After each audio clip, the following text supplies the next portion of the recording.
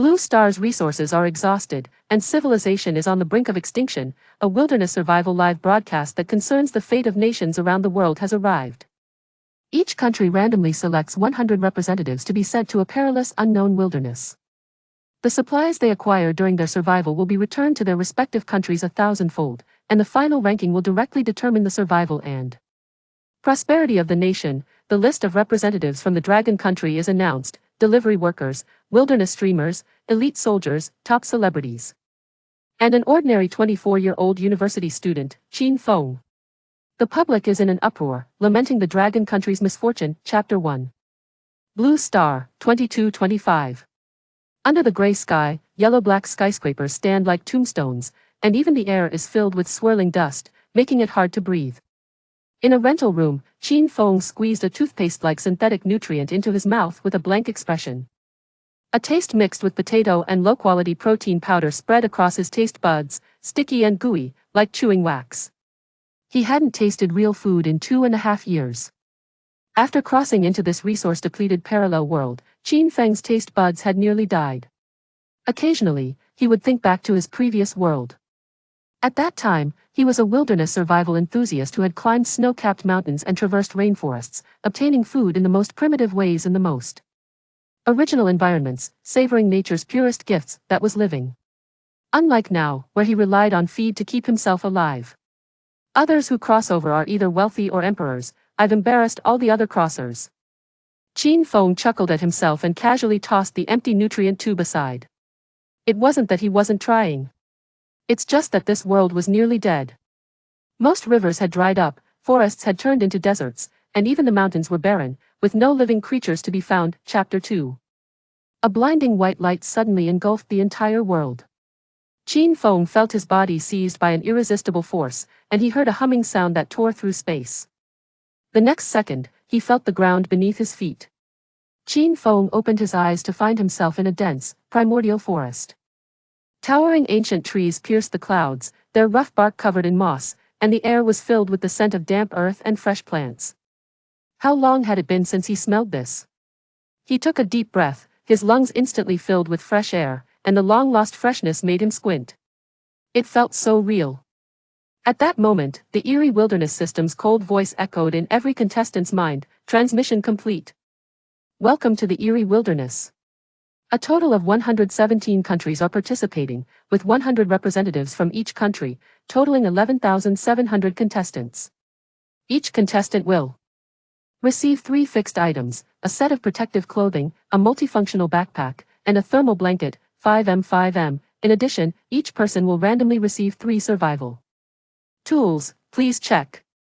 As soon as the voice fell, live streaming platforms around the world were instantly overwhelmed. I am the Lighthouse Country's live stream room. What the heck? This place looks like Jurassic Park.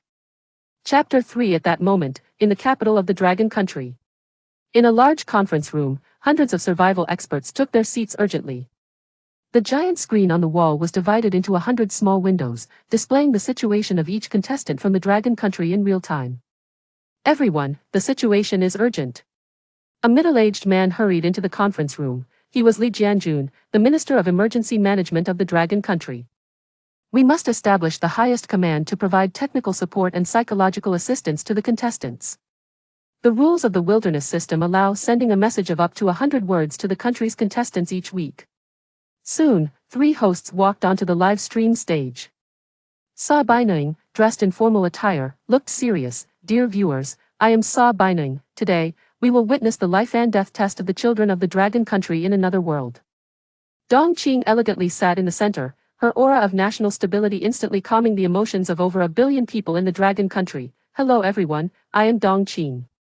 At this critical moment, we must believe in our contestants. They carry the hopes of 1.4 billion compatriots.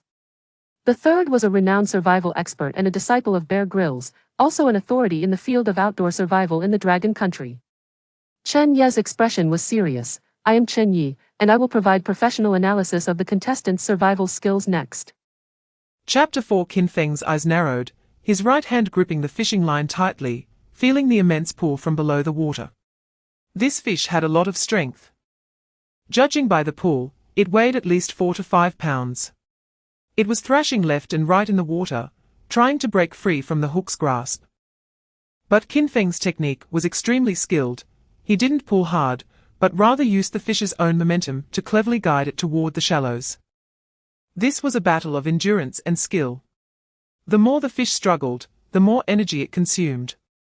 Meanwhile, Qin Feng remained calm, the fishing line in his hand acting as an extension of himself.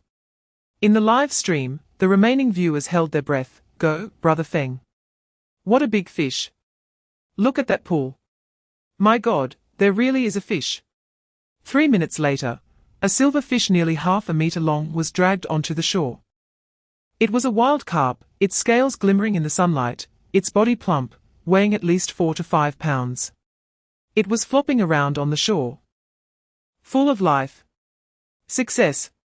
It turned out to be a good fish raised in good water quality.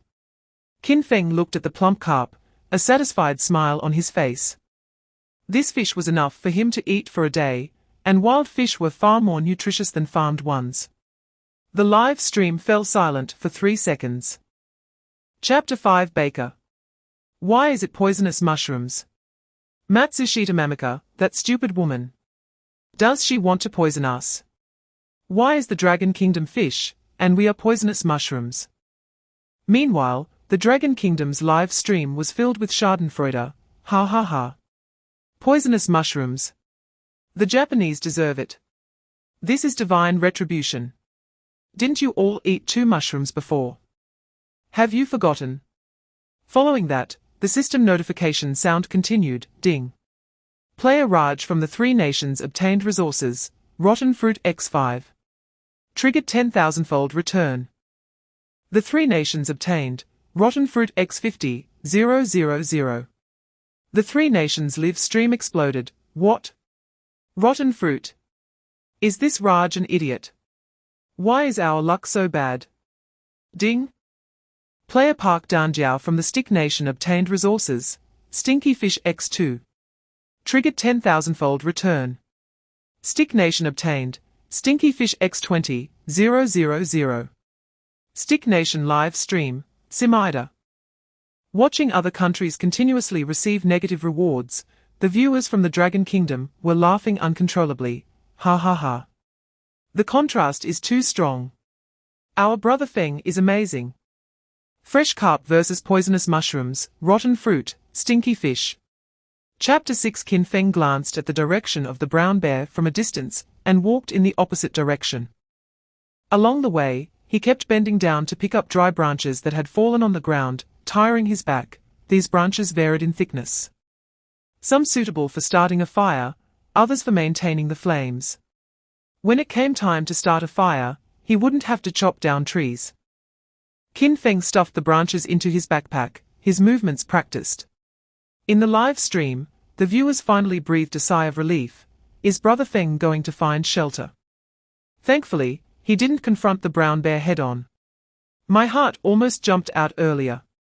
After walking for over 800 meters, Qin Feng took more than 10 minutes. It wasn't because the path was difficult, but because he was constantly observing the surrounding environment. Where there were edible plants, where there might be animal tracks, and which places were suitable for setting traps. His master-level environmental awareness made his brain function like a precise radar, continuously collecting useful information. Finally, the stone cave appeared before him. The cave was located halfway up a small hillside, with the entrance facing south to maximize sunlight exposure. The entrance was obscured by some vines, making it hard to spot from a distance, providing excellent concealment. Qin Feng approached the entrance and carefully observed it. Chapter 7 In the command center, Chen Yi's eyes lit up with surprise upon seeing this green plant, and he couldn't help but exclaim, "Not bad, not bad. This grass clears heat and fire, and it has a tonic effect." Sabining immediately added, "The most important thing is that we have a lot of green plants on our land. This is significant for improving the ecological environment." He had intended to change the subject away from the tonic effect, but unexpectedly, the men of the Dragon Kingdom didn't care, the moment they heard the words tonic. The live stream comments exploded. Wow. Tonic. Is it true? Brother Feng is sending benefits to all the men in the country. Ha ha ha. I found a lucky plant on my balcony. Honey, come see the miracle later. Thanks, Brother Feng. I'll try the effect tonight. Brothers. Now our Dragon Kingdom men are rising up. In the live streams of other countries, the viewers completely lost their composure. Damn. Why is it the Dragon Kingdom again? Tonic grass. This is unfair. We need that grass too. Fuck. The Dragon Kingdom people are too lucky. Qin Feng looked at the incoming notification and nodded in satisfaction. He placed a few leaves of longshu grass into a small iron pot, and the hot water instantly turned a light green, emitting a fragrant aroma. Chapter 8. This was a straight branch, about 3 centimeters in diameter and nearly 2 meters long. The wood was hard, with no obvious bends or knots. The surface still carried a faint resin scent, indicating that the wood was fresh and had great flexibility. This is it. Qin Feng climbed the tree without hesitation, moving as nimbly as a monkey. He first tested the branch's load-bearing capacity with his hand, and after confirming it was safe, began his work. The entrenching tool in his hand seemed to come alive, each cut precise, ensuring the cut was smooth without damaging the trunk. The entire process was fluid, wasting no effort. From climbing the tree to cutting down the branch, it took less than 5 minutes. The viewers in the live stream were cheering. This tree climbing technique is so professional. He seems like a born hunter. After obtaining a satisfactory spear shaft, Qin Feng didn't rush to the wild chicken's nest. He found a flat stone to sit on and began carefully crafting the weapon. He first sharpened the spearhead. Qin Feng used the blade of the entrenching tool to gradually shave the wood. Each cut was measured to ensure sharpness without compromising strength. Wood shavings fell away as the spearhead gradually took shape. Chapter 9. Qin Feng carefully carried the plump wild chicken through the forest. His environmental awareness skill continuously relaying information about his surroundings. 200 meters to the left front was a swamp, unsuitable. 300 meters to the right was a small puddle, but the water quality was murky. After going around in a large circle, Qin Feng did not find a better water source than the previous small stream. It seemed he still had to return to the old place. He chuckled lightly, shook his head, and turned to walk towards the small stream where he fished yesterday. The familiar sound of flowing water once again reached his ears, and the clear stream sparkled under the sunlight. Looking at this familiar place, Qin Feng sighed, it's still better here. He found a flat boulder, tossed the wild chicken onto it, and raised his entrenching shovel to chop down, and chicken blood gushed out. These feathers could be kept, Qin Feng said as he plucked the feathers. He selected some intact feathers that could be used later to make fine arrow fletchings, improving the arrow's accuracy and stability. Looking at the bare wild chicken, Qin Feng picked up the entrenching shovel and made a cut below the breastbone, down to the area near the anus. He pulled out the internal organs. Chicken hearts, livers, and gizzards are good stuff. The intestines are also nice. After cleaning them up, they are crispy to eat. Chapter 10. The news of Li Ming's death made Qin Feng stop his chewing. Expressionless, he carefully wrapped the remaining roasted chicken and fish in broad leaves and stuffed them into his backpack. He then completely extinguished the fire and buried it with dirt, leaving no trace. After finishing all this, he slung his backpack over his shoulder, tightened his grip on the entrenching shovel, and turned to disappear into the depths of the dense forest. Where is Feng Shen going? Not eating anymore. That roasted chicken looks so delicious. Is he in a bad mood? After all, a fellow compatriot just sacrificed.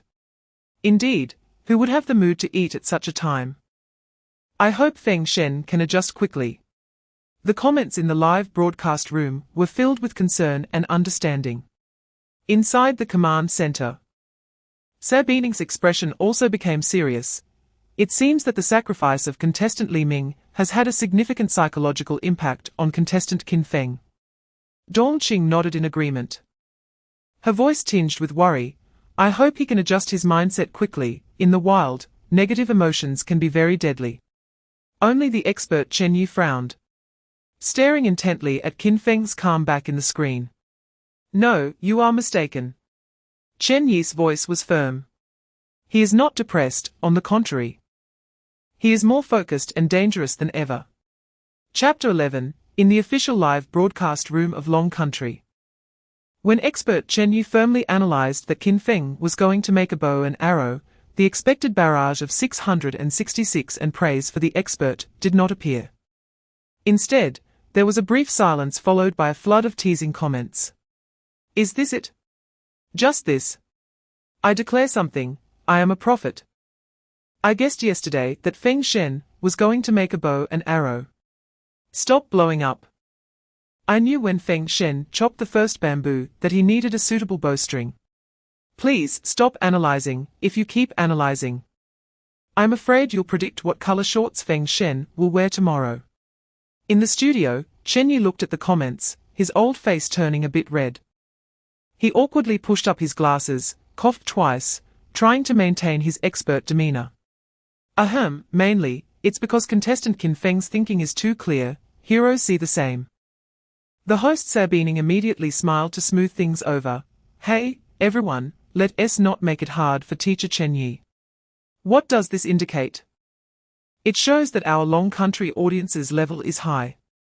It's almost catching up to the experts. This wave is a reflection of our Long Country's overall improvement. Which is a good thing. Chapter 12, after speaking, he bent down and carefully laid down the camouflage above the trap. The branches he selected were of even thickness. Enough to support the fallen soil and leaves, yet would snap instantly under heavy pressure. One by one, he intertwined a dozen branches in a specific structure, forming a fragile but stable net. Next came the fallen leaves. Pieces of yellowed leaves gently spread over the branches. From a distance, it looked like an ordinary forest. Who would think that a deadly trap was hidden below? Finally, he grabbed a handful of moist humus and evenly sprinkled it on the top layer to conceal all signs of human activity.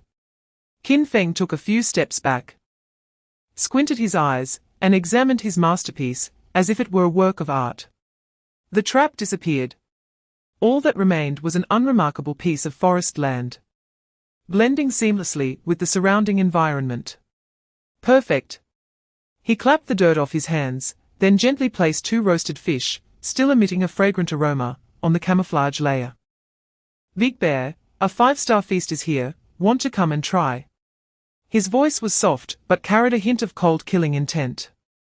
The last rays of sunlight were fading, and the mountains and forests were already shrouded in a layer of faint twilight.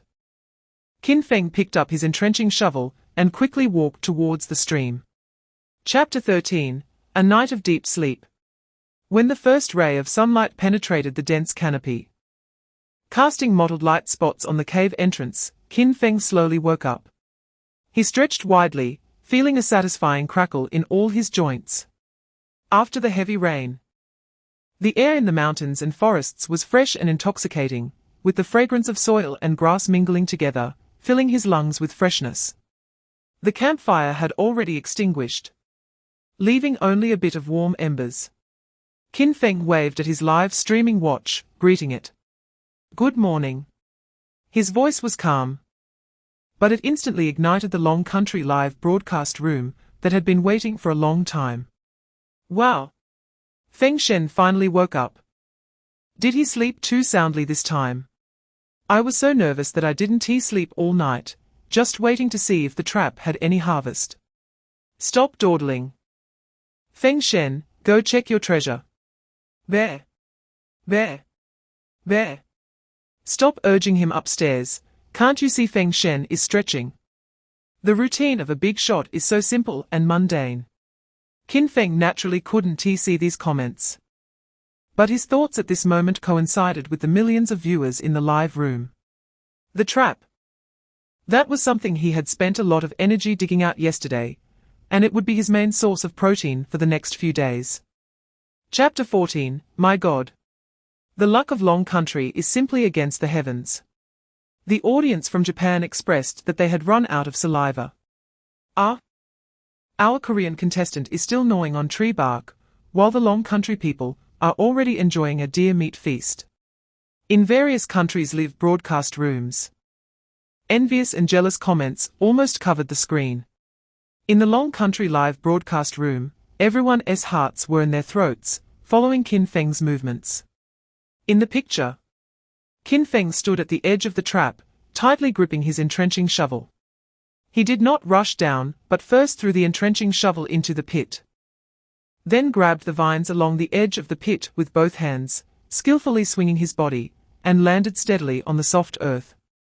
The moment he landed, a nauseatingly strong smell of blood mixed with the earthy scent rushed into his nostrils. Qin Feng frowned slightly, his throat rolling. This was the smell of food. The smell of life. At the bottom of the pit, a huge elk lay dead in a tragic state. Sharp bamboo stakes pierced its body from different angles, and the well-defined muscle fibers were clearly visible. Qin Feng walked around the corpse and pressed his hand against the muscle of the deer leg. Firm and elastic. Good stuff. He muttered to himself, his voice carrying a hint of barely noticeable excitement. Chapter 15 Dragon Country Live Room. What happened to Feng Shen? It feels like something is off with his emotions. No kidding, if your hard-earned prey was snatched by a bear, would you be in a good mood? Sigh. It's really heartbreaking to watch, he hasn't even eaten. Don't worry, Feng Shen has strong mental resilience, he is just going out to adjust his state. In the studio, host Sabining looked at Qin Feng's silent figure on the screen, his tone somewhat heavy. Expert Chen Yi. Is there any risk in Qin Feng's choice to explore, instead of processing food in terms of survival strategy? Chen Yi pushed up his glasses. His gaze sharp. On the contrary, this is the most correct choice. There is a strong competitor in his area, so he must immediately expand his exploration range to find safer territory, or more resources. Dong Qing nodded in agreement. Exactly. Transforming negative emotions into the driving force to move forward is in itself a powerful ability. Qin Feng walked along an unfamiliar ridge line toward the direction of the rising sun. The forest here is denser compared to near his shelter, with towering ancient trees blocking out the sun, and the ground is covered with layers of decayed leaves that have accumulated for countless years, soft and silent underfoot. Chapter 16 There isn't a hint of industrial waste in the air of the forest, each breath feels like it cleanses the lungs, dissipating the accumulated impurities within the body over the years. This vibrant and pristine scene, in today's Blue Star, is a sight that can only be found in textbooks. In the Dragon Country live room, billions of viewers gazed at this fairy tale-like scene, and the bullet comments suddenly turned gentle. So beautiful, really so beautiful. Our ancient Dragon Country landscape paintings depict places like this, right? I'm crying. I've lived for 30 years and have only seen such green trees, and such blue skies in holographic images. Sigh. If only Feng Shen could return some of this greenery, even a small grove would bring our city fresh air. Yes. Watching Feng Shen walk in such a place makes my eyes feel so much better. In the studio, host Dong Qing also sincerely sighed. Although this bizarre wilderness is fraught with dangers, its primitiveness and purity are indeed treasures we have already lost. Every exploration by Qin Feng seems to unveil a lost scroll for us. Chapter 17 Meanwhile, the Dragon Country audience, who had just escaped back from the live broadcast in Asan Country, seeing this scene, the bullet comments erupted like a volcano.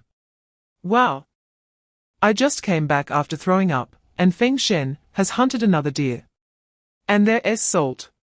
Moreover, it's a natural salt mine. Feng Shen found a strategic resource. Ha ha ha. While others are challenging the limits of survival, I, Feng Shen, am challenging the limits of humanity. This is the difference between gods and mortals. With meat and salt, if I don't ascend right here, I'll wash my hair upside down. In the studio, host Dong Qing was so excited that he stood up, his voice trembling. Salt mine. Qin Feng has found a natural salt mine. Expert Chen Yi also looked amazed, nodding vigorously. Just as Qin Feng was overwhelmed with joy at this massive gain, a cold and emotionless mechanical voice thundered in his mind, triggering 10,000 times return mechanism. Dragon Country receives Wild Forest Deer 10,000. Deployment location, Central Square of the Dragon Country capital. As the news came, the highest command center of Dragon Country instantly erupted. In the live room, the audience who had just been cheering for the salt mine, watching the emergency broadcast of the spectacular scene of thousands of deer galloping on the screen, completely fell into madness. Chapter 18. Back in the cave. Qin Feng sat cross-legged by the fire. In front of him lay a pile of greyish-white salt ore. Although the global announcement still echoed in his mind, his expression was unusually calm. Because this was not the time for overthinking. Surviving is the only way out. He picked up a fist-sized piece of salt ore, placed it on a flat stone, then lifted another stone and struck down hard. Crack! The salt ore shattered, scattering a few small fragments. Qin Feng didn't stop, hitting one after another, with a steady and powerful rhythm. Each strike was precisely controlled in force, ensuring the salt ore was crushed to pea-sized pieces, without sending fragments flying everywhere. Clang! Clang! Clang! The monotonous sound of striking echoed in the cave. And in the Dragon Country live room, viewers watched Qin Feng focused on crushing salt. Wow! What is Feng Shen doing? Crushing salt. I get it. Purifying. Feng Shen is purifying salt. Damn, I was just worried about the killing, and now seeing Feng Shen crushing salt, I feel inexplicably at ease. In the studio, expert Chen Yi showed a hint of approval in his eyes. Qin Feng's mental resilience is truly remarkable. Just having received a killing announcement, he could immediately calm down to handle the task at hand. Chapter 19. The morning sunlight streamed through the cave entrance, and Qin Feng used a chewed-up twig dipped in charcoal powder to carefully clean his teeth. A faint bitter taste spread in his mouth, but it was followed by an indescribable freshness. Comfortable. Just as he finished rinsing his mouth and felt revitalized, a mechanical prompt sounded in his mind. Detected that the host has survived in the wilderness for 3 consecutive days, meeting the sign-in conditions. Would you like to sign in immediately? Qin Feng paused for a moment. Sign in. He almost forgot this fundamental aspect of his survival. These past 3 days have been so fulfilling. He was either looking for food or making tools, to the point where he almost forgot he was a man with a cheat. Sign in. Qin Feng silently recited in his mind. Before signing in, please choose whether to temporarily close the live broadcast to ensure the confidentiality of the sign-in rewards. The system's prompt was very user-friendly. Qin Feng decisively chose yes. The next second, the watch on his wrist turned pitch black, and the signal was completely cut off. In the Dragon Country live room, the previously clear screen suddenly went black. Over 1 billion viewers instantly erupted. What the hell? What is going on? Where is my Feng Shen? Why did it go black? Chapter 20. A gentle breeze in the forest carried the moist scent of grass and trees, brushing against Qin Feng's cheeks. During the long wait, he remained motionless, to pass the boring time and to grasp the dynamics of the outside world. He raised his wrist and lit up the watch. On the screen, lines of information were scrolling and refreshing. Global announcement: Player Bruce from Lighthouse Country successfully activated resource airdrop, obtaining a compound crossbow and 10 arrows. Global announcement: Player Raj from Asan Country accidentally ingested poison grass and has died. Regional announcement: Player Wang Xin from Dragon Country discovered iron ore, triggering a tenfold return, adding a rich open-pit iron mine within Dragon Country. Iron ore. Qin Feng's pupils slightly contracted. This was indeed a huge surprise and served as a reminder that he was still equipped with wooden weapons, which was somewhat inadequate. After completing this task, he needed to explore more. Refining iron ore and crafting iron weapons was the way to long-term development. Imagining this, Qin Feng felt a heightened sense of urgency in his heart. He had to deal with this bear quickly, stockpile enough food, and then search for the airdrop to legitimize the origin of his pistol. Meanwhile, in another forest area several kilometers away from the trap. Chapter 21. At the bottom of the trap, the giant bear clutched a piece of deer meat, its massive body slightly sinking, its bare paws, as large as grinding discs, deeply embedded in the moist soil. It was about to come out. In the global live broadcast room, the hearts of millions of viewers were in their throats. In the studio, Sabining and Dongqing were so tense that their hands were tightly clenched, knuckles turning white. Only Chen Yi was fixated on the screen, muttering, "Opportunity." Above the treetops, Qin Feng's mouth curled into a cold arc. This was the moment he had been waiting for. The giant bear exerted its strength, muscles bulging, and its massive body was forcibly pulled up from the bottom of the pit. Just as that enormous, dirt-covered head peeked over the edge of the trap, facing the direction where Qin Feng was. Whoosh! A sharp sound tore through the silence of the forest. The arrow, already poised and ready, carried all of Qin Feng's strength, transforming into a blur, accurately shooting towards the giant bear's forehead. Bang! A dull thud. Just as Qin Feng expected. This crude bamboo bow and deer bone arrow could not penetrate the giant bear's thick skull. However, the tremendous impact did indeed land solidly on its head. Howl! The giant bear yelped in pain, its massive head snapping back suddenly, and its body, which had just crawled out halfway, instantly lost balance. Chapter 22. Boom!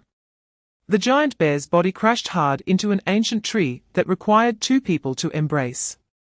The entire tree shook violently. Leaves fell like a torrential rain. Qin Feng stood atop the treetops, feeling a terrifying force beneath him that almost threatened to throw him off. He gripped a sturdy branch tightly with one hand, his body swaying with the giant tree's movements, but his lower body remained as steady as a rock. The tree did not break. Roar! After a missed strike, the giant bear's fury was palpable. Its crimson eyes fixed on the black dot in the tree, it took a few steps back, its sturdy limbs digging 4 deep pits into the ground. Thump! Thump! Thump! A second impact. Crack! The sound of something breaking that made one's teeth ache rang out. In the center of the trunk, a clear crack rapidly spread. The tree was about to break. Feng Shen, run! It's over. This time it was really over. Many viewers in the Dragon Country live broadcast room instinctively covered their eyes, unable to bear to watch. In the studio, Chen Yi suddenly stood up, hands on the table, leaning forward as if he wanted to rush into the screen. However, just when that giant tree was about to collapse, Qin Feng made his move. He did not panic, nor did he even look at the deadly crack. Chapter 23. Qin Feng carried the meat wrapped in bear skin, searching for a suitable open space nearby. After walking a few steps, a familiar and enticing smell invaded his nostrils. It was a spicy yet fragrant aroma that instantly reminded him of the taste of his hometown. Scallions. Qin Feng's eyes lit up as he followed the scent. Not far away, on a sunny slope, clusters of vibrant green plants swayed in the wind. Those familiar tubular leaves, those iconic white roots, were indeed wild scallions. Wow, what luck! Qin Feng swallowed hard, a strong sense of hunger rising in his stomach. He hadn't eaten for almost 10 hours and had just gone through a life-and-death struggle, his physical strength already depleted to the limit. Seeing these scallions felt like discovering a delicacy in the human world. As a true native of Shaanxi East, Qin Feng had a natural love for scallions. As a child, the happiest thing was to hold a scallion and eat it with a pancake, that spicy yet sweet taste still deeply imprinted in his memory. He quickly walked to the scallion patch, crouched down, and examined them carefully. These wild scallions were growing very well, with sturdy roots and thick leaves, emitting a rich scallion aroma. Qin Feng reached out to pull one up, gently peeling off the outer skin to reveal the tender white scallion inside. Chapter 24. The afternoon sun filtered through the treetops, casting mottled shadows on the ground. Qin Feng wrapped some bear meat in large leaves and stuffed it deep into his backpack. Unfortunately, the backpack was too small, and most of the bear meat had to be discarded. What a pity.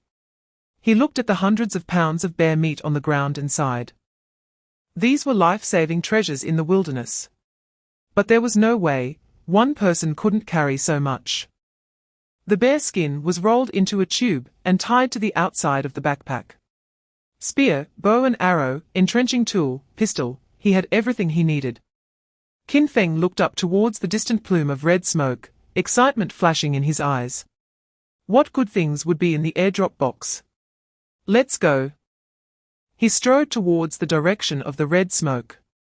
The thick fallen leaves crunched softly underfoot. Ancient trees towered, vines intertwined.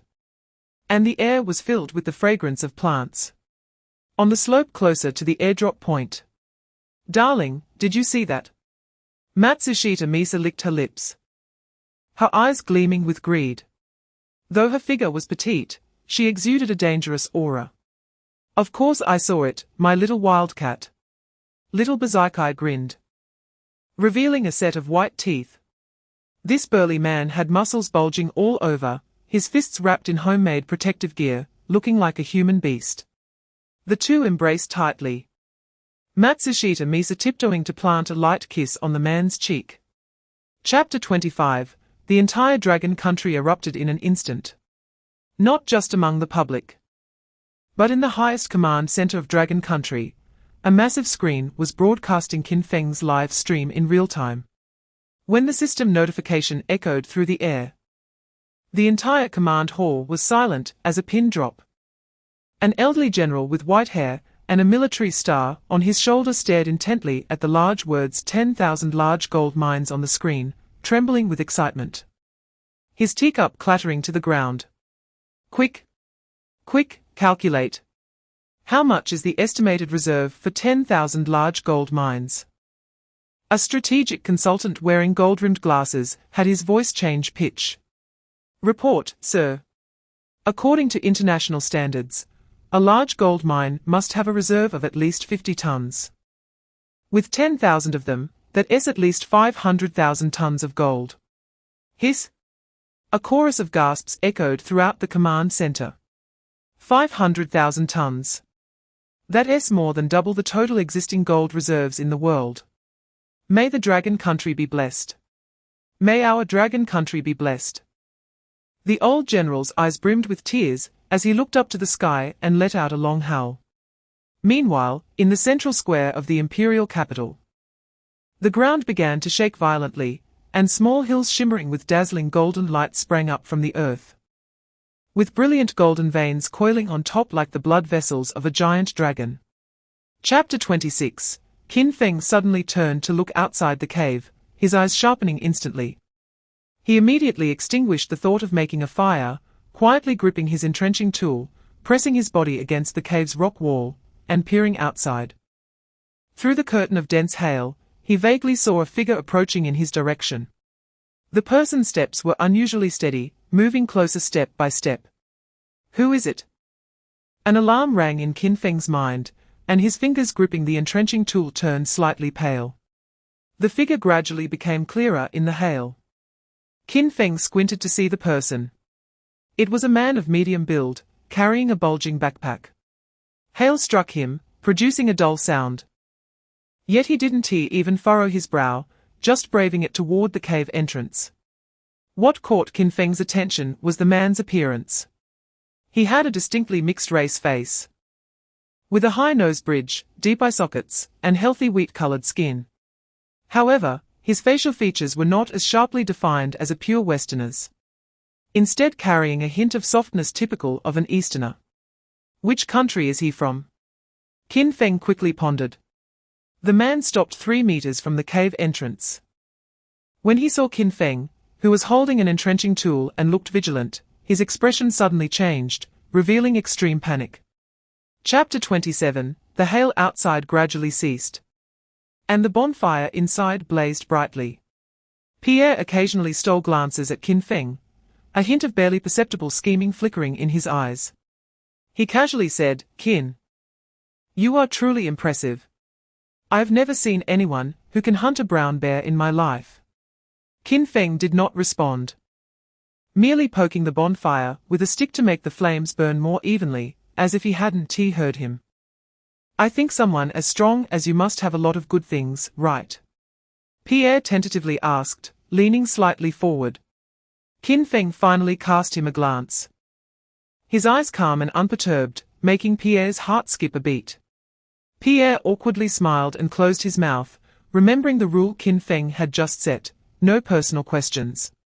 A glint of sharpness flashed in his eyes, but he quickly masked it with a sincere expression. "We French have a saying, friends should help each other.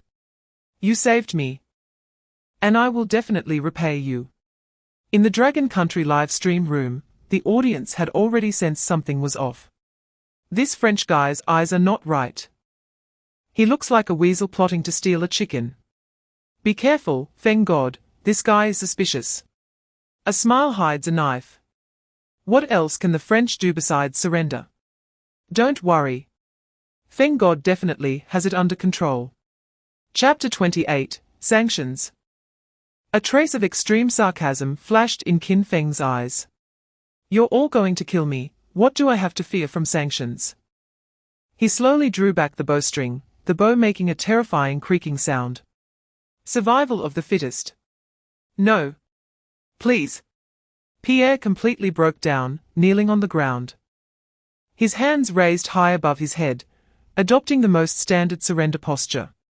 "We were wrong. We'll give you everything. Spare our lives." Ivan also knelt down with a thud, his eyes filled with fear.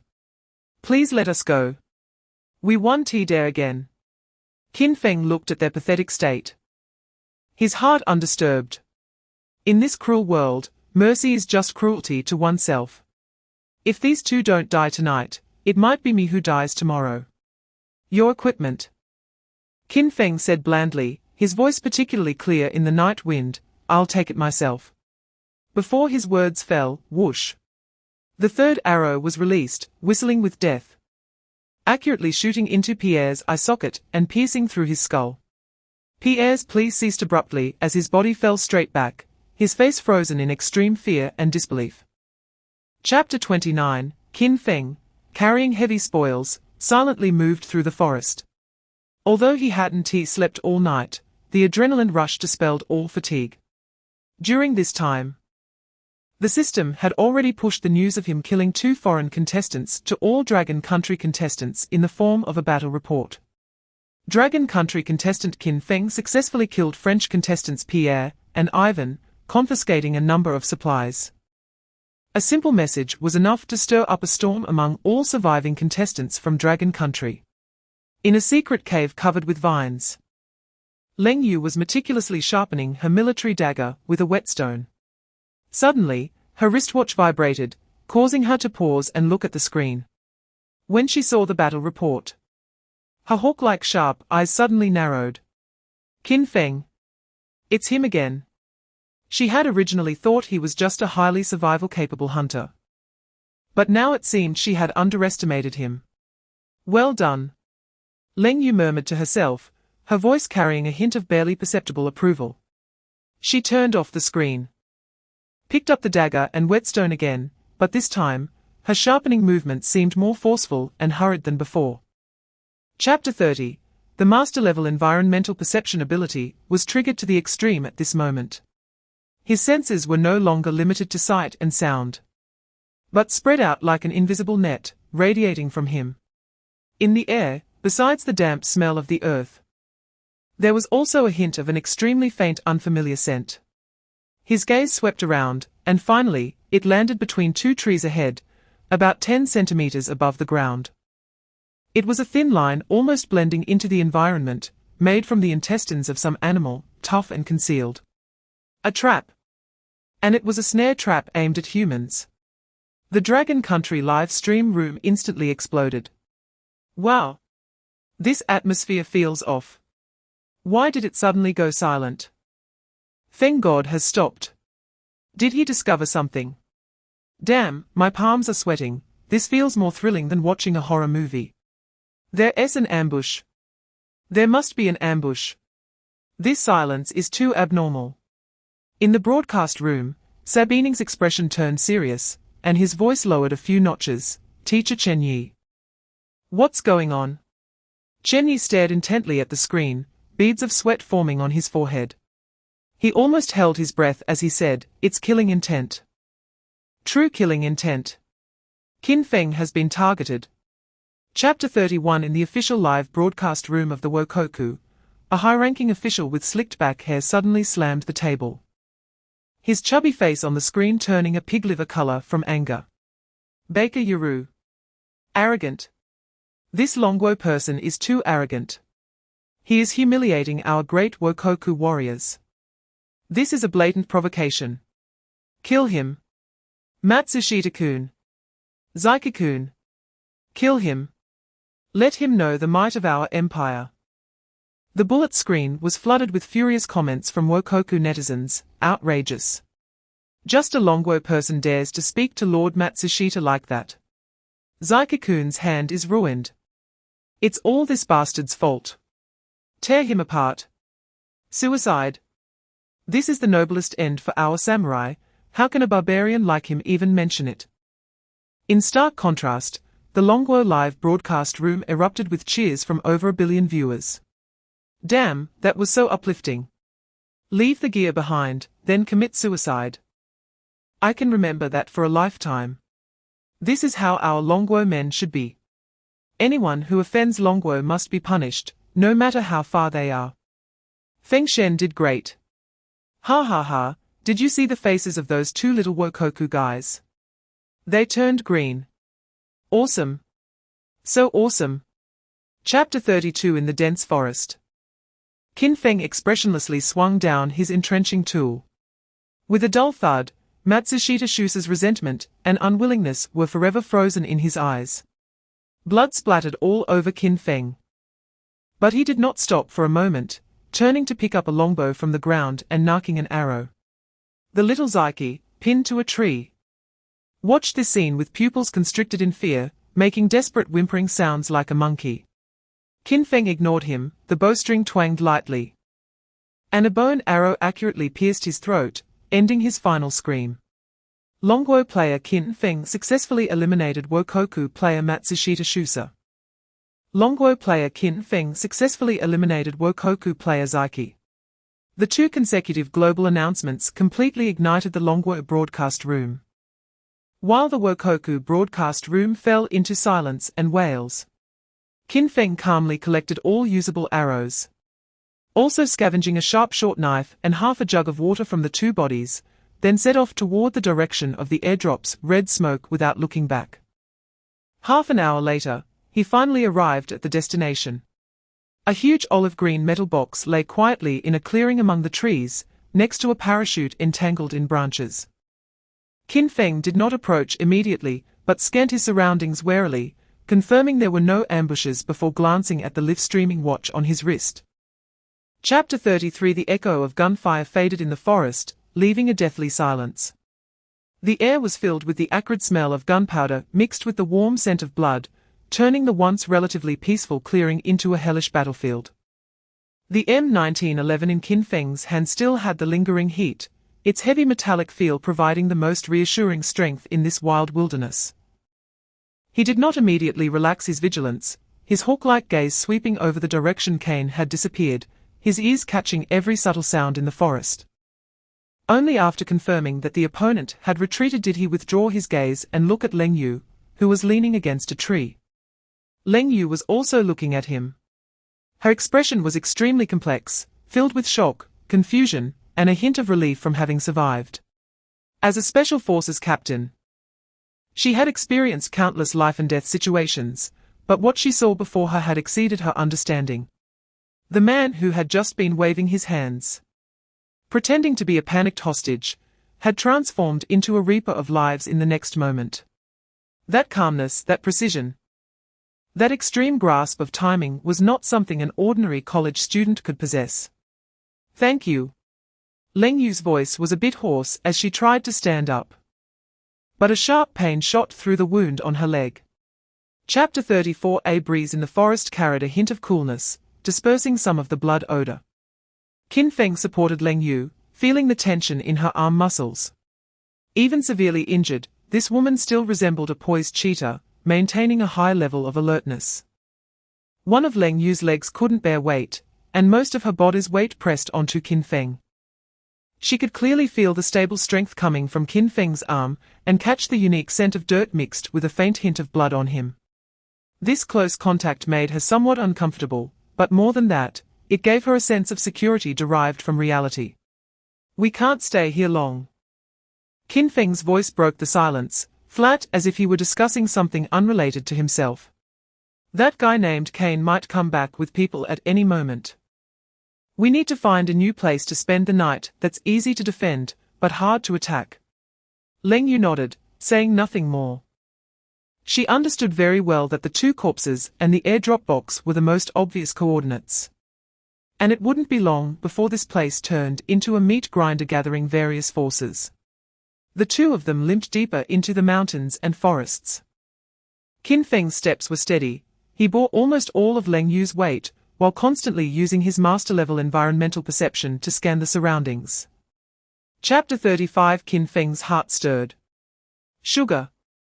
Like salt, it is a strategic resource in the wilderness. It can replenish stamina and soothe nerves. In desperate situations, a taste of sweetness is hope for survival. His gaze quickly scanned the surroundings, locking onto a few clumps of moist mugwort by the stream and some dry twigs on the ground. A plan instantly formed in his mind. He set down the pot and water jug, walked over to the mugwort, and only picked the thick-leaved plants. Returning to his spot, he took out a flint and struck it, the sparks accurately landing on the dry twigs. The flames leaped up. He did not immediately throw in the mugwort, but patiently waited. Once the dry twigs burned into stable red embers, he covered them with the half-wet mugwort.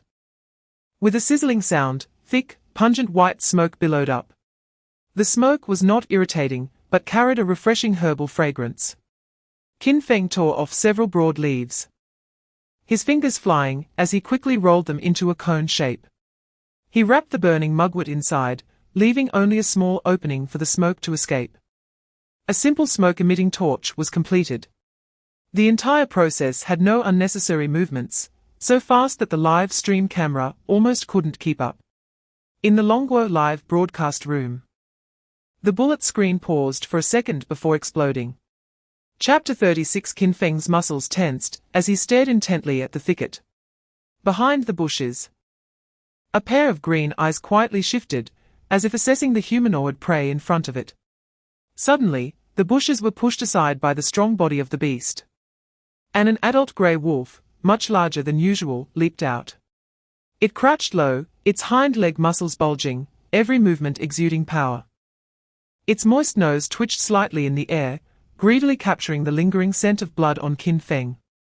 A fine bead of sweat formed on Qin Feng's forehead, as his left hand slowly moved towards the M1911 at his waist. Just as his cold fingertips were about to touch the grip, a piercing howl shattered the night sky. The grey wolf raised its neck and let out a long howl towards the moon above, calling for its companions. The sound echoed powerfully, reverberating through the silent mountain forest. Qin Feng's heart sank to the bottom. Damn it, it knows how to call its companions social animals. It never intended to go solo. This howl was summoning the entire wolf pack. Without hesitation, Qin Feng's arm shot towards his waist like lightning, and the M1911 was instantly in his hand. Chapter 37. What's wrong with you? Qin Feng looked at the abnormal flush on Leng Yu's face, and alarm bells rang in his heart. Her cheeks seemed to be ablaze, yet her lips were terrifyingly pale. Leng Yu's voice was hoarse, her eyelids heavy, the arrow wound might be infected. Infection. Qin Feng's heart sank. An infected arrow wound in this environment was almost equivalent to a death sentence. The icy creek was bone-chilling. And the two struggled through the rushing water. Qin Feng, burdened with a heavy backpack, could only use one arm to hold onto Leng Yu, preventing her from being swept away by the current. On the bank, The wolf pack had split into two teams, racing along both sides of the riverbank, aiming to intercept the two prey downstream. Dragon Country Live Room, damn. Leng Yu's face is off. It's a high fever. The arrow wound is infected. It's over. It's completely over. Feng Shen, just drop her. Otherwise, both will die. Is the person upstairs sick? That's a teammate. A Dragon Country contestant. Can you be rational? This is called strategic abandonment. As long as the Green Mountains remain, one need not worry about firewood. To risk your life for someone who is sure to die is foolish. Damn it, why are you arguing? Just watch. I believe in Feng Shen. Chapter 38. Qin Feng looked at the meticulously built stone stove and the neatly arranged firewood, all exuding a rigor that bordered on obsessive-compulsiveness. His brows furrowed slightly. This style was very much like that of a soldier, or... Just then, Leng Yu had another spasm, cold sweat streaming down her face, biting her lip in painful moans. Qin Feng's train of thought was interrupted by her pained gasps, and he immediately turned to check on her. Leng Yu, wake up. He gently patted her cheek. Can you hear me? Leng Yu's eyelids trembled with difficulty, barely opening a slit. I am so cold. Despite having a terrifyingly high temperature, she claimed to be cold. This was due to abnormal temperature regulation caused by the high fever. And the situation was worse than he imagined. Qin Feng quickly took off the bare skin and covered Leng Yu with it, then turned to start a fire. The dry firewood in the cave was clearly prepared by the previous occupant, and it ignited easily. He drew his dagger and struck the flint hard. Whoosh! The orange flames instantly illuminated the entire cave, and the warm heat dispelled the cold, damp air deep within the cave. Dragon Country Live Room, wow. Feng Shen's fire-starting skills would even get a thumbs up from DGE. Chapter 39. Inside the stone cave, Qin Feng sat by the fire. His soaked clothes slowly drying in the heat, steam rising from the surface of the fabric and gradually dissipating in the warm air. He took off his jacket and wrung it out forcefully, water droplets plopping onto the stone floor beneath him. He let out a long breath, feeling the long-lost warmth enveloping his body. After fleeing for most of the night, and being repeatedly soaked in the icy creek, his tense muscles and nerves finally relaxed at this moment. He took some bear meat from his backpack, and sliced it into evenly thick pieces with his dagger. The meat was bright red, with clear marbling, emitting a faint bloody scent. He skewered the slices on a sharpened stick and held them over the fire, slowly rotating them. Sizzle! As the fat met the flames, it erupted with a loud sound, and the aroma of the meat began to fill the cave. Qin Feng carefully took out the honey wrapped in leaves from his backpack. Luckily, most of it was still intact. Thank goodness, finally, it was not in vain. Seeing that most of the honey could still be used, a long-lost smile appeared on his face. The honey caramelized quickly with the heat, forming a glossy glaze on the surface of the meat. The aroma of the meat, the sweet scent of honey, mixed with the smoke from the burning firewood. Chapter 40. In the morning, the first ray of sunlight streamed into the cave entrance. Qin Feng, who had not slept all night, stood up and stretched his stiff muscles. He walked outside the cave and took a deep breath of fresh air, instantly feeling his nose clear up and his spirits lifting. Where in the city could he breathe such fresh air? Refreshing! He let out a heartfelt shout while surveying his surroundings. The wolf pack had long disappeared, leaving only a dark patch of blood on the ground not far away. The Japanese contestant's backpack was torn to shreds. Qin Feng walked over and used his entrenching tool to sift through the backpack, finding its contents scattered everywhere. A broken bow, the bowstring already snapped, was clearly useless. A standard dagger, well made, could serve as a backup. A military compass, the needle still accurately swaying, was crucial. Not bad, not bad. He didn't expect this little Japanese guy to choose a compass. Qin Feng nodded uncontrollably. Finally, there was a medical kit. He didn't hold out much hope. These basic kits usually only contained bandages and disinfectants. He opened it and flipped through it, and sure enough, it was just as he expected. Just as he was about to close it, his fingertip touched a hard corner. Chapter 41, Qin Feng focused his mind and turned back to the cave. Inside, Leng Yu had finished the piece of honey-glazed roasted meat, and was carefully polishing the arrow shaft with her dagger, making its surface smoother in hopes of achieving steadier flight. She was like a machine, not allowing herself a moment of idleness. Hearing the footsteps, she raised her head, her gaze sweeping over Qin Feng's face before pausing slightly. Just a moment out, she felt that the man in front of her seemed to have undergone some indescribable change. We must leave here quickly and find a suitable place to build our sanctuary for the Dragon Kingdom. Leng Yu spoke first, her voice cold and firm. Your injury. Qin Feng furrowed his brows, fearing that her condition would worsen. This little injury is nothing, don't worry. Leng Yu waved her hand to interrupt him. Propping herself against the stone wall to stand up. Although her movements were a bit stiff, there was no weakness in her eyes. The enemy is gathering now.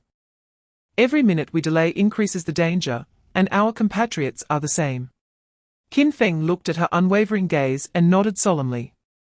He knew that for a true warrior, waiting is the most painful torment. All right, let us go. Chapter 42, Red Iron or Vein. Qin Feng's words exploded in Leng Yu's ears, and for the first time, incredulous shock appeared in her always calm eyes. An or vein? A red iron or vein? How did he know? From such a distance. Could he see it with his eyes? What do you mean? Leng Yu's words were on the tip of her tongue, but swallowed back. She wanted to ask how he knew, but suddenly felt that this question was meaningless. Since their encounter, hasn't this man done many unbelievable things? She just took a deep breath and expressed her trust in Qin Feng through her actions. Go. One word, crisp and decisive. In the live broadcast room, the barrage flooded the entire screen. What did I just hear? Red Iron or Armor Regiment. Don't scare me, Feng God, I'm timid. Can you really see this? Have you opened your heavenly eye? So it turns out Feng God wasn't looking at the scenery, but dragon veins. In the studio, Dongqing and Xiaosa were left speechless, their mouths agape for a long time. Chen Yi was so excited that his face turned red. He had already seen countless miracles in this man.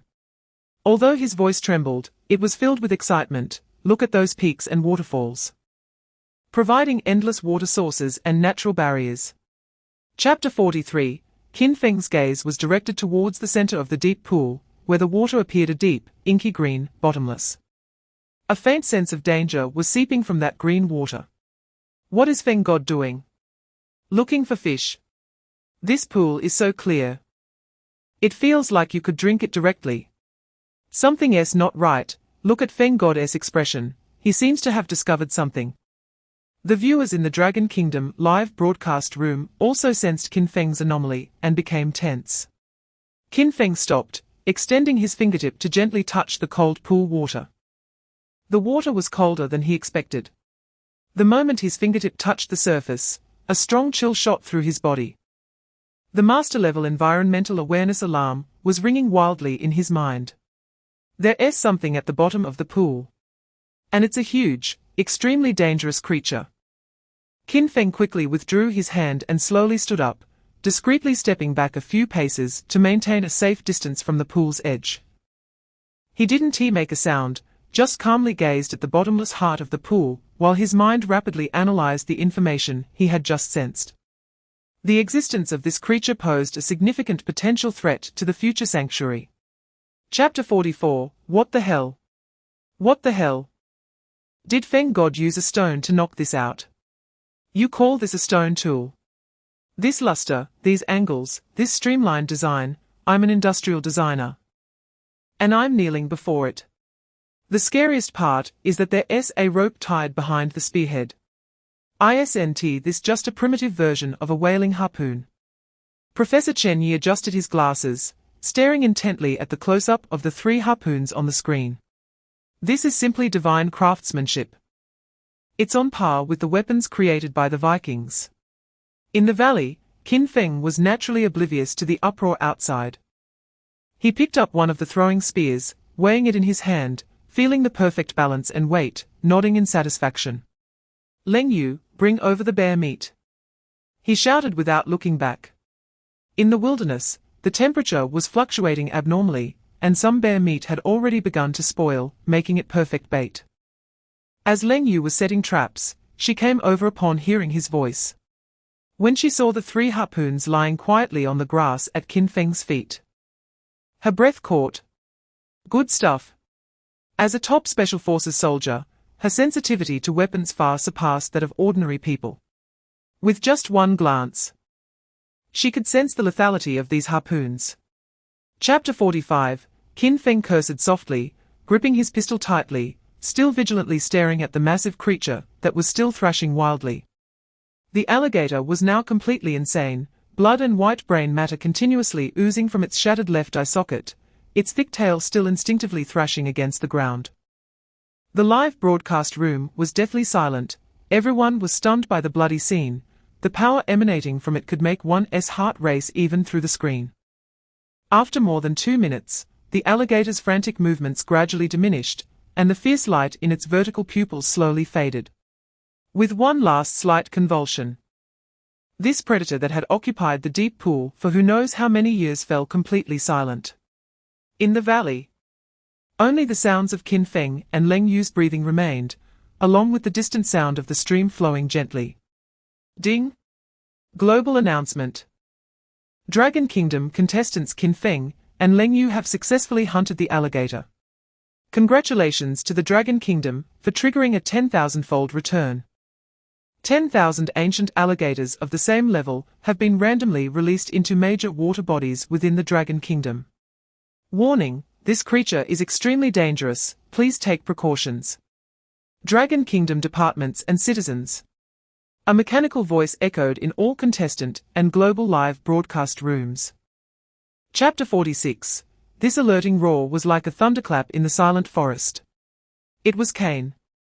His blue eyes accurately scanned the bushes where Wang Meng was hiding. Swish! Swish! Swish! The dozen or so people by the campfire instantly sprang up, their weapons all aimed in this direction, bowstrings drawn tight, blades unsheathed. Wang Meng's heart skipped a beat. Discovered. His muscles tensed instantly, and his brain raced within a fraction of a second. Run? No way. If he stood up to flee now, he would instantly become a live target. Those arrows were not to be trifled with. Attack. That would be even more suicidal. What to do? Cold sweat slid down his forehead, soaking the temples. At this moment, the speed of his brain's operation exceeded its limits. Just at this critical juncture, Wang Meng's body reacted before his mind could think. He did not move, instead, he lowered his heartbeat and breathing to the minimum. Then, he pressed the tip of his tongue against the roof of his mouth, and used a technique he had imitated thousands of times in the army. Squeezing out a stream of air from deep in his throat. Hoo-hoo. A lifelike call of a night owl echoed from the bushes, the sound sharp and piercing, reverberating through the forest. Chapter 47. Cold Moon heard this and a spark of interest ignited in her eyes. Both were action-oriented and ready to act. Qin Feng rummaged through the spoils and found 2 captured thermal blankets. This was basic equipment, light and tough, each person had one. Come, lend a hand. He handed one thermal blanket to Cold Moon and quickly climbed up to the roof. Cold Moon, equally agile, followed closely behind. Together, they carefully spread the thermal blanket beneath the original branches and leaves of the roof, with the silver reflective side facing inward to maximize the reflection of heat back into the shelter. Additionally, the ground needed to be dealt with. They dug down 20 centimeters, laid a layer of hay and leaves, and then spread the bare skin on top to isolate the moisture from the ground. Qin Feng swung the entrenching shovel, the blade cutting into the damp soil with a muffled, powerful sound. After several minutes, a flat shallow pit was formed. He filled the bottom of the pit with the dry hay and soft leaves he had collected during the day. Finally, the two of them worked together to lay the large bear skin on top. As his hand brushed over the thick, warm fur of the bear skin, a sense of safety arose from deep within. Soon, a brand new shelter appeared before them. Chapter 48, Let's Go Back. Qin Feng weighed the heavy bundle of wild tobacco leaves in his hand, unable to hide the smile on his face. For an old smoker, the temptation of this was no less than a greasy roasted bear paw. Cold Moon looked at his satisfied expression with a hint of helpless amusement. They returned to the camp with their haul. The kiwi was carefully placed in a corner, waiting for time to work its magic. The shepherd's purse and fern were washed clean with pond water, ready for an evening meal. Qin Feng sat nearby, leisurely threading the tobacco leaves onto thin vines and hanging them by the fire in a spot that could feel the heat without getting scorched directly. He watched as the green leaves slowly curled under the heat, their color deepening. A spicy and unique aroma wafted through the air, slightly easing his tense nerves. Is this the joy of a man? Cold Moon glanced at the tobacco leaves, succinctly commenting. Ha ha ha. Qin Feng just chuckled lightly, offering no further explanation. His gaze crossed the campfire, landing on the dark red rock layers on the valley cliffs. Hematite. Cold Moon, lunch and camp security are up to you.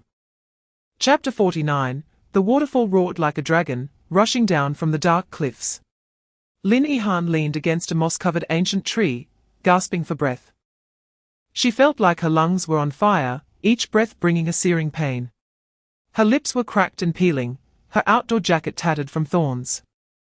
And her pants were smeared with dried blood and mud, looking little better than a beggar's rags. Water, water. She gazed at the massive curtain of water cascading from above, barely managing to squeeze out a few words from her parched throat. For the past few days, she had relied on the sound of the waterfall as her guide, preventing her from completely losing her way in the vast sea of trees.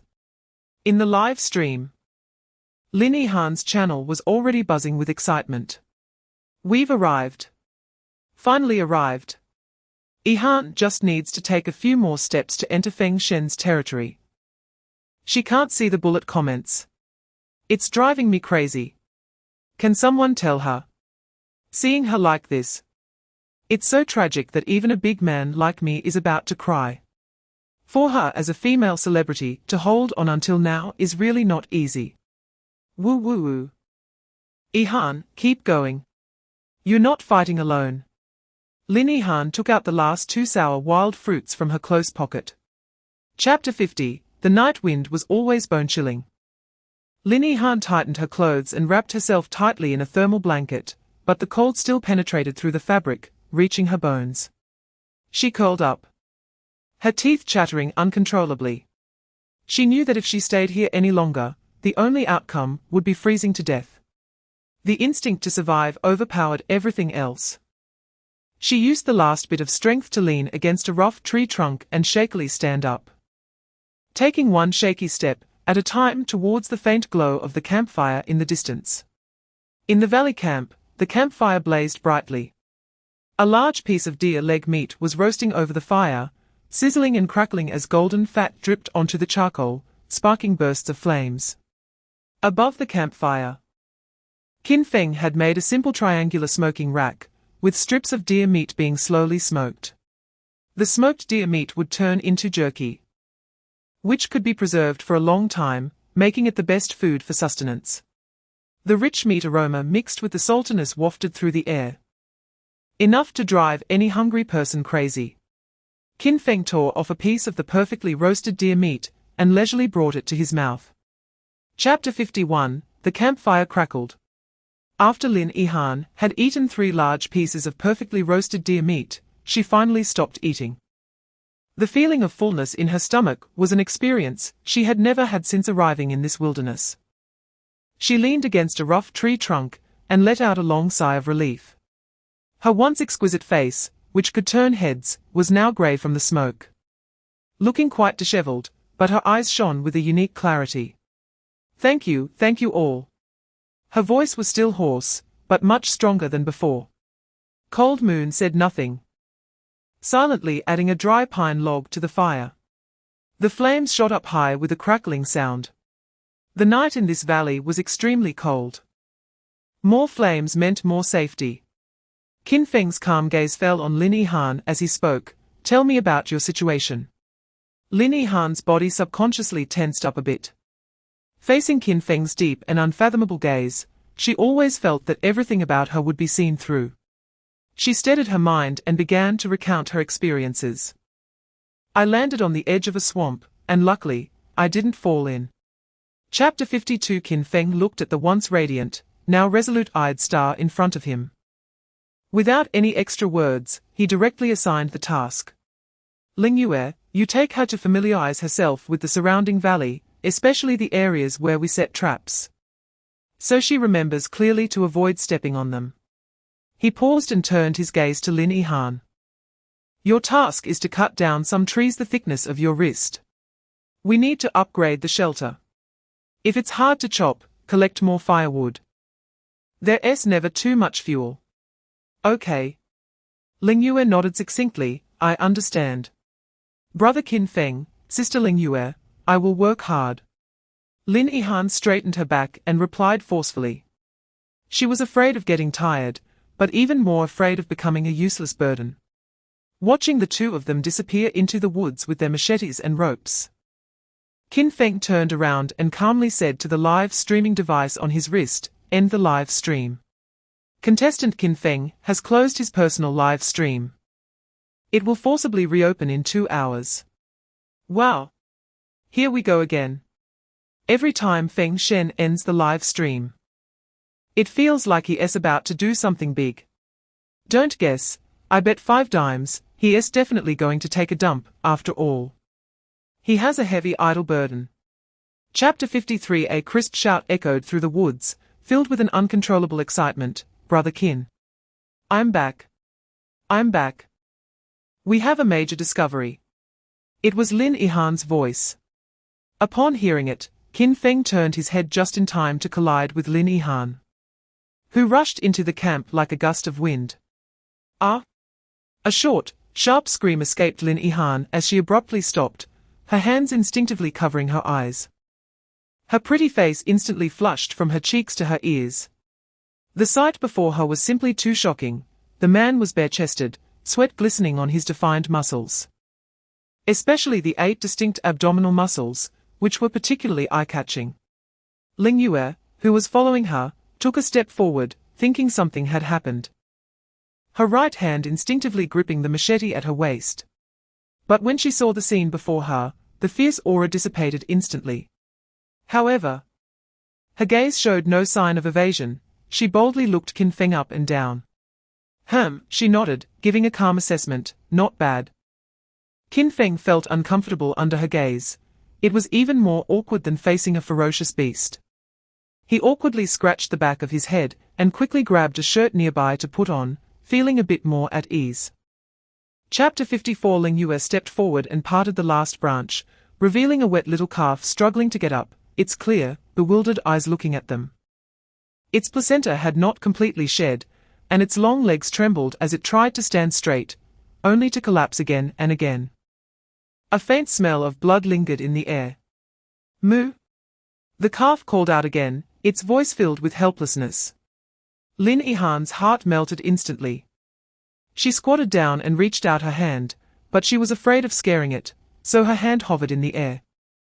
Qin Feng put away the greedy look he had just shown, and licked his lips as he walked over to the calf, examining it carefully. The calf was weak, but showed no obvious injuries. He reached out and gently rubbed the calf's forehead with the back of his hand. The calf not only didn't shy away, but leaned its head into his palm. Let us take it back, Qin Feng said, carefully lifting the calf completely. A newborn calf weighs about 50 to 60 pounds, which was a piece of cake for Qin Feng. Ha ha ha, just a second ago Feng Shen was thinking about roasting a whole cow, and the next second he turned into a super dad. This little calf is so cute. Don't eat it. Chapter 55. It is said that people in the bathroom are very vulnerable. In the bushes, a contestant from Japan, was in this extremely relaxed state.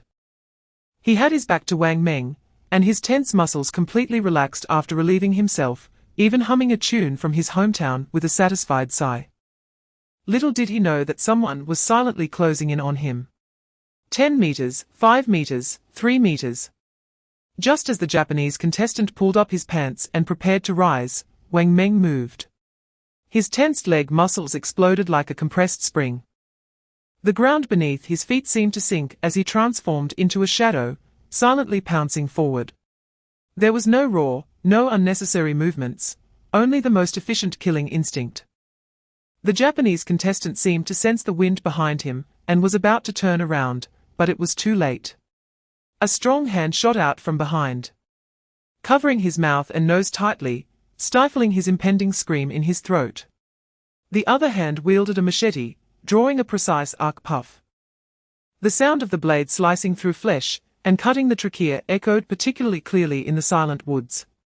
Chapter 56. After a few minutes, Qin Feng blew away the last bit of wood shavings, revealing a beautifully crafted and antique-looking tobacco pipe, perfectly presented before everyone.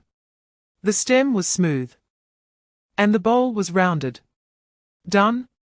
Tomorrow, I just need to forge a bit of iron to pack into the bowl. Qin Feng showed a hint of joy on his face, even neglecting the roasted meat in his hands. He excitedly stood up, dove into the shelter, and soon came out holding a small deer skin bag. He opened the bag and pinched out a handful of deep brown tobacco that had been cut into fine shreds, exuding a special spicy aroma. This tobacco was what he had carefully dried and processed before. He carefully filled the tobacco into the bowl of the pipe, packing it down. Then took a burning twig from the campfire, bringing it close to the pipe. Hiss! The tobacco ignited, emitting a wisp of blue smoke. Qin Feng brought the pipe to his lips and took a deep breath. Hiss! A thick and rich white smoke slowly escaped from his mouth, spreading in the cool night air. The spicy aroma mixed with the fragrance of wood, instantly dispelling fatigue and bringing an indescribable sense of relaxation and satisfaction. He comfortably squinted his eyes, leaning against the wooden post behind him, looking intoxicated. Chapter 57. Wang Meng shouted while struggling to get up from the ground, only to pull at the wound on his waist, causing him to grimace in pain. Yet, the hand reaching out to Qin Feng remained unwavering. In the live broadcast room, the audience from Longguo was first taken aback, then burst into laughter. Ha ha ha. Wang Meng, the manly man, is online asking for a smoke. Our brother Meng is tough, but he talks a lot. This is killing me with laughter. Meng Ji, I've bled for Longguo, so what's wrong with asking for a smoke? Qin Feng looked at Wang Meng's desperate expression, as if to say he would die if he didn't get a smoke, feeling a mix of amusement and helplessness. He quickly knocked the remaining ash from the pipe, carefully twisted a small pinch of new tobacco to fill it, packed it down, and handed it over, along with the still-lit fire starter. Wang Meng cherished it as if it were a treasure, cautiously receiving it with both hands, his eyes shining as if he had found something extraordinary. He clumsily mimicked Qin Feng's earlier actions, using the fire starter to light the tobacco, then eagerly brought the pipe to his lips and took a deep drag. Cough! Cough cough cough cough. He clearly underestimated the potency of this unprocessed raw tobacco. Chapter 58. In the Longguo live broadcast room, when Zhao Ziqian excitedly ran towards the man named Zhong Pengfei, countless viewers watching felt their hearts sink, because they clearly saw that the man claiming to be Zhong Pengfei was the contestant previously reported by the officials as missing and highly suspected of being captured by enemy forces. Don't go. That's a trap. This Zhao Ziqian is finished. He's been deceived. That Zhong Pengfei must have betrayed them. Zhong Pengfei. You beast. You traitor. How could you help outsiders harm your own compatriots? It's over, Feng Shen and the others still don't know. Another compatriot is about to fall into the tiger's mouth. Request to reveal all family information about this Zhong Pengfei. I want to see what kind of family raised such a scum. No, Zhong Pengfei should hurry and run. If he doesn't run, why drag down his compatriots? The audience frantically shouted and cursed in the bullet comments, but their voices could not penetrate the screen. And there were still 2 days until they could communicate with the contestants. By the stream, Zhong Pengfei enthusiastically patted Zhao Ziqian's shoulder, inquiring about his well-being. Even sharing some dried meat he had saved with him. Chapter 59. The stream flowed gently, the water sound crisp, as Zhao Ziqian followed Zhong Pengfei. Stepping on the soft decayed leaves, moving forward step by step. He had been too hungry for too long, weak to the point where thinking became sluggish. Brother. We're almost there, our camp is just ahead, Zhong Pengfei eagerly pointed towards a dense forest ahead. We have plenty of people, food, and drink, it's absolutely safe. Zhao Ziqian nodded vigorously, his eyes a bit moist.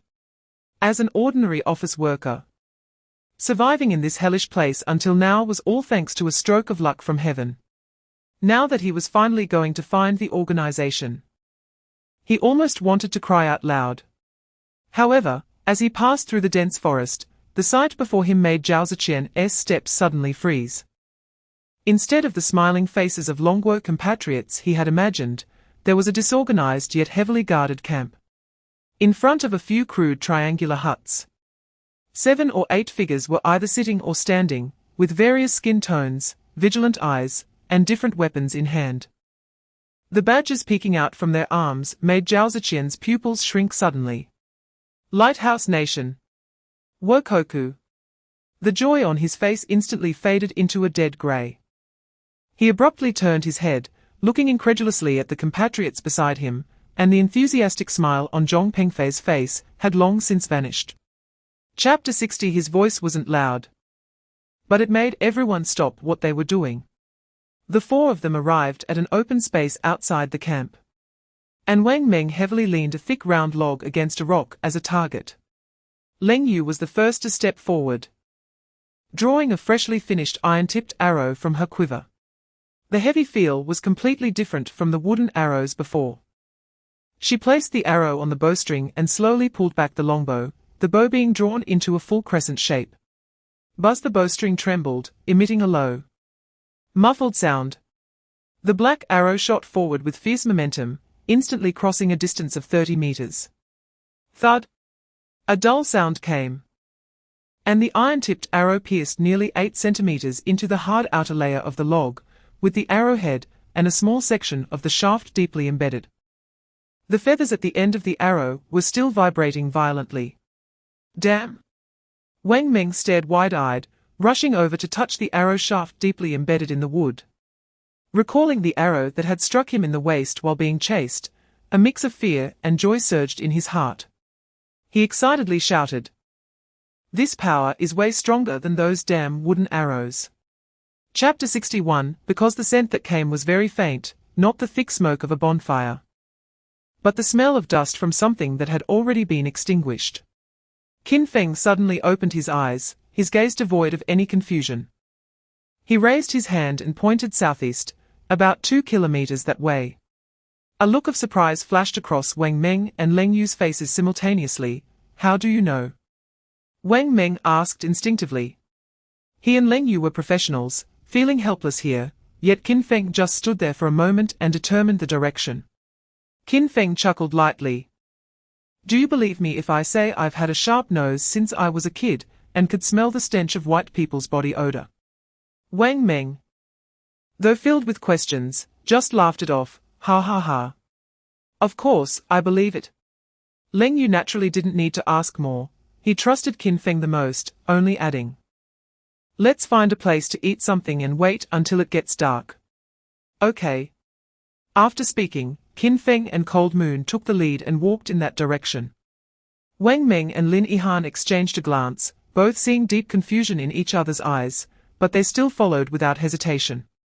As the sky gradually darkened, the light in the forest was filtered through the dense tree canopy. The 4 of them found a secluded depression and simply nibbled on jerky and drank some water. Chapter 62. The plan set, the 2 immediately sprang into action. Although Cold Moon and Lin Yihan still hadn't figured out the situation, they quietly followed the 2 retreating. Leaving the place, Relying on Wang Meng's memory, they quickly returned to the monkey forest where he had lost face. Right here. Wang Meng pointed to a lush area ahead and lowered his voice. That gang of monkeys' lair is probably inside. Last time I suffered a lot. This time, I'm not afraid. After saying that, he patted his crocodile leather armor. In the jungle under the night sky, a damp earthy smell wafted through. Qin Feng nodded and said to everyone, "We'll act according to the situation. If there's a threat to us, we'll kill them directly, and capture some of the weaker ones alive." Wang Meng took out the 7 or 8 kiwis he had collected as snacks on the way. Hee, good thing I grabbed some kiwis before I came. Next, let's see how well everyone performs. The 4 did not hide, but instead swaggered into a clearing at the edge of the forest. Looking like they had been traveling for a long time, exhausted as they collapsed onto the ground. Wang Meng exaggeratedly sighed and casually tossed his weapon aside. Chapter 63. The monkey was dazed, its eyes swirling, its tongue lolling out, with a bit of frothy white foam at the corners of its mouth. Seeing the monkey in this state, Wang Meng reluctantly loosened his grip, holding the half-conscious drunken monkey in his hand, but his mind was racing. Where did the alcohol in this damn place come from? Unless the monkeys stored wild fruits in tree holes and fermented them into monkey wine. This was an unexpected delight. If they could find it, it would be more exciting than any roasted meat. He secretly noted this thought. Around 3 in the morning, everything was silent. The lowest point of human physiological and psychological defenses, even the insect chirps in the forest had become sparse. The 4 of them quietly reached a gentle slope on the outskirts of the Qin camp. Through the dense vegetation, they could vaguely see the layout of the camp. Several crude huts were arranged in a circle, and the central bonfire had burned down to its end, leaving only some charcoal still emitting the last warmth. Apart from the 2 sentries in the trees, everyone else was asleep. Everything was just as Qin Feng had anticipated. He made a simple gesture. And Wang Meng and Cold Moon immediately understood. The 3 crouched down and began to untie the vines around the monkey. Chapter 64. At the edge of the camp. Wang Meng lowered his body and switched to a new iron-tipped arrow. He cursed softly, "These damn bastards sure can drag things out." Qin Feng reassured him quietly, "It's all right. They don't have many arrows left." His master-level environmental perception ability was like an invisible net, covering the entire battlefield. He could hear the hollow sounds of collisions in the enemy's quivers. They only had a few arrows left. In the darkness, Kane's team had completely fallen into a passive position. Hiding behind cover like moles, not daring to show their heads. Miyamoto Musashi's hand, gripping the long knife, had bulging veins. The feeling of being forced to take hits was driving him nearly mad. Just then, Qin Feng frowned slightly. In his perception, a sneaky figure was crawling out from one of the huts on the far edge of the camp, using both hands and feet. Then diving into the dense forest in the opposite direction, rolling and crawling in a frantic escape. Strange, who would run away at this time? Qin Feng wondered. Logically, the enemy should unite to fight against them. Why would someone escape alone? Moonlight filtered through the gaps in the leaves, illuminating the fleeing figure. It was Zhong Pengfei. Chapter 65. The Japanese contestant, Maruyako, was still in shock from Kane being shot and, in addition, had been injured on the arm by Cold Moon's iron arrow during the previous exchange. How could he react now? He only saw a huge shadow charging towards him like a bear. Instinctively, he wanted to raise his weapon to block, but Wang Meng's movements were faster. Die for me. Wang Meng's fury stemmed from seeing his compatriot Zhao Ziqian tortured beyond recognition. All his anger surged into his fist the size of a cooking pot. Bang! Wang Meng's fist landed solidly on Maruyako's face. The dull thud sounded like a ripe watermelon being smashed. The Japanese contestant's head snapped back, and his whole body lifted off the ground, flying back in a parabolic arc mid-air. A spray of blood mixed with flesh and teeth burst out. Maruyako crashed heavily to the ground, his body convulsing, making unintelligible mumbling sounds.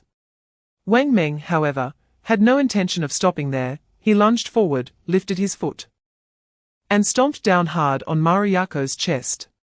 Crack! That was the sound of ribs being brutally broken. Chapter 66, Warning. Japanese contestant killed. Total death count including others has exceeded 10. Becoming the first country in this bizarre wilderness with a death toll exceeding 10. National fortune punishment mechanism activated. All citizens of Japan, physical condition decreased by 1 point. As the announcement ended, everyone froze. In the Japanese command center, all the senior officials turned pale. An elderly man with glasses slumped in his chair, utterly weak. In Japan's homeland on Blue Star, a bizarre scene unfolded. On a street in Tokyo, an office worker hurrying along suddenly felt his legs lose strength, uncontrollably collapsing to the ground, his knees sending sharp pain shooting through him. He looked around in confusion, noticing many others like him suddenly falling or showing signs of pain. In hospitals, countless Japanese people were groaning in agony, various machines blaring sharp alarms. Panic spread throughout Japan like a plague. At this moment, the grand voice echoed once more. Reward assessment, Long Country, as the primary killer in this incident. The National Fortune Evaluation Mechanism is triggered. The highest command center of Long Country and everyone in Long Country held their breath, their hearts racing. Chapter 67, Traitor. Cold Moon's hand, which was cleaning Zhao Ziqian's wound, paused slightly as she lifted her head, her sharp gaze instantly locking onto Zhao Ziqian's face. As a soldier, she had a deep-rooted hatred for the word traitor. Can you clarify? Which traitor? Her voice unconsciously turned 3 degrees colder. Zhong Pengfei from Longguo. The hatred in Zhao Ziqian's eyes was palpable. It was him. He deceived me into coming here. He has long since allied with these beasts. After saying this, he seemed to have exhausted all his strength, and combined with the immense psychological shock, his head drooped, and he fell into a deep sleep. Cold Moon furrowed her brows tightly. She carefully checked and confirmed that Zhao Ziqian was merely exhausted and unconscious. After settling him, she slowly stood up. Her usually cold and beautiful face now seemed to be coated with a layer of frost, radiating a cold killing intent, as she walked towards the center of the camp. At this moment, Qin Feng and Wang Meng were like 2 high-speed machines, quickly processing the battlefield. Wang Meng was responsible for gathering all valuable items together, while Qin Feng was stripping the clothes off the corpses. Cold Moon had just woken up and was busy again. She approached Zhao Ziqian and found that he had slowly regained consciousness. How do you feel? She asked while tearing the jerky into tiny pieces and throwing them into the newly acquired cooking pot. After soaking for a while, the jerky became much softer. Zhao Ziqian's lips were cracked, his eyes unfocused, and he weakly nodded, his gaze falling on the jerky that Cold Moon handed to him. His eyes instantly turned red. During the days of his captivity, he had been eating scraps and drinking muddy water, living a life worse than that of pigs and dogs. When had he ever been treated so gently? He opened his mouth and mechanically chewed, the warm meat soup sliding down his throat. A wave of warmth flooding into his empty stomach. Thank you, such fragrant meat soup. His voice sounded much better, no longer so hoarse. It's okay. Tell us about the traitor.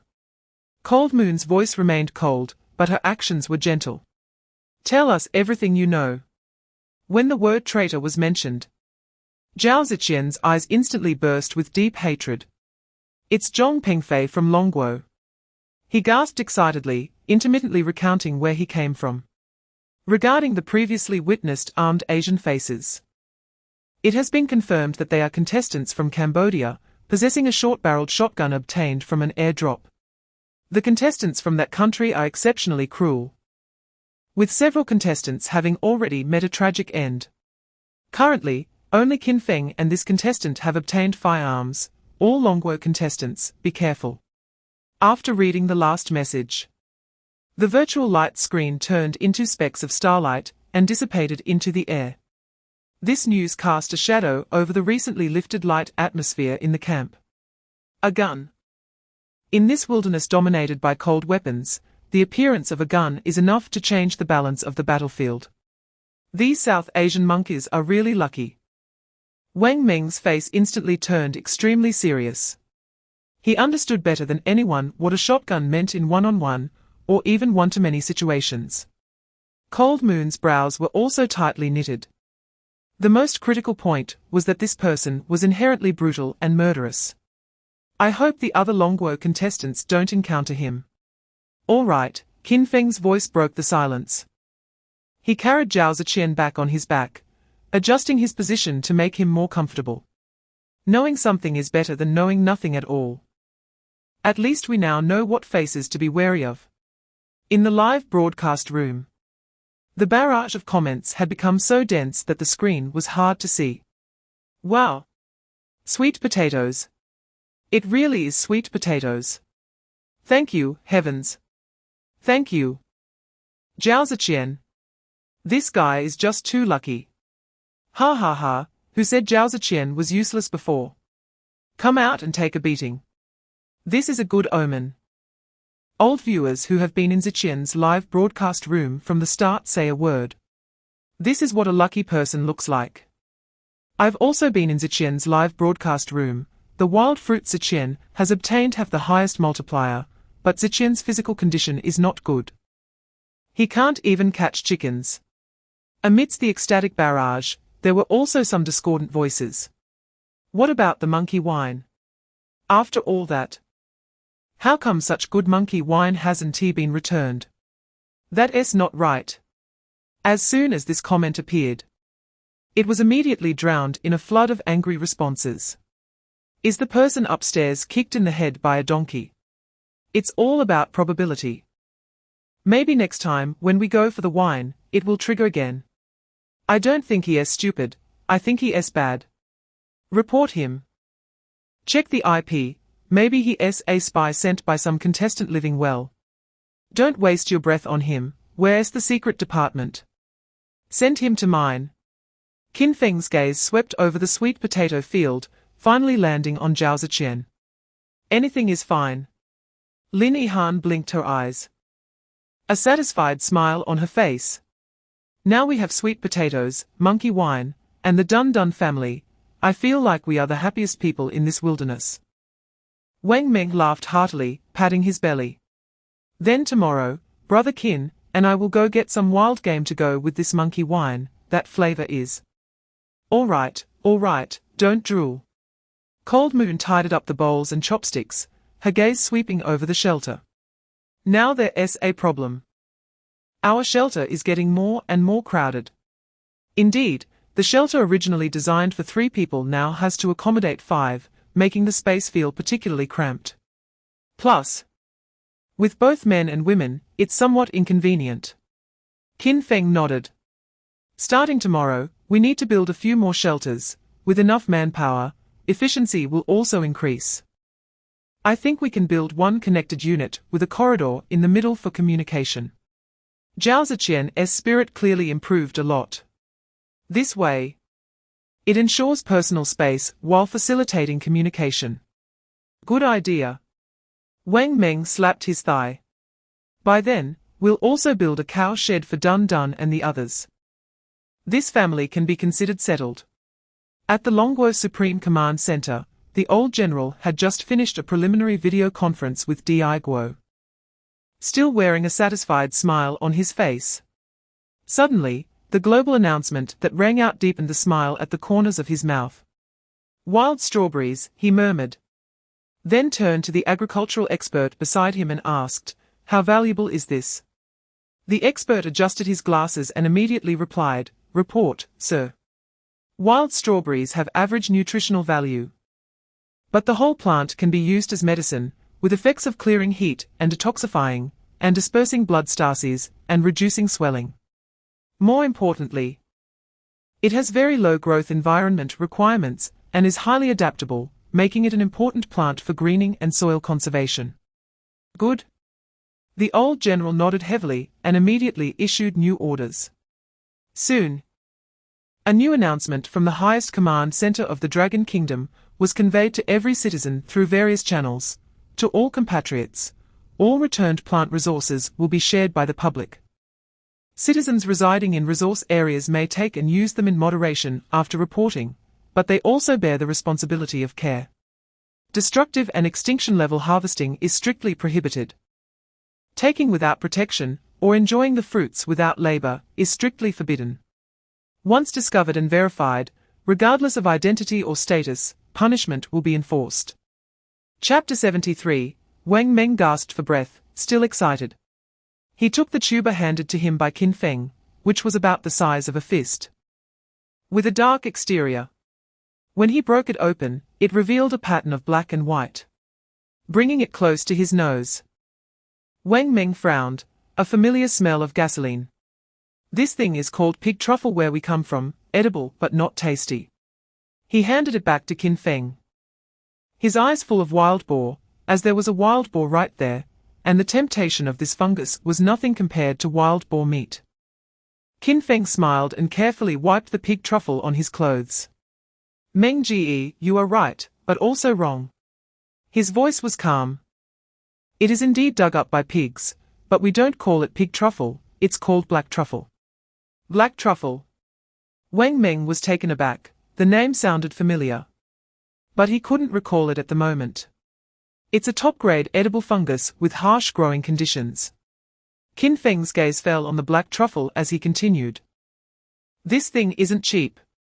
Stir-frying it with the tenderloin of the wild boar we just hunted will create a flavor.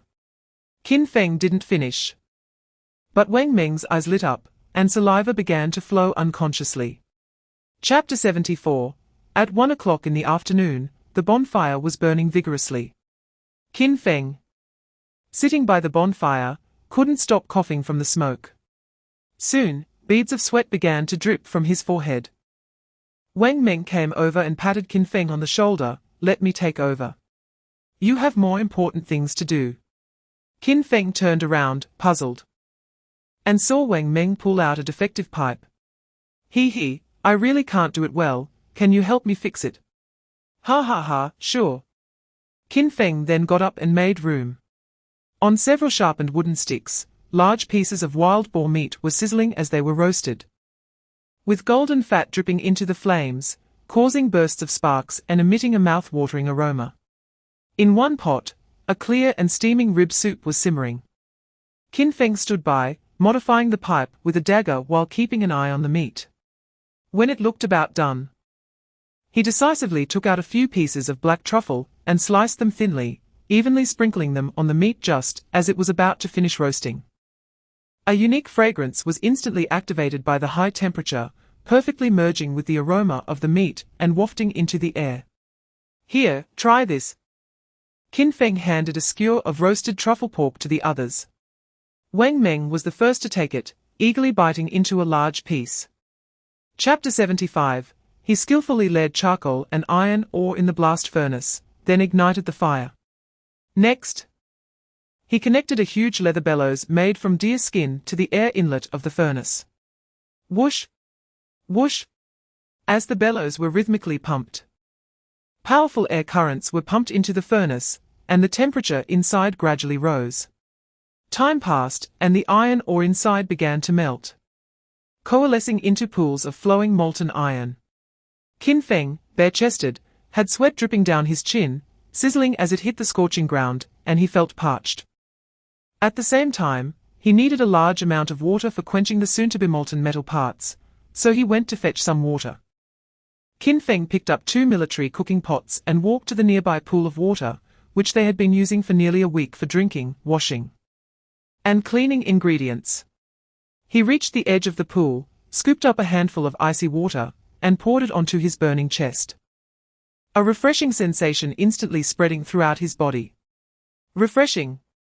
Just as his cooking pot dipped into the cool stream, a familiar mechanical sound echoed globally, global announcement. Chapter 76. Next came the more detailed work. He forged 4 circular iron hoops and 2 circular iron pieces with holes in the center. These were to reinforce the wooden wheels. A sturdy hub and rim directly determined the lifespan and load capacity of the cart. Leng Yu quietly watched from the side. She didn't understand forging, but she could sense an extreme professionalism and confidence from Qin Feng's fluid movements. While Qin Feng was forging metal parts, others were also busy. Leng Yu, Meng Jie, shaved that thick log into 2 equally thick wooden wheels. Qin Feng instructed without looking back. The two immediately got to work. Without a saw, they could only use machetes and daggers, chopping, shaving, and grinding little by little. It was a labor-intensive task, but they worked in perfect harmony and efficiency. Soon, 2 heavy, rough circular wooden wheels began to take shape. Ihan, Ziqian, tie the main beam and crossbeam together using the shape I drew. Qin Feng had drawn a simple structure diagram of the cart on the ground with charcoal. Got it? Lin Ihan and Zhao Ziqian immediately started working. They soaked the processed vines to make them more pliable, then tightly bound the wooden pieces together. Chapter 77. The afterglow of the setting sun bathed Qin Feng's camp in a warm golden hue. Wang Meng stood with his hands on his hips, looking at the ox cart that embodied everyone's hard work, smiling ear to ear. He stepped forward and gently patted the sturdy frame, as if caressing a lover. Wow! This is really something. Brother Qin, how did you come up with this idea? He turned to Qin Feng, his eyes filled with unabashed admiration. Qin Feng just smiled and said nothing. He walked to the bonfire in the center of the camp, picked up a new smoking pipe that had been prepared earlier, and handed it to Wang Meng. Here, Meng Jie. I promised you. Wang Meng was taken aback. He looked at the pipe in his hand, then at Qin Feng. The burly man with a fierce expression, whose eyes were surprisingly misty.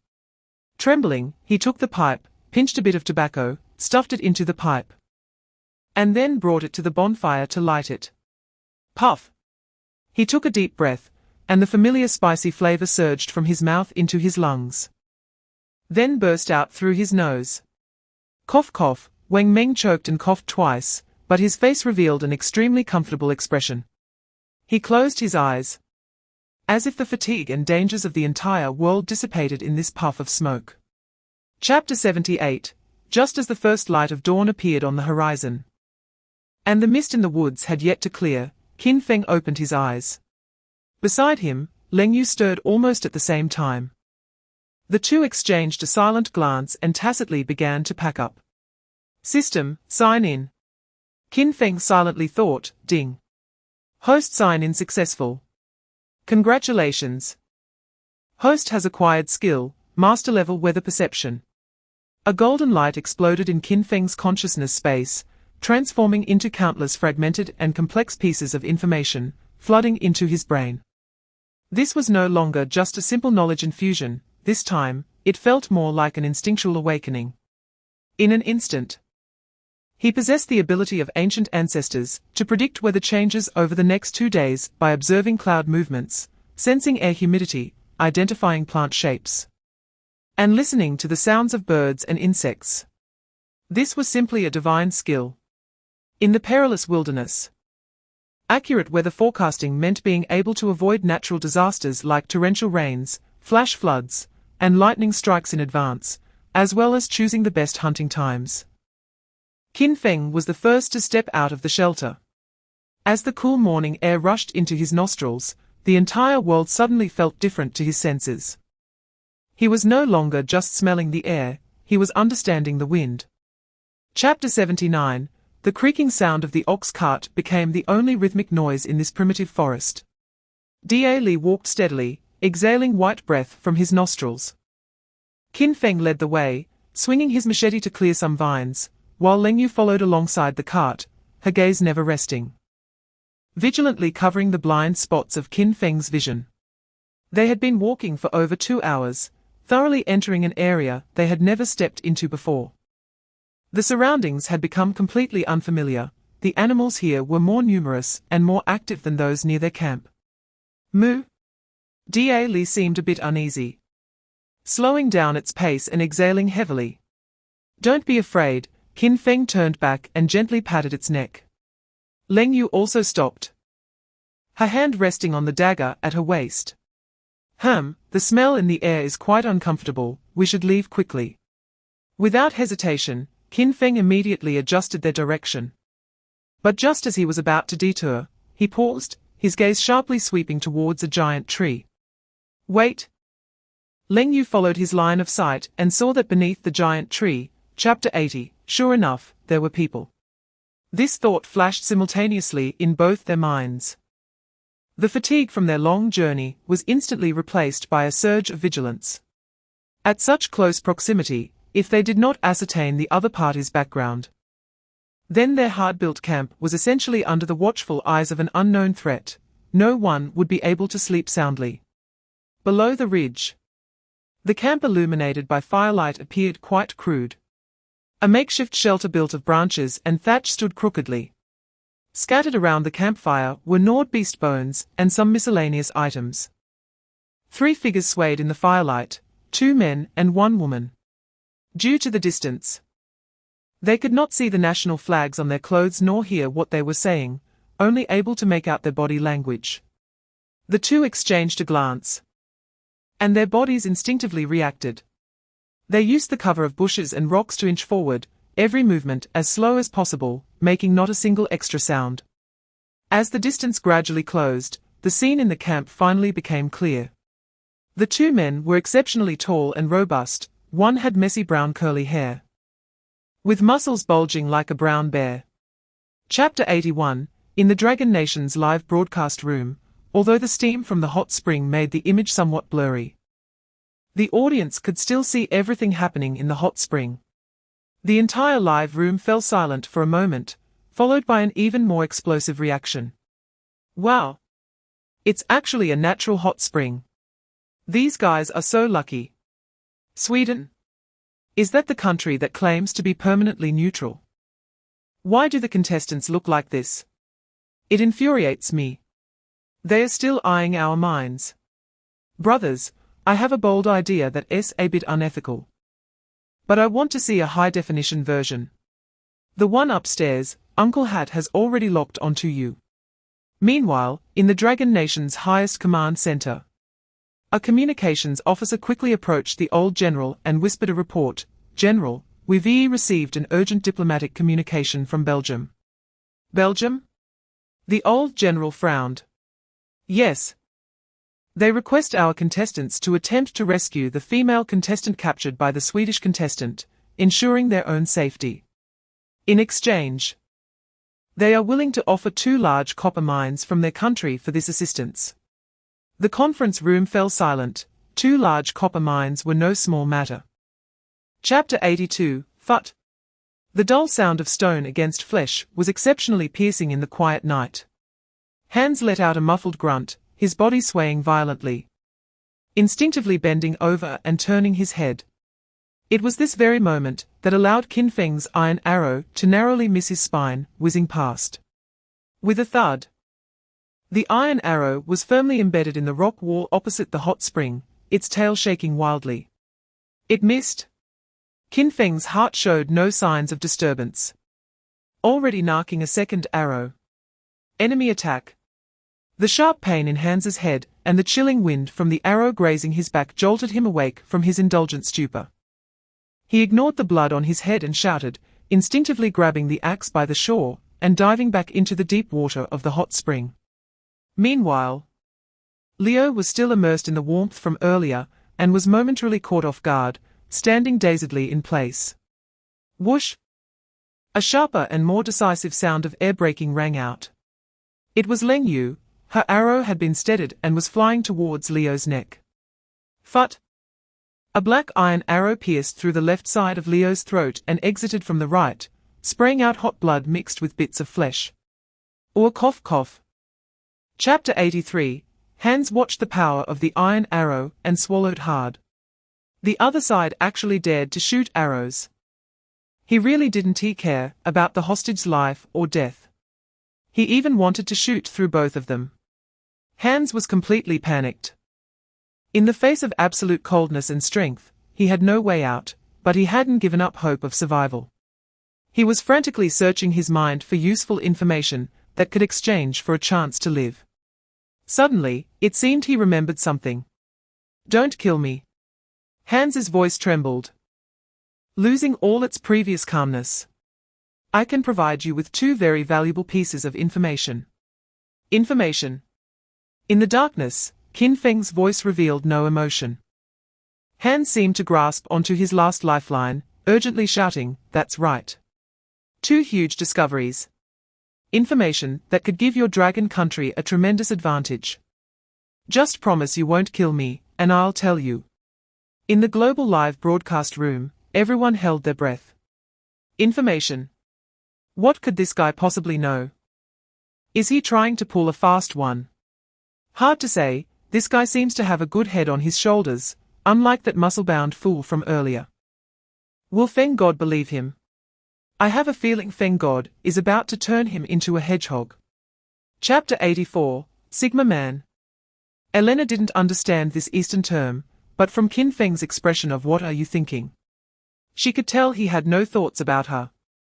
Elena instinctively turned her head, her gaze falling on the tall, cold-spirited woman from Dragon Country not far away. Cold Moon, with her neat short hair, holding a long bow, just stood there quietly, radiating an aura that filled Elena with a sense of defeat. This woman was more beautiful than her, had a better figure. And the key was that air of heroism and decisiveness that a sheltered flower like her could never learn. Yes. With such a beautiful and capable female companion by his side, it's no wonder he looked down on her. But she misunderstood. There was nothing but pure camaraderie between Qin Feng and Cold Moon. However, under these circumstances, Elena had no time to ponder these things. Nor could she imagine that such camaraderie could exist between men and women. Put it on, Qin Feng's voice interrupted her thoughts. He casually pulled out a relatively clean shirt and a pair of pants from the pile of clothes belonging to Leo on the shore, tossing them onto the stone in front of Elena. After that, he ignored the woman from Belgium and turned to walk toward the temporary camp of the Swiss contestants.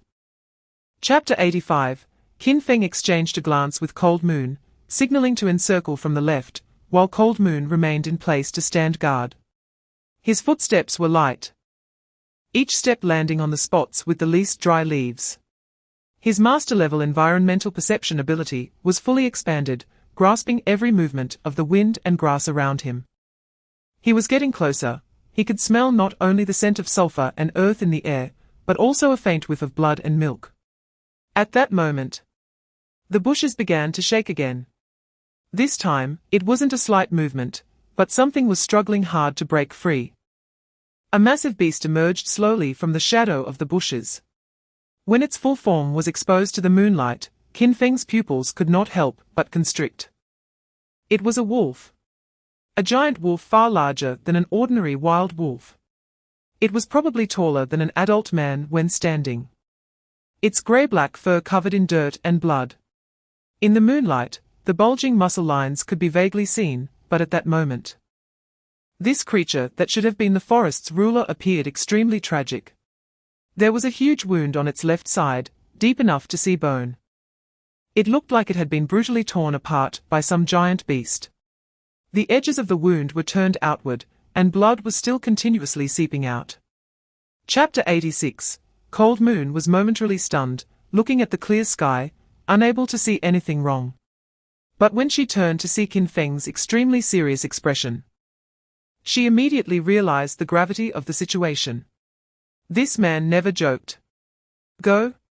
Without asking another word, she immediately threw the pine cone in her hand into the car, and went ahead to clear the path. Qin Feng also acted quickly. He raised the branch in his hand, and lightly tapped it on the rear of the cow. Go? Moo? The cow, feeling pain, let out a low moan, and began to trot with its 4 hooves, pulling the heavy cart, as it walked along the forest path. The wheels creaked against the ground, echoing in the silent woods. Meanwhile, in the camp within the waterfall valley, Wang Meng was bare-chested, his bronze muscles glistening in the sunset, with a blade of grass in his mouth, working with Ziqian to assemble processed wood. Xiao Jiao, over here, a bit to my side, yes. Align with that pillar. Behind him, a brand new building's outline had already emerged. Next to the original shelter, a similarly sized shed frame had been completed and was connected to the main shelter by a well-designed wooden corridor. Chapter 87, Shall we start now? Cold Moon looked at Qin Feng, her eyes showing no hesitation. Yes, let's start now. Qin Feng walked over to the cow cart and began unloading the supplies they had gathered. His voice, though not loud, carried a reassuring power. If it rains heavily, we won't be able to burn firewood inside the shelter. The smoke will be heavy and consume oxygen. Ihan, Ziqian, you two are responsible for making charcoal. He pointed to the stacked wood. Dig a pit using the pile-burning method. I'll teach you in a moment. Lin Ihan and Zhao Ziqian exchanged glances and nodded seriously. Meng Ji, you and Cold Moon are in charge of reinforcing the shelter, especially the roof. It needs to be thickened with dirt and straw. And good drainage ditches must be dug. We also have a lot of scavenged clothes. Use them all. Qin Feng continued to assign tasks, adding that they needed to make a chimney to ensure good ventilation, or else carbon monoxide poisoning would be disastrous. Understood. Wang Meng patted his chest, promising to complete the task. Additionally, I will set up a simple shed for Dali and Dundu, laying down some hay. Qin Feng looked at the mother and child who were nursing. They also needed to avoid the rain. Otherwise, if they only focused on us, Dali's family might just leave. Chapter 88 Qin Feng said, as he swung the entrenching tool in his hand vigorously, working alone, as if he had the strength of several people. Without showing any signs of slowing down. Each scoop dug out large chunks of soil, his movements clean and efficient. Digging holes, erecting posts, building beams. Everything was done in an orderly manner. Finally, he laid thick thatch and tree bark to create a sloped roof. Only someone like Qin Feng, whose body had been enhanced by the system, could handle such a workload without collapsing from exhaustion. Soon, a simple but sturdy, well-ventilated, gazebo-style barn took shape. Fortunately, the terrain was high, well-drained, and sufficient to keep out the rain, which was much better than hiding from the rain under trees in the forest. It could be improved gradually later. Dali and Dundu, you can manage for now. He muttered to himself, but Dali seemed very satisfied with this new home. Leading little Dundu inside, Dali rubbed against the hay pile, making a contented mooing sound, and happily wagged its tail. Dundu was even more excited, rolling around in the hay. Moo! Dali lowered its head and licked the back of Qin Feng's hand, its warm tongue slightly rough. Qin Feng patted its broad forehead. Rest well. You've worked hard these past few days. Chapter 89 The first drop of rain fell, like some sort of signal. Immediately, it seemed as if the sky had been torn open, and bean-sized raindrops merged into a grey curtain of rain, pouring down. Pitter-patter. The raindrops hammered down on the roof of the shelter, the sound dense and thunderous. The howling wind swept through the valley, swirling up fallen leaves and gravel. Like the wails of ghosts. Boom! A pale flash of lightning split the night sky, instantly illuminating the entire valley as bright as day. In that momentary brightness, countless startled beasts in the dense forest could be seen, their green eyes filled with fear of the thunder and lightning. The thunder that followed seemed to want to shatter human eardrums. Goodness! This rain is too damn fierce. Wang Meng's eyes widened as he looked out through the gaps in the shelter. Visibility was less than 2 meters. Awoo! The little wolf cub, Jingzhe, curled up in the corner, quivering in fear from the wrath of the heavens, letting out a faint whimper, as it rolled and crawled into Qin Feng's arms. Its small body shaking uncontrollably. It's okay, little one, Qin Feng gently stroked Jingzhe's fur. We are here. Leng Yu sat by the fireplace, her expression serious, as she listened to the commotion outside. Chapter 90 Zhao Ziqian took the corn, took a bite, and although it was a bit tough, the unique charred aroma made him squint his eyes in satisfaction. Not burnt, this is the flavor. Leng Yu silently ate her sweet potato, occasionally glancing up at the roof to confirm there were no signs of leaks. Her vigilance had not completely relaxed even at this time. Qin Feng took out a flask filled with monkey wine and poured a few small cups to share with everyone, drink some of this to warm yourselves. It's damp outside. The amber liquid emitted a faint fruity aroma, sweet on the tongue, followed by a warm sensation that spread from the throat to the stomach. This wine is really good.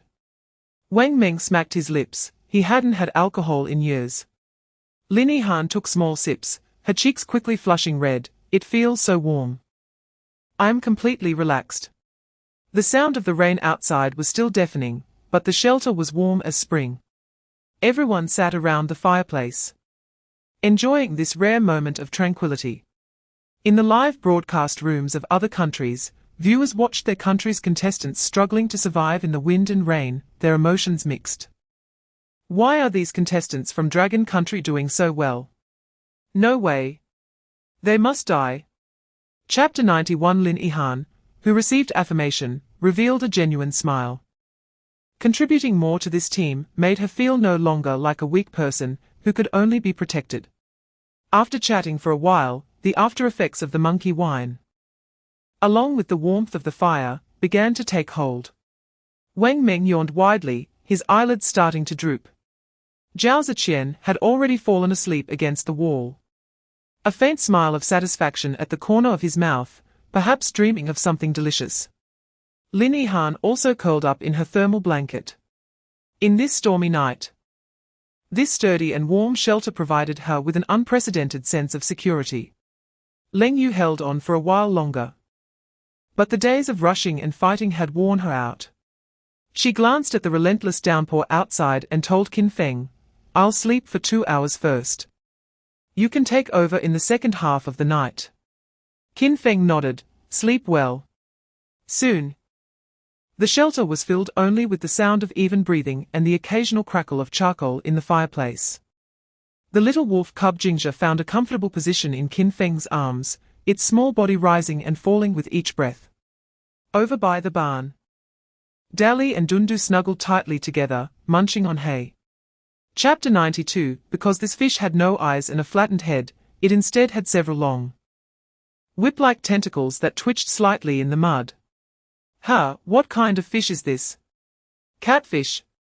Wang Meng walked around the giant fish, his face filled with disbelief. Leng Yu carefully observed the fish's features. I've never seen a fish like this. It shouldn't exist on Blue Star. Its body is covered in impact cracks, clearly caused by being slammed against rocks in the flood. Yet even so, it still struggles. Each flick of its massive tail fin sends a whistling wind, splattering mud everywhere. If it hadn't been stunned by the force of the waterfall, I doubt anyone could catch it alive. Qin Feng crouched down and reached out to touch the bony plates on the fish's body.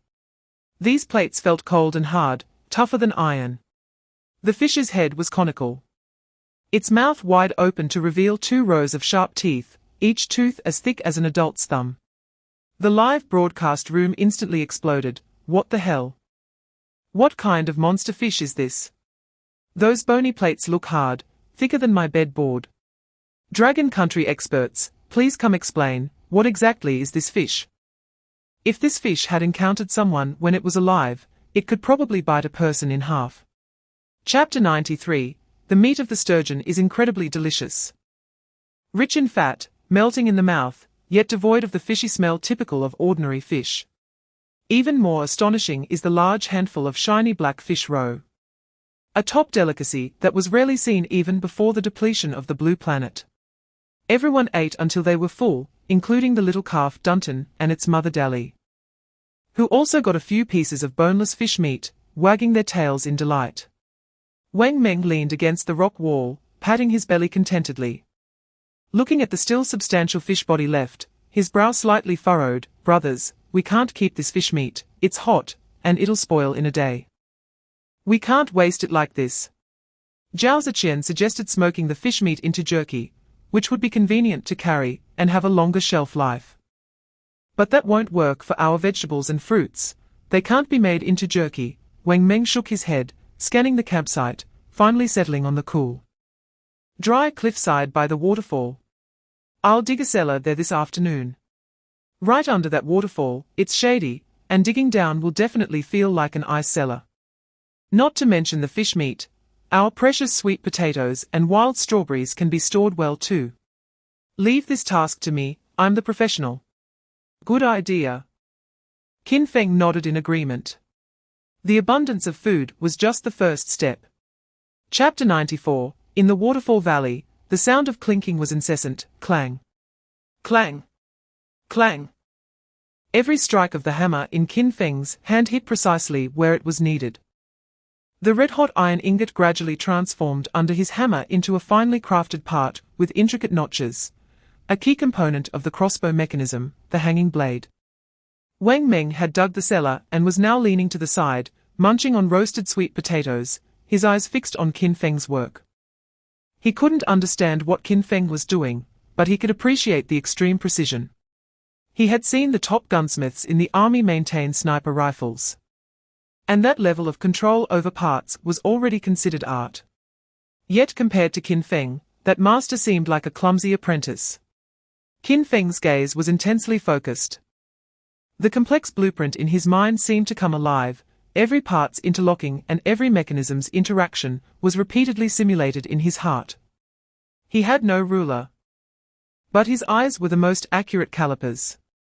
He had no lathe, but the hammer in his hand was the most efficient tool. This level of concentration and creativity captivated the millions of viewers in the live stream. This is a real man. Silent, but creating everything with his hands. I feel like I'm not watching wilderness survival, I'm witnessing the birth of a civilization. Upstairs, the vision is opening. Feng Shen is building a military factory by hand. Once the crossbow comes out, let's see who dares to provoke our long country. Time slowly passed amidst the clinking sounds. As the sun began to set, Qin Feng finally stopped hammering. On the stone anvil, several intricately structured metal components, filled with notches and axles, lay quietly. He picked up the two largest pieces, brought them together, and with a crisp metallic click, they seamlessly fit together. He casually operated the mechanism, and the delicate hanging blade sprang up and fell back down, quick as lightning. The heart of the crossbow came to life. Qin Feng exhaled a breath of stale air, finally feeling the soreness in his arms. He held the core mechanism up before everyone, saying solemnly, "The core is complete. Prepare for the second phase, mass production of arrows." Upon hearing this, everyone put down their tasks and gathered around. "Big brother, is this done?" Wang Meng looked curiously at the oddly shaped metal piece, looking bewildered. "Yes," Qin Feng replied succinctly. "Now, we just need a lot of arrows." He picked up a previously used bow and arrow, measuring it. "This arrow is too long and unsuitable for the crossbow. We need shorter, lighter crossbow bolts. With the shafts made from hard straight wood, cut to a uniform length and thickness, and the tail slotted and glued with feathers." He looked at everyone and assigned tasks. "Ling Yu, you are responsible for making and calibrating the arrow feathers, ensuring each arrow is balanced." Ling Yue's eyes sharpened as she nodded seriously. "Understood, standardization is the guarantee of lethality." "Wang Meng, you have great strength, responsible for felling suitable wood and doing the initial straightening." Wang Meng pounded his chest and grinned. "Don't worry, I'll get you the straightest materials." "Yihan, Ziqian, you two are responsible for the subsequent fine polishing and slitting the arrow tails. This work requires patience." Lin Yihan and Zhao Ziqian exchanged glances, seeing the determination in each other's eyes, and said in unison, "Leave it to us." Everyone immediately got busy, and until night fell, the bonfire in the campsite blazed. But the sound of the hammer's strikes continued without pause. Chapter 95. The cellar that Wang Meng dug in the afternoon was already covered with wooden planks. Not only capable of storing food, but also providing a temporary shelter from certain dangers. He was now struggling to shave a straight piece of hard wood. He was strong but lacked the patience for detailed work. A stick in his hands was either shaved too much on one side or left with a knot on the other. "Hey, Meng Ji. Are you shaving an arrow or gnawing on sugar cane?" Zhao Ziqian sat nearby, carefully polishing a formed arrow shaft with a piece of sandstone. Though physically weak and unable to do heavy work, he meticulously handled this detailed polishing task, making each arrow shaft smooth and straight. Wang Ming's face turned red as he glared. What do you know? This is called rough processing. A blank? Understand. Without my blank, what are you going to polish? Qin Feng did not participate in the arrow production. In front of him lay a cleaned, translucent, jade-colored giant tendon, which was the main tendon from the back of the prehistoric giant crocodile. This material was filled with incredible elasticity and toughness, making it the perfect choice for making the bowstring. He first soaked it in warm water to soften it, then used a blade to follow the tendon's grain. Chapter 96. The nights in the wilderness always come so quickly. The valley was already dark, with only the crackling of the bonfire. Everyone sat around the fire, munching on warm roasted sweet potatoes, their faces weary yet their eyes shining brightly. Lin Yihan looked at the cheerful group around the bonfire, at the little wolf happily gnawing on a sweet potato, at Dali and Dunton quietly ruminating in the barn. A feeling called home quietly took root in her heart. She even felt that if they could continue like this, it wouldn't be so bad. Once this thought arose, she could no longer suppress it. She looked at Qin Feng's profile, the firelight danced on his well-defined face. She spoke softly, with a hint of hope she didn't even realize she had. Can't we just stay like this? Guarding this valley, farming, hunting, it's enough for us to live. Qin Feng paused in his action of gnawing on a sweet potato. The crackling sound of the campfire seemed to amplify at that moment. He turned his head to look at Lin Yihan, whose eyes showed confusion and desire, and suddenly chuckled softly. He broke off a small piece of the hot sweet potato and tossed it to the little wolf. The little wolf jumped up accurately, caught it steadily in mid-air, and let out a satisfied whimper when it landed. Chapter 97. Meanwhile, this vast rainforest was quietly undergoing changes. As time passed, the contestants who had been sent to extreme environments like deserts, glacier, and Gobi deserts finally realized a harsh reality. Those places, while barely survivable, could not bring good benefits back to their countries. Instinct drove them to start migrating towards areas with richer resources and the lush, water-abundant rainforest where Qin Feng was located undoubtedly became the best choice. Within 1,000 miles, even 100 miles of the waterfall valley, traces of human activity became increasingly common. There were ragged, scarred lone wanderers cautiously surveying their surroundings, just passing through in a hurry. There were small groups forming here and there, seeing the advantageous terrain of this valley. They found a place in the distance to quietly set up camp and observe the situation. Moreover, a few contestants from smaller countries, who had received news from their national command center last time, approached the direction of the waterfall with a glimmer of hope. They didn't dare to get too close, only lingering dozens of kilometers away, hoping for some protection. Hunters, prey, scavengers, opportunists. Chapter 98. To the west of the valley, after swallowing the snake gall, Shenlai wiped his mouth expressionlessly and wrapped the snake body in large leaves, stuffing it into his pocket as evening rations.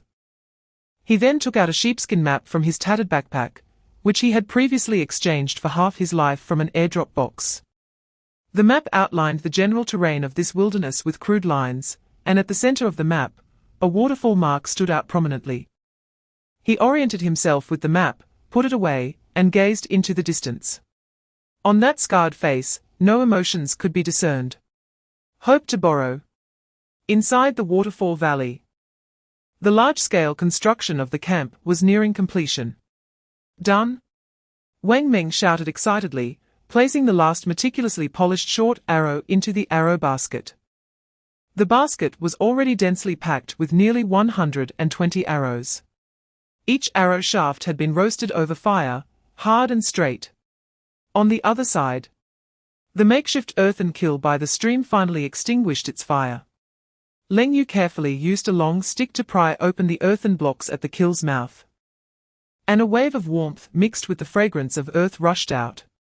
Inside the kiln, more than a dozen variously shaped but intact pottery jars and bowls lay quietly, presenting a rustic earth-brown color. Chapter 99. Zhong Pengfei heard the news, and a trace of morbid ecstasy flashed in his eyes. He crawled over to Bowen's feet, fawningly calling out, "Lord Bowen. He is right. We must hurry." Bowen looked down at Zhong Pengfei, who was like a dog at his feet, and a flash of fierce light crossed his eyes. He grabbed Zhong Pengfei's hair and lifted him up, grinning menacingly, "If we don't make it before the fog arrives, I'll make you understand what true purification is. Dare not. Dare not." Zhong Pengfei grimaced in pain, but still wore a forced smile. Inside, he was screaming madly, "Your death date is coming. I want to watch your camp be looted, watch your women be ravaged." In another direction, Shen Lai, who was advancing towards the waterfall, also stopped. He looked up as if he could penetrate the dense canopy and see the void sky. Fog? He felt no panic, just silently quickened his pace. Danger is also an opportunity. This impending fog was a life-and-death reshuffling for everyone. The atmosphere in the valley camp instantly shifted from the joy of harvest to a tense battle readiness. Chapter 100. At this moment, the valley was deathly silent. Even the usual sounds of insects and beast roars had vanished. The little wolf cub, startled and restless, crawled up from Qin Feng's feet, letting out a low growl while its nostrils twitched as if sniffing something. "What's wrong?" Wang Meng noticed the little wolf's unusual behavior and asked in a low voice. Qin Feng slowly raised his hand, making a shushing gesture. Wang Meng and Leng Yu understood almost simultaneously, and both immediately gripped their weapons. Lin Yihan and Zhao Ziqian, though a beat behind, also sensed the danger from the heavy atmosphere. The two held their breath nervously, not daring to make a sound. "Stay inside, don't come out." Qin Feng gestured to Lin Yihan and Zhao Ziqian, then exchanged glances with Wang Meng and Leng Yu. The three moved like phantoms, silently picking up their weapons and blending into the shadows at the entrance of the shelter.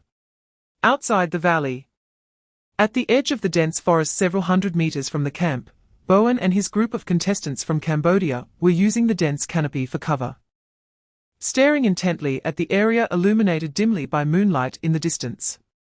"Lord Bowen, it's right there." Chapter 101. What kind of ruthless person he must be. So harsh even to his own, how would he treat his enemies? Bowen stared at the cold figure in the distance, who was putting away the crossbow. The slight sense of superiority he had felt from possessing a shotgun vanished in that moment. "They all have such weapons, we should." Chaya lowered his voice, trying not to let his body tremble. Although they were cruel and bloodthirsty, that was against unarmed common people. With their numerical superiority and firearms, capturing ordinary people was naturally about torturing and playing with them, enjoying the feeling of dominating others' lives and deaths. But when they witnessed the strange weapon in Qin Feng's hand, they immediately started to retreat. No one is unafraid of death, especially those who regard others' lives, as weeds often cherish their own lives even more. "Shut up," Bowen growled, forcibly suppressing the fear in his heart, his brain racing. "Run? No way. The fog is about to arrive. If we don't seize this group of Longwo people's camp and food, we will definitely die in this foggy rainforest. A direct confrontation. Even less so.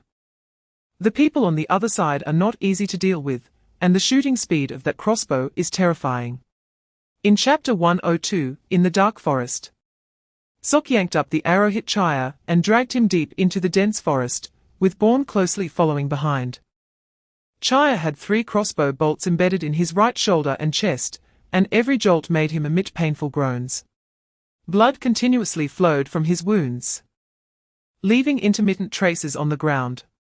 "Help me, Lord Born." Chaya's voice grew weaker, filled with pleading.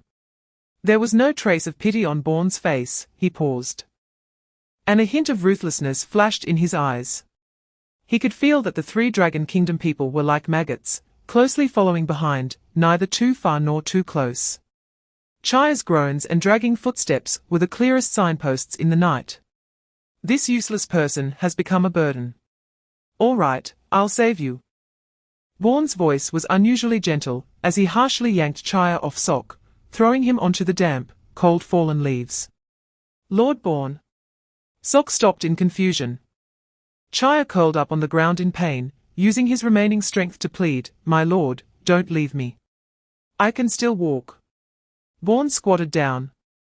Forcing a sinister smile, "Of course, I won't leave you." In Chapter 103, Bourne instantly reacted, letting out a roar and raising his shotgun, ready to fire at the treetops above. However, how could Qin Feng and Wang Meng give him that chance? "Son of a bitch! Die!" The two shouted as they charged out from the bushes, their crossbows already aimed at Bourne. PFF, PFF, PFF, PFF. A rain of arrows shot towards him. Bourne's face changed drastically. His survival instinct made him abandon his counterattack, rolling awkwardly to the side to dodge the deadly volley.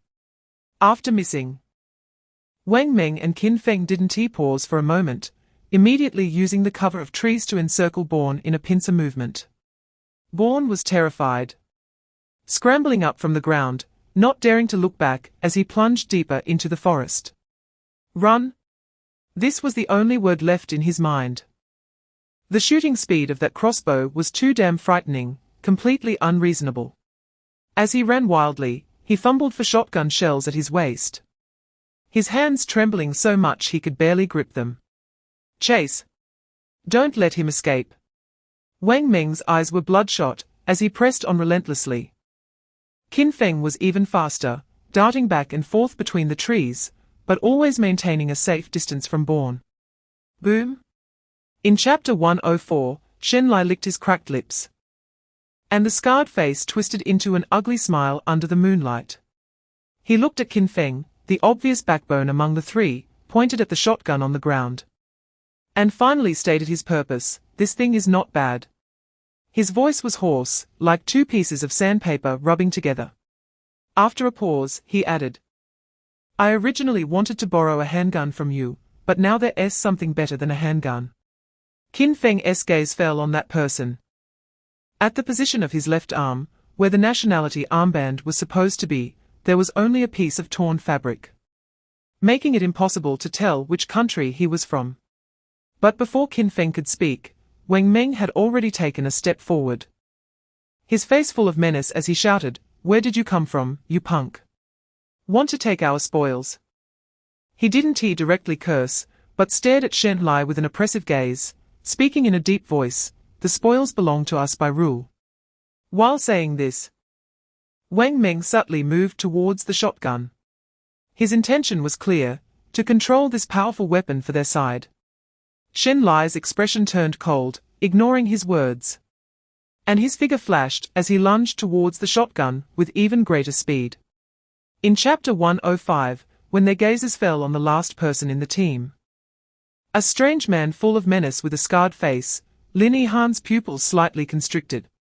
One hand stealthily reached for a sharpened wooden spear leaning against the door, while Zhao Ziqian instinctively stepped forward, slightly shielding Lin Yihan behind him. His face paled a bit, but his eyes showed no fear, only vigilance.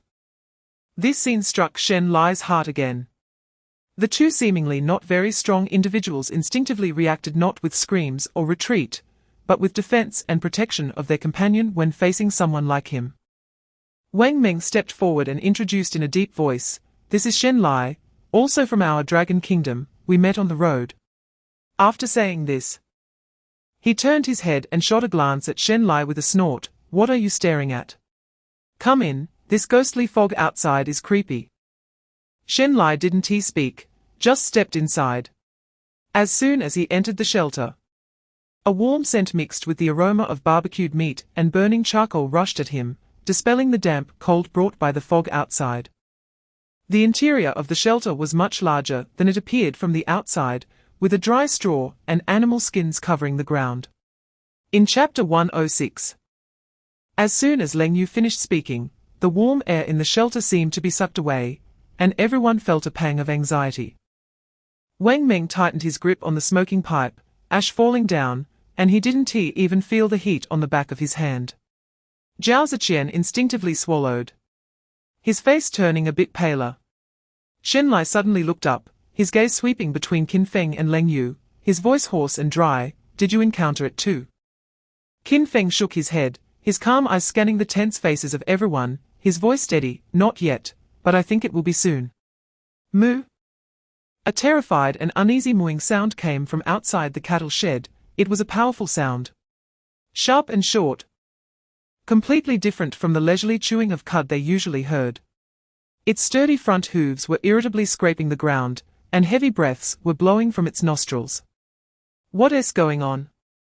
Wang Meng was the first to stand up, grabbing a crossbow nearby. Almost simultaneously, Leng Yu quickly crouched down, pressing her ear tightly to the ground covered with animal skins. Qin Feng's expression instantly became extremely serious. In his master-level environmental perception, he heard a dense, heavy, and irregular vibration coming from the depths of the earth all around. Chapter 107. In front of the shelter, the chaotic torrent composed of countless beasts continued. But the momentum had clearly weakened. From the initial stampede of thousands of beasts, only a few injured stragglers remained now. A wild boar, dragging its broken leg, struggled to rise but fell again, letting out a desperate howl in the mud. A few elk lay together, gasping heavily, as if waiting for death. Lin Yihan also hurried over, leading the frightened cattle. Wang Meng's expression was more serious than ever as he lowered his voice and said, "Something's not right. It's too wrong. We need to get to the cellar quickly." Qin Feng's gaze swept over everyone, finally landing on Dali. Wang Meng, untie Dali's reins and let it enter the shelter, or run away on its own. We are heading to the cellar. Lin Yihan bit her pale lip, a hint of reluctance flashing in her eyes, but she obediently loosened the reins. She knew that bringing Dali along would hinder everyone's escape. This was the most rational judgment and the harshest reality. The target of the cow was too large, and in the face of unknown danger, it would only become a burden to everyone. Wang Meng gritted his teeth and slapped the cow's rear end hard. Run. Run fast. Don't look back. Chapter 108. Leng Yu glanced at Qin Feng, her gaze devoid of feminine affectation, only the determination of a warrior laying down her life. She suddenly turned her head sharply, her voice clear. Go. Wang Meng clenched his fists, looking at Qin Feng's solitary figure facing the giant beast, his teeth grinding audibly. He quickly shielded the somewhat dazed Lin Yihan and Zhao Ziqian behind him. Shenlai remained silent, taking Lin Yihan's crossbow, forming a crossfire with Leng Yu, covering the team's retreat towards the cellar entrance. For a moment, in this fog-covered dead end, only Qin Feng and the giant beast faced each other. Click. Qin Feng's expression was blank as he skillfully loaded a brand new bullet into the shotgun's chamber. His heartbeat was steady as usual, but all his muscles had already entered a combat state. He could clearly feel that every inch of his enhanced body was filled with explosive power. Will I be able to withstand it? This thought flashed through his mind and was quickly dismissed. Now was not the time to think about survival rates, but to create them. The saber-toothed tiger's amber eyes slightly constricted, as if sensing the dangerous aura emanating from the tiny human before it. Chapter 109. Qin Feng's words sent a shock through everyone present. Yes. Concerning the Dragon Kingdom, these 4 words weighed heavily on everyone's hearts. In the cellar, only a few heavy breathing sounds remained. Qin Feng's gaze calmly swept over everyone, finally landing on Wang Meng, who did not directly refute, but instead asked back, Meng Ji, why are we in this wilderness? Wang Meng was taken aback, instinctively answering, to survive, but as soon as the words left his mouth, he felt something was off. No. It's for the future of the Dragon Kingdom, and its billions of compatriots. Qin Feng looked at him with approval, his voice echoing in the cellar, that's right. We were chosen, transported to this strange wilderness, and bear the fate of the entire Dragon Kingdom. Finding a water source means 1,000 more streams for the Dragon Kingdom. Collecting a dragon beard grass means a touch more green for the Dragon Kingdom. Every small discovery we make can bring about huge changes for the country. The crowd fell silent, as if pondering something. Qin Feng's voice continued, if we kill 10 Japanese contestants. The physical fitness of all citizens of the Dragon Kingdom can increase by 1. They are just a bunch of clowns. Chapter 110. Everyone should stay close to the camp and not wander far. Use all our resources, charcoal, firewood, everything. He then pointed to the remnants of the camp and said, with this ruin as the center, light bonfires all around, the more the better. When the dry wood runs out, chop up all the broken wood in the camp to burn. Wang Meng nodded and turned to the camp ruins, moving some thick logs to a nearby open space. Shen Lai, drag those beast corpses nearby. Qin Feng continued to give orders. Once the fire is up, dissect the corpses and extract all the fat and lard. Refining oil. Leng Yu's eyes lit up as she instantly understood Qin Feng's intention. Yes, refining oil. Qin Feng nodded, his voice cold. Refine as much as we can. Not just wild boars, Leng Yu, go to the pond and see if you can catch any fish. The bigger and fatter, the better. Bring them along to refine fish oil. Understood. Leng Yu didn't hesitate at all, placing the few intact pottery jars she had left aside. There were only 7 jars left. Would that be enough? Not enough. Qin Feng shook his head, at least double that. Leave it to me. Lin Yihan, who had been silent, stood up. Chapter 111. The thick fog clung tightly to the skin of the two, creating a feeling that was both sticky and cold. The air was filled with a complex scent, combining the smell of rain-soaked earth and the mustiness of decaying plants. In the jungle after the beast tide, there were no bird calls or insect sounds. With visibility under 3 meters, even the ground beneath their feet was unclear. Qin Feng could only rely on his master-level environmental perception, recalling the path during the previous pursuit, and he felt his way forward step by step. Stay close to me. Qin Feng lowered his voice. If we get lost in this fog, it's really over. Leng Yu nodded, reaching out to grab Qin Feng's clothing. The two moved forward, one in front and the other behind, like two blind people groping through the foggy forest, struggling to advance. The ground beneath their feet was squished into mush, each step sinking in halfway, making a squelching sound. Qin Feng's shoes were already covered in black mud, and lifting his feet took considerable effort. He could feel that besides them, there seemed to be no other living creatures in this foggy forest. Even the most timid field mice had vanished without a trace. After about 40 minutes, Qin Feng stopped. Here. He pointed to a slightly flat open space ahead, where Chaya had fallen after being shot with an arrow earlier. Chapter 112. The vine net was woven together faster than expected, with everyone working together. It was a large net made from dozens of sturdy long vines as the main framework, with countless thin vines intertwined and bound together. Although it was rough, every knot was tied tightly. Qin Feng and Wang Meng worked together to drag the huge vine net above the trap. Leng Yu and Shen Lai climbed up the 2 giant trees that were over 10 meters apart, securely fastening the 4 corners of the vine net to the thick trunks, adjusting the angle and height to ensure it hung steadily right above the shallow pit where the body was buried. Done? Wang Meng wiped the sweat from his face and grinned at the large net suspended in midair. This thing, not to mention placing a few pottery jars, even hanging a pig from it, is no problem. It's ready. Leng Yu also poked her head out from the tree and made an okay gesture. Just as she was about to come down, Qin Feng stopped her. Don't come down yet. We need to bring the pottery jars up there later.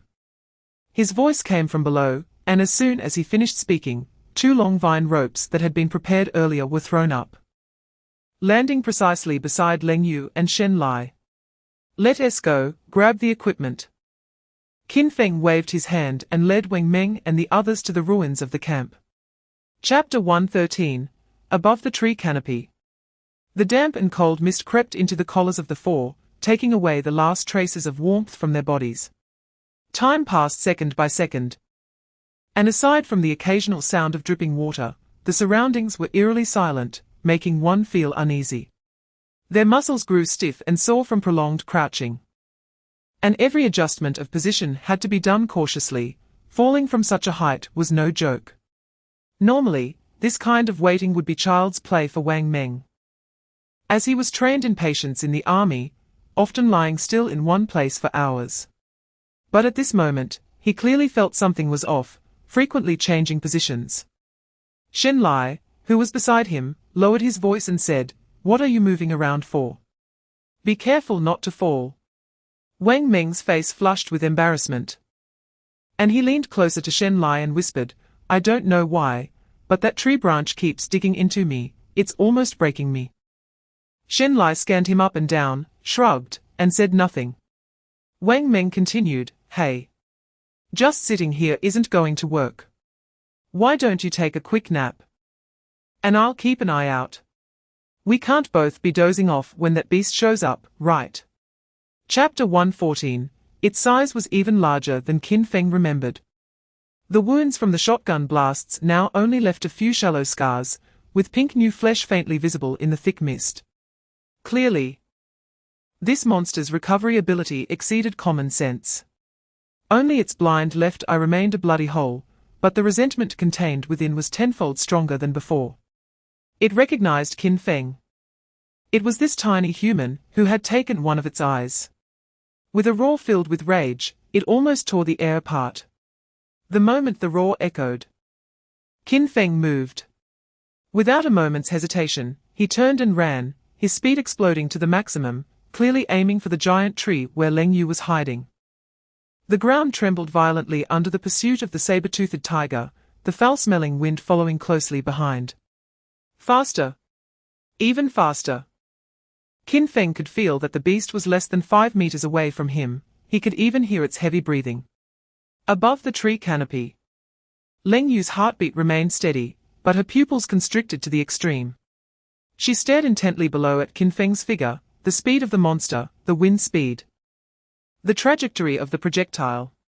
Chapter 115. The once proud saber-toothed tiger instantly transformed into a gigantic torch burning fiercely in the darkness. A terrifying heatwave radiated from the saber-toothed tiger, spreading wildly in all directions, instantly evaporating a huge void in the surrounding mist. The four on the tree could even feel a scorching heatwave rushing towards them, the leaves curling and turning yellow from the heat. Ah! The heart-wrenching screams echoed throughout the valley. The searing pain of the flames drove this top predator into madness. It rolled on the ground, trying to extinguish the flames. But the damn oils only fueled the fire. It roared and bellowed like a mad bull, rampaging through the forest. Boom! A tree that required a person to embrace was easily broken by it. Crack!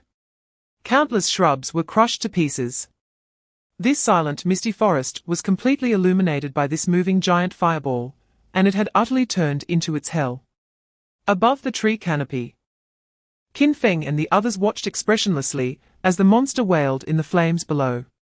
Each of their faces was illuminated a brilliant red by the blazing fire. Chapter 116. The old general's declaration of emergency authority resounded loudly in the solemn command hall.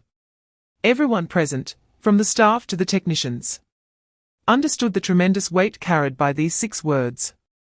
It meant that from this moment on, any action taken by Qin Feng in the wilderness would be regarded as the national will of Long Kingdom. Every punch he threw, every life he took, represented the attitude of 1.4 billion people. He was, in essence, a nation. General. A young staff member's lips moved, his eyes filled with disbelief. Is this? No IFS. The old general interrupted him, his voice shaking the hearts of those present. His eyes were so bright they were frightening, as if they could see through people's hearts. In this critical battle for national fortunes, our rear operations account for only 20% of the strategy. The remaining key lies in how much that small camp can leverage for Long Kingdom's future. He scanned the room, his gaze sweeping across every face that appeared unusually excited due to the mental strain. Notify everyone, announce this decision nationwide. The order spread like rolling thunder across the land of Long Kingdom. Online, the public, who had just been celebrating the duel won in physical and mental attributes. Chapter 117. The mist has cleared. Wang Meng exclaimed in surprise as he looked around, his vision clearer than ever. the distant waterfall, the nearby pool, and even the vines on the opposite cliff were all clearly visible. However, beyond the valley, deeper in the dense forest, the thick mist continued to swirl. Like a grey high wall connecting heaven and earth, it isolated this area from the outside world. Looks like I guessed right, Qin Feng said calmly as he looked at the distant mist. We killed the saber-toothed tiger in this area, so the mist around us has dispersed. The mist in other places is still there, indicating that there are other purification beasts. He paused, looked around at his teammates, and spoke in a steady and powerful voice. 7 days, 1,000,000 times the return. This is the time we have fought for the Dragon Kingdom, and we must not waste it. Moreover, tomorrow is the day we will contact the command center back home. At that time, we will know where the resources we need the most are, and where our lost compatriots are. His words quickly calmed the excited hearts of everyone, refocusing them on reality. Just then, there was a rustling sound at the entrance of the cellar. Lin Yihan and Zhao Ziqian cautiously poked their heads out from inside. Chapter 118. The next day, the first ray of morning light penetrated the mist in the forest. Qin Feng opened his eyes. A night of light sleep had revived him considerably. He stepped out of the burrow, and the cool morning air cleared his mind. A tender yet strong wolf howl rang out at his feet. Qin Feng looked down, his pupils slightly constricting. He saw the little wolf, Jingzhe, standing in front of him, looking up with its little head. In just one night, it had noticeably grown in size. The initially somewhat fluffy grey baby fur had now become firm and smooth, and its limbs had also become sturdier, especially its paws, which were already showing signs of sharpness.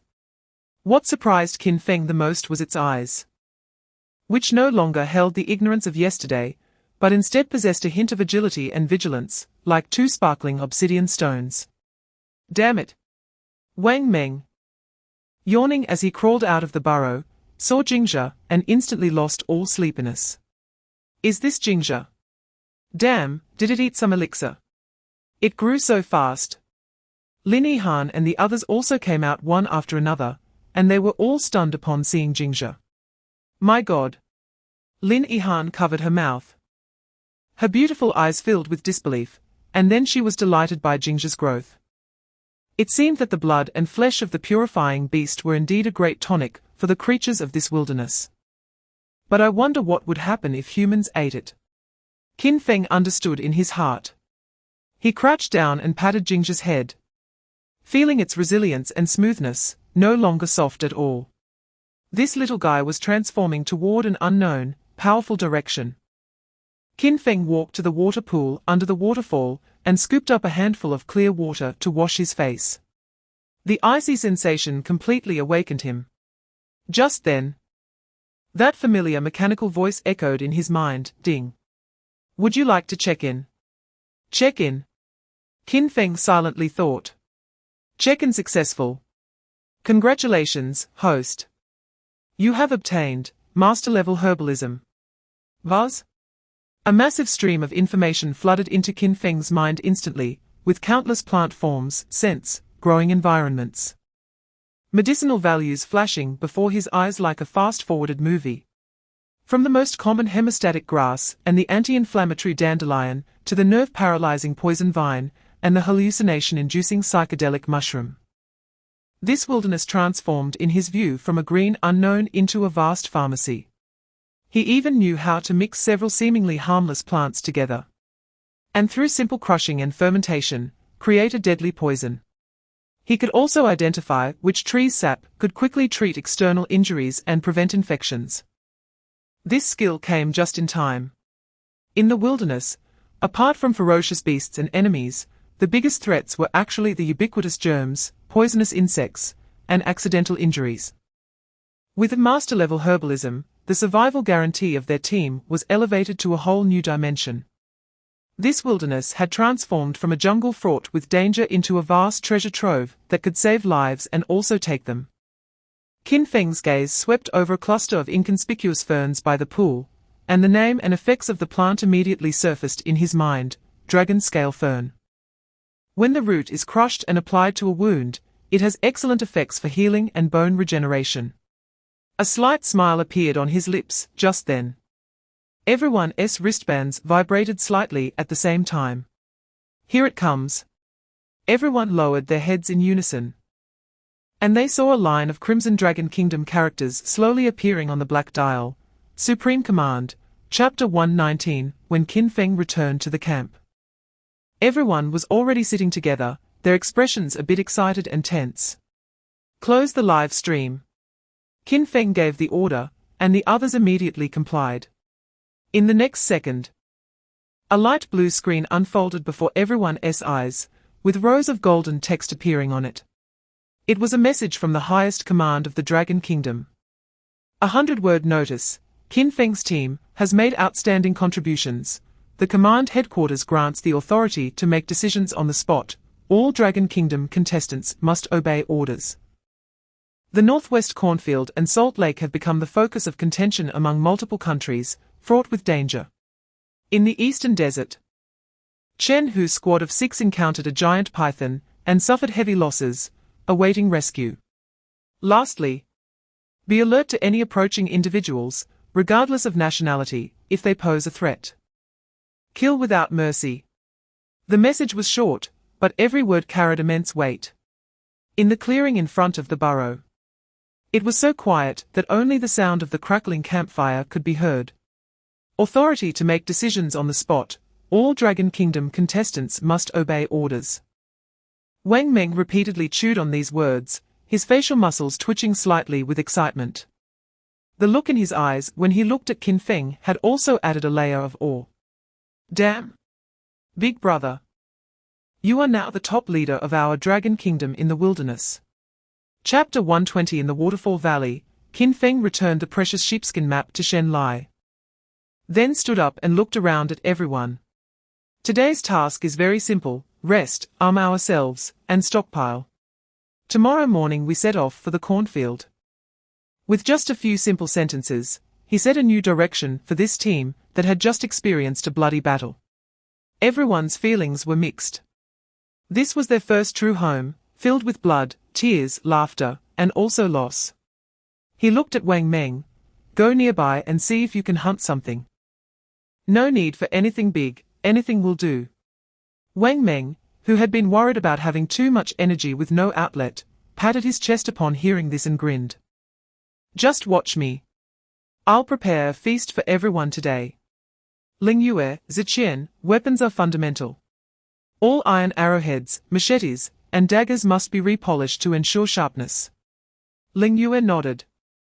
And Zhao Ziqian also responded vigorously.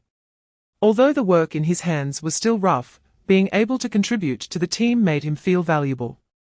Ihan, all the supplies, food, and tools that can be taken away should be packed neatly. We may not return after we leave this time. Okay, I understand. Chapter 121. Why do we have to eat this? Snakes. Just the thought of it makes me sick. The community worker in charge of distribution patiently explained, Sister. The supplies are rotated nationwide. In a while, pork will arrive here. Besides, this is pure natural meat. Isn't it 100 times better than the previous nutritional supplements? I don't care. I want to eat pork. Are you keeping all the good stuff for yourselves? The curly-haired woman began to throw a tantrum, her voice growing louder, attracting the attention of those waiting in line around her. I won't eat snake meat. Change it to pork. Otherwise, I'm not leaving. She plopped down on the ground, determined to make a scene. A woman in line behind her couldn't stand it anymore and sneered as she approached. You just started enjoying a few good days and you're already being picky. Have you forgotten the days of gnawing on nutrition paste? Exactly. So many competitors are fighting hard in front, and you're here being choosy. Don't you have any shame? Several other women in line surrounded her with unkind looks. The leading woman grabbed the curly-haired woman's arm with surprising strength. Sisters, help me take her to the 6 stores nearby. Let her mine for a week in the western mining area, and she'll know how delicious snake meat is. Hearing about the 6 stores and mining, The curly-haired woman's face instantly turned pale. She scrambled to her feet, snatched the lunchbox from the ground, and forced out a smile that looked worse than crying. No. Please, sisters. I was wrong. I was joking. I love snake meat. It's very nourishing. Thank you, country. Thank you, competitors. But it was too late. The surrounding residents automatically tuned her out and spontaneously took her to the nearby 6 stores, where she would face a week of mining experience. In the waterfall valley, the sun was setting. The camp was bustling with the scene of a bountiful harvest. Qin Feng and Shen Lai had brought back a large amount of herbs, while Wang Meng was killing chickens, preparing to roast a whole chicken. Leng Yu and Zhao Ziqian had polished all the iron arrowheads until they gleamed. Lin Yihan sorted all the supplies, and more than 10 backpacks were neatly stacked at the entrance of the den. She looked at these belongings and then back at the empty grassland, filled with anticipation for the future and a hint of nostalgia for the past. This home they had built with their own hands, destroyed, and rebuilt would say goodbye tomorrow. As night fell, everyone gathered around the campfire. After a busy day, everyone was exhausted. Come on, try the chicken I made. Wang Meng tore off a crispy, golden chicken leg and handed it to Lin Yihan. Sister, you've worked hard. Eat first. Lin Yihan smiled as she took it, feeling warm inside. Qin Feng tore a piece of chicken into 2 and handed one half to Leng Yu while he slowly munched on a sweet potato. This might be their last moment of peace in this valley. Just as everyone was about to enjoy this sumptuous dinner, a long, familiar call echoed from the depths of the silent forest. Moo! The sound was not loud, but it struck like thunder in everyone's ears. The laughter and chatter around the campfire abruptly stopped.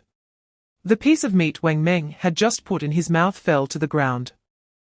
The chicken leg in Lin Yihan's hand fell with a thud, and she turned around abruptly.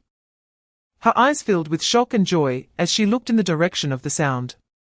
Zhao Ziqian's mouth fell open in disbelief. Qin Feng and Leng Yu almost simultaneously halted their movements, exchanging glances, and seeing the same uncertainty in each other's eyes. Their hands instinctively reached for their weapons. Even the usually expressionless Shen Lai tightened his grip on the dagger in his hand, scanning the dark surroundings vigilantly. Moo! The call sounded again, this time closer and clearer. It's it. It has to be it. It's Dali. But Qin Feng's master-level environmental awareness sensed something was wrong. The hoofbeats were chaotic and hurried, filled with the meaning of desperation. What made Qin Feng's scalp tingle even more was that mixed with the hoofbeats were human shouts of anger. He suddenly stood up and said to the others present, Dali is being chased. Hurry! Grab your weapons. Chapter 122, Qin Feng's words were like a bucket of ice water, extinguishing the joy that had just ignited in Lin Yihan's heart, and instantly waking up Wang Meng and the others. Dali is being chased. Who the hell dares to touch my cow? Wang Meng jumped up, grabbing the iron-headed wooden spear beside him, and was the first to charge towards the sound. Leng Yu and Shen Lai followed suit, one grabbing a shotgun placed aside, the other reversing the grip on his dagger, both taking up their weapons without a word. The 3 of them instantly disappeared into the darkness. Yihan, Ziqian, guard the camp. Qin Feng tossed out a sentence, single-handedly shouldering the crossbow, and being the last to follow. In the live broadcast room, all the Dragon Kingdom viewers had their hearts in their throats. It's Dali. It really is Dali. It's still alive. Great. But it seems to be being chased. Qin Feng and the others have rushed out. Stay calm. There are enemies. And it sounds like more than one. Please don't let anything happen. Dali is still a useful cow. In the dense forest, the air was cold and damp. Wang Meng's eyes were bloodshot as he charged recklessly, crashing through bushes and vines that blocked his path, making crackling sounds as they broke. Chapter 123. These words were like a stone thrown into a lake, stirring up thousands of waves in this small clearing in the forest. Wang Meng's chest heaved violently. He turned to look at Qin Feng, hoping to get a definite answer from him, but at that moment, Qin Feng was not looking at him. He just nodded slightly to the two trembling men in front of him, signaling them to continue. "We are competitors from Belgium," the tall, thin man explained rapidly, fearing that if he slowed down even half a second, the iron spear would pierce his throat. "Our Prime Minister issued the order. Miss Elena is the daughter of our Prime Minister, saved by a Dragon Kingdom competitor, and we must repay this kindness. Any Belgian competitor who sees a Dragon Kingdom person must provide help." He spoke quickly while nodding frantically, as if trying to increase the credibility of his words. "We were originally sent to see if we could find Miss Elena, but unexpectedly, we found this Dragon Kingdom friend in the forest." He pointed to the person on the ground. He had already passed out, so we dragged him to the shade and gave him some water. Wang Meng's frown deepened as he glanced at Qin Feng, only to find the latter expressionless. Chapter 124. The man stood motionless, his arm hanging weakly. The trace of bright red dragon insignia on his sleeve caught Lin Yihan's eye. "You are a wounded compatriot from the dragon country." Lin Yihan's smile instantly froze, replaced by a look of anxiety. She didn't even have time to ask what had happened and immediately turned to Zhao Ziqian, shouting, "Ziqian, hurry. There are compatriots injured here." She had now grown into a qualified logistics personnel in the team. Zhao Ziqian's expression tightened, and he quickly stepped forward. The two of them worked in unison, carefully lifting the unconscious Dragon Country athlete off the back of the bull and transporting him to the shelter. "Wang Meng, take Deli to the barn and feed him some tender grass," Qin Feng ordered in a deep voice.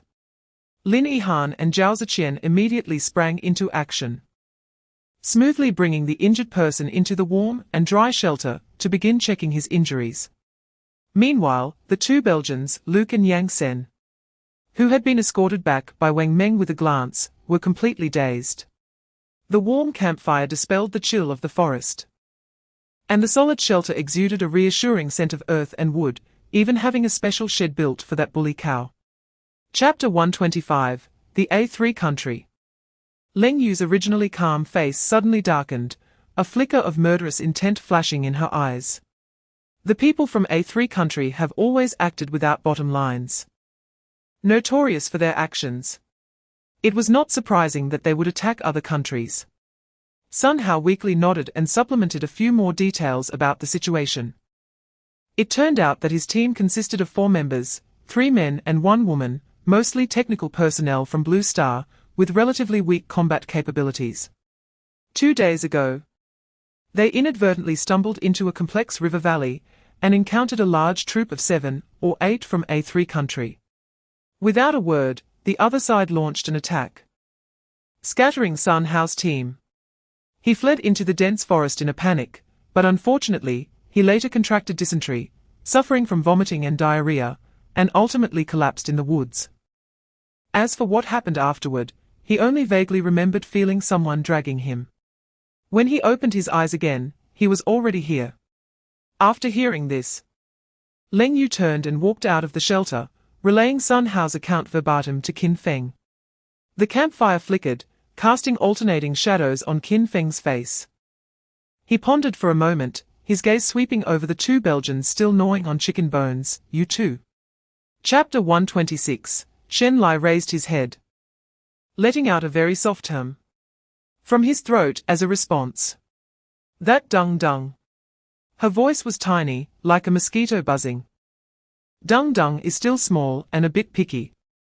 It prefers to eat the tender grass tips that grow under the waterfall or by the creek.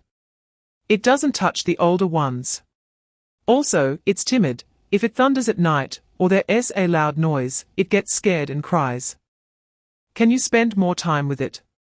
After speaking, Lin Yihan nervously looked at him, fearing that this scarred man would find her bothersome. "Ha ha ha. Did I hear that right? Lin Mai is teaching a killing god how to take care of a child. Shen Lai, I, a killer, have no emotions.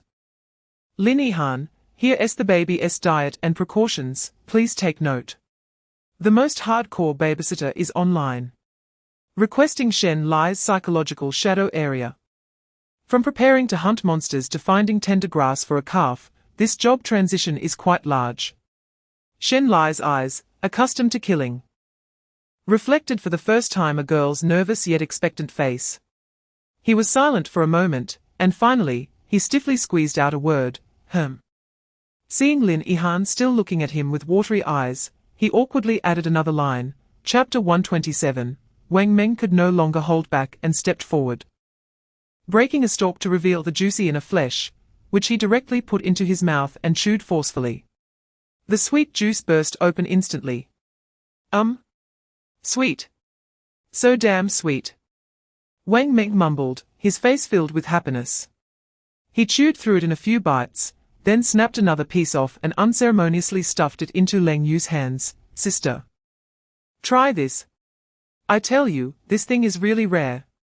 Lin Yihan and Zhao Ziqian each took one, mimicking Wang Meng's actions, and began to chew. Lin Yihan's eyes instantly lit up as the pure, unadulterated sweetness melted on her tongue, dispelling her fatigue. Meanwhile, Qin Feng, upon seeing this grove of sugarcane, had his brain already operating at high speed. Sugarcane. This is not just simple sweet stalks. This means sugar. White sugar, brown sugar, extremely precious seasonings and energy sources. It also means alcohol. Through fermentation, rum can be brewed. The raw materials for rum are sugarcane juice and molasses, fermented and distilled. Whether as a strong liquor for warmth or as a fuel for burning, it has irreplaceable strategic value. ISNT there a saying that goes, 1 sulfur, 2 nitrate, 3 charcoal, add a bit of white sugar for a big Ivan. Chapter 128, the little wolf was even more pressed against the ground, its limbs low, its black fur blown back by the wind, closely following the end of the line, occasionally turning back to emit low growls. Damn! This wind is too strong. It feels like the end of the world. Qin Feng's prediction is simply divine. It was clear skies just a moment ago, and now it's a storm. Luckily, we run fast, otherwise, in that sugarcane field just now, there wouldn't even be a place to hide. We'd probably be blown away like a kite. The Dali cow is truly the MVP. Its transportation capability is too strong. If it were us carrying it ourselves, we'd be lucky to take half. The audience in the Dragon Country live stream had their hearts twisted in anxiety, watching the team struggling forward in the fierce wind on the screen. The wind howled increasingly mournfully, like the cries of ghosts, and some not sturdy enough trees creaked under the burden of the gale, as if they might snap at any moment. Stay close. Don't fall behind. Qin Feng shouted, his neck straining. His master-level environmental perception ability had reached its peak, and everything around him transformed into a clear three-dimensional map in his mind. Where the wind was coming from, where there might be falling rocks. All potential dangers manifested in his mind. Chapter 129, Qin Feng only set up a military pot, pouring clean water from the kettle inside and placing it on the fire to boil. The conditions were simple. No one expected to eat anything too good. Even though the dry rations were sufficient now, they had to be consumed sparingly to prepare for the future.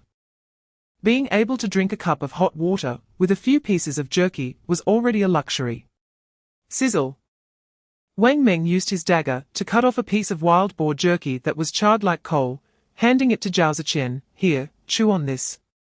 Zhao Ziqian took the jerky, struggling to tear into it. Thank you, brother Wang Meng. Hey. We're all buddies, no need to be polite. In this tumultuous survival journey, having such a safe corner and a group of reliable teammates is undoubtedly a blessing. The little wolf, Jingzhe, lies at Qin Feng's feet, not eating wild boar meat, but rather the saber-toothed tiger jerky that Qin Feng specially prepared for it. Even after being smoked, the jerky still emits a strange smell that is both sour and rotten, causing Wang Meng beside them to instinctively wrinkle his nose. However, Jingzhe enjoys it immensely, its shiny black eyes full of satisfaction. After finishing a piece, it nudges Qin Feng's pants with its head, making a whimpering sound as if to act cute. Lin Yihan, on the other hand, is gently feeding Dali. who is lying on the ground, with several pieces of sugarcane leaves. Chapter 130. Wang Meng swiped open the operation interface of his watch, and for a moment, everyone curiously gathered around. Although everyone had a watch, the feeling of huddling together to watch the excitement was completely different. Let me take a look, wow. Wang Meng's eyes widened, and he grinned as he read aloud. Global announcement. Dragon Country player Zhu Taijun has hunted bluefin tuna in the Southern Sea area, triggering a 10 million-fold return. 1 million bluefin tuna randomly distributed in the Dragon Country Sea area. What the hell? Bluefin tuna. Isn't this thing extinct? Wang Meng excitedly slapped his thigh. Our coastal fishermen must be going crazy with joy. Eating sashimi will be as easy as eating cabbage from now on. Zhao Ziqian, listening nearby, couldn't help but swallow, his eyes sparkling. Is there more? Is there more? He rubbed his hands together, eagerly urging. Wang Meng swiped down again, revealing another announcement. Global announcement. Dragon Country player Zhong Huiyan has hunted a falcon in the northern mountains, triggering a 10 million-fold return. 1 million falcons randomly distributed in the Dragon Country area. Nice! Wang Meng shouted again, another good piece of news. However, when Wang Meng's finger swiped to the next announcement, the smile on his face instantly froze. Chapter 131. The task assignments were completed, and everyone who had just been immersed in the beautiful scenery quickly snapped back to reality and busied themselves. Let's go, Cold Moon. We'll go find some ingredients for everyone's dinner. Wang Meng hoisted his iron spear, grinning at Cold Moon. She nodded, checked her quiver, and swiftly followed. Then I'll go look for tea leaves. Zhao Ziqian rolled up his sleeves and began to carefully search the slopes on both sides of the mountain stream, his eyes wide open, not missing any shrubs that looked like tea trees. Lin Yihan gently led Dali to a stream rich in water plants. Dali, tired from the journey, finally got to rest, happily wagging its tail and drinking water. While Dali drank, Lin Yihan began to collect dry branches and kindling nearby, preparing to start a fire. Little wolf Jingzhe followed closely beside Lin Yihan, occasionally lifting its head to vigilantly scan the surroundings with its shiny black eyes, resembling a loyal guardian. Qin Feng walked around the open area, noting that it was surrounded by mountains on three sides, with only one exit. From a defensive perspective, this place was indeed quite good. Chapter 132. Wang Meng's method of handling wild pigeons was clean and efficient, plucking feathers and gutting them in one smooth motion. In contrast, Zhao Ziqian was much clumsier, plucking feathers one by one, ending up with grey feathers stuck to his hands, but he was more meticulous in his handling. Swoosh! Wang Meng swiftly chopped the two cleaned wild pigeons into large pieces, and tossed them into the already boiling military pot. The boiling water rolled, and the meat changed color instantly, releasing a faint meaty aroma mixed with steam. Hey, tonight we'll have wild soup from the mountain stream, Wang Meng said with a satisfied smile, as he pulled out a cloth bag from his backpack. Unwrapping it layer by layer revealed some coarse grayish-white salt grains. He pinched a small amount and ceremoniously sprinkled it into the pot. The salt grains dissolved instantly in the boiling soup, and the originally bland meat aroma seemed to be infused with soul, becoming lively. Wow, it smells fresh. Zhao Ziqian watched eagerly, swallowing hard, while Qin Feng picked up a grass nest beside him containing 7 or 8 pigeon eggs. He took one, and with a gentle twist of the knife in his other hand, he precisely knocked a hole in the large end of the egg. Chapter 133. Zhao Ziqian nodded nervously, gripping the crossbow tightly beside him. Lin Yihan cleaned up the leftover bones and scraps, dug a hole, and buried them well, leaving no trace. Night deepened. Wang Meng, Lin Yihan, and Zhao Ziqian, wrapped in thermal blankets, fell into a deep sleep on the flat ground cleared by Qin Feng. The flames of the campfire gradually diminished, leaving only the glowing coals. The mountain stream was eerily quiet, with only the occasional chirping of unknown insects. Qin Feng and Cold Moon stood guard on either side of the campsite, their bodies hidden in the shadows of the dark rocks. Time passed second by second. Around midnight. In the profound silence, Qin Feng's ears suddenly twitched slightly. His master-level environmental perception enhanced hearing caught a faintly discordant sound. It was neither the rustle of leaves in the wind nor the sound of wild beasts stepping on fallen leaves, but the subtle yet clear creaking sound of shoes rubbing against gravel. And there was more than one. He raised his eyes to meet Cold Moon's gaze in the shadows. Cold Moon didn't have his extraordinary senses, but she understood the look in Qin Feng's eyes.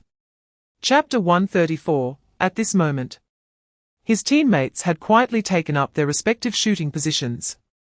Wang Meng and Zhao Ziqian were grouped together, hiding behind a large rock, with only their pairs of eyes glinting coldly visible. Lin Yihan was nestled close to Cold Moon, crouching in a slightly elevated thicket, gripping a crossbow tightly.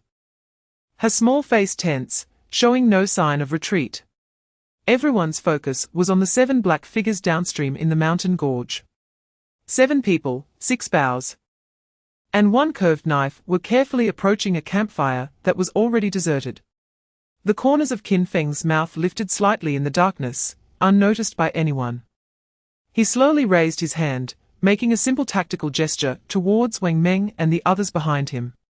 Prepare. Wang Meng took a deep breath, aiming the crossbow's mechanism at one of the shadows approaching from the left.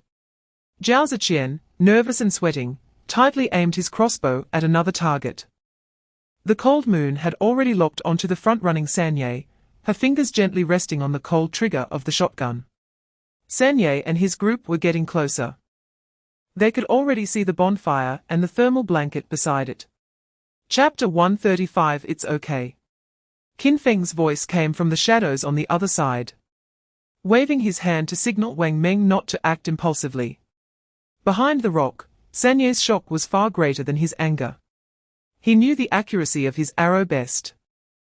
It was definitely aimed at the source of the sound, but it was as if the other party knew he would shoot there in advance and disappeared into thin air. This feeling was like hitting cotton with a punch, leaving him extremely frustrated and terrified. This Dragon Kingdom person is no simple matter. Sanye suppressed the shock in his heart, his eyes turning, and came up with a plan. He decided to use words to disturb the other party's mind and create an opportunity for himself. Taking advantage of hiding behind the rock, he shouted in a loud voice in broken dragon language, "Hey! Dragon Kingdom people on the other side! Aren't you supposed to be tough? Why are you acting like turtles? Don't you want to know where your companions are now? I'll tell you. One of them probably fell off the mountain and might have died while we were chasing him. And another one was hit by my poisoned arrow and has probably been eaten down to the bones by the wild beasts in the forest." Ha ha ha. While he laughed recklessly, he secretly made a gesture to the remaining 3 subordinates. Chapter 136. There's something. Be careful. Another companion was startled by this sudden change and lost his composure. No longer caring about hiding, he jumped up from the ground, holding his bow and arrow, looking around in panic. The A3 player, whose wrist had been bitten through, also scrambled to his feet, the intense pain twisting his face. He looked at his bleeding wrist, anger and fear intertwining, cursing wildly in his native language. The A3 player, who was sneaking on the right, hearing his companions scream, thought the ambush had started and immediately stood up from behind the tree, drawing his bow. The 3 hidden A3 players were exposed to Qin Feng's team's sight due to this commotion. Now is the time. Qin Feng's cold voice, like the whisper of death, rang in everyone's ears. Make your move. Wang Meng was already burning with anger. The moment he heard the command, he let out a suppressed roar. His body suddenly lunging out from behind the rock, the crossbow in his hand already locked onto the target. Die for me. Vaz? The harsh sound of the bowstring tore through the air, and the death fan formed by 4 crossbow bolts instantly enveloped the injured A3 player. Chapter 137. Wang Meng. Qin Feng's voice came from the darkness, while his gaze swept across the battlefield. Zhao Ziqian was leaning against a rock, his chest heaving violently. But his hands gripping the crossbow were tightly clenched, showing no sign of relaxation. This usually bookish young man seemed to have shattered something within him after letting out that roar, and something else was quietly being established. Very good. At least he dares to kill. Qin Feng's gaze shifted to the other side, where Lin Yihan had already stood up from the ground. Sweat soaking her bangs and sticking to her skin, making her look somewhat disheveled. However, her eyes had become sharp. He glanced at the A3 player, who had been shot into a porcupine-like state, now lying on the ground in pain and convulsing, as if he wasn't dead yet.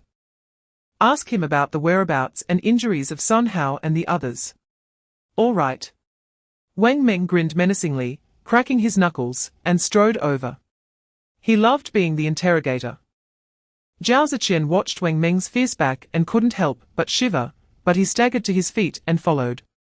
Chapter 138. This little strength means nothing to Jingzhe. But this offense completely enraged it. Awo.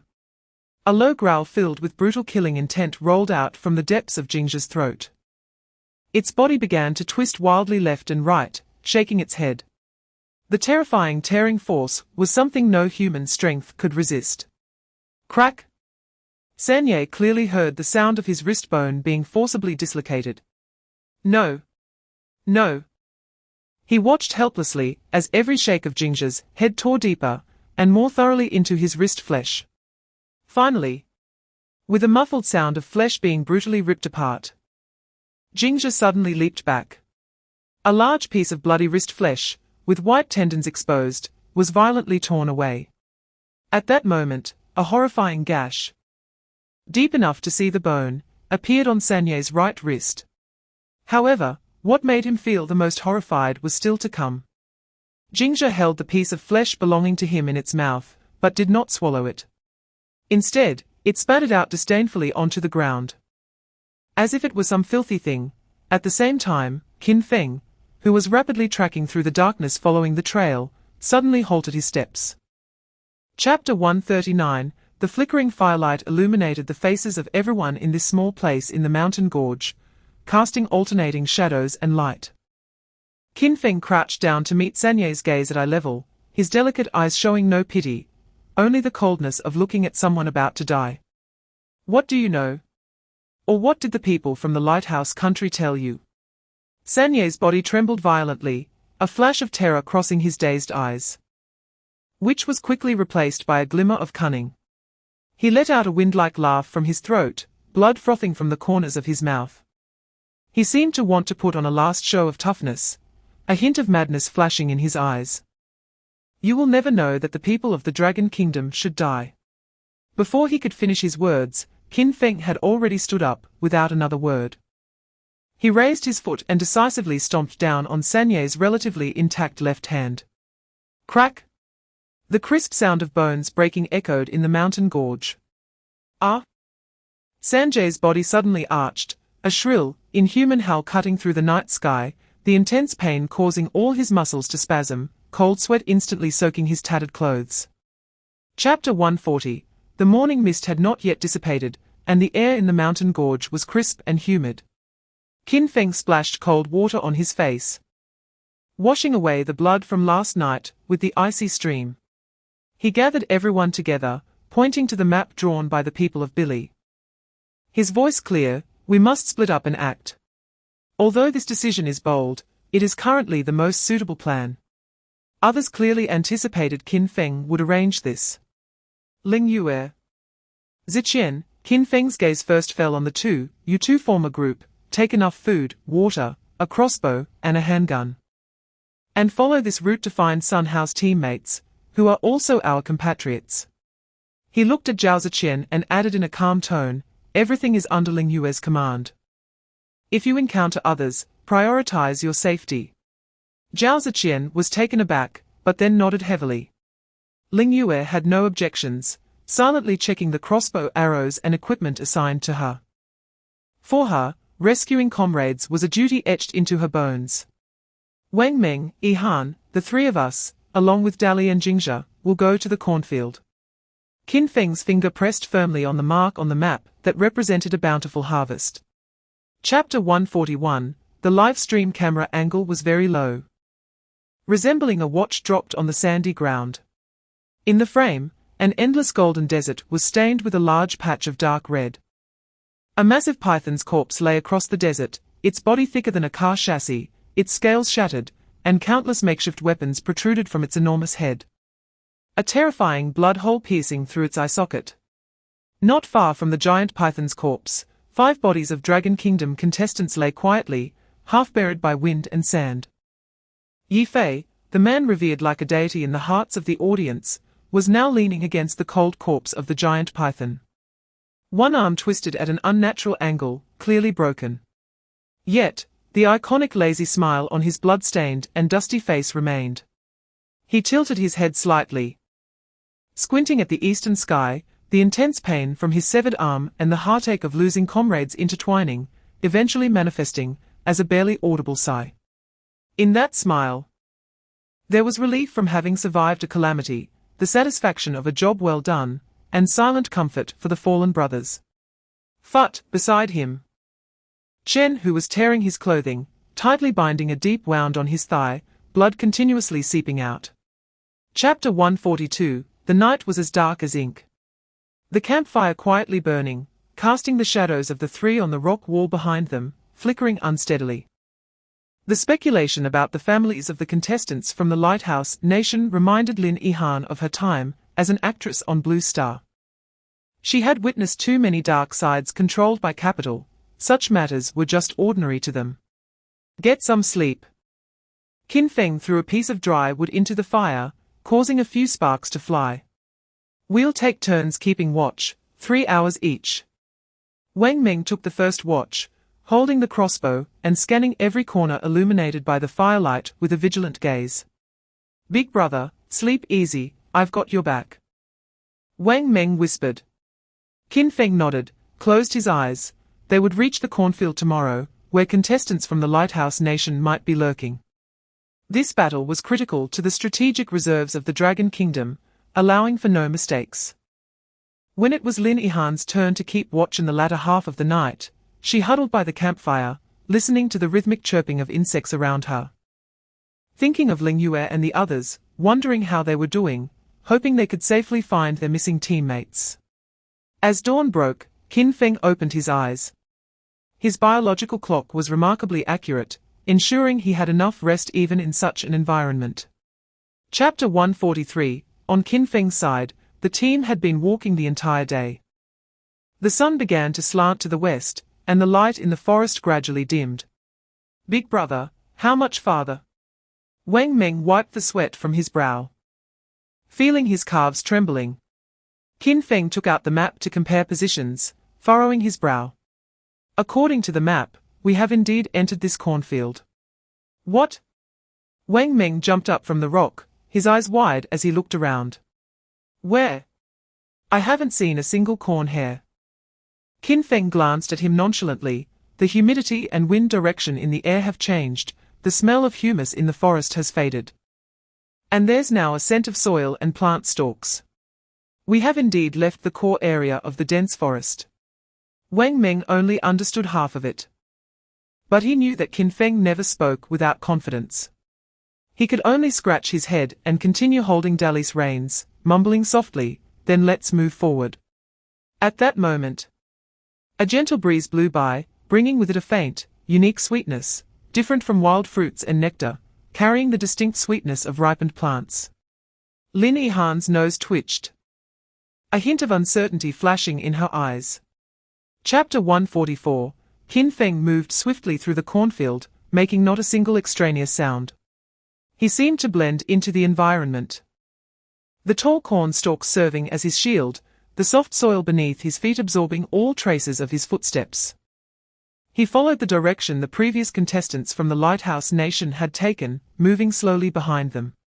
In the air, the sweet scent of corn grew stronger, mixed with the smell of burning firewood and a hint of blood and decay.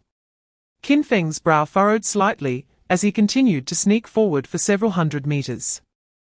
The light and voices ahead became increasingly clear. He parted the last row of corn stalks, and a camp surrounded by thick logs appeared before him. The camp was quite large, almost the size of a basketball court. The crude wooden walls looked a bit rough, but they had been reinforced with vines at critical points. And the tops of the walls were sharpened, clearly designed with care. 2 rows of simple wooden fences stood open, and from Qin Feng's side. He could not see the internal situation, so he continued moving until he found a suitable angle, perfectly hiding himself in the darkness, raising his binoculars. Chapter 145. The boundless sea of sand was coated with a layer of tragic blood under the setting sun. In the air, the strong smell of blood mixed with the unique fishy odor of the giant python, making one feel nauseous. Not far from the python's side, 5 young bodies lay quietly. Their jackets already torn, covered in blood and sand, making it impossible to see their original color. On a nearby black rock, a crisp sound echoed. Yi Fei kicked a wooden spear into 2 pieces, picking the 2 relatively flat sections. Then, he tore a long strip of cloth from his clothes. After doing all this, he stuffed one end of the cloth into his mouth, biting down hard with his teeth. He took a deep breath, his right hand gripping his fractured left wrist, while the elbow of his other hand pressed firmly against the rock.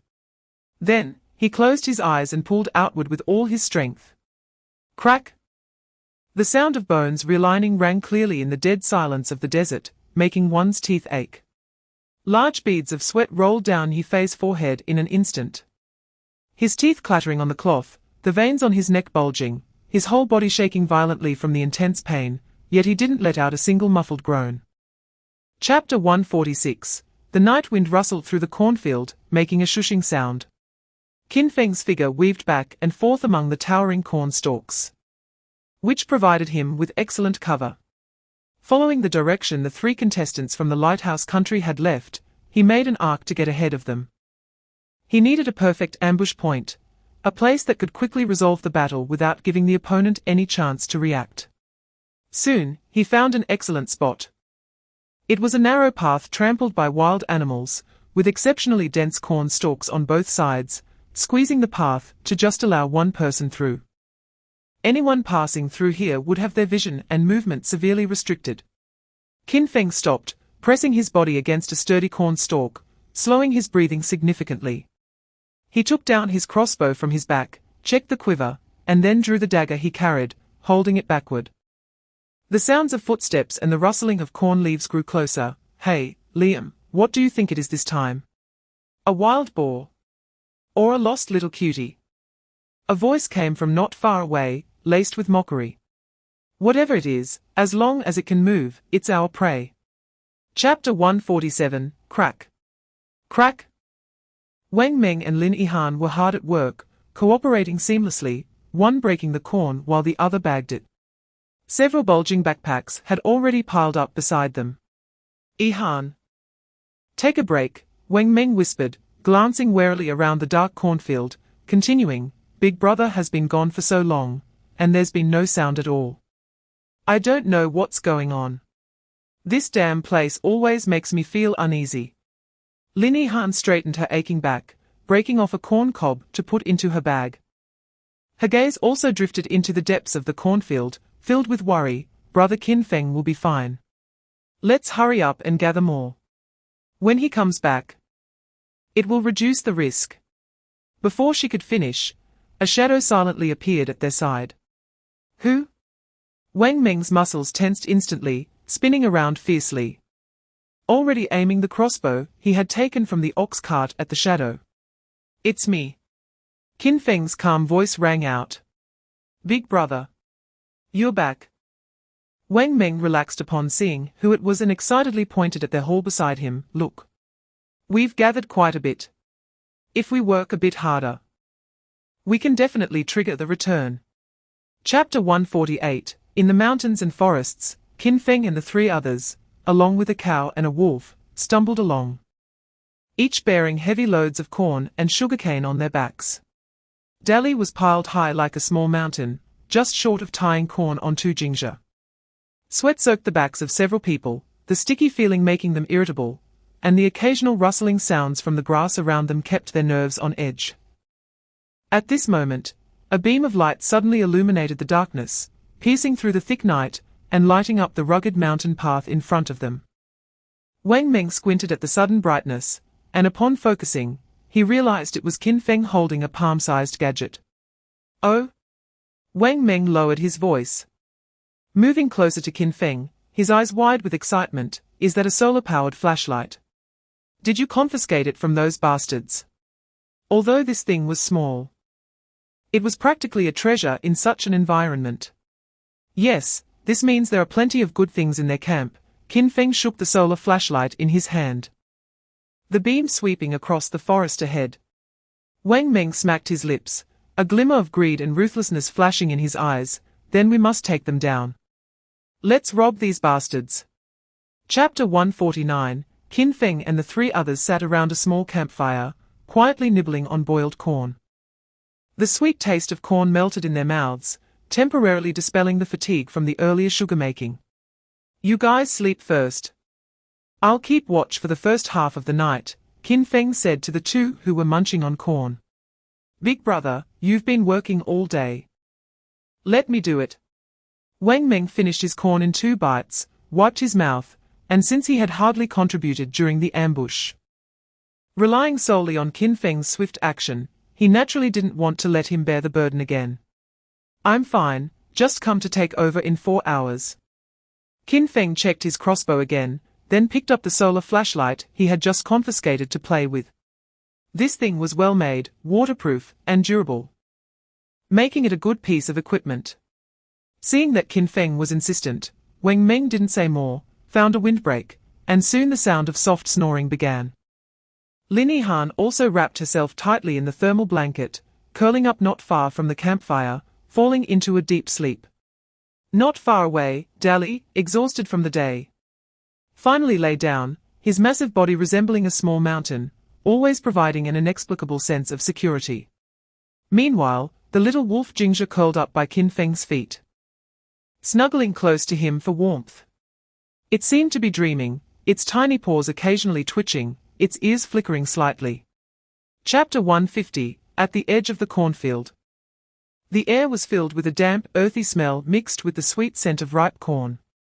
It should have been a joyful harvest, but at this moment, it exuded a silent killing intent. Wang Meng tightened his grip on the crossbow, crouching low and following Qin Feng closely. He treaded carefully, but the ferocity in his eyes was hard to conceal. Just thinking that the scum from the lighthouse country was not far away made him excited. Big brother, where do we start? Should we collect corn first to trigger the return?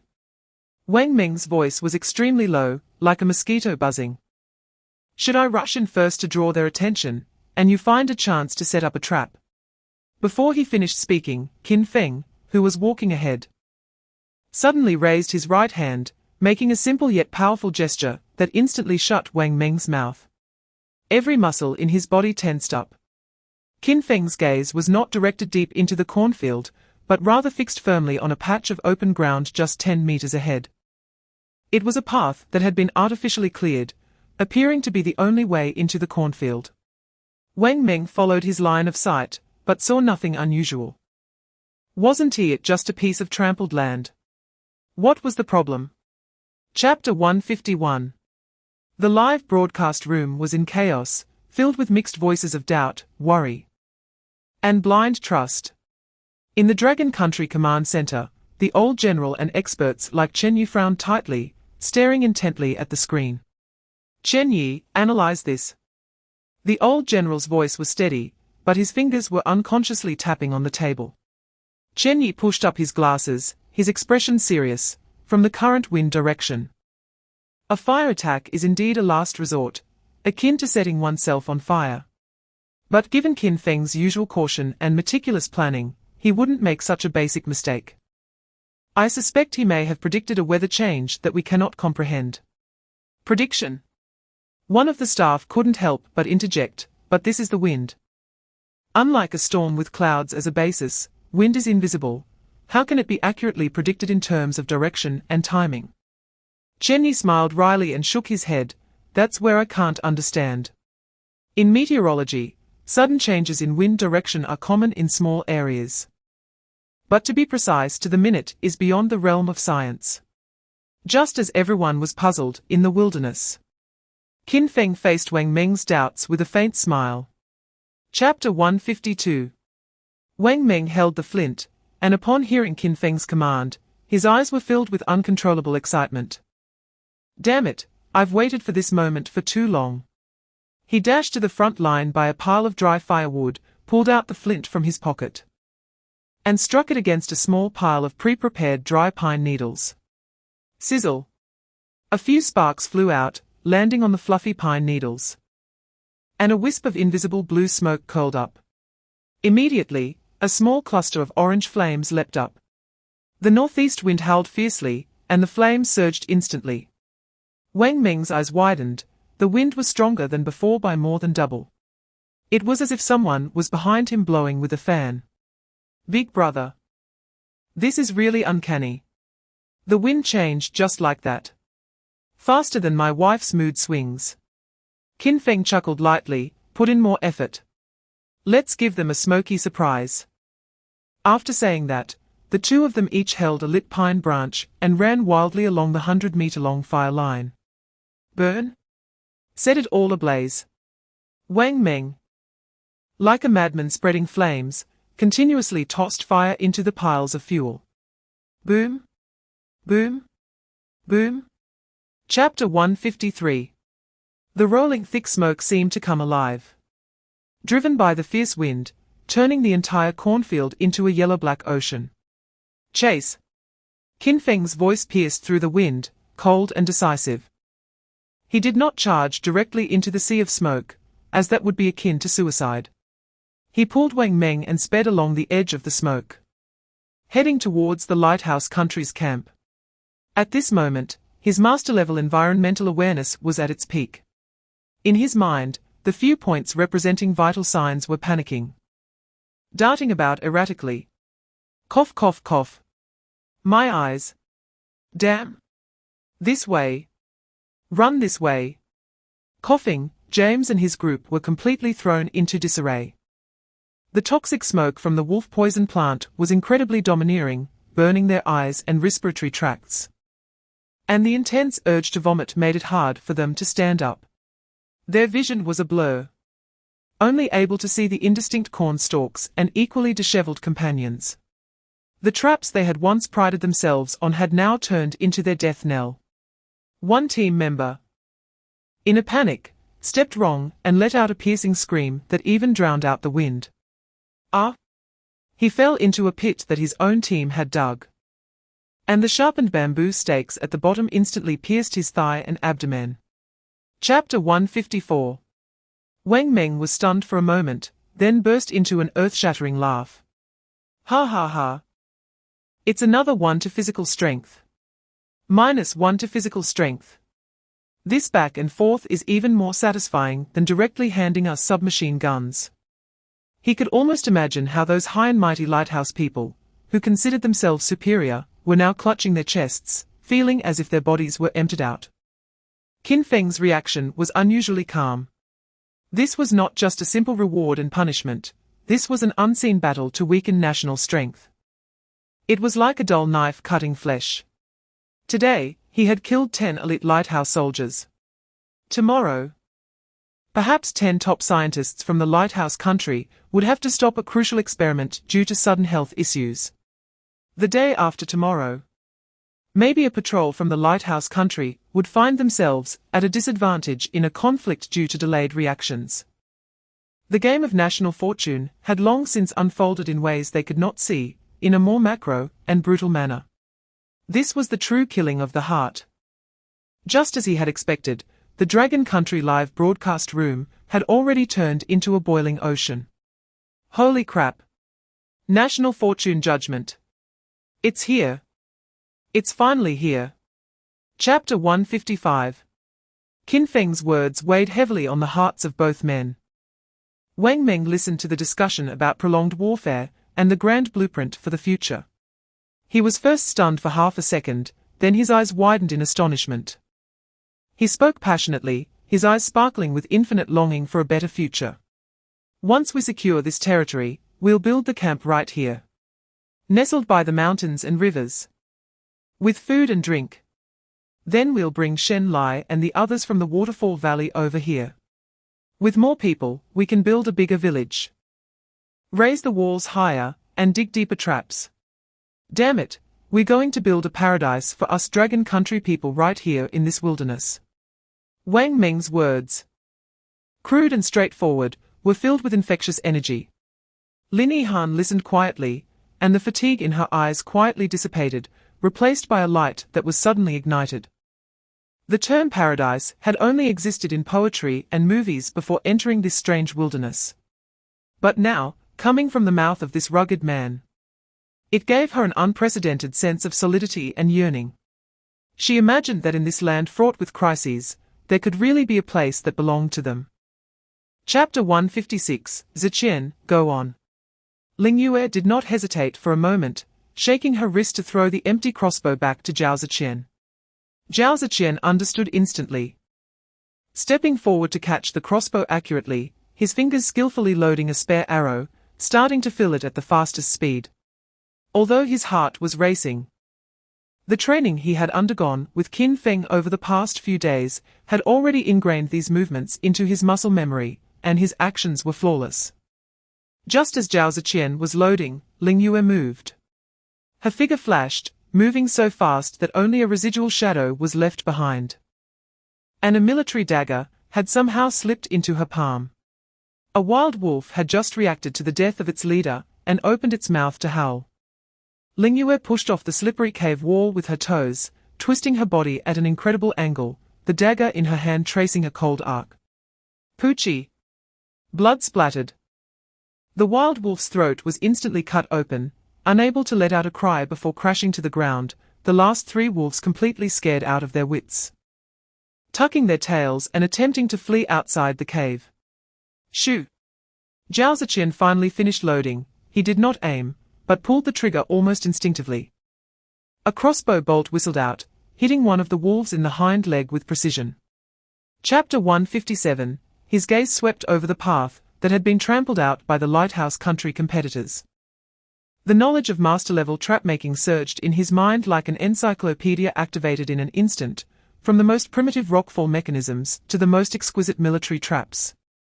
Countless forms of the art of killing flowed through his mind. But what he had now was only this mountain forest. Using local materials was the ultimate realm of trap-making. Qin Feng did not choose a simple and crude pit trap. Such traps are too easy to be seen through by experienced veterans. What he aimed to create was a series of interconnected lethal traps. He began to dig a narrow and deep trench along one side of the path, close to the roots of the bushes. His movements were efficient, each shovelful bringing out a good amount of soil. After digging the trench, he dragged over a section of hardwood trunk that had already been cut, about the thickness of his arm. He sharpened one end of the trunk with his dagger, while the other end was tightly bound to the base of a large tree hidden behind the bushes with a cowhide vine. The length of the vine was calculated perfectly, ensuring that the trunk had enough swing distance without being too long to affect the speed and strength of the strike. The basic form of a swing spear trap had emerged. But Qin Feng was not satisfied with this. Chapter 158, in the forest, Qin Feng stood up straight, dusting off the dirt from his hands. He looked at the traps he had set up, interconnected. Although simple and primitive, they were practical and vicious. After confirming everything was in order, he turned and walked towards the direction where Wang Meng and Lin Yihan were. When he returned to the temporary camp, Wang Meng and Lin Yihan were sitting next to a mountain of corn, their faces unable to hide their immense joy. Big brother, we did it. Millions of acres of corn. Our dragon country is amazing now. As soon as Wang Meng saw Qin Feng, he excitedly waved his arms, and Lin Yihan stood up, her face full of pride. All the hardships and dangers of the journey suddenly carried the heaviest meaning as the system announcement of millions of returns rang out. Qin Feng nodded, calmly surveying the mountain of corn. Let's organize the corn into our backpacks. The rest can stay here, we won't leave tonight. As soon as he finished speaking, there was no trace of doubt on Wang Meng's face. Instead, he grinned, looking even more excited than before. He chuckled and patted Qin Feng on the shoulder, saying, "Big brother, are you hiding something? Have the traps been set up?" Qin Feng chuckled lightly. Chapter 159, By the temporary corn camp, the campfire burned, the air filled with the charred aroma of roasted corn, mingled with the refreshing fragrance of wild mountain tea that Lin Yihan had just brewed. Wang Meng dug out a corn cob that was charred on the outside from the fire, not caring about the heat. Blowing on it a couple of times before taking big bites, saying, "This is how it should be eaten. The more charred, the better. Little sister, try it." Saying this, he used the tip of his dagger to pick up another blackened roasted corn cob and handed it to Lin Yihan. Lin Yihan laughed at his eagerness, took the corn, and handed over a bamboo tube filled with tea. "Brother Wang, eat slowly, drink some tea, don't choke." "Got it." Wang Meng took the bamboo tube and took a big gulp. Qin Feng also held a bamboo bowl in his hands, filled with tea brewed from the tender buds of ancient tea trees. In the misty steam, the tea had a refreshing aroma, with a hint of orchid fragrance. Slightly bitter at first, but quickly transformed into a sweetness that slid down his throat. This tea was indeed a good thing, Qin Feng softly praised. The unique herbal fragrance made him involuntarily recall the scene when he drank hot dragon beard grass tea in the cave during the rain. Chapter 160, FUCK. James let out a curse, fear leaving his mind blank. How could they have wolves? These dragon country people actually raised wolves. This was no longer wilderness survival. This was taming beasts. How could humans compete with wolves in speed? Especially this beast that had consumed the purified blood and flesh. The heavy corn in James's arms had now become the most deadly burden. He could clearly feel the evil wind behind him drawing closer. The wolf's panting seemed to be right at his neck. He couldn't outrun it. Absolutely couldn't outrun it. In despair, the corner of James's eye caught sight of Carl, who was also desperately running beside him. A malicious thought instantly took over all his thoughts. When encountering a bear, you don't need to outrun the bear. You just need to outrun your companion. Now's the time. A fierce glint flashed in James's eyes as he suddenly turned his body, using all his strength to slam his shoulder hard into Carl's side. Ah! Carl was completely unprepared for his companion to turn on him, letting out a scream as he lost his balance and fell to the ground, spilling the corn all over the place. "James!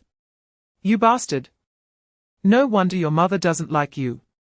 Chapter 161, Watching the already crazed James rush at that dragon country person with a dagger. The live chat in the Lighthouse Country's streaming room was instantly flooded with despair. "No. James. You're going the wrong way. Run. Oh my God. Has he gone mad? That's Qin Feng. I have watched his live stream, this guy's strength is simply not human. It's over, completely over. Didn't James see the intel sent to him every week? Intel? Nonsense intel. Our intel department deliberately says other countries' contestants are trash. So our contestants don't have to worry. This guy from the dragon country is named Qin Feng, he can take on 3 of you by himself." However, James couldn't see these comments, he was now completely insane. Qin Feng stood still, not even assuming a defensive stance.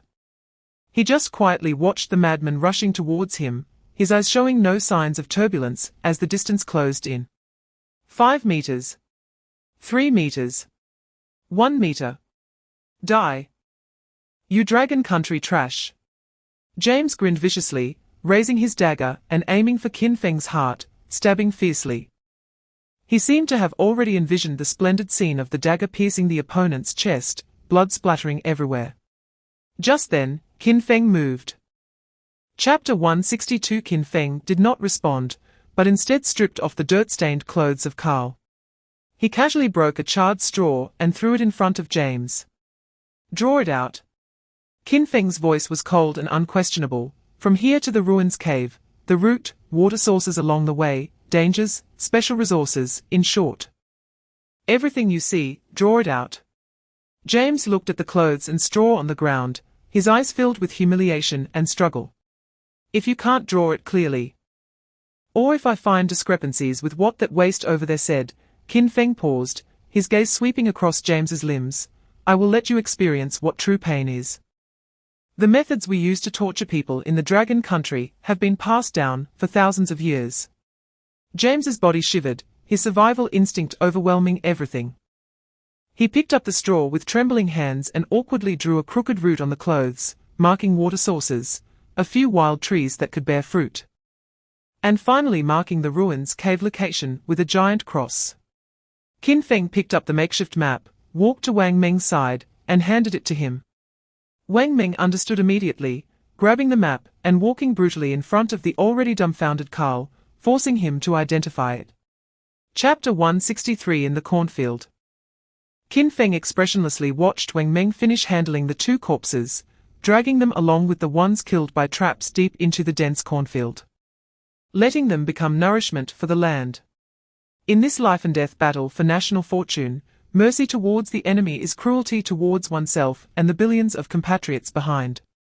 However, they stripped the clothes off the bodies, as thrift has always been a traditional virtue of our Dragon Country, so it must not be wasted. Moreover, these fabrics would definitely be useful in the wilderness. Done? Wang Meng returned with a pile of sorted clothes, his face showing little expression, but his eyes revealed an uncontrollable excitement. Big brother, this time the Lighthouse Country's sons of bitches are completely done for. Qin Feng nodded, turning his gaze back to the direction they came from. Let us go back and get Ihan. The two men and a wolf quickly disappeared into the cornfield. In the temporary camp, Lin Ihan occasionally looked up towards the cornfield, her beautiful face filled with worry, although she had an almost blind trust in Qin Feng. The screams and the unsettling long silence tugged tightly at her heart. Chapter 164 The few pieces of clothing stained with blood and dirt were casually thrown in front of the two women. They were stunned for a moment, a flicker of confusion crossing their numb eyes, and then, as if they understood something, they shakily grabbed the clothes and hurriedly put them on. The clothes were both dirty and oversized, emitting a nauseating odor, but they didn't care, only wanting to cover their bodies as quickly as possible. Qin Feng watched them expressionlessly until they were fully dressed, then he raised his hand and operated the live-streaming watch on his wrist. Whoosh!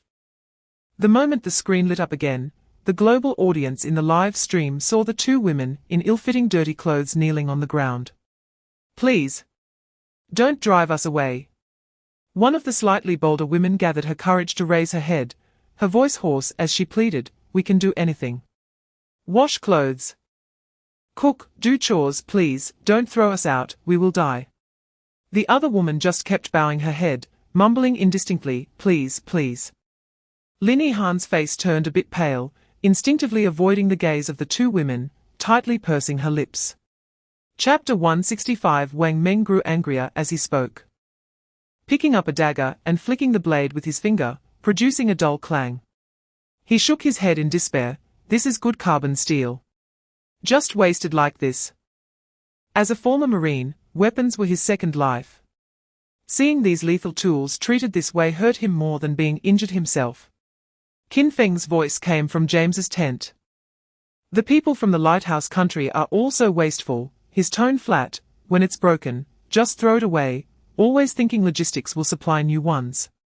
But they don't understand the value of these things in a place without logistics. It's a waste of resources. Wang Meng cursed angrily.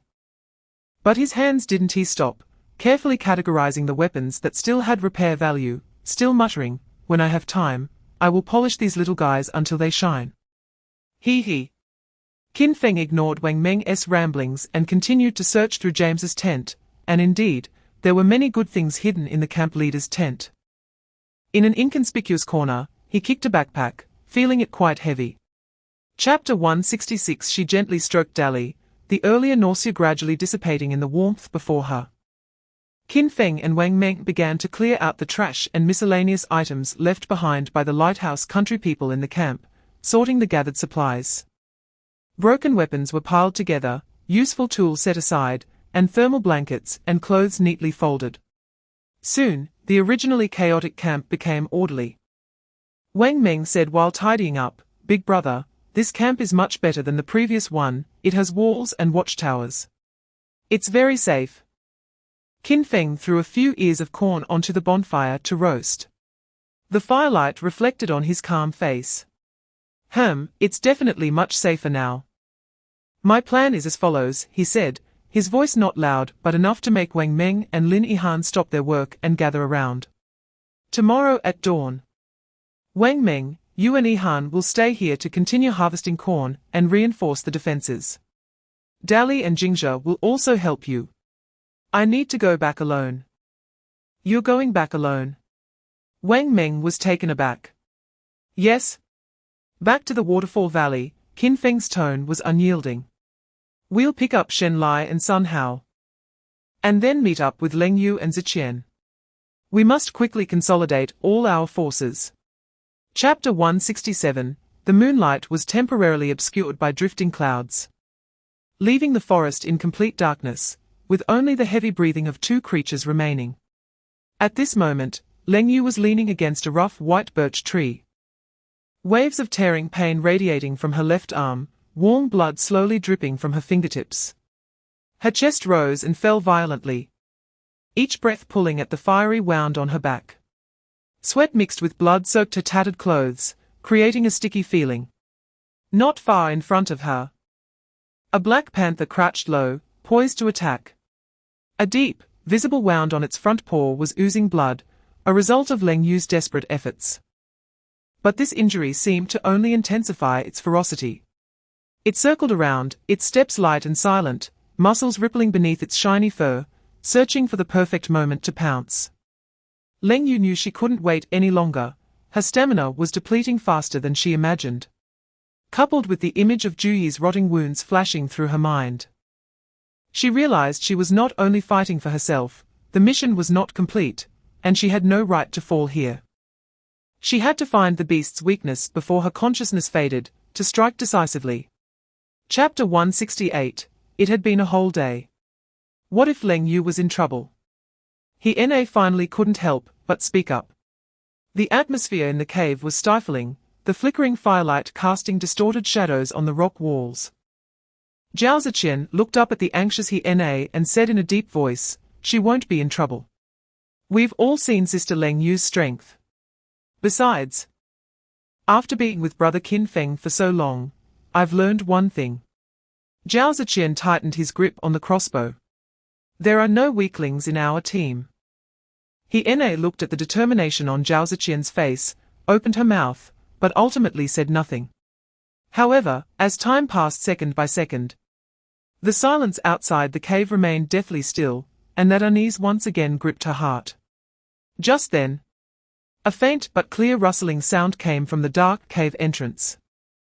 The sound was like some heavy object being dragged across the ground, moving slowly and laboriously. He face turned pale. Zhao Ziqian almost instantly sprang up from the ground. His muscles tense, aiming the crossbow at the entrance, and hissed in a low voice, "Who?" Chapter 169. Inside the Dragon Kingdom's camp. As dawn broke slightly, Lin Yihan stretched lazily, crawling out of her small shelter. She took a deep breath, feeling every bone in her body relax. She had slept particularly soundly last night. No pesky mosquitoes, no fear of the unknown, and even no thunderous snoring from Wang Meng. Thinking of this, she couldn't help but laugh out loud. "Yihan, why are you laughing so early in the morning? Did you find gold?" Wang Meng was practicing throwing a spear in the center of the camp. Realizing that if he practiced well, its accuracy and power were quite impressive. Hearing the laughter, he looked up, revealing a big smile. "It's nothing." Lin Yihan covered her mouth, her eyes and eyebrows full of mirth. "I just felt that last night was too quiet. Without your snoring, Brother Wang Meng, I was a bit unaccustomed to it." "Hey, you little girl." Wang Meng's face turned red, his actions pausing. I was just feeling at ease sleeping next to you guys. Yes, yes, yes, at ease. As at ease as thunder. Lin Yihan imitated his tone, saying it in a rough voice, and then burst into laughter, unable to straighten up. Chapter 170. At the cave entrance, the fire flickered, smoke swirling. Zhao Ziqian held a few large leaves, carefully fanning the fire to control the heat. Cough, cough. This smoke is really irritating. He had specially moved the bonfire to the cave entrance, otherwise, he feared everyone inside would be choked unconscious by the smoke. The dark brown soup in the cooking pot was bubbling, releasing a strong bitter herbal smell. He used a stone to mash the herbs into a paste. The dull thudding sound echoed in the cave, and green juice flowed along the grooves of the stone slab, staining her hands messily. Gritting her teeth, she mashed the roots and leaves into a sticky goo. Done? Her voice trembled slightly as she looked up at Zhao Ziqian. Zhao Ziqian nodded, setting the prepared herbal soup aside to cool. He took a deep breath and walked over to the unconscious Zhu Yi, signaling to He Na. Start. He Na's fingertips trembled, but she reached out toward Zhu Yi's arm. The bandage they had tied around it was still intact. When she unwrapped it, instead of the horrific sight of black pus she had anticipated, the edges of the wound, where Leng Yu had previously cut away the rotten flesh, had surprisingly grown a ring of tender pink new flesh. Chapter 171. Meanwhile, Qin Feng was still racing through the jungle, seemingly tireless, eager to see his teammates. The viewers in the Dragon Kingdom live stream could only see the camera shaking violently, with the scenery on both sides rushing past, forming blurred green shadows. The wind in the forest howled past his ears, and he hardly paused for a moment, the energy within him constantly depleting as he sprinted to his limits. When hungry, he would nibble on a couple of ears of corn; when thirsty, he would drink a few sips of sugar water for quick replenishment. Finally, as it approached noon the next day, the familiar thunderous roar of the waterfall finally pierced through the layers of forest and echoed from afar. Waterfall Valley, here I come. However, at this moment, Qin Feng unconsciously slowed down, habitually glancing towards the camp and furrowing his brow slightly. There was no cooking smoke. With Shen Lai's personality, at this moment, he should be preparing lunch. When he crossed the last stretch of woodland and stood in front of the camp, his footsteps came to a complete halt. It was too quiet. Apart from the sound of the waterfall and the wind, there were no signs of human activity, not even the occasional moo of the calf, dun. He quickly walked into the makeshift shelter he had built, which was empty except for some trivial items. Chapter 172. Qin Feng decisively interrupted him, throwing down all the bottles and jars. He also discarded the heavy iron or tools. His sharp gaze swept over Sun Hao and Shen Lai, making the two feel a chill. Travel light, we are not moving, we are looking for people. Speed is the only important thing now. Sun Hao was stunned into silence by these words. Qin Feng looked at him, his tone softening slightly. Don't feel sorry for those bottles and jars; if they break, we can make more. As long as we're alive, if a person is gone, then there's truly nothing left.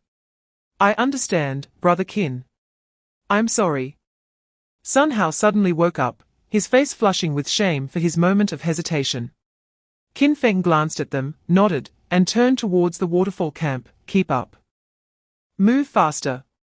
The three men and one calf immediately set off back to the waterfall valley, the joy of their recent reunion completely replaced by a heavy sense of urgency. They traveled in silence, with only the sound of hurried footsteps and the rustling of leaves being pushed aside. Little calf Dun seemed to sense the tense atmosphere. No longer playful, closely following Qin Feng, puffing as it moved its short legs. Chapter 173. On Qin Feng's side. Ever since the three men and one calf entered the dense forest, they had hardly rested. The joy of reunion had long been washed away by worries about the unknown road ahead and concerns for their companion's safety. Instead, a suffocating sense of urgency replaced it. Qin Feng led the way, searching for Cold Moon and the others' traces while using his dagger to cut through the vines blocking their path, clearing the way for his teammates behind him.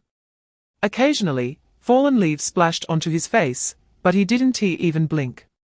Behind him, Shen Lai silently adjusted his breathing, his pace unwavering, while Sun Hao gritted his teeth, suppressing the burning sensation in his lungs, doing everything he could to keep up. Little calf Dun Dun also looked tired, breathing heavily, closely following Qin Feng's side. Brother Qin, Sun Hao finally couldn't hold back, panting as he asked, "Do you have any clues?" Qin Feng's footsteps didn't pause for a moment, he merely shook his head slightly. His master-level environmental perception was already extended to the utmost, with the sounds of wind, insect chirps, and falling leaves all clearly reflected in his mind, but there was nothing of what he wanted to find. The traces of Cold Moon and Zhao Ziqian.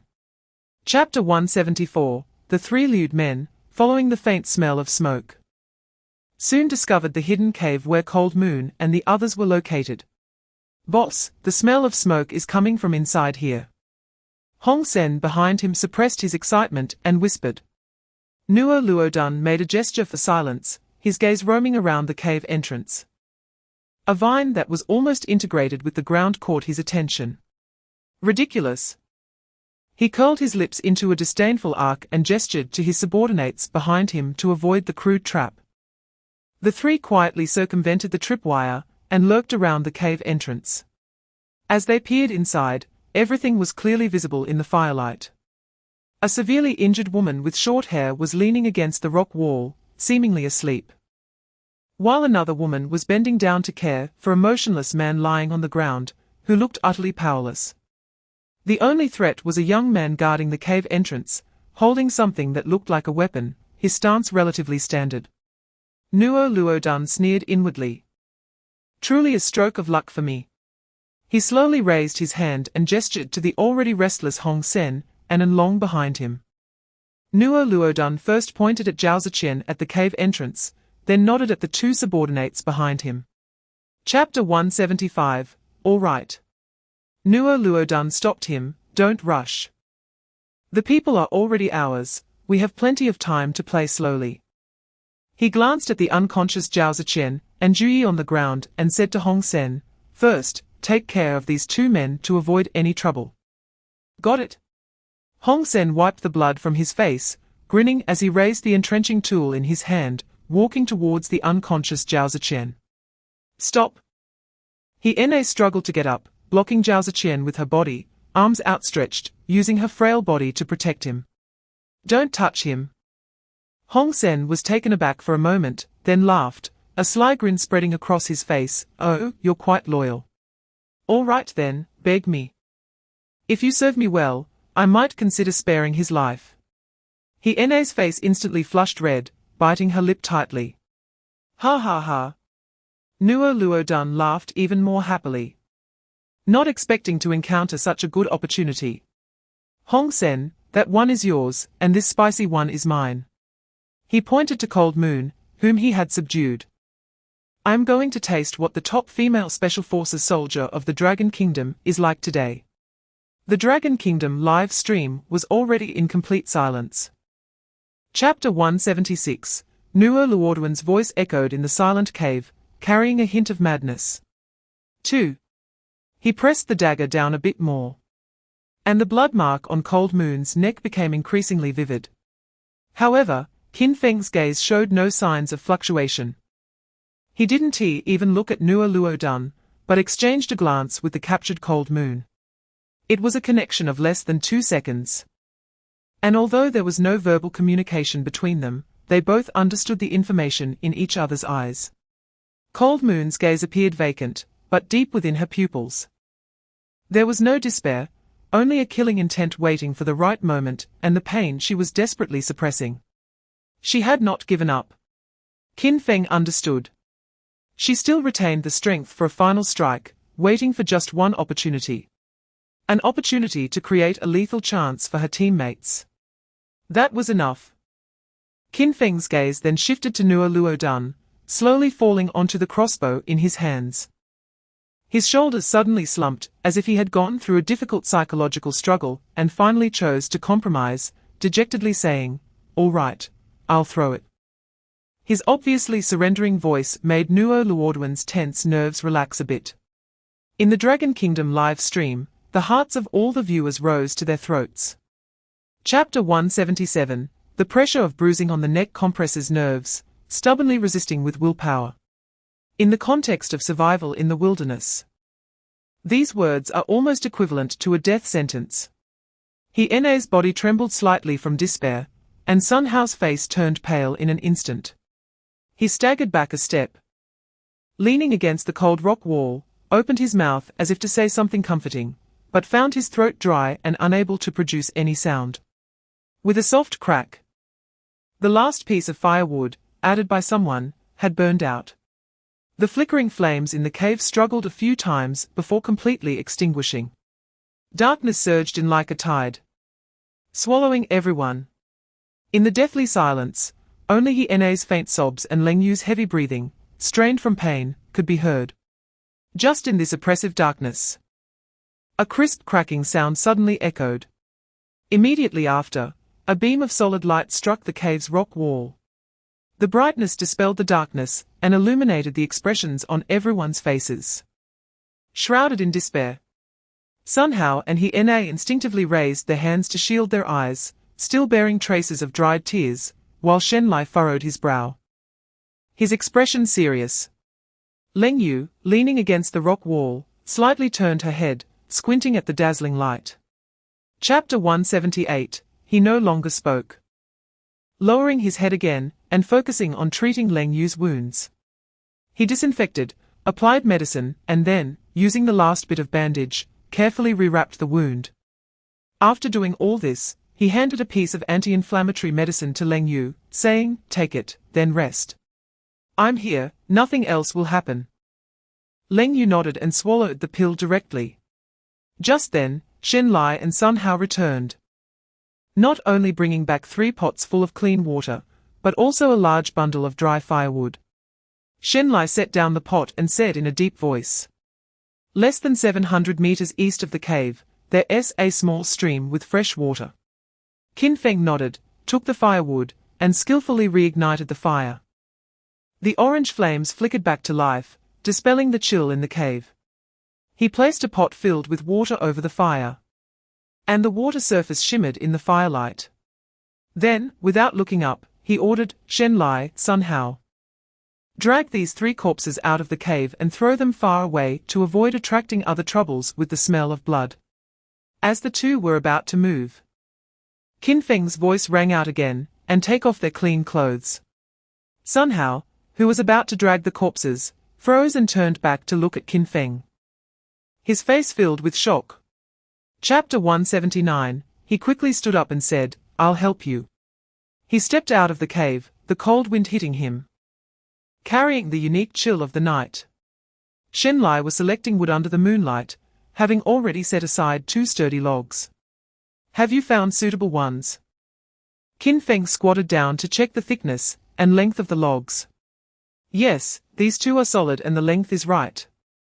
Shenlai pointed at the wood on the ground. "We just need some rope." Qin Feng glanced inside the cave, where the pants stripped from the 3 corpses were thrown in a corner.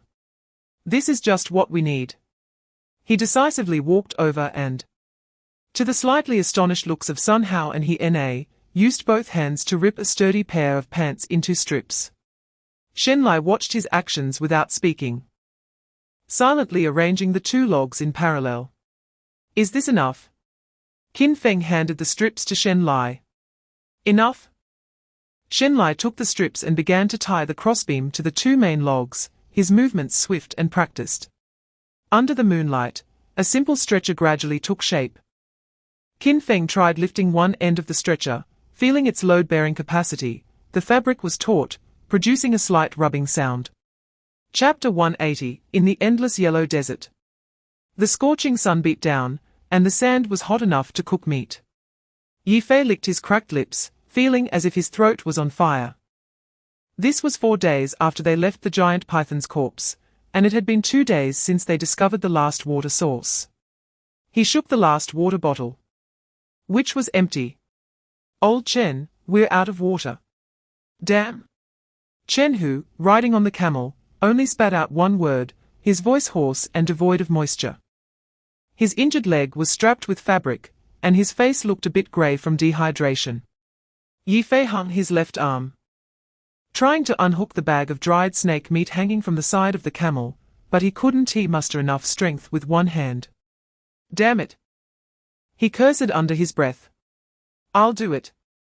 Chen Hu bent down, using both hands to untie the knot and handed the bag to Yi Fei. Yi Fei tore off a piece of dry and tough snake meat, chewing it with difficulty, but his eyes were fixed on the endless yellow sand ahead. A good hand. A good leg. If we combine forces, we can barely count as a person. Yi Fei mocked himself. Chen Hu did not respond, only silently gazing ahead. Just then, the camel, which had been obediently moving forward, suddenly stopped without warning. It irritably scraped the hot yellow sand with its front hooves, its long neck raised high. Chapter 181, Forced March. Shen Lai did not answer immediately. His sharp gaze swept over the unconscious Zhao Ziqian on the stretcher, then looked at Leng Yu, who was pale and leaning on a branch, and finally returned to Qin Feng's face, his voice extremely low, marching at night in the mountains. The injured are the biggest variable. If we encounter an emergency, we will have almost no mobility. Sun Hao, also carrying a heavy backpack, gasped for breath. Brother Qin. It would be fine without the injured, but now. I know. Qin Feng's voice showed no fluctuation, but staying here, with no natural barrier. The temperature drops sharply at night, and the injured will lose heat first. Returning to the camp, with warm shelter and ample food, is the only condition for recovery. He did not ask the others how to choose, as there was only one answer. He supported the swaying Ju Yi, biting her lip hard, and was the first to express her stance. I will listen to Brother Qin. I'd rather die on the way home. Although Ju Yi was weak, there was no hesitation in his eyes. That's right, we can't drag everyone down any longer. Leng Yu stood up, leaning on a branch, moving her injured shoulder, her cool voice slightly hoarse. Chapter 182, in stark contrast to Qin Feng and his group's difficult trek in the darkness, was the brightly lit bonfire at the cornfield camp. In the middle of the night, a huge bonfire blazed in the center of the camp, illuminating the entire area, as if it were daytime. Wang Meng was vigorously hammering sharpened wooden stakes into the wooden walls surrounding the camp. With each strike, a dull thud echoed, causing the solid ground to tremble. Sweat trickled down his forehead, but he paid no mind, his gaze focused. Not far away, at the entrance of the small shelter, Lin Yihan was sitting on a stone, carefully organizing the supplies inside the shelter by the firelight, like an old lady sewing shoe soles at the entrance of a rural village. The thermal blankets captured from the lighthouse camp were cleaned and neatly stacked by her, while some edible wild vegetables were also categorized and placed properly. She cleaned every shelter thoroughly, laying down the softest hay and thermal blankets. After finishing all this, she propped her chin on her hand and looked towards the camp entrance, her eyes carrying a hint of barely noticeable worry. Brother Wang Meng, she said softly, when do you think Qin Feng and the others will be back? Will there be danger? Chapter 183, Ju Yi's mouth fell slightly open. What did he see? A person raising a wolf in the wilderness. And it was a wolf that looked extremely fierce. He was even more dumbfounded, covering her mouth tightly to prevent herself from exclaiming. She looked at the giant wolf, then at Qin Feng, who was calm and gently stroking the wolf's head, feeling as if her worldview was being repeatedly rubbed against the ground. Is this still a human? What kind of team is this? Not only them, but even Shen Lai and Sun Hao were shocked, though they knew Qin Feng had raised Jingzhe. However, the Jingzhe in their memories was still that little wolf cub following at Qin Feng's feet. The creature in front of them, which stood nearly to Qin Feng's thigh, with smooth muscle lines and a sense of explosive power, was really that little wolf cub. They had only been apart for a few days. Qin Feng soothingly patted Jingzhe's head. surprised at the thought that a wooden wall over 3 meters high with spikes could be easily flipped over by it with just a run-up. It seems that the transformation from the purified beast's flesh was even more thorough than he had anticipated. This could no longer be called a wolf. Chapter 184. Wang Meng carefully placed Zhao Ziqian in the cleanest shelter, where thick hay and thermal blankets were laid, warm as spring. He squatted beside him, his rough hand gently stroking Zhao Ziqian's pale forehead. "Brother, you have to hang in there," Wang Meng whispered. "Our home is built. Just waiting for you to wake up and see it." This was no longer a shelter crowded with people. Look at these wooden walls. This watchtower, if anyone dares to mess with us again, I'll let them come in upright and leave horizontally. Wang Meng chattered away, as if showing off to Zhao Ziqian or cheering him on. At that moment, Zhao Ziqian, lying on the thermal blanket, suddenly had a slight movement in his throat, followed by an extremely faint sound escaping from his cracked lips. "Hem." The sound was so soft that it was almost drowned out by the noise outside. But Wang Meng heard it clearly. He simply sat beside him, checking his pulse and temperature from time to time. He was worried that Zhao Ziqian would wake up and find no one beside him. That focused expression was moving. In the center of the camp, Lin Yihan was already busy. She first set up a military pot over the campfire to boil water, with clear mountain spring water bubbling in the pot. Chapter 185. In the official live stream room of Long Nation, seeing this scene, the comments section exploded instantly. "What am I seeing?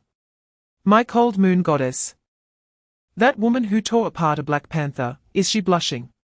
Woo-woo, Yihan has really grown up, from a big star needing protection to a caring young lady. This is our Long Nation girl. This is home. Outside is the perilous wilderness, inside is the warm campfire and companions who care about you.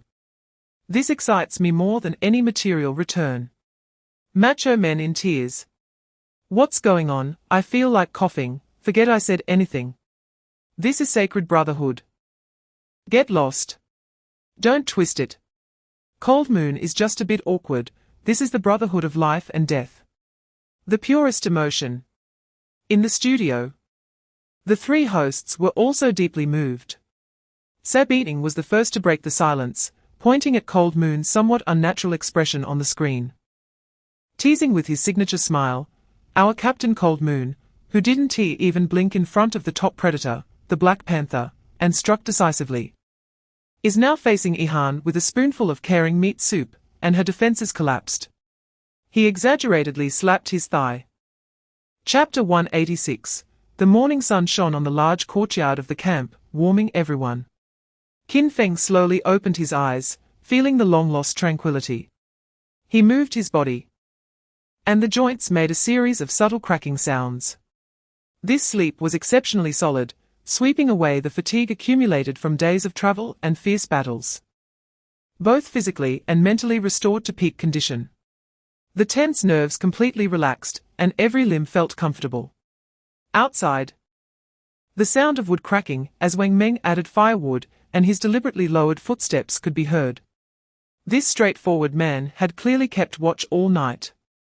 In the courtyard, Wang Meng was squatting by the campfire, carefully adding a few pieces of dry wood. A military pot was set up over the fire, and steam was already starting to rise from it. His eye sockets were sunken, bloodshot, but his face wore a satisfied silly smile. "You're awake." Wang Meng didn't even lift his head, using a stick to poke the fire. "I boiled some jerky soup to fill your stomach." "Kept watch all night." Qin Feng sat down beside him.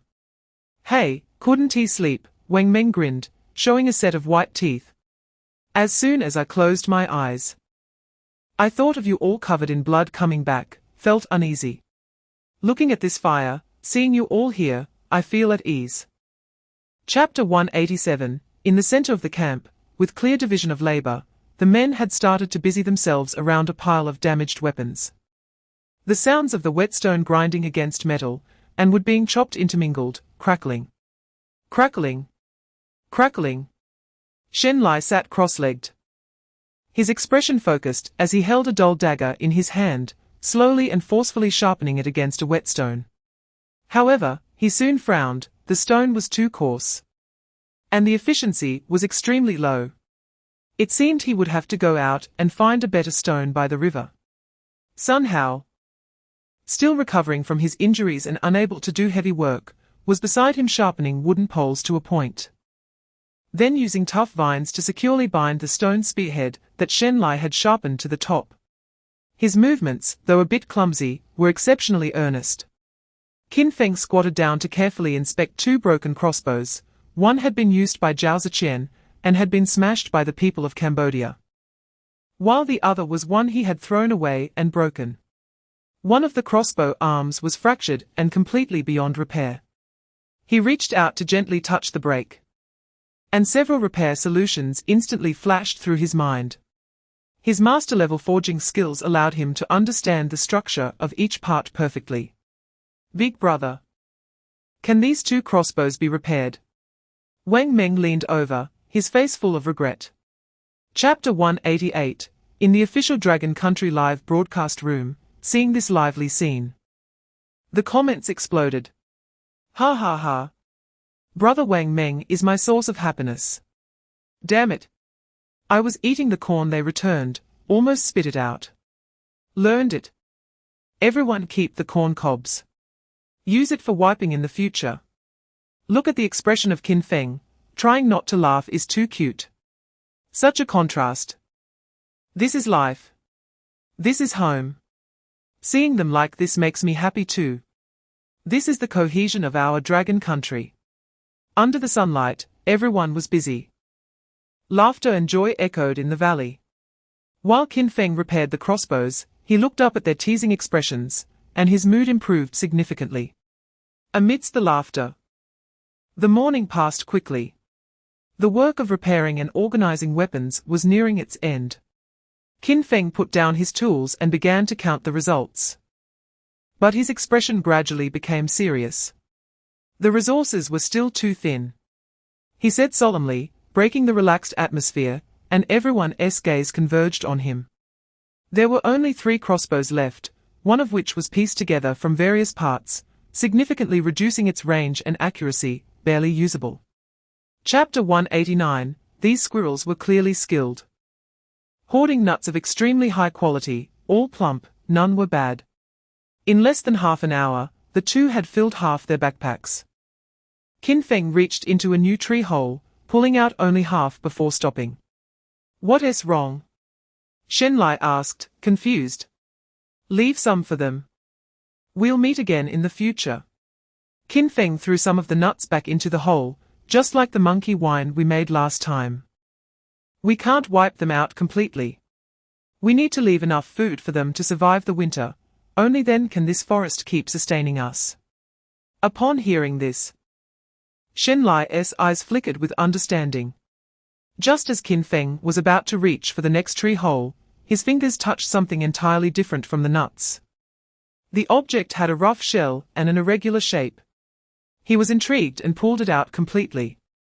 It was covered in moist soil, and its surface was marked with a grid-like pattern, resembling a type of plant tuber. Shen Lai also leaned over, curiously examining it. What is this? Is it edible? Qin Feng didn't answer, but brought the object closer to his eyes, and his pupils slightly constricted at the sight of the rough, grid-like shell and the unique tuber shape. Chapter 190, inside the shelter, although the light was dim, it was filled with a warm sense of survival after a disaster.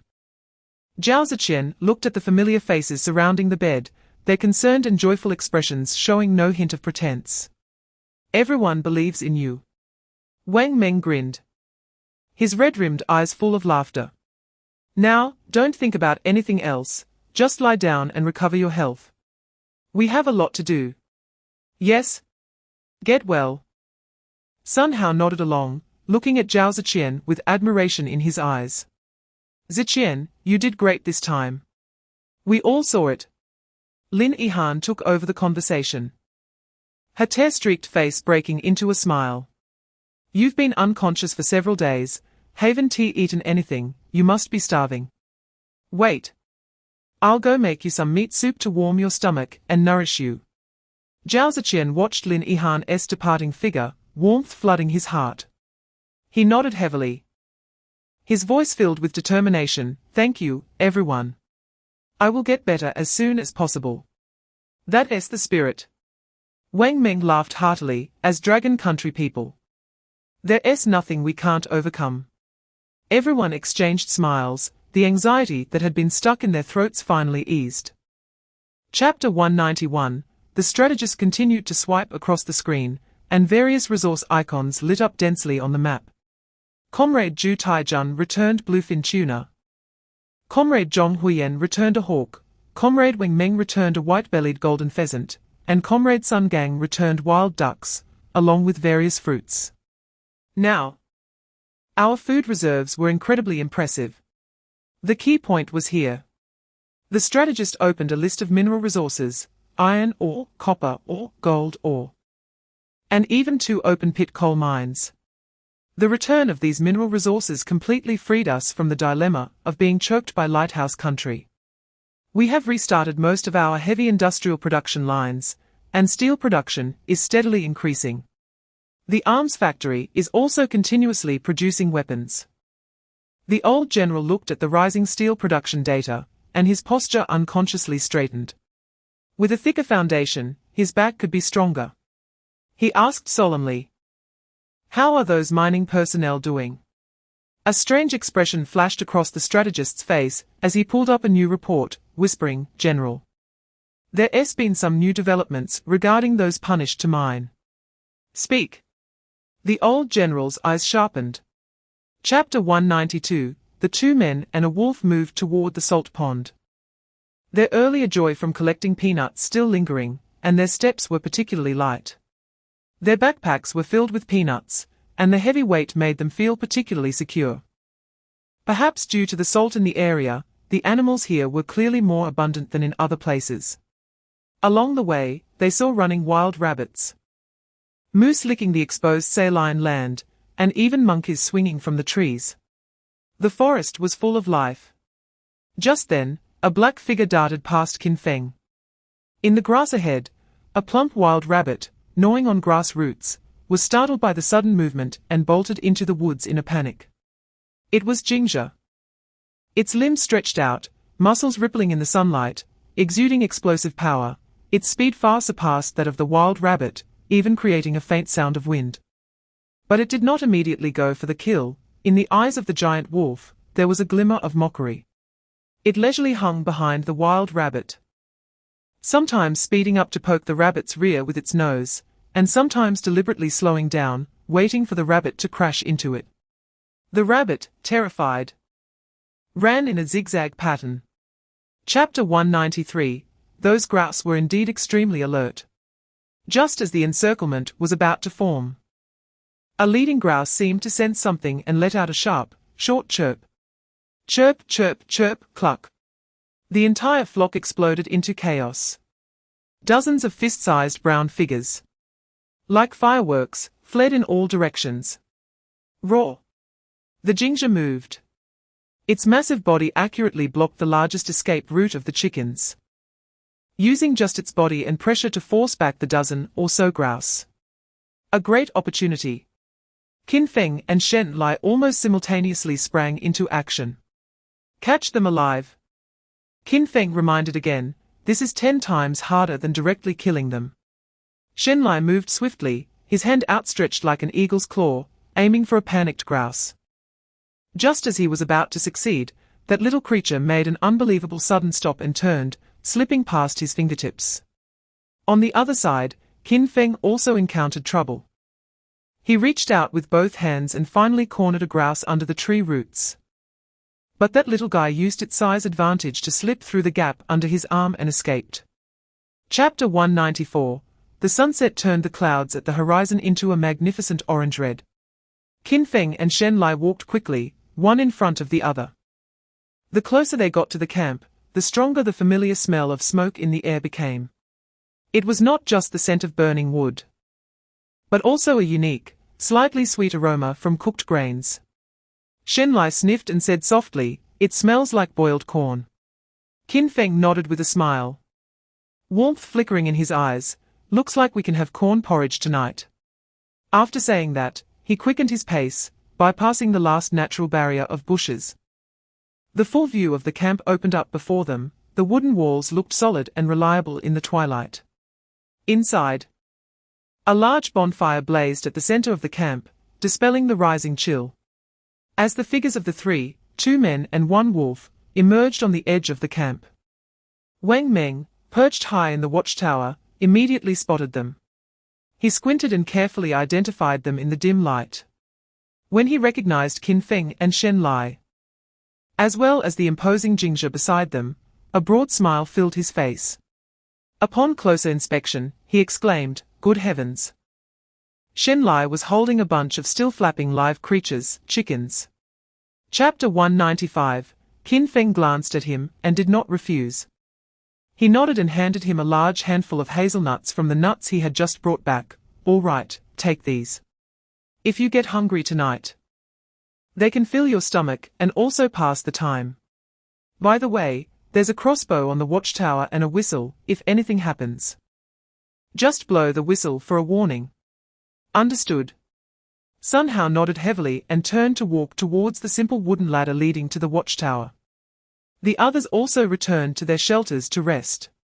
Qin Feng entered the shelter, which was covered with thick hay and thermal blankets, dry and warm. He lay down, listening to the rising sounds of insects outside and the now steady snoring of Wang Meng beside him, feeling a sense of tranquility. Tomorrow, he would build a simple cow shed for Dali and Dun Dun, and also make a chicken coop for those precious little things. This home was gradually becoming more like a home. The peaceful morning at the camp was broken by a clear chirp. Qin Feng had quietly stood in the center of the camp, taking a deep breath of the cool morning air, filled with the fragrance of earth and vegetation, feeling invigorated.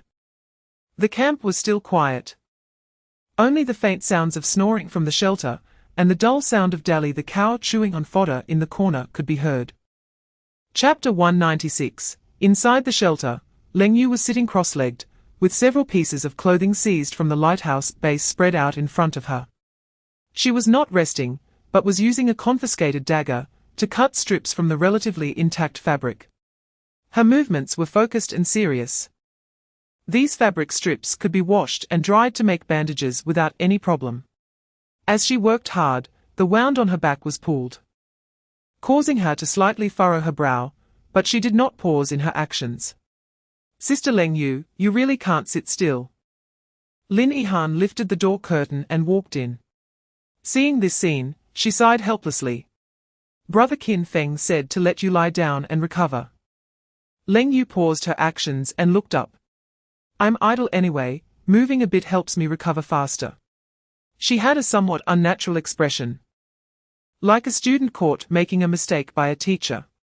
Lin Yihan walked over to her side and handed her something she had been carefully holding in her palm. "Here. For you." It was a warm little egg, quietly lying in Lin Yihan's palm. "This is our camp's first yield today. Specially instructed by Brother Qin Feng to supplement your and Ziqian's health." Chapter 197. In the dense forest, dull and powerful sounds of impact echoed. Bang! Bang! Bang! This iron birch was indeed hard, but chopping it was truly laborious. Wang Meng wiped the sweat from his forehead, looking at the shallow marks left by the only axe in Qin Feng's hand on the trunk. Qin Feng did not stop his movements. The axe swung steadily and forcefully in his hand, each chop landing accurately in the same spot. Slow work yields fine products. You two don't just hack at the thick ones. First, deal with the thinner ones to use as supports. Shen Lai nodded and walked toward a white birch tree, wielding the entrenching tool with skillful precision. Compared to Wang Meng's brute force, his movements were more technical, each strike hitting the same spot, creating a large notch in the tree, then going around to chop from the back, and finally finishing off with a couple more strikes. Soon, he had cut down the trunk. "Brother Shen Lai, your skills are not bad." Wang Meng wiped his sweat, enviously watching the second tree Shen Lai had already felled. "I? A big brute, Just like to use brute force. Shenlai rarely revealed a smile. If you chop according to my method, you can save a lot of effort. Jingzhe wandered around the three, occasionally stopping to sniff the air, vigilantly observing their surroundings. Chapter 198, Who? Qin Feng exhaled a breath of stale air, resting the axe on the ground and straightening up. Brother Qin Feng, Brother Wang Meng, you are amazing. Lin Yihan blurted out, her face full of admiration. Qin Feng simply nodded calmly, his gaze sweeping over the baskets behind them. You guys are doing well too, these scraps are very useful. Let's transport this wood back first. Qin Feng gave the order. Wang Meng, Shenlai, tie the rope to the wood and Da Li. Wang Meng and Shenlai immediately responded, unrolling the thick hemp rope captured from the lighthouse country camp. This rope is really sturdy and useful. Wang Meng tugged at the rope, grinning, then hugged the thickest iron birch log like he was carrying a bride, using all his strength to try to lift it, but the wood didn't budge at all. Damn! This thing is so heavy. Wang Meng's face turned red with embarrassment as he scratched his head. Shenlai said nothing, just walked around the log twice, then squatted down and began to tie a knot at the front end of the log with the rope. The knot he made was quite unique. It wasn't a simple dead knot, but rather a slip knot that utilized the rope's own friction to form a tightening loop, getting tighter without damaging the wood. Chapter 199, We definitely need meat. Qin Feng put down his bowl and nodded, his expression becoming more serious. But there's one more thing. The biggest problem in our camp right now is the water source. Upon hearing this, everyone fell silent. The nearest water source is still quite far. Shenlai succinctly pointed out the core issue. It takes over half an hour to make a round trip, and the amount of water taken each time is limited. Exactly. Qin Feng glanced at him and added, the water collection point has a fixed route, making it easy to expose us to ambushes. And the frequent back and forth carries too much risk. Moreover, if the weather suddenly changes or someone in our group gets injured and can't go out, running out of water could be fatal. Therefore, we must solve the water storage problem. We need large containers to transport enough water for several days from the stream at once, then settle, filter, and boil it before use. As for the containers, Wang Meng scratched his head, recalling their previous success. The pot we captured is for cooking, and it's not that big. How about we do the same as last time, and go to the stream to make pottery with mud? We succeeded last time, and this time we should be even more skilled. Chapter 200, Everyone, prepare for battle. As soon as the words fell, the suffocating silence in the camp did not dissipate immediately. The lingering fear still invaded everyone's bones. Lin Yihan instinctively looked at Qin Feng. The flickering firelight illuminated the man's profile, his eyes showed no signs of wavering or panic, as if the sky could fall, this man could still shoulder it. But this time, Lin Yihan did not seek refuge like she did in the past. What she thought of was the chicken coop they had painstakingly built in the camp. Those two small eggs representing hope, and the sweat shed while building the cow shed together.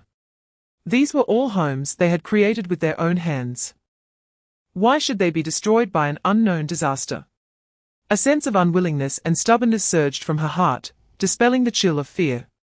She slowly straightened her back, biting her lip tightly, her eyes flashing with determination. And just after experiencing a life-and-death ordeal, Zhu Yi and He Na, when they looked at Wang Meng and Shenlai beside them, looked at the calm Qin Feng, and even the injured Leng Yu who had tightened her fists again, found that the fear in their hearts began to be expelled by a force called camaraderie. Chapter 201, As dawn broke, rustling sounds emerged from the camp. Qin Feng came down from the watchtower, and by the campfire, someone was already busy. Lin Yihan was adding firewood to the pile, moving slowly, afraid of waking others. Up so early? Qin Feng squatted by the fire and reached out to warm his hands. Can't sleep, Lin Yihan glanced back at him, her voice tinged with urgency. I feel like time isn't enough. I'm thinking, if a heavy rain floods come, is our shelter high enough? How should we store food so it won't get damp and moldy? Wang Meng crawled out from the shelter, rubbing his bloodshot eyes, clearly having not slept well last night. I'm thinking, if a scorching hot day comes, should we go live by the stream? Or dig a cellar? At that time, we might just get cooked alive. Qin Feng nodded, taking note of everything they said. Soon, everyone was awake. No one needed to be urged, everyone knew what they had to do. Leng Yu, although still nursing her injuries, had already started checking weapons. Zhao Ziqian sat by the campfire, helping to organize ropes and tools. While Shen Lai quietly arranged the backpacks inside the shelter, his movements efficient. Chapter 202, In the Wilderness, Qin Feng approached the fallen oak tree, knocking on the thick trunk. But his brow furrowed slightly. What's wrong, brother Qin Feng? Sun Hao noticed his seriousness. It's too heavy, Qin Feng replied succinctly. We must remove all the branches and only drag the trunk back. Got it? Wang Meng leapt up from the ground, swinging the axe again. The subsequent work was more tedious than cutting trees. The thick branches were chopped with the axe, while the smaller twigs were left for Sun Hao to handle with a spade. Wood chips flew, and sweat poured down like rain. Bang! Bang! Bang! Qin Feng said nothing, just silently swung the axe, each strike landing precisely on the same notch, his efficiency several times higher than Wang Meng's. After more than an hour, the enormous oak tree was finally trimmed into a massive log. Qin Feng took out the rope, his fingers flying, quickly tying a complex knot at one end of the log. Then he pulled on the rope, and the entire knot instantly tightened, biting down firmly on the wood. Pull. The three of them worked together, veins popping, using all their strength. 1, 2, go! Wang Meng shouted, his neck turning red. The heavy oak made a dull scraping sound on the fallen leaves, as it struggled to move less than half a meter. Chapter 203, Leng Yu climbed up the watchtower with clean and neat movements. At this moment, she was half kneeling on the ground, resting the crossbow on the railing of the watchtower, looking through the external scope at the tree line 200 meters away. 2 women and 1 man were there. The 2 women were wearing ill-fitting male clothing stained with dark blood, the same 2 Egyptian women Qin Feng had let go from the lighthouse country camp. Of course, Leng Yu didn't recognize them. At this moment, they looked timid, following behind a man who was a burly figure with brown skin and curly hair, wearing an overly confident smile that was somewhat unsettling. When he saw someone moving in the watchtower, he not only didn't show any caution, but instead raised his hand and waved casually, as if greeting an old friend. The bizarre scene made Leng Yu furrow her brows. She did not shout a warning. In the wilderness, any unknown approach equated to a threat. Her fingers lightly rested on the trigger, showing no signs of trembling. Whoosh! Whoosh! Whoosh! 3 sharp sounds of arrows cutting through the air rang out, as 3 crossbow bolts struck the ground less than a meter in front of the 3 people. Ah! The 2 Egyptian women screamed in fright, their faces turning pale, instinctively hiding behind the man. Chapter 204, At this moment, Shen Lai pondered for a moment, then gave Lin Yihan and He Na a glance, saying, You 2 go in first. The camp's door creaked as Zhao Ziqian pulled it open from inside, creating a small gap. Ali Raz's smile grew even brighter upon seeing the door open. He raised his eyebrows at the 2 women behind him, as if to say, See? What did I tell you? The people of the Dragon Nation care about face, especially in front of the whole world. He even straightened his soiled collar, cleared his throat, and stepped forward, naturally intending to walk in and accept his brother's warm hospitality. However, just as he lifted his foot, stop. Shen Lai took a step forward, slamming his engineer shovel down on the ground with a clang, the solid wooden handle blocking Ali's path. You all wait outside. Shen Lai's voice was devoid of emotion. No moving around, or else you'll bear the consequences. After saying this, he saw that Lin Yihan and the others had already entered, waved at Zhao Ziqian, and stayed outside to confront the 3. The heavy wooden door slammed shut, with a loud bang under Ali Raz's shocked and furious gaze. Bang! The sound of the heavy door closing was like a loud slap on Ali Raza's face. Chapter 205. At the camp entrance, Ali Raza's face was already filled with impatience. Just as his patience was about to run out, and he was preparing to shout again, a rapid sound of footsteps came from the dense forest behind him, accompanied by the rustling of leaves being swept aside at high speed. Shen Lai's calm gaze finally stirred slightly, and his tense shoulders relaxed at that moment. They were coming. The next second, two figures suddenly burst out from the forest. The leading young man was agile and handsome, yet his eyes were frighteningly calm. Following him was a muscular man carrying a dead goat on his shoulder, his face fierce. He was Wang Meng. Shen Lai slightly nodded in the direction of Qin Feng. And Ali Raza immediately realized that the youngest-looking man was the leader of this group. His face instantly filled with what he thought was the most enthusiastic and radiant smile. And he quickly adjusted his collar, striding forward to extend his hand. "Friend. You must be their leader, right? Hello, I am Ali Raza from Pakistan." However, Qin Feng's gaze didn't even linger on the hand he extended for a second. Chapter 206. Inside the camp, several people exchanged glances, staring wide-eyed at each other, unsure of the meaning behind Qin Feng's words. A few seconds later, Leng Yu was the first to react, a terrifying light flashing in her eyes, as if she had guessed something. She lowered her voice, a smile curling at the corner of her mouth. "So what do we do now?" "Do what we need to do," Qin Feng replied calmly. "Continue tightening the fence. Those who are making charcoal, keep making charcoal, and those who are cooking, cook. Don't worry about the three people outside." Although everyone was filled with doubts, they immediately acted out of absolute trust in Qin Feng. Shen Lai picked up his tools and silently walked to a corner of the camp to continue sharpening weapons. Lin Yihan and He Na exchanged glances, and walked toward the bonfire to start preparing the ingredients. The entire camp returned to the busy and orderly scene it had earlier, as if the three uninvited guests outside didn't exist at all. Meanwhile, Wang Meng had already sprinted back with the goat and quickly found Sun Hao and Jingzhe, who was guarding the oak logs. "Meng Jie, how did it go? Is everything okay?" Sun Hao rushed up to him upon seeing Wang Meng return. "It's fine." Wang Meng grinned, revealing 2 rows of big white teeth. Chapter 207. Inside the camp, Qin Feng stopped his movements, a slight smile appearing at the corners of his mouth. "They are here." He waved his hand, signaling everyone to stop their work and gather at the gap in the fence. A good show was about to begin. Crash! The bushes at the edge of the dense forest were violently pushed aside by a massive black shadow. Immediately after, a monster appeared in the sight of the three.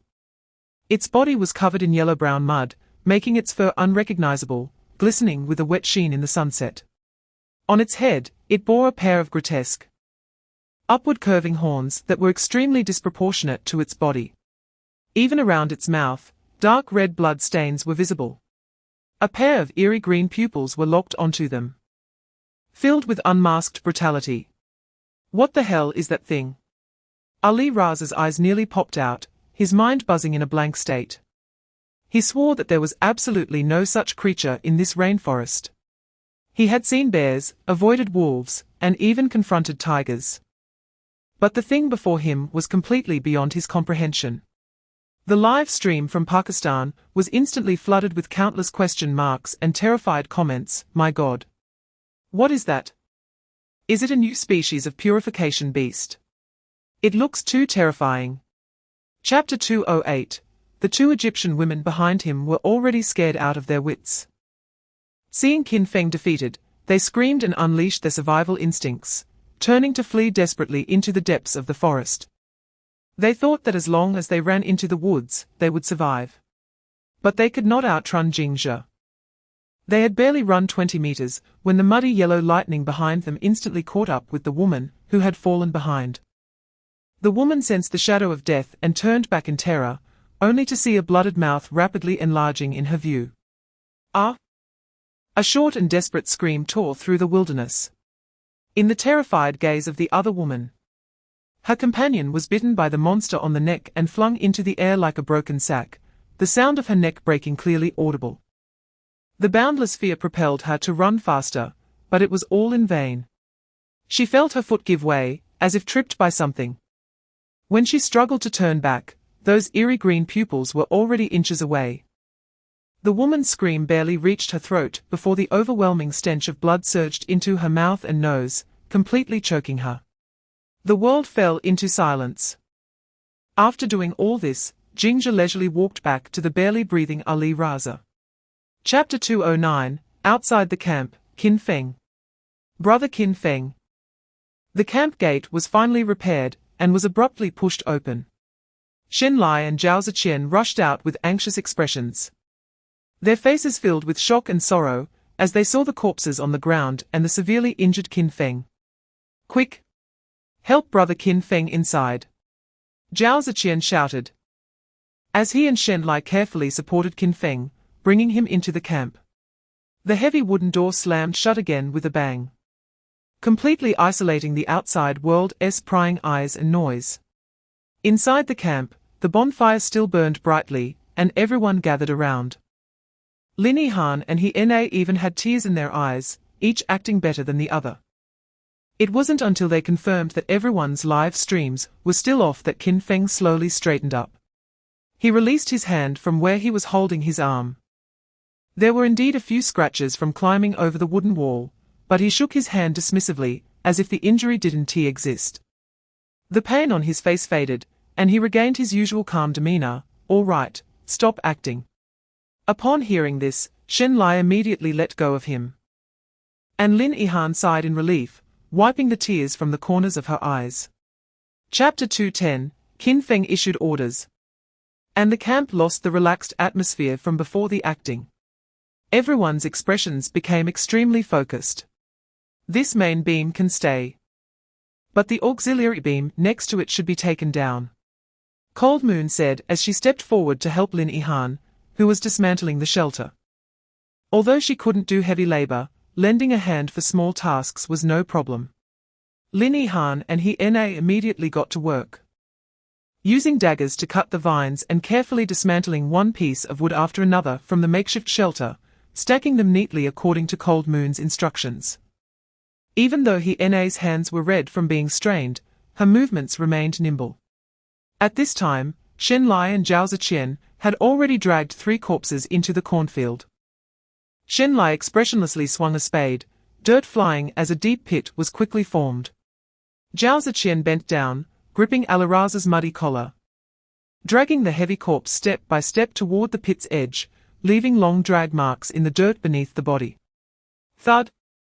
The corpse hit the bottom of the pit with a dull thud, followed by the second and third corpses, all tossed into the pit. After finishing this, he picked up another spade and, along with Shen Lai, silently began to refill the pit with dirt. Chapter 211, the next morning. As the first rays of sunlight shone on the camp, everyone gradually woke from their slumber. Stepping out of the shelter, a wave of warmth greeted them. Huh? Why does it feel hotter today than yesterday? Lin Yihan stepped out of the women's shelter, stretching and looking up at the sky in confusion. Today's sun was particularly bright, and there was not a hint of chill in the air. Instead, it felt somewhat hot.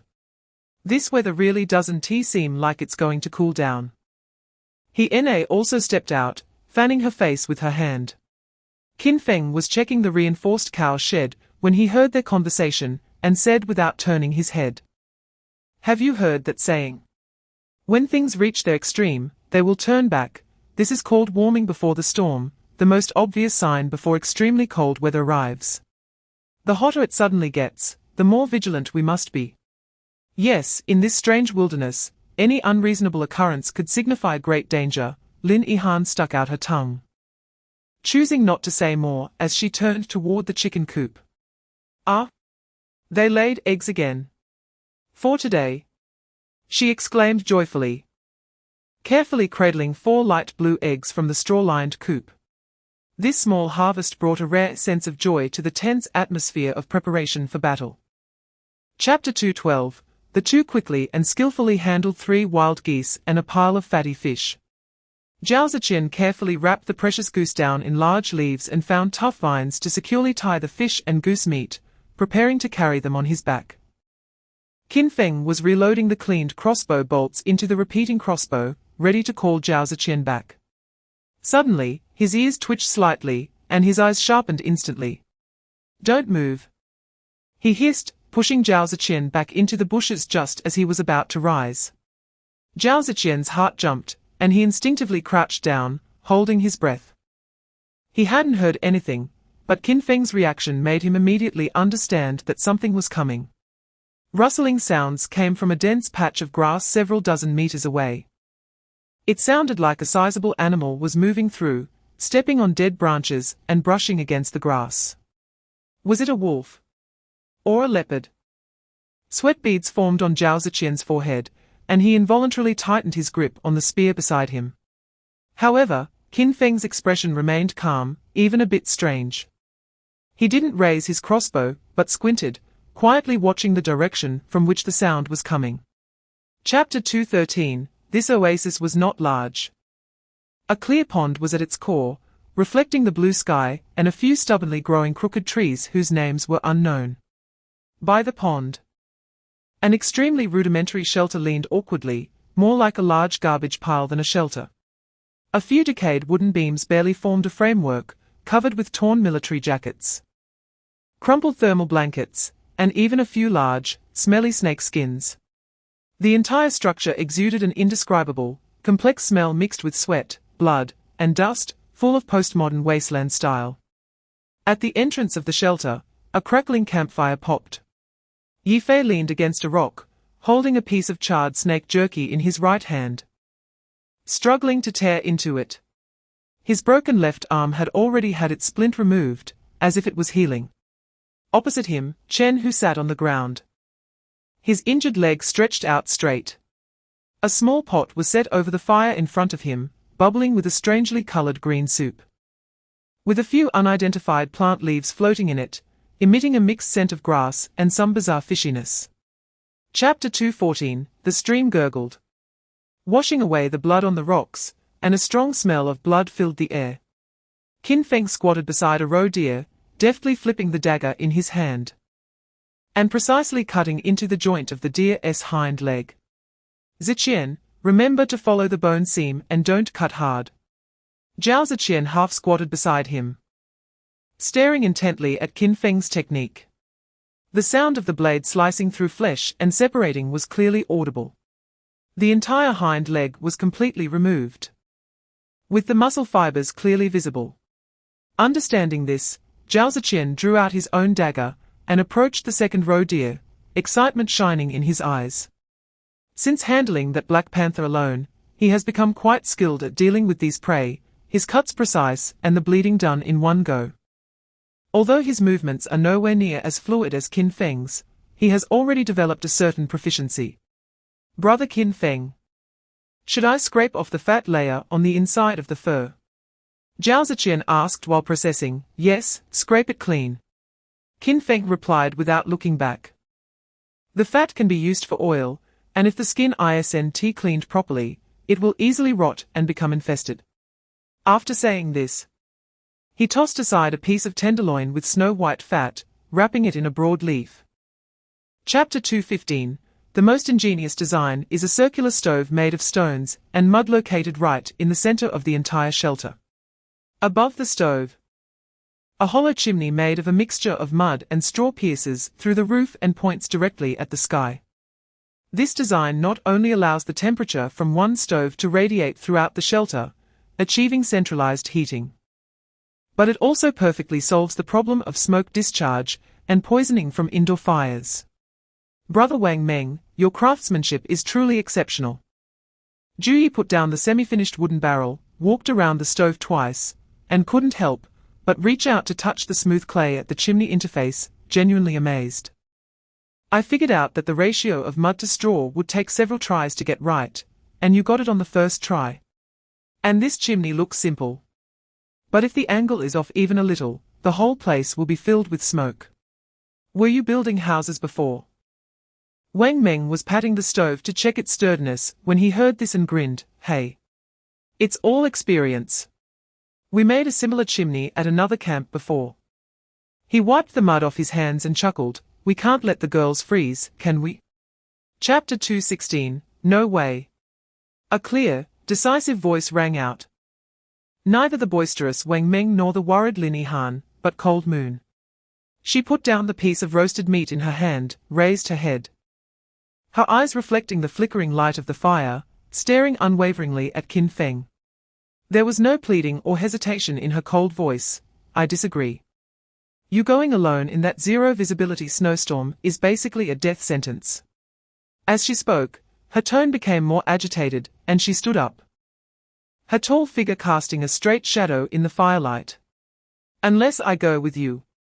Cold Moon's words instantly ignited everyone's emotions. Yes. The big sister is right.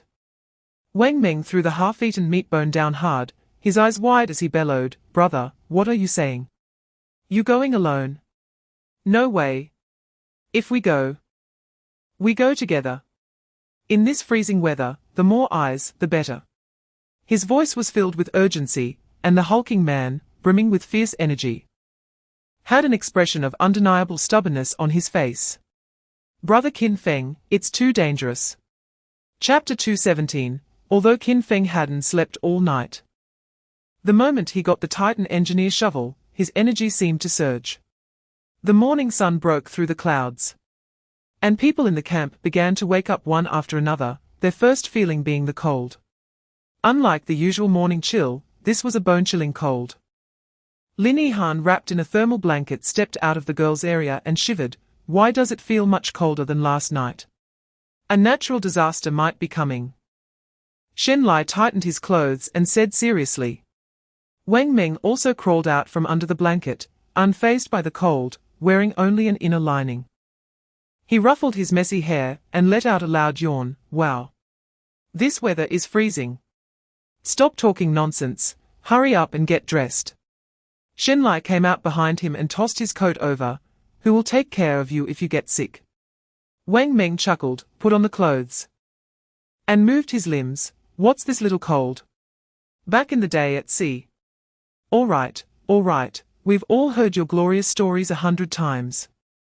Sun Hao poked his head out from under the blanket, grinning.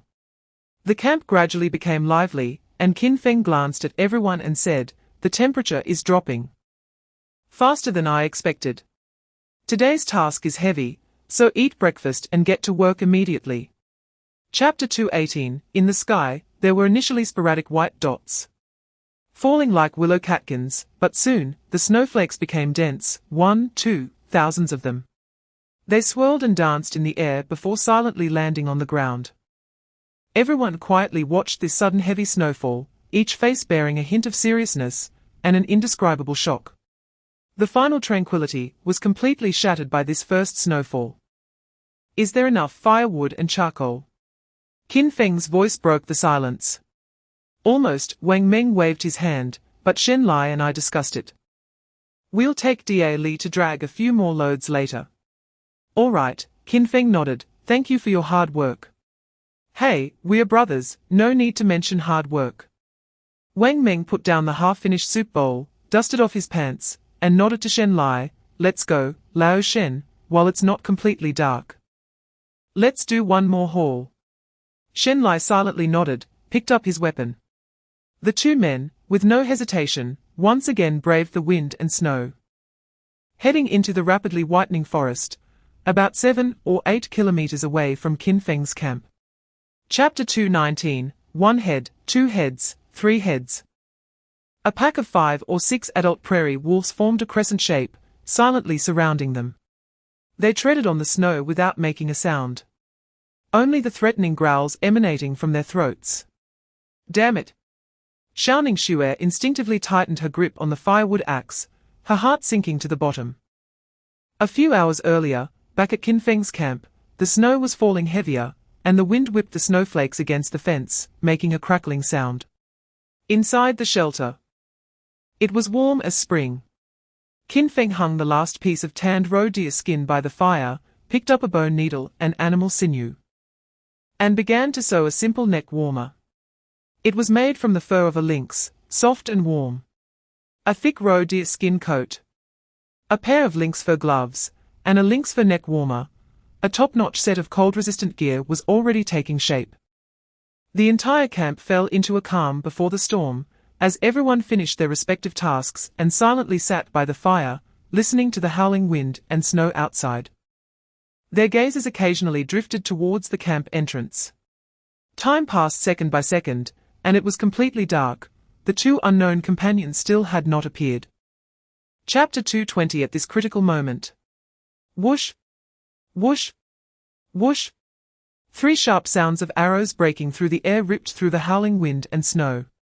3 black crossbow bolts, moving at an almost imperceptible speed, accurately shot into the eye sockets of 3 wolves that were about to pounce on Xiaoning Xue. The 3 wolves didn't even have time to let out a howl before their bodies stiffened in mid-air and fell heavily onto the snow, twitching as they died. This sudden scene caused all the attacking wolves to pause, stopping in their tracks and cautiously looking towards the direction from which the arrows came. Xiaoning Xue was also stunned. She maintained her knife-wielding stance, staring blankly at the 3 wolf corpses that had appeared in the snow. In the midst of the wind and snow, a tall figure slowly approached. He was wrapped in thick furs, wearing a scarf to shield himself from the wind and snow, revealing only a pair of remarkably bright eyes in the darkness. The crossbow in his hand still emanated a chilling aura of killing intent. Behind him, a giant black wolf, absurdly large, moved silently, its bloodthirsty green pupils filled with cruelty. Is it Qin Feng? A Wu? The lead wolf that had bitten onto Li Jianjun's shoulder seemed to sense a tremendous threat. Chapter 221. Qin Feng's words, "You are safe now," pierced through the howling wind and snow by Xiaoning Xue's ear, striking heavily into her heart. The nerves that were taut to the limit completely snapped at that moment. She looked at the tall figure of the man before her, his still handsome face amidst the wind and snow, and the giant black wolf behind him. Her vision began to blur and spin. She felt as if she was being supported by a warm and solid embrace, with the faint scent of charcoal and leather lingering at her nose, bringing her a sense of comfort and safety.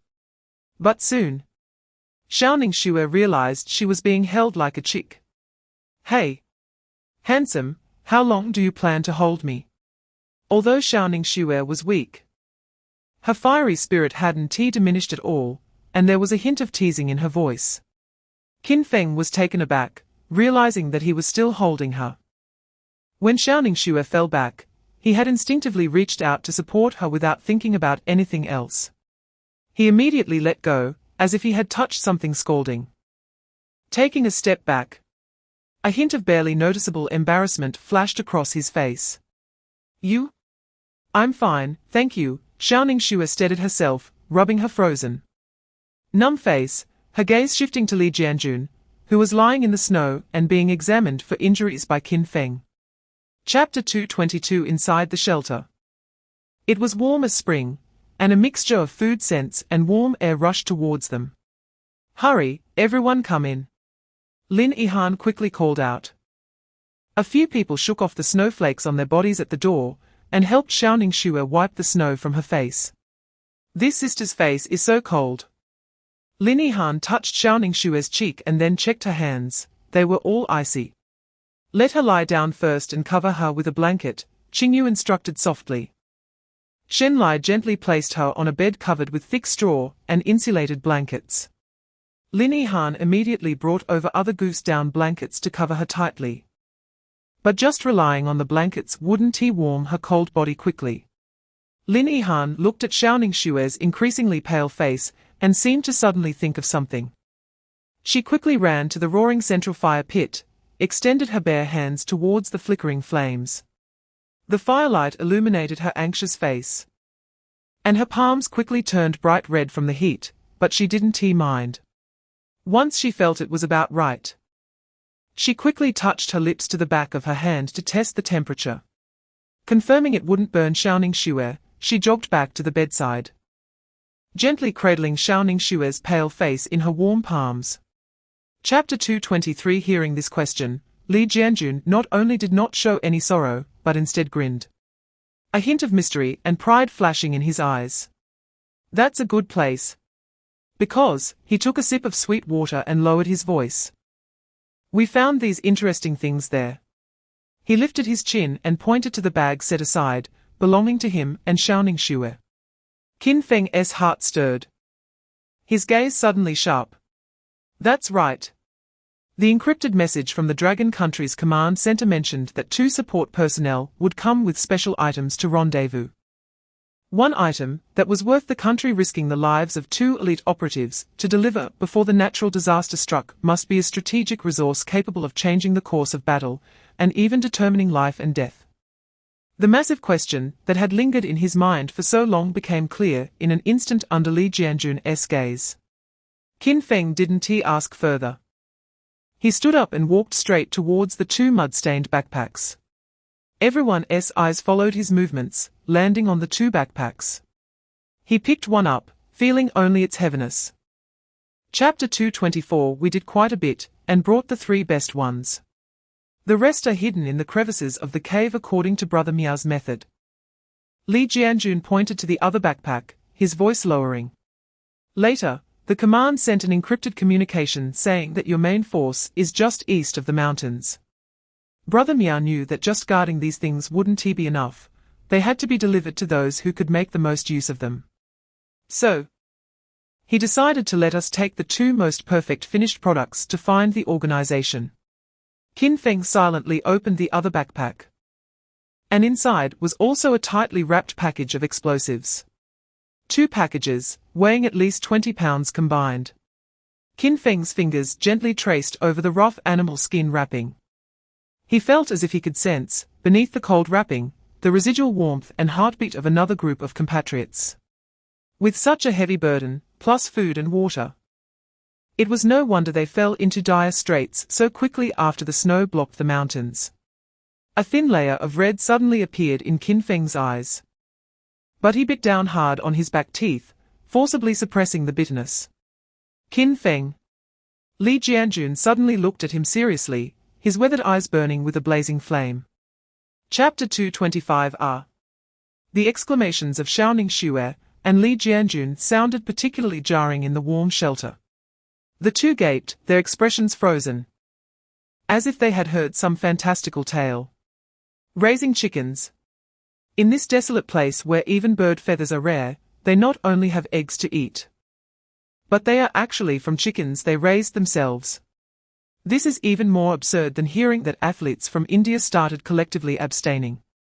Watching the petrified expressions of the 2, Lin Yihan suppressed a laugh and gently dropped another heavy bombshell. We also raised 2 cows.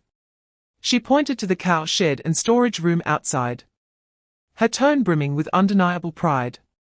One is called Dali, responsible for heavy work. This cow shed was built with its help dragging wood. The other is a calf named Dundan, responsible for being cute. 2 cows. Xiaoning Xue felt her mind was like a mess of stirred-up paste. She understood every word. But when combined, it turned into an incomprehensible script. In that barren Gobi desert, they had to flip over scorpions to check their gender just to survive. When starving to the extreme, gnawing on tree bark was a common occurrence. Yet here, these people had already begun to live the life of running a farm. But they also understood that if it were them, they would surely make the same choice. Eventually, everyone's gaze converged on Qin Feng, who was currently using a dagger to scrape the last bits of meat off a bone. He then handed the cleaned meat strips to Hena beside him, signaling her to distribute them to the injured. Only then did he wipe his hands clean and look up at Xiaoning Xue and Li Jianjun. He neither refuted nor agreed, simply stating calmly, "I won't let you die for nothing." He paused, his tone leaving no room for doubt. "If you want to go back, fine. First, wait until your injuries are healed enough for you to run and fight. Second, wait until this snow completely stops, and we have clarified the surrounding situation." Qin Feng's gaze swept over the 2 before finally landing on the 2 heavy explosives they had brought. He shifted his tone, his voice becoming sharper. "Have you thought about it? If you go back injured now and die halfway, What would Captain Meow and the others be waiting for? Supplies? Or another dose of despair? These words hit Li Jianjun and Xiaoning Xue hard. They weren't afraid of death, but were afraid of dying without value. The two exchanged a glance, the anxiety and stubbornness in their eyes slowly fading away, replaced by a heavy realization. The night passed in silence. Although the wind and snow raged all night long, the shelter was peaceful, and Xiaoning Xue was awakened by a rich smell of meat. She suddenly opened her eyes. Her body instinctively tensing, her hand already reaching for the weapon beside her pillow. This was a deeply ingrained vigilance. In the countless days and nights in the Gobi Desert, any unusual scent could mean danger. But the next second, she froze. Underneath her was soft, warm hay, and she was covered with a fluffy, warm-down blanket. The scent in her nose was not of blood, but a mouth-watering aroma of meat soup. In her ears, the crackling sound of burning wood in the fire pit, and the hushed voices of people moving around filled the air. Warmth, safety, and the aroma of food, things she had only dared to dream of in the past few months, now felt so real. Xiaoning Xue's tense muscles relaxed inch by inch. An unprecedented sense of fatigue mixed with immense happiness surged in her heart. She couldn't remember the last time she had slept so deeply and peacefully. Woke up. Lin Yihan's voice came from beside her, as she held a wooden bowl filled with warm water. In the southern grasslands, deep within a cave covered by a massive mountain, an indescribable mixed smell filled the air, heavy blood, the sour stench of decaying bodies, and the burnt aroma of roasted meat. The three intertwined, forming a nauseating stench. In the center of the cave, a crackling bonfire dispelled some of the cold darkness. By the fire, 6 bodies, already beginning to stiffen, lay haphazardly. 3 of them had eastern faces, the recently announced casualties from the Dragon Kingdom. Their faces still bore the anger and unwillingness from before they died. Their bodies covered in gruesome claw marks and bite wounds. The other 3 were blonde and blue-eyed contestants from the Lighthouse Nation, their deaths equally tragic. One of them having their chest completely pierced, with intestines spilling everywhere. And in the deeper shadows of the cave, a giant creature occupied half the space, a corpse of a giant lizard. Its size was comparable to a small truck, and its dark green scales were as hard as iron. Even in death, its fierce head and sharp claws still exuded a chilling ferocity. But at this moment, this terrifying relic guardian was pinned down by a massive boulder weighing several tons that had fallen from the cave ceiling. In the heart of the desert, wild winds whipped up sand and snowflakes, madly sweeping across this vast oasis. In an inconspicuous depression on the leeward side of a sand dune, there was a pit that could barely be called a shelter. Surrounding the pit were sandbags made from backpacks and the clothes of Indian contestants, filled with sand and piled up half a meter high, just enough to block some of the wind and snow. At the top of the pit, several withered branches of poplar were crossed over, covered with a precious thermal blanket, which was then weighed down by a thick layer of snow. This was Yifei and Chen Hu's home. Inside the pit, the space was so narrow that only 2 people could huddle together. In the center, a small pile of firewood burned, the flame only the size of a fist, licking the last few twigs they had scavenged, emitting an insignificant amount of heat, flickering dimly, as if it could extinguish at any moment. Yifei and Chen Hu huddled closely together, wrapped in all the materials they could find, yet still freezing with purple lips and uncontrollable shivers. Damn this weather! Chen Hu cursed in a trembling voice, hoarse, feeling as if ice had formed in the gaps of his bones, and his blood was almost congealing. Yifei's situation wasn't any better. The exposed skin had lost all sensation due to the cold. He stared at the nearly burnt-out fire, his gaze somewhat vacant. Within the shelter, the warm air seemed to turn cold in an instant. Qin Feng stood in front of the fire pit, quietly staring at the livestream watch on his wrist, the 3 names of the fallen glaring like bloodstains in everyone's hearts. Wang Meng clenched his fist so hard it cracked, the veins on the back of his hand bulging. Damn it! He growled, slamming his fist into the ground beneath him, shaking the entire shelter. They could just have been lucky. Shen Lai said in a low voice, no emotion discernible, but his tightly clenched fist betrayed his inner unwillingness. Luck? Xiao Ningxue gave a bitter smile. The wounds on her body were still throbbing, but the bright flames of unwillingness burned in her eyes. Those who could break through the ruins must have some skills. However, they must have lost quite a few people. Brother Qin Feng, Lin Yihan choked out. Qin Feng raised his hand to stop Lin Yihan's choking, took a deep breath, and slowly spoke in a deep and powerful voice, remember their names. Ma Zhengguo, Liu Ziwei. Zhong Dao. They are warriors of Longguo, our compatriots. Chapter 231, Sister Zhu, don't be dazed, let us go. I'll take you to feed our little treasures. Lin Yihan smiled and called to the still somewhat reserved Xiao Ningxue. After a night of rest and sufficient food replenishment, Xiao Ningxue's complexion had improved a lot. However, there was still a hint of inquiry and disbelief in her gaze towards Lin Yihan. Little treasures. You mean? You'll know when you get there. Lin Yihan said mysteriously, leading her towards the cow shed and storage room. Xiao Ningxue turned to Li Jianjun and said, Old Li. I am going to check their storage room to see how many supplies they have. Are you coming?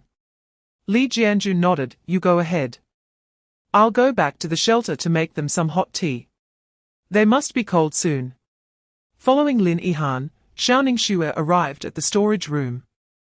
When Lin Yihan pushed open the door, Xiao Ningxue was stunned. The storage room was filled with various supplies.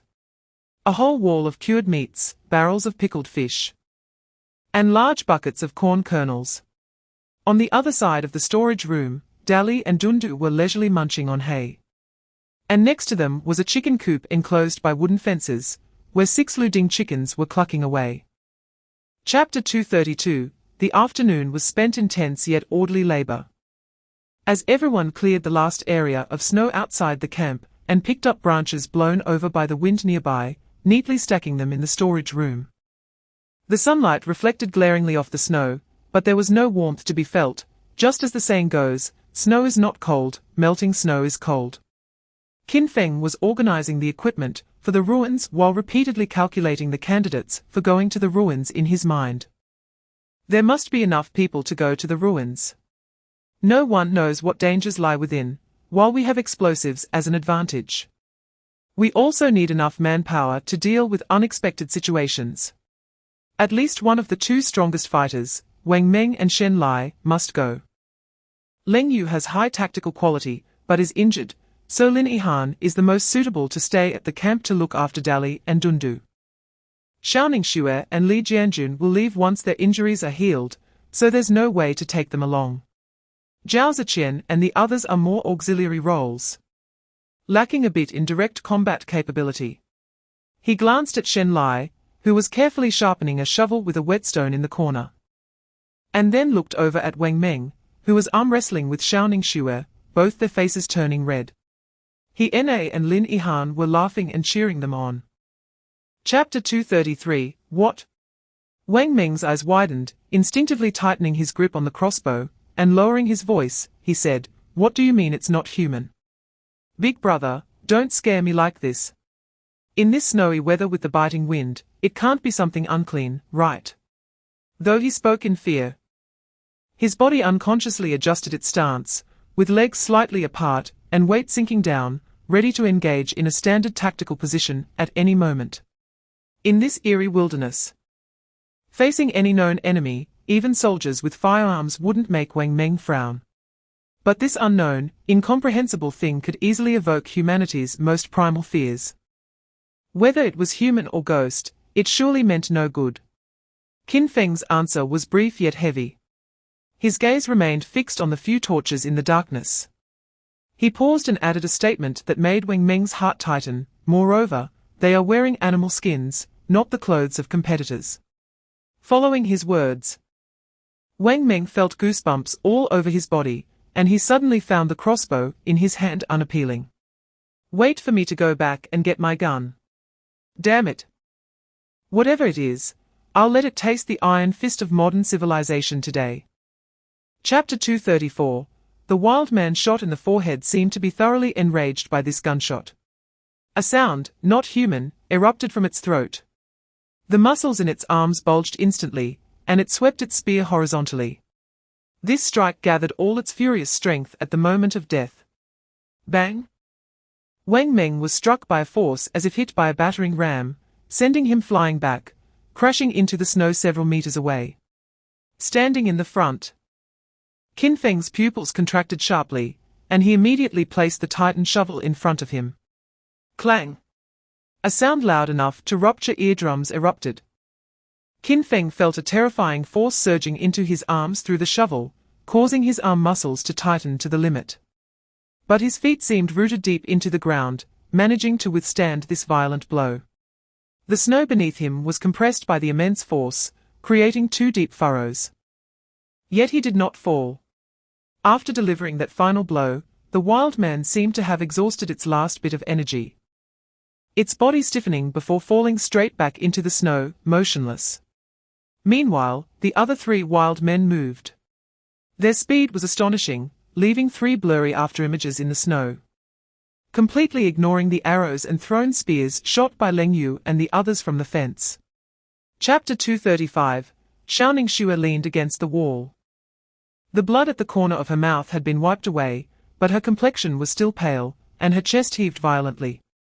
Qin Feng's gaze swept across everyone, confirming that apart from Xiaoning Xue's internal injuries and Wang Meng and Shen Lai's external wounds, there were no more severe injuries among the personnel, which eased his heart. Jingzhe lay in the snow, emitting low whimpers, and a clear red mark was left on its steel-like head, indicating that the earlier wild man's slap had evidently caused it significant injury. Qin Feng squatted down, gently stroking Jingzhe's head with his large palm, running his hand down its back. Feeling its owner's comfort, Jingzhe emitted a gurgling sound in its throat, nudging Qin Feng's palm with its head, as if to say it was fine and to go rest, promising to give him an extra meal later. Qin Feng patted its neck, and Jingzhe wobbled to its feet, limping to the corner of the camp, lying down against the wall next to the cattle shed, burying its head in its forepaws, quietly licking its wounds. After soothing Jingzhe, Qin Feng stood up, his cold gaze falling on the 2 corpses, one headless, the neck's severed edge smooth enough to be chilling, dark, viscous liquid still slowly oozing out. Chapter 236, Deep in the Ruins Cave. Qiao Sen's breathing was particularly clear in the silence, his palm gripping the machete was already sweating. 3 figures draped in animal skins cast eerie shadows in the firelight, as if they were demons crawling out of hell. Damn, what are these things? Qiao Sen lowered his voice, his eyes fixed on the 3 slowly approaching figures. Benjamin's breathing also became rapid, cold sweat breaking out on his forehead. The bow in his hand was fully drawn, the arrowhead aimed at the head of the foremost savage. The 3 savages stopped at the edge of the bonfire, the firelight illuminating their bronze-colored skin, the black patterns writhing in the light and shadow, eerie like living things. They did not speak, nor did they show any expression, just tilting their heads, using their emotionless eyes to scrutinize everything in the cave. Finally, the leading savage raised his spear, make a move. Benjamin let out a roar, the arrow in his hand shot out. Whoosh! The arrow, with the sound of cutting through the air, shot straight towards the savage's face, so fast that even its afterimage was hard to see. However, the savage didn't even dodge, lifting his spear and accurately deflecting the arrow. Chapter 237, Yi Fei's consciousness felt as if it were being forcefully pulled back from an unfathomable icy sea by a warm hand. He had a nightmarishly long dream. Sometimes dreaming of being burned alive by flames, sometimes dreaming of being swallowed whole by a monster. In the near-death hallucination, the last thing he heard was his hoarse scream. And just after that scream, a light pierced through the wind and snow, breaking through his impending sinking dark consciousness. 2 tall figures seemed to materialize from the snowstorm, staggering towards him. Found it! Found it! A rough and honest male voice filled with ecstasy. He threw down the wooden stick in his hand, kneeling in the snow, his large hand awkwardly trying to help Yi Fei up, afraid of hurting him. Old Zhao, don't just stand there. Quickly, Drag him to a sheltered place. Check his vital signs. A clear and commanding female voice rang out, full of undeniable authority. Yi Fei felt himself being lifted by strong arms. The body heat that penetrated through thick clothing felt so real, so scorching. He was not dreaming. They were dragged back to the makeshift cave. And then more dry branches were thrown in. Chapter 238. Inside the shelter, everyone's expressions were uncertain, the atmosphere slightly oppressive, no one spoke. Only the slight sounds of sipping soup could be heard. Xiaoning Xue's internal injuries had eased considerably under the effects of the hot soup and herbs. She leaned against the wall, watching Jingzhe quietly licking its wounds and devouring the purified beast jerky, and glanced at the calm-faced Qin Feng, feeling a mix of emotions. The battle that night was brief, but extremely perilous. Those invulnerable monsters, the easily shattered gate, felt like a heavy stone pressing on her heart. But looking at the man before her, that inexplicable sense of anxiety seemed to be suppressed again. Everyone eat, and then have a good sleep. Qin Feng's voice was very calm, revealing no emotion. Shen Lai, I will guard the first half of the night. I believe news from our dragon country will arrive on time tomorrow. No need for me, Shen Lai instinctively wanted to refuse. Listen to me. Qin Feng's tone did not allow for rebuttal. Shen Lai opened his mouth, but ultimately nodded. He knew that the collision he experienced seemed harmless, but in reality, his blood and energy were surging, and his spirit was already stretched to the limit. Forcing himself to keep watch would only be a burden. Everyone, dragging their weary bodies, found places to lie down. Chapter 239, Big Brother, what are you thinking?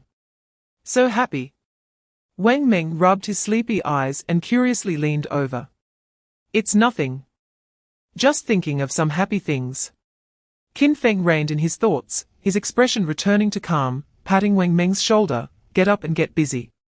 In the morning, everyone got up and began a new day of work. Xiaoning Xue and Li Jianjun's injuries were recovering quickly under Qin Feng's herbs and sufficient nutrition. Zhu Yi and Sun Hao took tools and began formally repairing the damaged gate. Just then, all the Dragon Country contestants' watches emitted a slight vibration simultaneously. It's encrypted communication. Everyone stop. Get inside.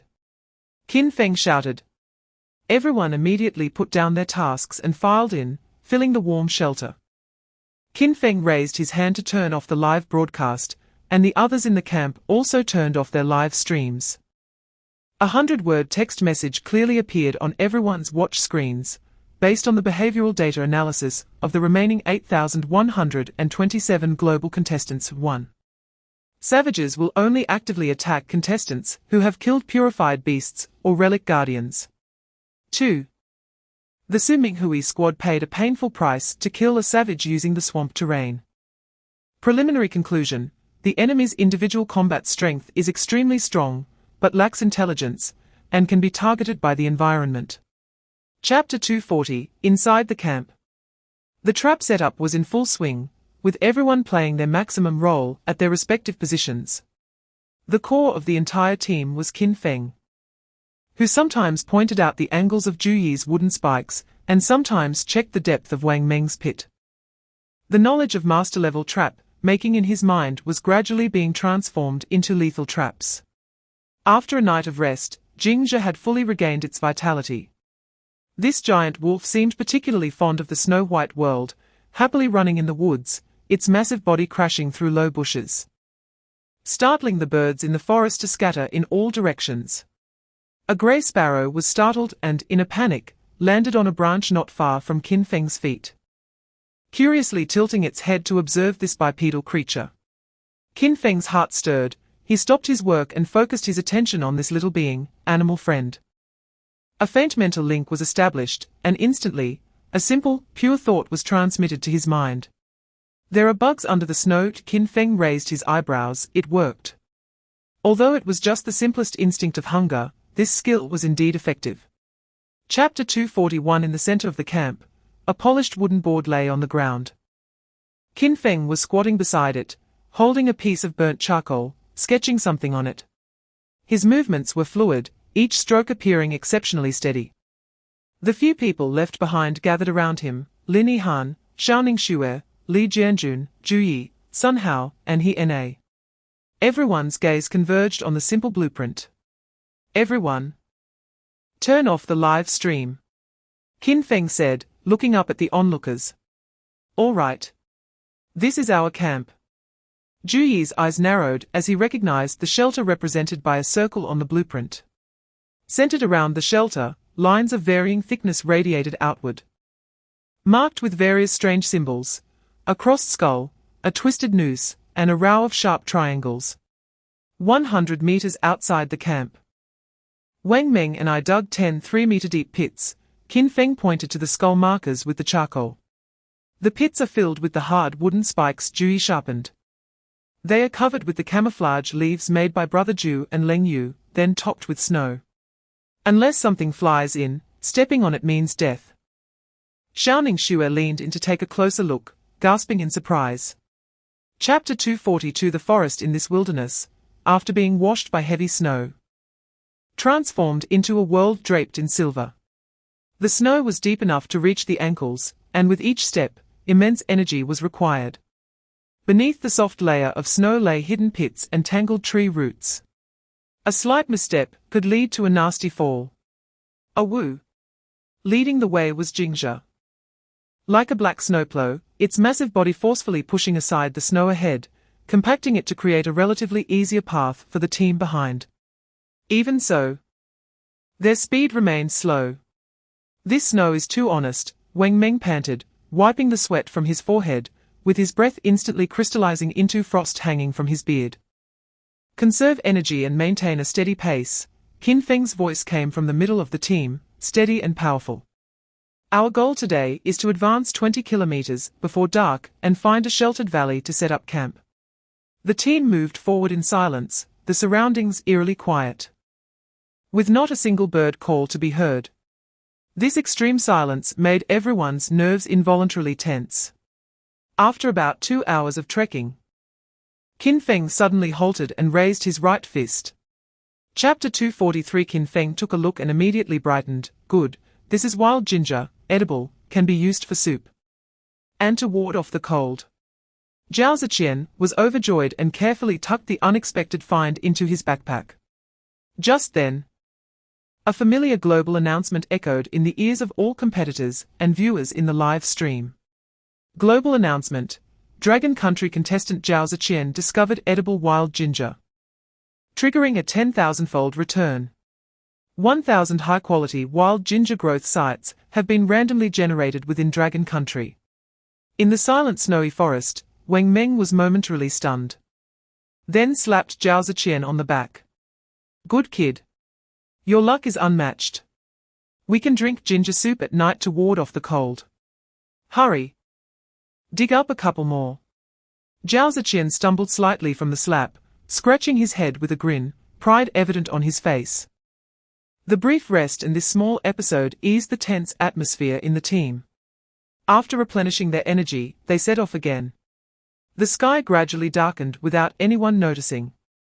A deep blue twilight enveloped the entire snowfield, the temperature dropped sharply, and the cold wind stung their faces painfully. We must find a campsite before dark. Wang Meng's voice carried a hint of urgency. Chapter 244. With Qin Feng's command, a Wu. The first to respond was not Wang Meng and the others, but the already restless Jingzhe. Its massive body moved through the steep slopes of the forest with ease. Powerful claws dug through the deep snow, sending up a flurry of snowflakes, charging towards the outermost enemy. Above the valley, Leng Yu also threw the heavy bone spear from behind her. Ziqian, catch. Zhao Ziqian, in the initial phase of his charge, instinctively reached out at the command. A huge force came, causing him to stumble back a step. But he managed to tightly embrace the exceptionally sharp bone spear. He looked up at Leng Yu on the slope. In the darkness, her face was cold and stern, already aiming her crossbow downwards, but quickly nodded at him. This was trust. Zhao Ziqian felt a surge of hot blood rush to his head, instantly overriding all his tension. He gripped the cold bone spear tightly and nodded vigorously, closely following Qin Feng's charging figure. Simultaneously, Leng Yu's movements were swift, like a shadow, aiming, firing. All in one motion. Swish! Swish! Swish! A series of sharp whistling sounds rang out, as several sharp crossbow bolts were shot out.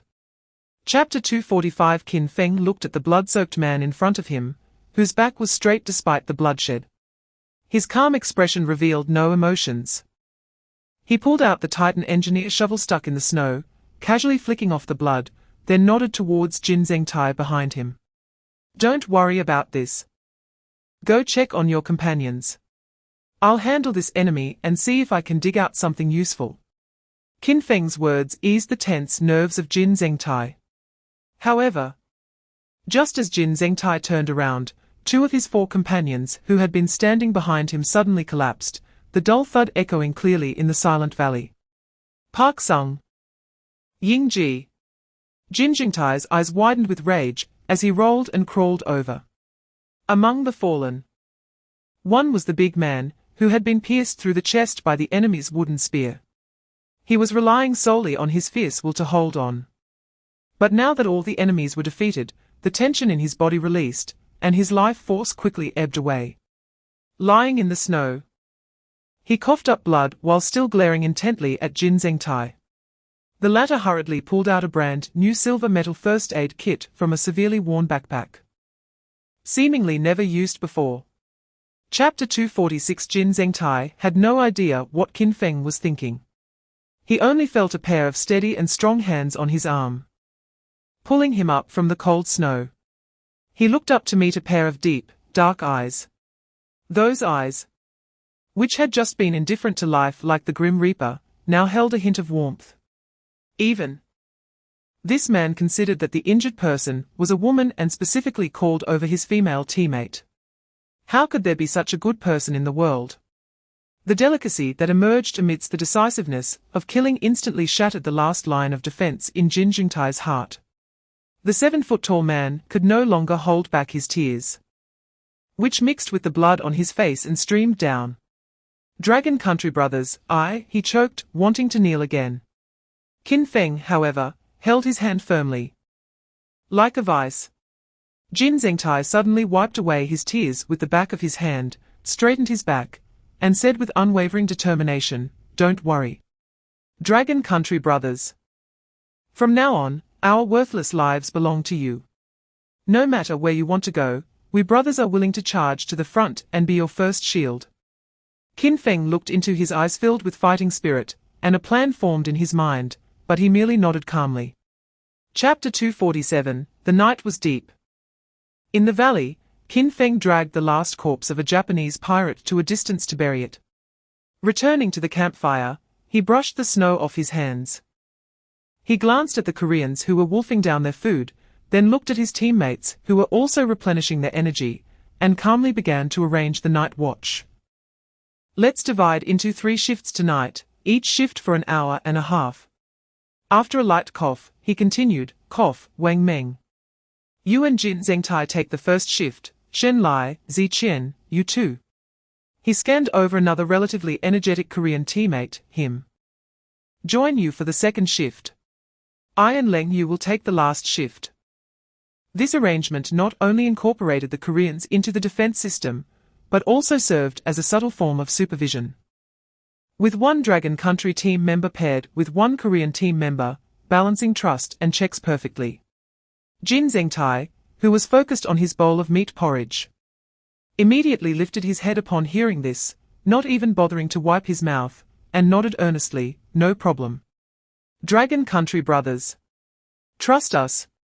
At this moment, he felt very clear-headed. Qin Feng's arrangement was flawless, giving them a chance to share responsibility while also observing their loyalty, to which he had no objections. Chapter 248. Dragging a person through thick snow was far more difficult than imagined. The sled sank deep into the snow, and Jin Zhengtai and Li He exerted all their strength. Each step felt like pulling their legs out of a swamp. As sweat beads formed on their foreheads, they were instantly frozen into frost by the sub-zero temperatures. Their breathing gradually became heavier. Zhao Ziqian watched this scene, recalling his own struggles when he first joined the team. He silently walked over to the sled and said to Li He, "Let me take over for a while." Li He was taken aback and immediately shook his head vigorously. "No way. How can I let Dragon Country brothers?" "It's fine," Zhao Ziqian said, snatching the rope. Brother Qin Feng said, "We are all buddies now. I'm not in great shape anyway, just trying to get some exercise." After saying that, he mimicked Jin Zhengtai, slinging the rope over his shoulder, bending down, and straining to move forward. Li He watched Zhao Ziqian's not-so-broad, but exceptionally determined back, feeling a warmth in his eyes, and silently followed beside him, ready to take over at any moment. Qin Feng glanced over, stopped in his tracks, walked to the side of the team, and shook his head at the curious Jingzhe, who was wagging his tail. "Go, pull." Jingzhe tilted his massive wolf head, seemingly confused but obediently walked over. Chapter 249, Yelena. Zhu Yi muttered this name, his brow furrowed. Isn't she the daughter of the Belgian Prime Minister saved by brother Qin Feng? They had lived together for so long, and they naturally knew a thing or two about what Qin Feng had done. It's them. Lin Yihan forced herself to calm down, her mind racing as she recalled every piece of advice Qin Feng had given before leaving. No one is allowed to enter the camp. Any attempt to approach should be seen as an attack. Qin Feng's orders were clear and absolute, but the current situation was completely different from what she had anticipated. The other side showed no aggression at all, instead, they were very submissive. "What should we do, Sister Yihan?" He grabbed Lin Yihan's arm. "Should we attack?" "We can't attack." Li Jianjun immediately rejected the idea. Attacking proactively when unsure of their intentions could put us in the wrong if they truly come to defect. This would bring great diplomatic trouble to Dragon Country. He knew well that the battle for national destiny was not just about military strength, but also about public sentiment and opinion. "But we can't let them in," Xiao Ningshue countered. "Who knows if they are spies sent by the Lighthouse Country? They could come in under the guise of friendship and then stab us in the back."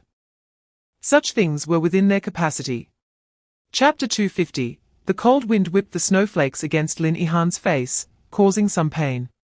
She stood outside the camp, with a tightly closed wooden door and alert teammates behind her, facing a Belgian princess, Yelena, over 100 meters away, who was willing to abandon all dignity in search of a way to survive. Yelena's posture was extremely low. She surrendered all her weapons, becoming a vassal, and offered half of her supplies. This was an unimaginable tyrannical clause in civilized society, but in the wilderness, it was the only bargaining chip the weak could offer when seeking protection from the strong. Hundreds of millions of global viewers held their breath, waiting for Lin Yihan's response, as this once glamorous star now held the fate of 11 lives in her hands, which also concerned the safety of the Dragon Country camp. Lin Yihan did not respond immediately. She weighed the options in her heart, accepting everything. It seemed to gain 11 free laborers, but without weapons. They would be like lambs to the slaughter in front of beasts. If they were attacked by a pack of wolves, would Dragon Country save them or not? If they saved them, it risked the lives of their own people. If they did not save them, the whole world was watching, making it morally indefensible. Completely rejecting them, forcing these 11 people to a dead end. If they died near the camp, it would be bad luck. And one could not guarantee what trouble their dying retaliation might cause. Chapter 251. Qin Feng closed his eyes, and the world instantly fell silent. The howling of the wind, the heavy breathing of his teammates, all noise retreated from his perception. He activated the animal friend skill. In an instant, his consciousness spread out like ripples in water. This time, he was not looking for sources of life heat, but attempting to connect with the tiny creatures living in this snowy field. The limitations of the basic skill were significant. Qin Feng could not engage in precise conscious communication with any animals, let alone control them. What he could receive were fragmented, chaotic thoughts filled with primitive emotions, So he had to distinguish and refine the most useful information from these disordered feelings. He first linked to a raven nesting in a rock crevice above the ruins. The raven's consciousness was a chaotic grey, filled with hunger and vigilance. But soon, a thought about the danger below surged into Qin Feng's mind. There were many noisy bipedal creatures with shiny spikes that couldn't be approached. There was warm food down there. But it was terrifying. The information was extremely limited, but Qin Feng quickly distilled it. Chapter 252. Wang Meng was taken aback. Big brother. What did you let Jingzhi do? Qin Feng smiled as he cast his gaze toward the brightly lit open area, saying, just watch. A good show is about to start. In the open space in front of the main gate of the ruins, more than 20 people were scattered around 3 different campfires. Although it was a joint camp, the distinctions were clear. Closest to the main gate of the ruins, 7 or 8 contestants from the lighthouse country were seated together with 2 or 3 contestants from the France country. They were well equipped with bows, arrows, and daggers, and even had 2 iron crowbars that they had somehow procured.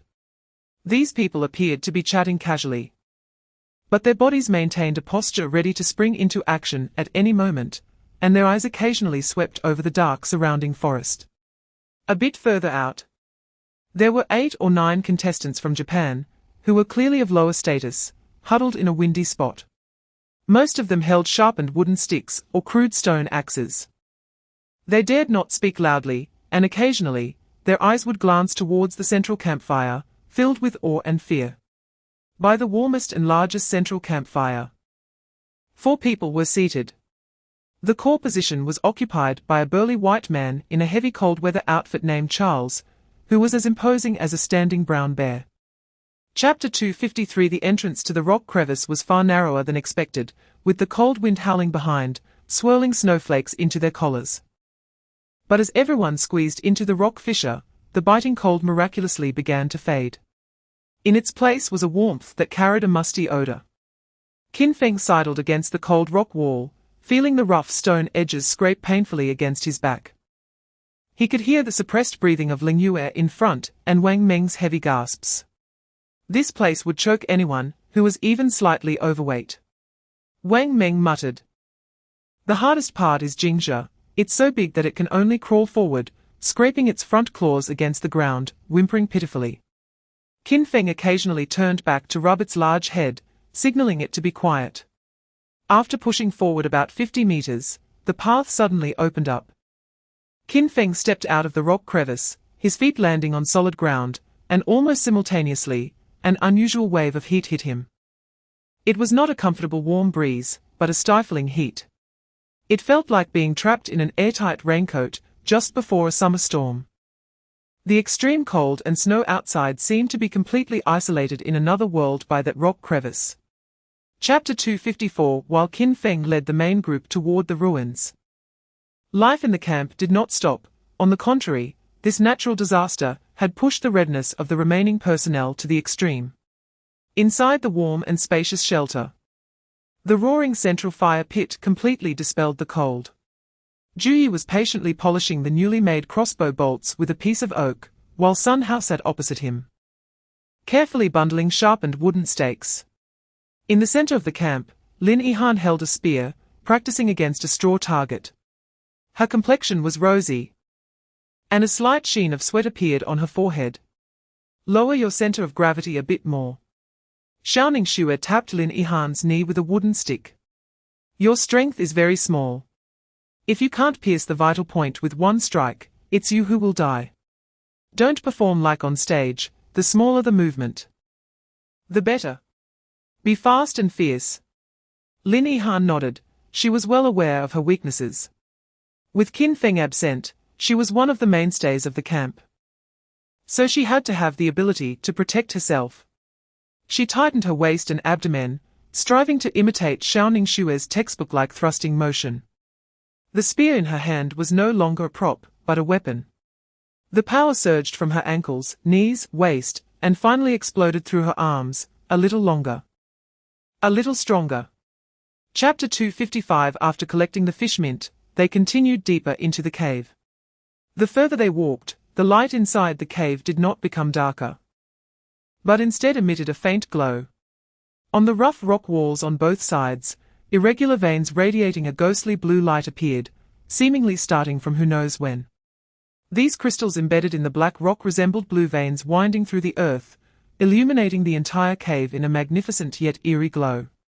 Zhao Ziqian instinctively shrank his neck, moving his body closer to the center of the path to stay as far away from the glowing rock walls as possible. Qin Feng, this thing doesn't have radiation, does it? I've heard that some rare ores have particularly strong radiation, and after a round, people just disappear. The prettier it is, the more deadly it is. He now understood this principle. Even if it does, we have no way out now. Qin Feng's voice was particularly calm in this confined space. He walked to the rock wall, not directly touching it, but gently tapping the glowing crystal with his entrenching tool. The crisp sound of impact echoed in the silent cave. It appeared to be some kind of phosphorescent fluorite vein, self-luminous, and usually within an acceptable radiation range. Chapter 256. Qin Feng stared intently at the water's surface. And in that moment, he felt every hair on his body stand on end. It was definitely not an illusion. He raised his hand, making a shushing gesture, signaling everyone to step back. Although Ling Yue and the others were confused, they immediately held their breath out of absolute trust in Qin Feng, trying to control their center of gravity and tiptoeing backwards step by step.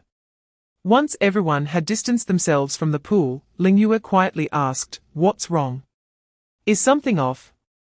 Wang Ming's face turned pale from holding his breath, and he finally exhaled, lowering his voice to ask, "What is going on, big brother? Is there something weird in that water?" All eyes were on Qin Feng.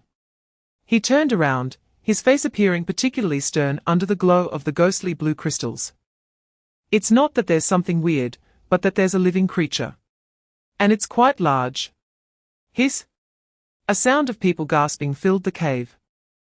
If there was indeed a living creature capable of growing to such a size in this bottomless underground river, it would undoubtedly be a monster beyond ordinary understanding.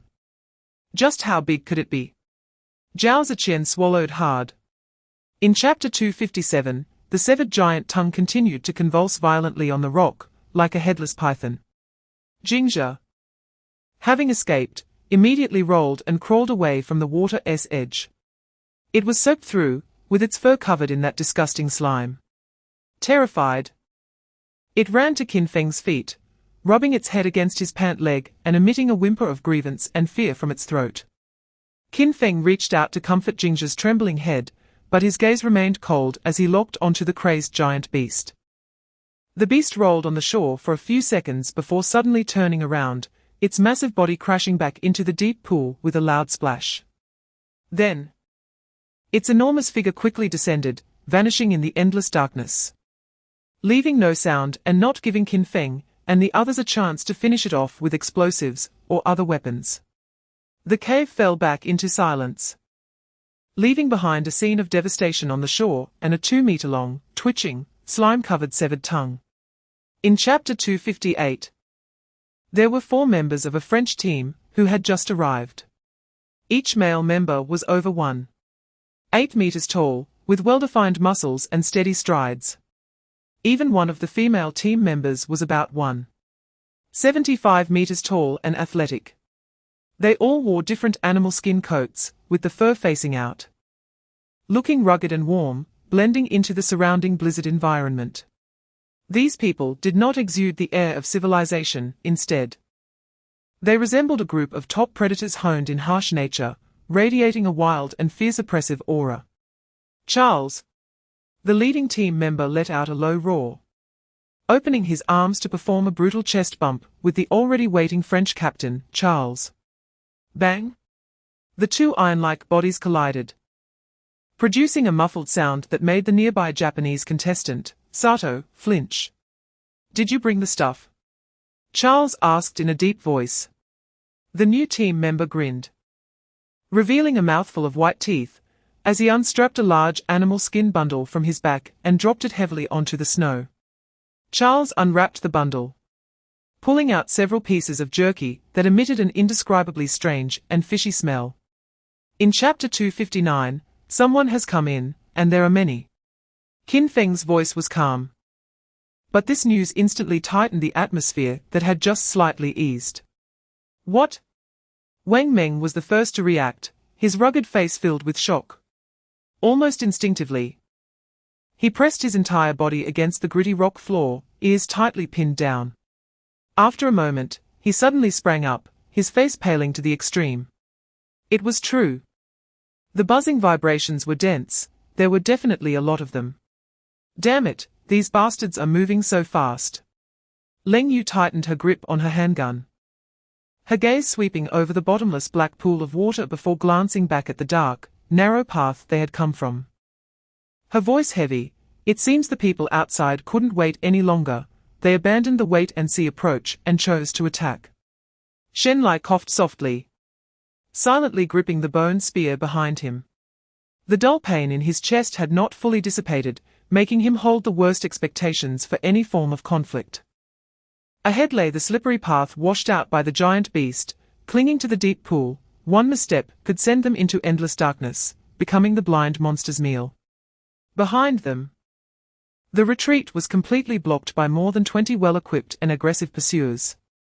In Chapter 260, a burly contestant from the Lighthouse Nation was the first to squeeze out of the passage. He was holding an iron crowbar, his face twisted with excitement. When he saw Qin Feng and the others not far ahead, he froze for a moment before erupting into a harsh, manic laugh. Ha ha! Charles, boss. Found them. This group of rats is right here.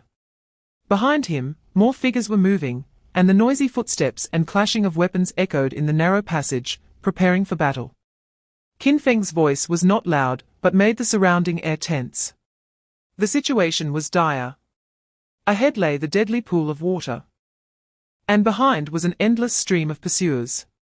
This narrow passage was their last line of defense. Once the enemy broke through, the assault of over 20 people would be enough to overwhelm their small team. Damn it! Wang Meng spat a mouthful of bloody saliva, the muscles around his eyes twitching wildly. He glanced at Qin Feng, then at the resolute faces of the Korean compatriots behind him. And finally his gaze fell on the black explosives lying quietly on the ground, just a few steps from the cave entrance. He knew that was their only way out.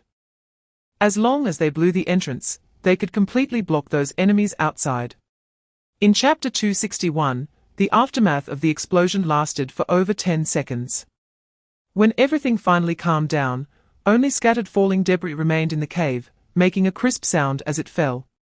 The air was filled with a pungent smell of gunpowder, mixed with rock dust and the stench of burnt flesh, making it almost hard to breathe. In the global live broadcast room, after a long period of intense shaking and a snowy screen, the picture finally stabilized. In the Long Nation live broadcast room, billions of viewers stared intently at the completely blocked passage, the barrage of comments pausing for a moment before erupting like a volcano. Farewell, Brother Park Yong. Damn. What a man. A real man. Damn, I'm a big guy, but why can't I stop my tears? Brothers from the Chow Nation, you are awesome. From today on, if anyone dares to say a bad word about the Chow Nation, I'll be the first to take them down. The Chow Nation live broadcast room was already a sea of tears, with countless citizens kneeling on the ground, weeping uncontrollably at the screen. They saw Park Yong's final smile and heard his last words. Our hero sacrificed his life for our hope. Park Yong did not die in vain. He saved Captain Jin and our Long Nation allies. In Chapter 262, Qin Feng stood on the opposite bank, the beam of his flashlight clearly illuminating the slippery path. With the safety of the rope, the others felt much more at ease. I'll go. Cold Moon did not hesitate at all, she took a deep breath, gripping the rope with both hands, and stepped onto the slippery and sticky death path. Her steps were quicker and lighter than Qin Feng's, each footfall landing in the small pits dug by Qin Feng's spade, her figure showing almost no wobble. Soon, she successfully reached the opposite shore. silently standing behind Qin Feng to keep watch over the surroundings. Next was Shen Lai. Although he wasn't as nimble as Cold Moon, he excelled in steadiness. Taking each step very slowly with a low center of gravity, passing through safely as well. Only 4 people remained in the group who had not yet crossed. Jin Zhengtai glanced at the frail Hong Yingji and said to Li He, "You go first, I'll carry Yingji and be the last to cross." Li He nodded, grabbed the rope, and carefully moved across, also reaching the opposite shore safely. Then it was Zhao Ziqian's turn. He glanced down at his feet, and the dead silence of the dark green water made his stomach churn, but he didn't look again. After experiencing life and death multiple times, he had long understood that fear solves nothing and only makes you die faster. Chapter 263. Suddenly, the giant salamander locked onto Qin Feng's position again, its massive body leaping out of the water. Its giant mouth, devoid of a tongue, snapped towards Qin Feng in the water with a foul wind. This time, instead of retreating, Qin Feng advanced. Just as the giant mouth was about to close, he kicked off forcefully from the water, swung the bone spear he was holding, and thrust it fiercely into the monster's upper jaw. With a piercing sound, the sharp and hard bone spear, combined with the monster's terrifying biting force, lodged deeply in its own mouth. The monster let out a more furious roar in pain, wildly shaking its massive head, trying to shake off this damned toothpick, but unexpectedly, it got lodged even tighter. Qin Feng was pulled along by this immense force, rolling in the water like a ragged sack, his bones groaning under the unbearable strain. "Qin Feng." Cold Moon's voice was sharp and urgent. A rope was accurately thrown down from the rocky platform above, landing with a splash on the water next to Qin Feng. "Grab it." Qin Feng choked on the icy water, reaching out to grasp the life-saving rope tightly. On the shore, Wang Meng and Shen Lai immediately exerted force, trying to drag him onto the bank. Chapter 264. Thus, an extremely bloody scene unfolded before billions of viewers worldwide. A massive monster was engaged in a tug-of-war with the giant rocks on the shore using its own strength. The other end of the rope was tied to its own upper jaw. With a crack, a subtle yet incredibly clear sound, like bones breaking, came from the monster's giant mouth. Its forward momentum suddenly stalled. Then, there was a ripping sound. That was not the sound of the rope breaking. It was a sound more terrifying than any other, the sound of flesh being torn apart alive between the two ends of the tug-of-war. The brute force of the giant beast and the weight of the massive rock, the first to collapse was its own body. The bone spear lodged in its upper jaw, under the terrifying pulling force, acted like a can opener. It forcibly severed the entire upper jaw of the monster, along with half of its head. A jet of black-red blood gushed out from its torn head. Instantly, half of the dark green pool was stained a nauseating dark red. The monster's roar abruptly stopped. Its massive body thrashed violently in the water, rolling and creating huge waves, churning the pool of blood. Chapter 265. The moment the announcement rang out, within the borders of the Dragon Kingdom, countless once stinking and murky rivers and lakes were visibly changing at an incredible speed. The black, foul mud seemed to be smoothed and settled by an invisible hand, the dark green algae quietly dissipating, the water transforming from murky to clear. And even a few fish that had long been extinct tentatively swam out from the crevices.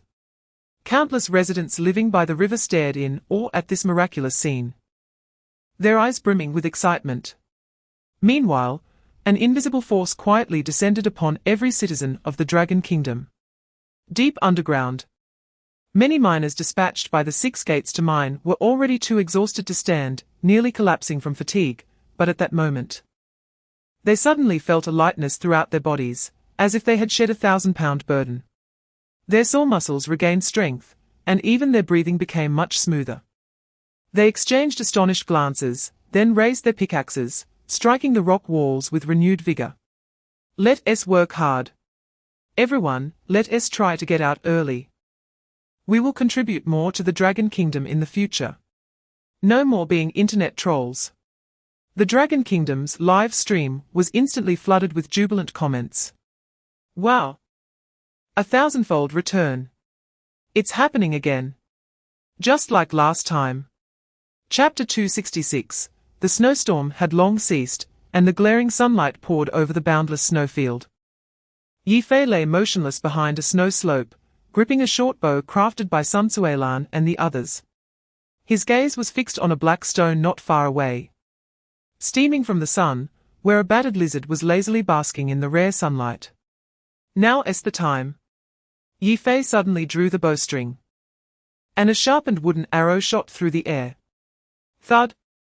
The wooden arrow accurately pierced the lizard's eye socket, penetrating its brain. The lizard didn't even have time to let out a cry. Its body twitched violently twice before going completely still. Done? Yi Fei broke into an excited smile. Leaping up and hurrying forward, one hand grabbing the lizard's tail, while the other picked up the short bow stuck in the ground, striding back to the shelter. Outside the pit, Chen Hu, Sun Suilan, and Zhao Fu were gathered around a pile of firewood, with a blackened clay pot boiling unknown plant roots, bubbling with steam. Hey! Time for a meal. Yi Fei casually tossed the still bleeding lizard onto the snow, earning a roll of the eyes from Sun Suilan. Chapter 267. The cold and grand voice of the global announcement echoed through the empty cave. An indescribable joy instantly engulfed everyone except Qin Feng and Cold Moon. Thud! Jin Zhengtai knelt heavily on the ground. This robust man, at this moment, resembled a child, vigorously wiping his reddened eyes with the back of his hand. He bowed deeply towards the direction of his homeland. Park Yong. Did you see? Our Dragon Kingdom has also received such abundant national fortune rewards. Jin Zhengtai's voice choked with emotion, tears streaming down his face. He dropped the wooden stick in his hand to the ground, his knees buckled. And he directly knelt on the slippery rocks, trembling with excitement. We also have rewards for our country. Although Hong Yingji was weak, she struggled to kneel, but was pressed down by Leng Yu's hand on her shoulder. Don't move. If you move around now, your wound might tear. Jin Zhengtai raised his head. His eyes read, Mr. Qin, you saved our lives, and now you have brought such a generous national fortune reward for our country. This kindness, even if I, Jin Zhengtai, die, I can never repay. Get up. Qin Feng supported himself with a shovel in one hand and reached out to Jin Zhengtai with the other, pulling him up. Chapter 268. Zhao Ziqian was the first to wave his hands repeatedly. No, no, no, Brother Wang Meng, this thing looks so hideous. Who knows if the meat is poisonous? If we eat it and something goes wrong, we won't even have a place to cry. Jin Zhengtai licked his cracked lips. His eyes filled with a hint of gambling spirit. Fortune favors the bold. Mr. Qin, you saved my life, let me give it a try. If it really can strengthen our bodies, our chances against the Guardian will be even greater. Leng Yu didn't speak, but her slightly furrowed brows already indicated her disapproval. All eyes eventually gathered on Qin Feng, waiting for his final decision. Qin Feng squatted down, carefully examining Jingzha's condition. Animal friend skill activated. He could clearly sense that there was a strange energy surging within Jingzha. Its vital signs were stable, and it was strengthening at a slow yet steady pace. With no adverse reactions. This meat is indeed good stuff, but I can't gamble on what will happen if people eat it. He raised his head, scanning the expectant, fearful, and hesitant gazes of everyone, and slowly shook his head. We won't eat the meat for now. Chapter 269. The further they moved forward, the more the humidity and an indescribable stench of decay intensified in the air. The path beneath their feet became increasingly dry, and the glowing fluorite on the cave walls gradually disappeared. The surroundings fell into a deeper darkness, relying solely on flashlights and torches for illumination. No one in the team spoke, only the heavy footsteps echoed in the narrow passage, oppressive enough to make it hard to breathe. After about half an hour of walking, they suddenly found themselves in a vast area. A massive cavern the size of a standard football field appeared before them. Countless giant stalactites hung from the cave ceiling. Densely packed, their tips glimmering with cold light under the flames. On the surrounding cave walls, dark blue phosphorescent or reappeared, scattered in patches, illuminating the entire cavern like a mythical underwater dragon palace, magnificent yet eerie. However, no one had the mood to admire this spectacle. Everyone's gaze turned to the scene in the center of the cavern, their scalps tingling with horror, a chill rushing from the soles of their feet straight to their heads. My God! Wang Ming's voice was dry, his grip tightening instinctively around the dark green short spear in his hand. He was used to life and death. But the scene before him had surpassed the battlefield. Chapter 270, It's a Spider. How the hell can there be such a big spider? Jin Jingtai's teeth chattered. His eyes filled with fear. Run! Qin Feng's roar was chillingly calm, without a trace of tremor. In this life-and-death moment, the speed of his brain's operation reached its peak. There is no other way. We can only temporarily retrace our steps back to the narrow passage we came from. Everyone instantly reacted. Zhao Ziqian and Li He almost rolled and crawled to lift Hong Yingji, frantically rushing back in the direction they came from. Boom! With a loud noise, the entire cavern shook violently. The giant spider released its legs and its massive body plummeted from the high ceiling. The heavy impact sent countless stones and dust soaring into the air, causing everyone to cough uncontrollably from the dust. Cover! Qin Feng shouted sharply. He, Wang Ming, Shen Lai, and Leng Yu almost simultaneously turned around, forming a second line of defense. Amidst the swirling smoke and dust, a massive black silhouette slowly stood up, with hundreds of ghostly blue eyes lighting up in the dimness. Damn it! Wang Ming cursed angrily, spitting out saliva. Chapter 271, Inside the Passage. Silence was so profound that one could hear the sound of water droplets falling from the rock walls, mixed with the heavy, suppressed breathing of the crowd. Qin Feng leaned against the cold stone wall, each rise and fall of his chest tugging at his broken ribs, sending waves of dull pain through him. He forcibly suppressed the metallic taste rising in his throat and looked at Wang Ming, who was lying not far away. Shen Lai knelt on one knee, trembling hands reaching for Wang Ming's carotid artery. Moments later, he stiffly lifted his head, his bloodshot eyes filled with despair. Too weak, I can barely feel it. Damn it! Zhao Ziqian knelt beside Wang Ming, wanting to reach out, but afraid of worsening his injuries, his eyes red, voice choked. Brother Wang Ming, hang in there. Leng Yu's heart sank to the bottom. She bent down, tearing open Wang Ming's shirt, revealing the shocking dent and purplish bruises that made even her, a seasoned soldier accustomed to the sacrifices of comrades, feel a chill in her fingertips. Internal bleeding seemed likely, multiple rib fractures. This kind of injury here was equivalent to a death sentence. First aid kit. Your silver first aid kit. Leng Yu suddenly turned her head, her voice carrying a hint of urgent hoarseness, her gaze shooting toward Jin Zhengtai. Chapter 272, Qin Feng's order left everyone in a daze. Not to kill. Capture. Why? Shen Lai and Leng Yu didn't have time to think about Qin Feng's intentions. Their bodies' combat instincts had already driven them to follow. The swaying old wild man was blinded by the bright flashlight and let out a howl. Though aged, the ferocity etched in its bones had not diminished in the slightest. Facing the rushing Qin Feng, it did not dodge. Its dry, old tree bark-like arm suddenly swung out, carrying a foul wind straight for Qin Feng's face. Qin Feng's eyes were cold. He stepped aside at an extremely tricky angle, dodging this powerful blow. At the same time, the shovel in his hand flipped, and with the broad surface, he struck solidly at the old wild man's arm joint. Bang! A dull thud echoed. The old wild man let out a painful roar, its entire arm going numb, and its movements instantly distorted. But its other hand was even faster, fingers curling like claws, reaching straight for Qin Feng's throat. This thing, though old, had muscles and bones far beyond ordinary people. Drink!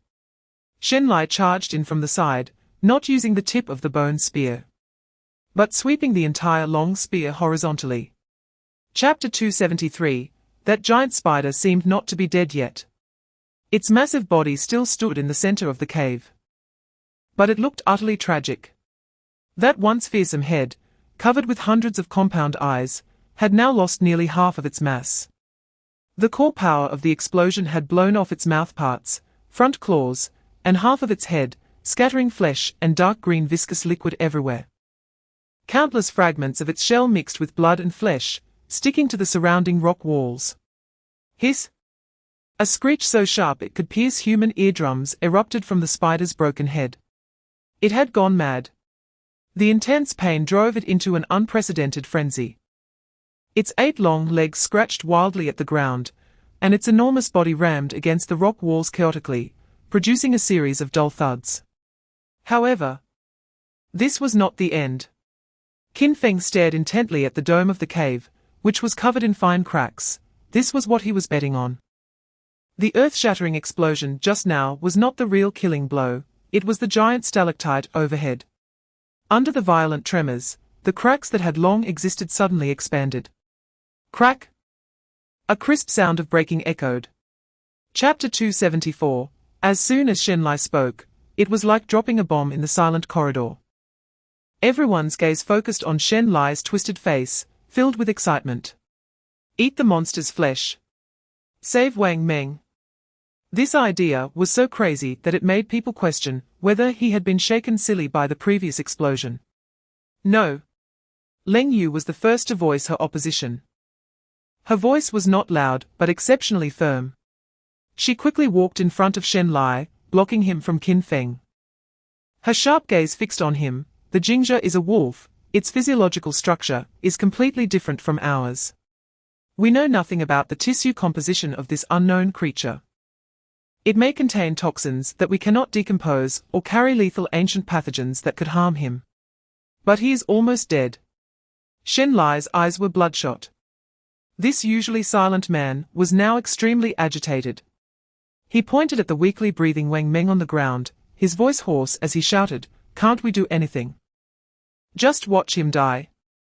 Leng Yu, I know you're right, but reasoning won't save his life." Leng Yu's lips moved, but she couldn't find the words to refute.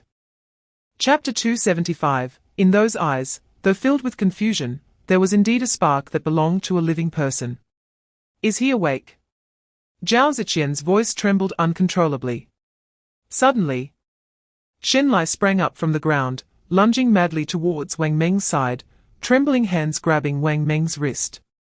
That strong and powerful pulse beat heavily against his heart. Ha ha ha ha ha. It's okay now.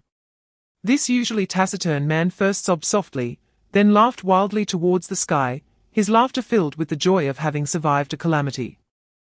Tears and snot smeared across his face, but he didn't care, just holding Wang Meng's hand tightly as if letting go would turn everything before him into a mirage. So great. Jin Zhengtai and Li He, the two men from the south, directly expressed their emotions with primal roars, excitedly hugging each other. Their large hands patting each other's backs fiercely, producing loud thuds. Qin Feng's tense body finally relaxed at this moment, he let out a long breath. The intense pain in his chest seemed to lessen a bit, and he looked at his overjoyed comrades, a hint of relief and warmth finally surfacing in his clear eyes. Chapter 276. Meanwhile, the global live stream completely exploded. Dragon Country live stream, Guardian. So that giant spider was a guardian. Thank goodness. Nothing else. Ha ha ha ha. I'm dying of laughter. Aren't the Lighthouse Country and the Japanese pirates blocking the door outside? Did they think that boss Qin Feng was trapped to death? In the end, he quietly soloed the boss inside. Ecological Restoration 20. Our southern desertification has hope. The sandstorms in the north can also be alleviated. What a great merit. Woo woo woo. It was so difficult. Seeing brother Wang Meng almost die, my heart was in my throat. Thank you, Spider Buddy, for the life-saving soup. Upstairs, are you polite? Doghead, the entire Dragon Country live stream turned into a sea of joy, over 1 billion viewers instantly lifted from anxiety and despair to ecstatic heights. Meanwhile, Other countries' live streams erupted with even more rampant greed. German live stream, my god, is that thing really something humanity can defeat? Wait. Look at the size of that spider. There are only a few dragon country people, they can't possibly take everything away. Chapter 277, Xia let out a thunderous roar, swinging his giant axe and charging violently. Behind him, a dozen coalition soldiers, who could no longer contain themselves, followed closely, pouncing on the others by the campfire like hungry wolves. However, facing this fierce charge, the Dragon Country team showed no signs of panic. Instead, they all stood up in unison, their eyes filled with a thirst for battle. Hey! Wang Meng, holding a short spear made from a salamander's leg bone, grinned a bloody smile at the charging Xia, excitement bubbling over. Big brother, leave this big guy to me. Wang Meng shouted in a deep voice, actively rushing towards Xia, let me play with you. Before his words fell, his robust body collided with Xia's giant axe with a thunderous crash. A cruel grin spread across Xia's face, as he seemed to envision the bloody scene of Wang Meng being cleaved in half by his axe. The purified beast jerky he had consumed had pushed his strength to an unprecedented peak, making him many times stronger than an ordinary person. Clang! A deafening sound of metal clashing echoed in the cave, sparks flying. Chapter 278. Though the long-bone spear in his hand was wielded without any technique, wildly swinging. Each strike carried the force of tearing through the air. Block? The arm would go numb on the spot. Dodge? Zhao Ziqian's strength seemed endless. Even if one evaded this attack, the next one would follow closely. Two contestants from the lighthouse country were forced into a desperate situation. They felt they were not fighting against humans, but dodging a mad buffalo. Kill! Zhao Ziqian shouted angrily, seizing an opportunity to thrust his bone spear with all his might into the abdomen of one of the contestants from the lighthouse country. Warm blood splattered on his face. But he paid no attention, withdrawing the bone spear and turning to deal with another opponent. This was his first time killing an elite contestant from the lighthouse country with his own hands in a direct confrontation. Just then, a deadly sense of crisis struck from behind. It was that pirate. Sato, with a face full of resentment, was hiding at the back of the team, silently drawing his longbow, seeking revenge for his fallen comrade. He wanted to see this dragon country person poisoned, convulsing, and dying in pain. Be careful! Jin Zhengtai shouted with bloodshot eyes. Chapter 279, Qin Feng's plain words felt like the loudest slap in the face, instantly flushing Zil's face red, and making his eyes bloodshot. Ah! Zil completely went mad, pulling out the giant axe embedded in the rock wall, and wildly swinging it again at Qin Feng. For a moment, the shadows of the axe were overwhelming, and the howling wind made people's cheeks sting. However, the next scene revealed to all the spectators, including the billions watching the global live stream, what extreme aesthetic violence looked like, and what it meant to strike from a lower dimension. Facing Zil's frenzied attacks, Qin Feng stood his ground, his figure weaving through the dense shadows of the axe, each dodge perfectly timed, as if he had anticipated all of Zil's movements. Occasionally, when he couldn't dodge in time, the engineering shovel in his hand would block the attacks effortlessly, dissolving the violent strikes into nothingness. The extreme power and extreme technique formed an incredibly stark and ironic contrast. Every attack from Zil felt like it was smashing into a pile of cotton. The feeling of strength with nowhere to go made him feel so suffocated he was almost spitting blood. He could feel his stamina rapidly depleting, his heart pounding more violently. Chapter 280, inside, there were a dozen dark red jerky pieces, looking somewhat like beef jerky, but darker in color and harder in texture. Qin Feng picked one up and sniffed it at the tip of his nose. He immediately recognized the scent. Identical to the jerky made from the saber-toothed tiger he had hunted near the waterfall camp. What is this? Qin Feng handed the jerky to Zil, who looked at it with flickering eyes, afraid to speak. Crack! Qin Feng pressed down with the engineering shovel, the sharp blade instantly carving a line of blood on Zil's thick neck. Ah, I'll talk. I'll talk. Zeal was terrified and no longer dared to conceal anything. Shouting like bamboo shoots coming out of the ground, we call it berserk jerky. We hunted a purification beast. It's made from its meat. Purification beast's meat. Leng Yu frowned upon hearing this, walking over to carefully examine a piece of jerky. Have you eaten it? What is the use of eating it? Eating it can enhance physical quality. Zeal trembled as he replied, it greatly boosts strength, explosiveness, and endurance. It makes us stronger in battle. Chapter 281. The bloody smell in the cave was thick and nauseating, mingling with the scattered corpses everywhere. But everyone in Qin Feng's team had no time to care about this. The 2 words going home felt like a shot of adrenaline, making everyone's movements incredibly efficient and fervent. Wang Meng tore off the relatively intact stab-proof vest from Jocelyn, weighed it in his hands, and smiled with satisfaction. This thing is not bad. I'll reinforce it when I get back. It can serve as a small shield. He decisively stuffed the vest and a sharp military dagger into his backpack, his rough movements revealing a heartfelt joy. Shen Lai, however, quietly squatted beside each corpse, meticulously checking. Unlike Wang Meng's boisterous approach, he was like a patient hunter, searching for any potentially overlooked details. When he touched the pirate Sato's backpack, his fingers suddenly paused. He pulled out a palm-sized cube wrapped in black hard plastic from the side pocket. One side of the cube was a deep blue small board. Qin Feng. Look at this. Shen Lai handed it over, and Qin Feng recognized it at a glance. Chapter 282. The biting cold wind whipped the snowflakes, cutting against their faces like a knife. Returning from the dark, damp cave to the icy world outside. The sharp temperature contrast and change in light made everyone a bit uncomfortable. They squinted their eyes and took a deep breath of the cold, fresh air, as if the rotting and bloody smells accumulated in their chests were swept away.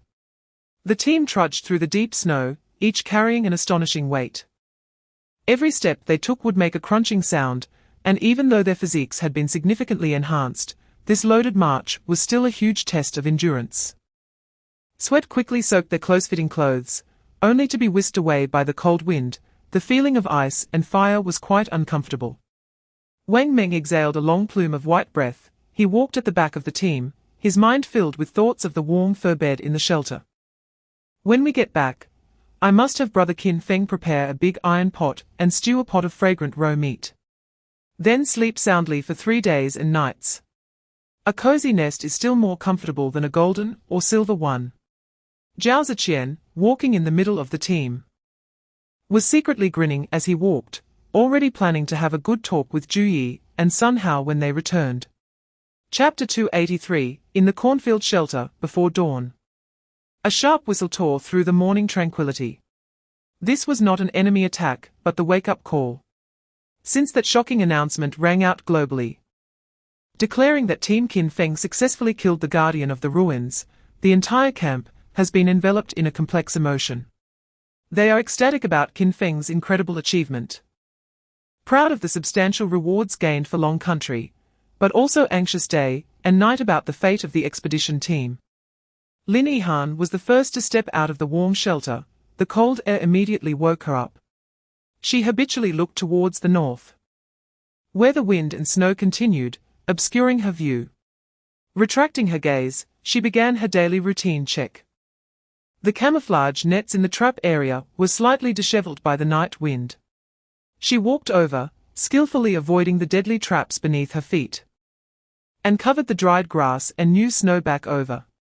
Her movements were meticulous. Those once delicate fingers that played the piano were now covered in rough calluses, and the frostbite on her fingertips had healed and cracked, making her unable to feel pain. "Sister Yihan, you're up so early," he said, rubbing her eyes as she came out, holding a wooden bucket, ready to tend to the precious chickens treated like ancestors. "Can't sleep." Lin Yihan paused for a moment. With Qin Feng absent, although the camp's decisions were entrusted to her, she still needed to consult with others, as their experiences were more extensive. "I understand," Lin Yihan nodded. "You go back first, restrain your people, don't act rashly, and wait for my news. Got it? Elena performed a simple gesture of respect and quickly left. Lin Yihan returned to the shelter, her expression serious. What's wrong? Xiao Ningxue came up to support her. In the West Forest, there are unidentified people, at least 5. Lin Yihan spoke concisely. With this one sentence, everyone in the busy shelter paused their tasks. Li Jianjun exhibited the composure of a mature man. He took a sip of water and said slowly, Yihan, don't be afraid. The outside of our camp is set up like a fortress by Qin Feng. Just those traps are enough to deal with them. We just need to guard our home. This was the safest approach, but Xiao Ningxue disagreed. Old Li. You can't say that, she shook her head, her eyes flashing coldly. 1,000 days of guarding against thieves, but can you guarantee 1,000 days without being stolen from? Our trap setup will eventually be figured out. Waiting for them to come is too passive. On the snowy plains, the wind howled. Qin Feng's team was crouched behind a massive snow mound, the cold wind bringing a strong scent of blood. Everyone's gaze was locked onto the giant bear tearing apart a deer carcass on the snow field. Its massive body blocked the necessary valley pass back to the camp. The brutal aura of a top predator made the team behind feel a low growl of aggression rising. We can go around, but it'll take much longer. Leng Yu put down her binoculars, her voice cold. This creature has turned this place into its dining table. The smell of blood will attract more trouble.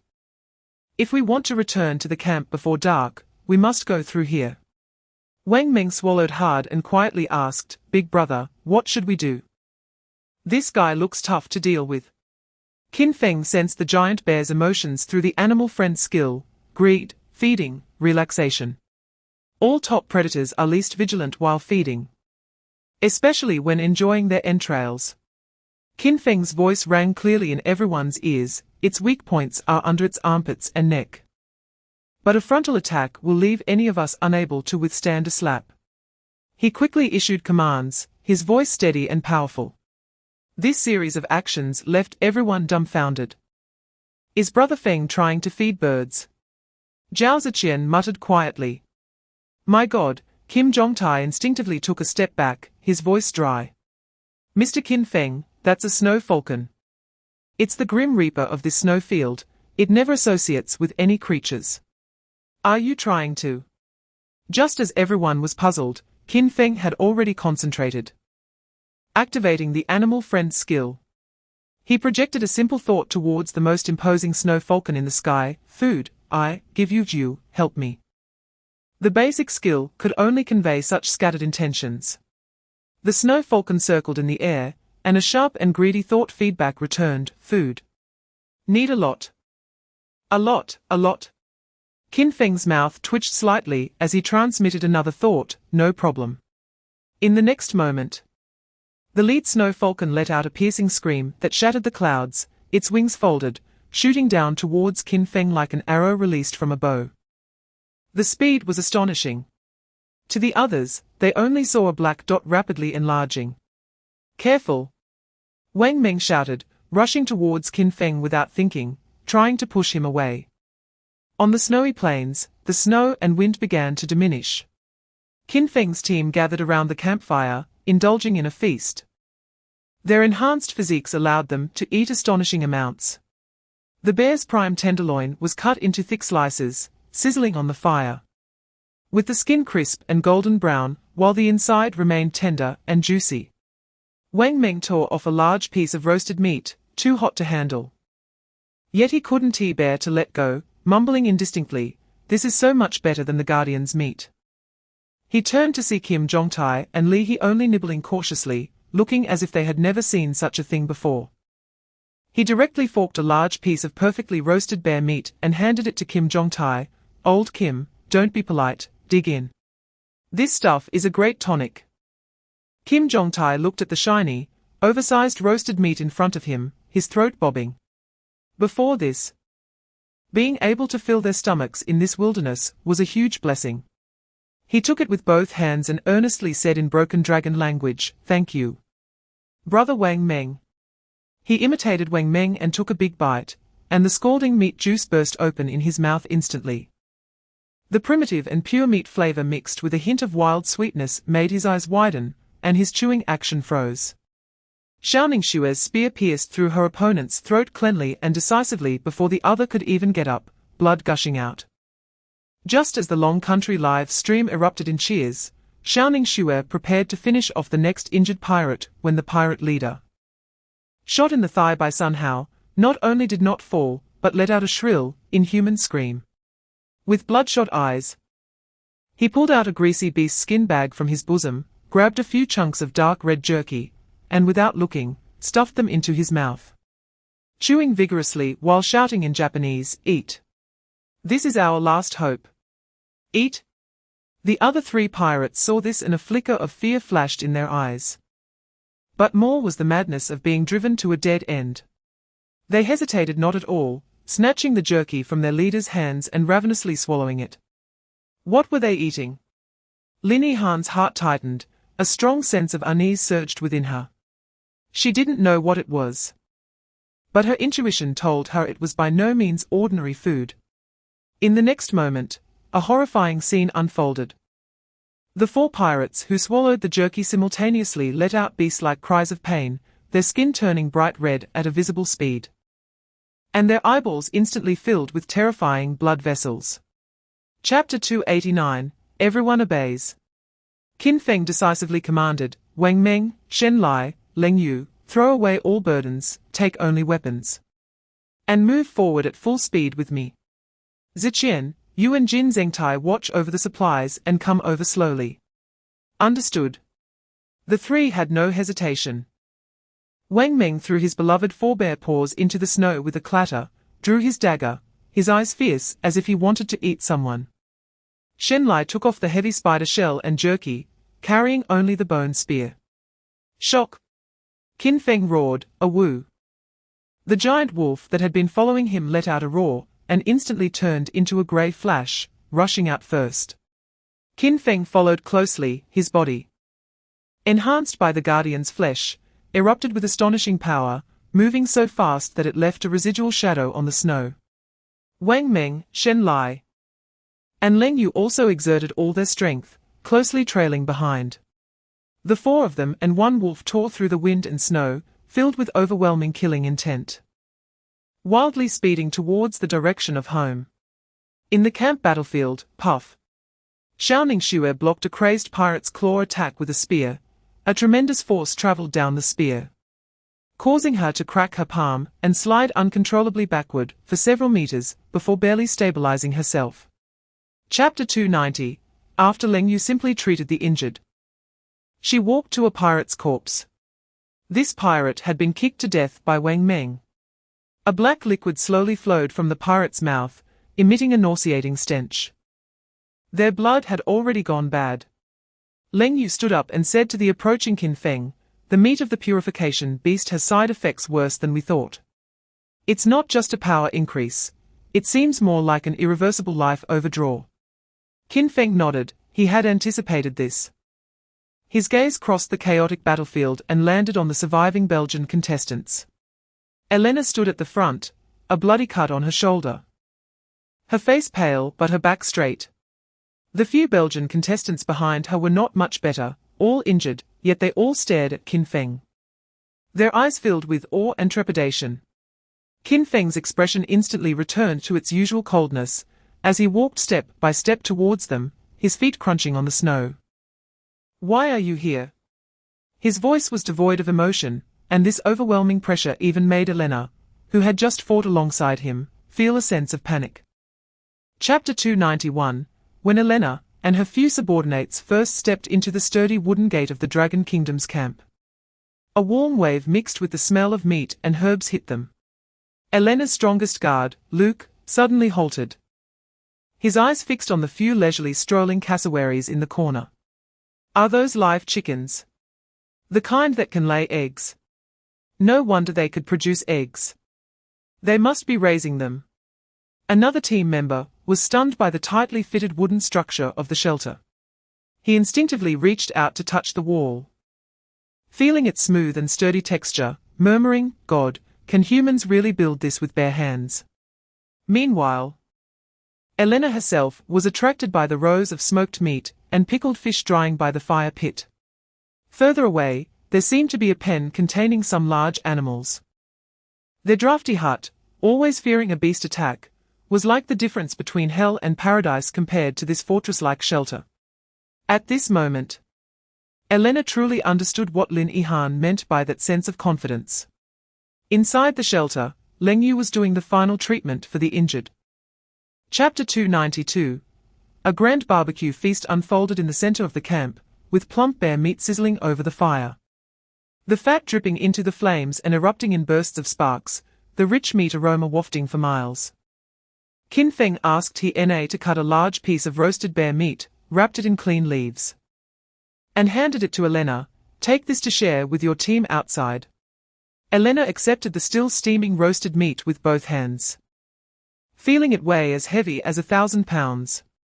She looked deeply at Qin Feng and said solemnly, on behalf of the Belgian nation, thank you for your generosity. When the enticing smelling bear meat was delivered to the outer Belgian camp, all the Belgian team members erupted with excitement. They shared food that far exceeded their daily harvest, eating with grease all over their mouths, each face beaming with the happiness of having survived and the anticipation for the future. Princess made the right choice. Following the Dragon Kingdom, we can survive. In the live stream, seeing this scene, the comments exploded. I'm so jealous. I want to eat bear meat barbecue too. Hee hee. A bunch of spineless Belgians, they'll be cannon fodder for the Dragon Kingdom later. The viewers from Lighthouse Country sent out envious comments. Chapter 293. Qin Feng's words made everyone in the shelter quiet down, looking at each other. Wang Meng, who had just been excited, felt his smile gradually freeze. Expedition to the Gobi, regroup with comrades, take down the ruins, even create more black gunpowder, to eliminate the remaining enemy stronghold. It sounded exhilarating. But the word abandon weighed heavily on his heart. Abandon what? Abandon this home they had built brick by brick.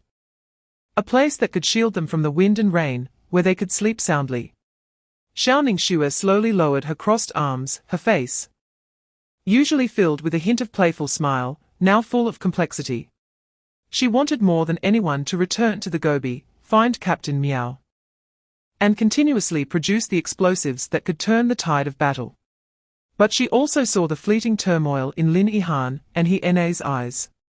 Indeed, for these non-combatants who had just struggled back from the brink of life and death, stability was more important than anything else. Lin Yihan's fingertips subconsciously curled up, gently pinching the hem of her clothes.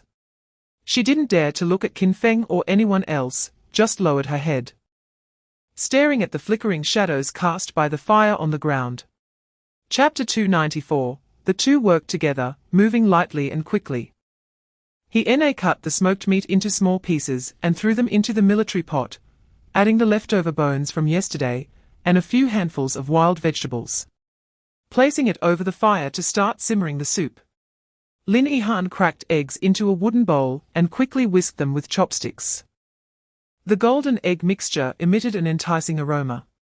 She poured some raw oil into the hot iron pot, the oil sizzling at high temperature, and then poured in the egg mixture. The steaming egg fragrance instantly burst forth, the egg mixture rapidly expanding and setting in the pot, with edges slightly browned, exuding a mouth-watering aroma. She quickly stir-fried it a few times, and when the eggs were half-cooked, she added in the steamed, plump corn kernels, mixing them evenly with the golden scrambled eggs. The egg mixture enveloped the corn, looking tempting. Na's meat soup was also almost ready. The rich meat aroma mixed with the fresh scent of wild vegetables, wafting through the morning camp. At this time, Xiaoning Xue and Li Jianjun also woke up. Xiaoning Xue walked out of the shelter, habitually scanning the surroundings to confirm there were no new tracks in the snow, then relaxed. Wow, so early. She walked over to Lin Yihan's side, looking at the fried rice in the pot, her eyes widening. Chapter 295. Everyone instinctively looked up, seeing a snow falcon with a wingspan of nearly 2 meters circling above the camp. Its sharp eyes precisely locked onto Qin Feng on the ground. Hey! What's this flat-feathered bird doing? Come begging for food. Wang Meng said, his mouth full of meat, mumbling. Qin Feng's eyes slightly narrowed, then he activated the animal friend skill. He initially thought the bird was there to ask for food or to report some disturbances in the forest like last time. However, the moment the mental link was established, a flood of thoughts far more complex than hunger or danger surged into his mind. It was an emotion mixed with pain, anxiety, and a faint plea. The snow falcon's thoughts were no longer vague color blocks or simple impulses, but formed a fragmented image: a steep cliff, another slightly smaller snow falcon lying on the ground, its wings drooping helplessly, emitting a sad cry, partner injured, cannot fly, need help. The clear and specific thoughts made Qin Feng's heart tremble. This was the first time Animal Friend conveyed such complex and human-like information. Chapter 296. In the dense forest to the west, the snow was melting at a visible speed. Drip, drip. The melting snow water gathered along the intertwining branches, then dripped down, creating small pits on the thick layer of snow. Occasionally, a branch, overwhelmed, would tremble violently, producing a muffled sound, shaking off the snow that had piled up all winter, crashing down and splattering up a cloud of snow mist. Qin Feng walked at the front, holding a Titan engineer shovel, his steps steady. Behind him, Wang Meng, Zhao Ziqian, Jin Zhengtai, and Li Yi spread out in a combat formation, vigilantly scanning their surroundings. This damn weather is really sticky and uncomfortable, Wang Meng said, lowering his voice. His robust body moved through the forest with little noise, a skill honed from long-term combat. Qin Feng didn't turn back, just shook off the snow water from the shovel, his gaze crossing the thickets ahead, peering deep into the forest. Just look around. Anything we find is useful for our dragon country. His voice was calm, but it energized the few people behind him. Chapter 297. When the two teams returned loaded and met at the camp, everyone was stunned by the sight before them. The center of the camp was piled high with plump snow hares and bright red berries, resembling a small mountain. The team from Billy Country could only watch from a distance, their eyes filled with undisguised shock. Qin Feng examined the red berries, confirming they were non-toxic and rich in vitamin C, effectively preventing scurvy. He ate a few himself, the sweet and sour taste invigorated him. He glanced over at Wang Meng, Shen Lai, Leng Yu, and others, confirming that they showed no adverse reactions after consuming the guardian beast's blood and flesh. It's time. Qin Feng took a deep breath. Gathering Lin Yihan, Xiaoning Xue, He Na, Zhu Yi, Sun Hao, Li Jianjun, and others together. He pointed to the corner where a large portion of the giant spider's blood and flesh wrapped in beast skin remained, calmly announcing, "This stuff can greatly enhance your physique. Now, it's your turn." In an instant, the air seemed to freeze, all eyes focused on the piece of flesh emitting a faint fishy smell and a strange color. Witnessing the explosive sense of power that Qin Feng and the others had. Chapter 298. Zhu Yi chuckled, stretching his wrists as he strode over. Ziqian.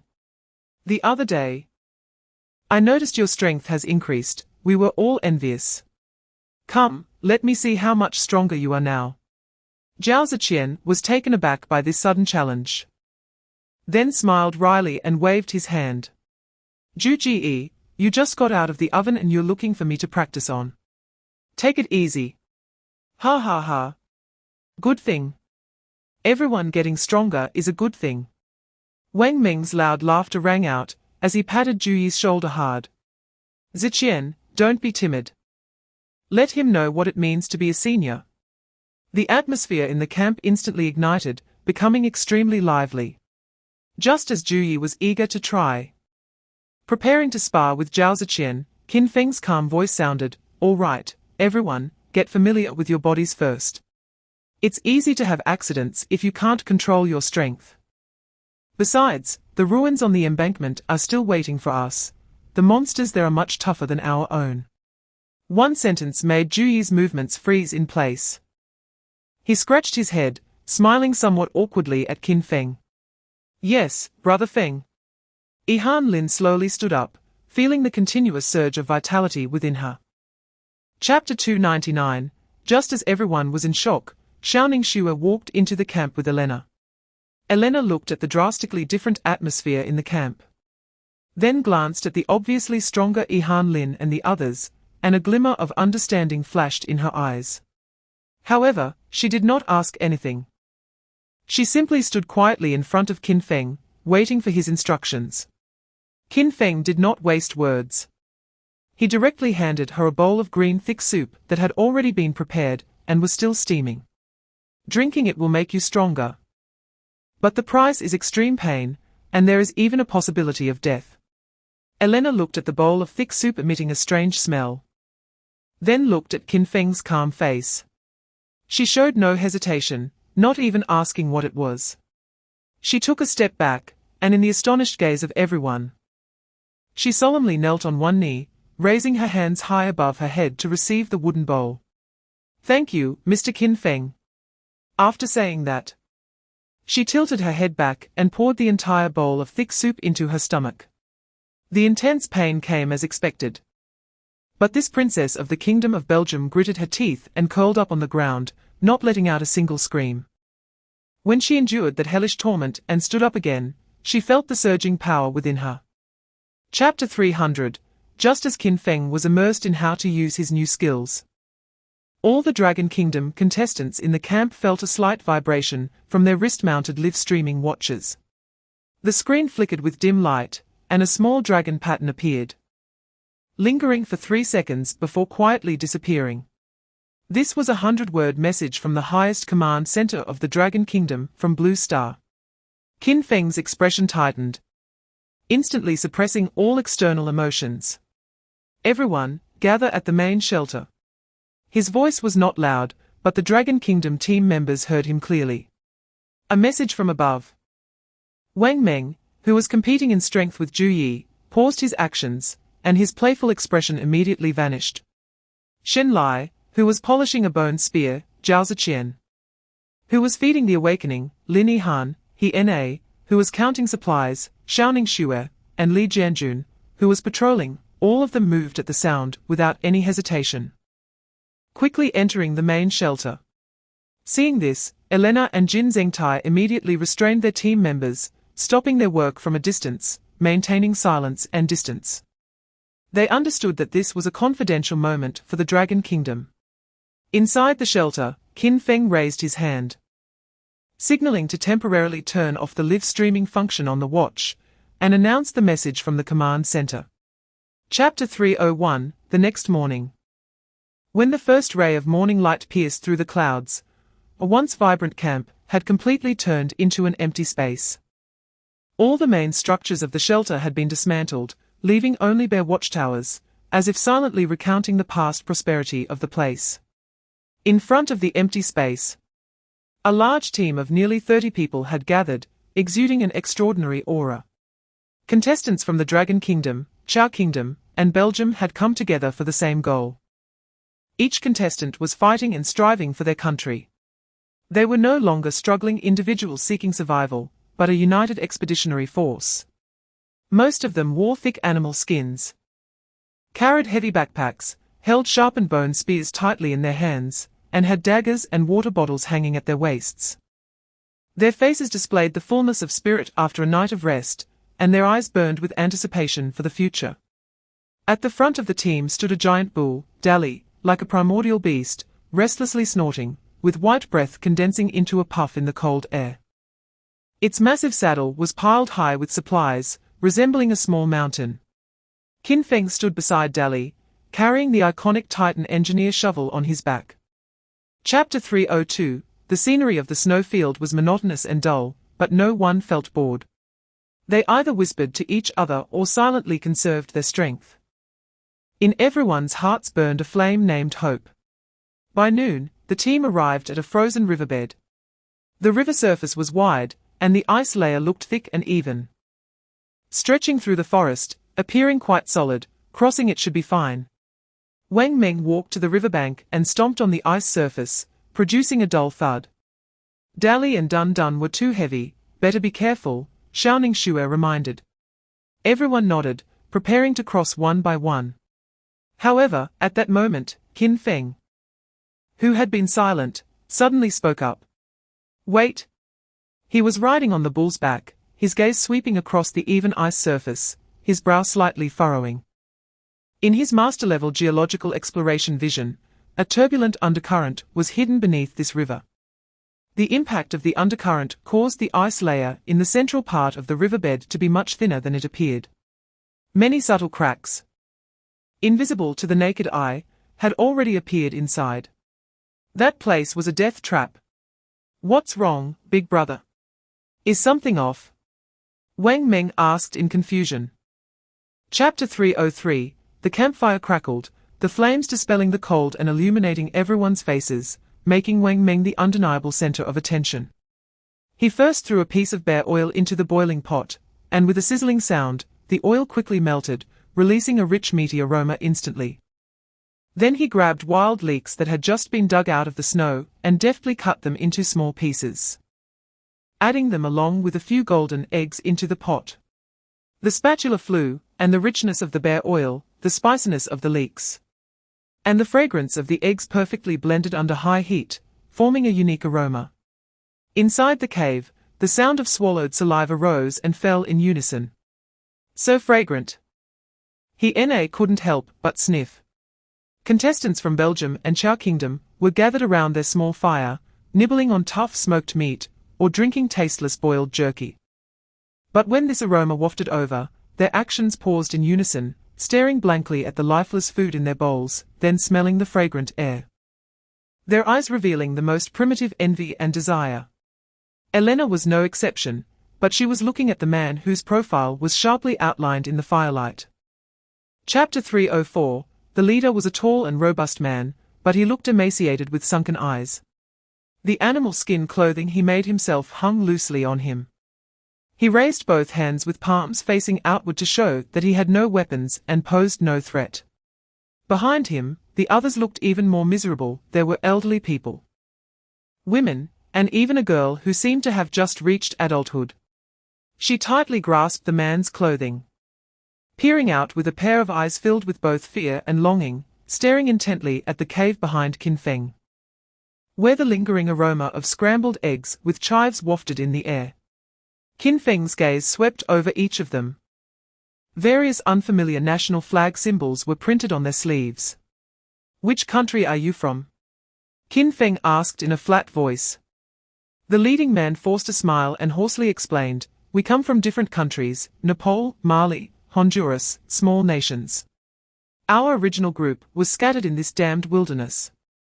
The remaining ones either died or scattered. He pointed to his companions behind him. We happened to run into each other in this rainforest, thinking that strength lies in numbers. So we banded together for warmth. Chapter 305, With a command from Qin Feng, the entire team's action dynamics changed. Everyone began to pay attention to their surroundings. Their gazes no longer fixated solely on the road ahead, but sweeping the environment while on the move.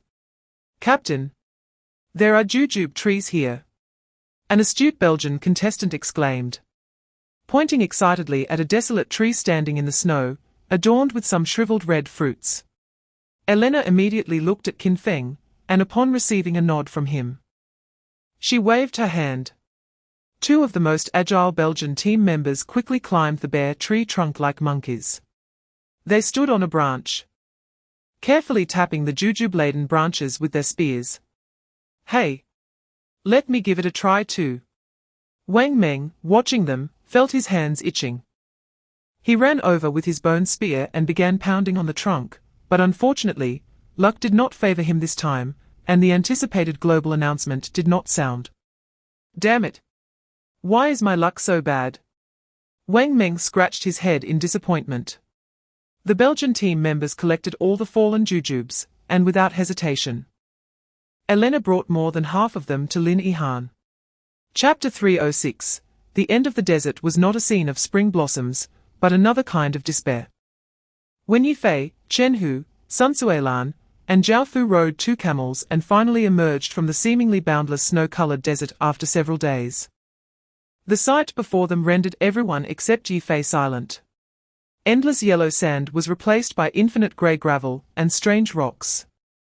The air was so dry it felt like it was squeezing the last drop of moisture from their lungs, and as far as the eye could see, there was not a hint of green, only bare stones. Wow! Yi Fei took a deep breath, opened his arms, and beamed with a radiant smile. It's so beautiful. Jiao Fu, Sun Suilan, and Chen Hu all turned in unison, looking at him with expressions of disbelief. Beautiful? Where is the beauty in this barren stone flat? You don't understand, Yi Fei shook his finger, wearing a mysterious look. This is the essence of the solitary smoke rising in the desert. The long river-setting sun, the romance ingrained in us dragon country people. But there is no smoke, and no river, the silent Chen Hu added coldly. Yi Fei's smile froze on his face. Dragon Country live stream, FUT. I declare that Yi Fei is my source of happiness. This sense of aesthetics is amazing. Chapter 307. While Yi Fei's team shivered in the Gobi storm, Qin Feng's team seemed to be on an armed outing. Hey! Ha! At the back of the team, Wang Meng, carrying the fierce giant beast-bone spear, was full of energy. He spotted a snow rabbit darting past and immediately hurled his bone spear, which landed with a loud thud in the snow, creating a big hole, but the rabbit had long since vanished. Damn it! Missed again. Wang Meng ran over, looking frustrated as he pulled out his spear. A moment later, he spotted a peculiar-looking dead tree and thought it might have some treasure. Without a second thought, he started pounding it vigorously, but all he accomplished was shaking off a pile of snow, no global announcement in sight. Brother, do you think this really depends on luck? Why can that Zhao Ziqian kid trigger an event just by digging up a chive, while I'm pounding trees and pulling grass with no results? Wang Meng approached Qin Feng, his face full of grievances, looking at him with a yearning gaze. His burly figure combined with a pitiful expression made him look particularly comical. Ha ha ha! Laughter erupted among the team. Chapter 308. In the hollow of the hills, the sound of spring water gurgled, clear and melodic amidst the oppressive heat. Wang Meng buried his entire head in the water pool, letting out a satisfied low roar, as the crisp spring water washed away his fatigue from the past few days. Everyone's faces finally showed a long-lost relaxed expression. Everyone, don't just drink. Qin Feng's voice was not loud, but it made everyone pause. He pointed to the large wooden barrel that Zhu Yi was carrying. Fill up everything that can hold water, including that. Wang Meng was momentarily taken aback.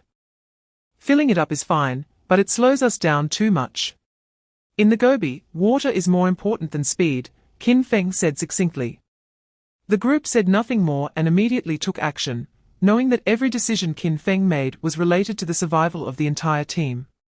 Just then, the snow hawks, Wind Chaser and Moon Chaser, circling in the sky, relayed a message. Qin Feng raised an eyebrow. He sensed not hostility, but a complex emotion mixed with friendliness and vigilance. Their movement, Qin Feng looked towards the southern ridge. About 10 people are coming towards us. As soon as he finished speaking, the team immediately shifted from rest mode to combat readiness. Chapter 309. Wait! Yi Fei shouted, sprinting forward and tightly gripping Chen Hu's wrist, which held the knife. His hand trembled, but his grip was surprisingly strong. Chen Hu winced at the pain in his wrist, looking at the young man with bloodshot eyes in front of him, and said hoarsely, "Ye kid, if you don't make a decision soon, we four will die here. We can't kill." Yi Fei's jaw clenched tightly. Each word seemed to squeeze out from the depths of his throat. It's not livestock, it's a comrade. It's a brother. They brought us here. Jiao Fu and Sun Suilan turned their heads away, unable to bear to watch any longer. They too felt heartache, but in this deathly desert, emotions were the cheapest thing. Yi Fei refused to let go, staring into Chen Hu's eyes, where there was no longer any teasing or sunshine, only a kind of near-mad determination. Uncle Chen Hu, trust me one last time. Just one night. Before dawn, I will definitely find water. If I can't. He paused, took a deep breath. As if using up all his strength. If I can't find it, you don't have to lift a finger. I will personally send it on its way. As his words fell, the entire desert seemed to fall into a dead silence, leaving only the howling wind. Chapter 3:10. Meanwhile, Qin Feng and the others had seen off the disciplined Gallic knights. The calm on his face slowly faded, replaced by a look of seriousness. He then gathered core members like Leng Yu, Wang Meng, Shen Lai, and Xiaoning Xue. The situation has changed. Qin Feng got straight to the point, informing everyone of the intelligence he received from Adrian, the night team leader. Explosion. Column of smoke. Hyena group. Wang Meng's brows instantly furrowed. Big brother. Do you suspect it's related to Captain Miao and the others? Qin Feng nodded. There's a high possibility. Captain Miao and the others have explosives. A glint of cold light flashed in Leng Yu's eyes. We must support them immediately. Let's speed up our march. We should still make it. No. Wang Meng immediately retorted. It's too risky. We are unfamiliar with the terrain of the desert. If we charge in recklessly, what if we fall into an ambush? We are nearly 30 people. Too big a target. Wang Meng's concerns were not unfounded. The team included not only Dragon Country members, but also allies from Zhao Country and Belgium. If a decision went wrong, the consequences would be unimaginable. For a moment, everyone fell silent, the atmosphere somewhat oppressive. Chapter 3:11. Okolo and his team were in a frantic escape, looking disheveled. Qin Feng's gaze lingered between their fleeing backs and the continuously smoking cave entrance for only half a second. Pursuit or rescue? Killing intent rolled in his chest. But the clarity in his eyes instantly overpowered everything. People must be saved first. Jingzhe, go. Qin Feng's voice was decisive, short and powerful. Engage them, harass them. Don't get into a prolonged fight, protect yourselves. Awu. Jingzhe had already transformed into a black arrow, pouncing towards the direction Okolo fled. Moving so fast it seemed to tear through the air. Qin Feng looked up, sending a thought to the two black dots circling in the sky: chase the wind. Pursue the moon, coordinate from above. Two clear calls of falcons pierced the clouds and shattered the stones, as combat aircraft receiving the military order swooped into low altitude. Following Jingzhe. Leng Yu, Shen Lai, come with me. The moment the order was given, Qin Feng's figure had already shot forward like an arrow released from the bow. The first to rush into the deadly thick smoke. As soon as he stepped into the cave entrance, a pungent mixture of burning flesh, feces, and wet grass assaulted his senses. Chapter 3:12. Not far ahead, a circular camp built of massive stones loomed into view, the walls towering 2 meters high, with two makeshift stone watchtowers on top where sentinels armed with crossbows stood. This was their stronghold. The moment the remaining Nigerian team members saw the camp, it was as if they had found a lifeline, and they unleashed their last ounce of strength, rolling and crawling towards it. Shoot! Shoot that wolf! Kill it! Okolo frantically waved at the archers on the watchtower. Whoosh! Whoosh! Whoosh! On the watchtower, 2 archers immediately drew their bows. Several sharp arrows whistling through the air towards Jingzhe.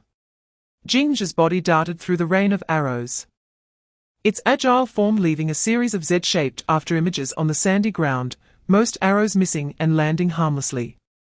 Its only target was to tear apart as many enemies as possible before the others entered the camp.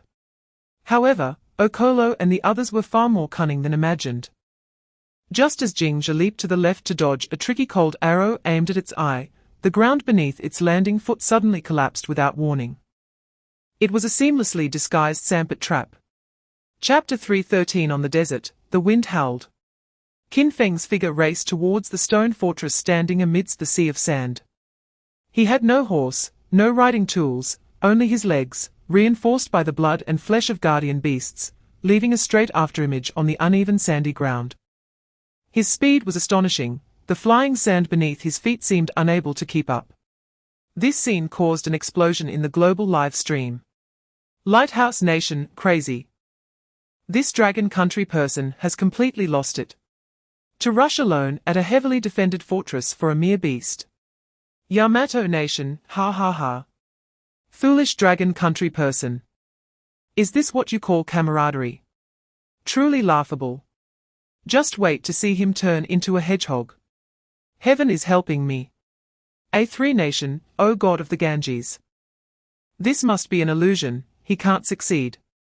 Mockery, ridicule, and schadenfreude flooded the live streams of various countries. However, in the Dragon Country live stream, the atmosphere was tense to the extreme, everyone's hearts were in their throats. Feng Shen. Don't be impulsive. Wait for brother Wang Meng and the others. No. We can't wait. By the time they arrive, Jingzhe will be dead. That's a trap, it's full of wooden stakes. Chapter 3:14 Barehanded Arrow Throw. 100 meters through the throat. The visual shock brought by this scene plunged the entire desert, and even all global live streams, into several seconds of silence. On the fortress wall, Okolo's muscles were twitching madly, he had never seen such a scene. The archers beside him, holding their bows, were also trembling uncontrollably. Unable to draw their bowstrings. Taking advantage of their moment of daze, Qin Feng did not hesitate at all, his figure surged forward again. Charging towards the sandpit trap that ensnared Jingzhe with the same astonishing speed. Stop him. Quickly stop him. Okolo finally woke up, letting out a piercing scream. The archers on the wall, coming back to their senses, frantically drew their bows again, but this time, their arrows could no longer lock onto the ghostly fast figure. In the blink of an eye, Qin Feng had already reached the edge of the trap. He suddenly thrust the bone spear he held in his left hand down. Thud! The hard spear tip deeply pierced the sandy soil at the edge of the trap, and the spear shaft, at a perfect angle, steadily reached the bottom of the pit. The whole action was clean and swift, without a hint of excess. Come up quickly. Jingzhe. He called out to Jingzhe at the bottom of the pit with a low shout. Chapter 3:15. Several kilometers away at the cave entrance, thud, thud. Thud, a series of urgent and heavy footsteps approached from afar.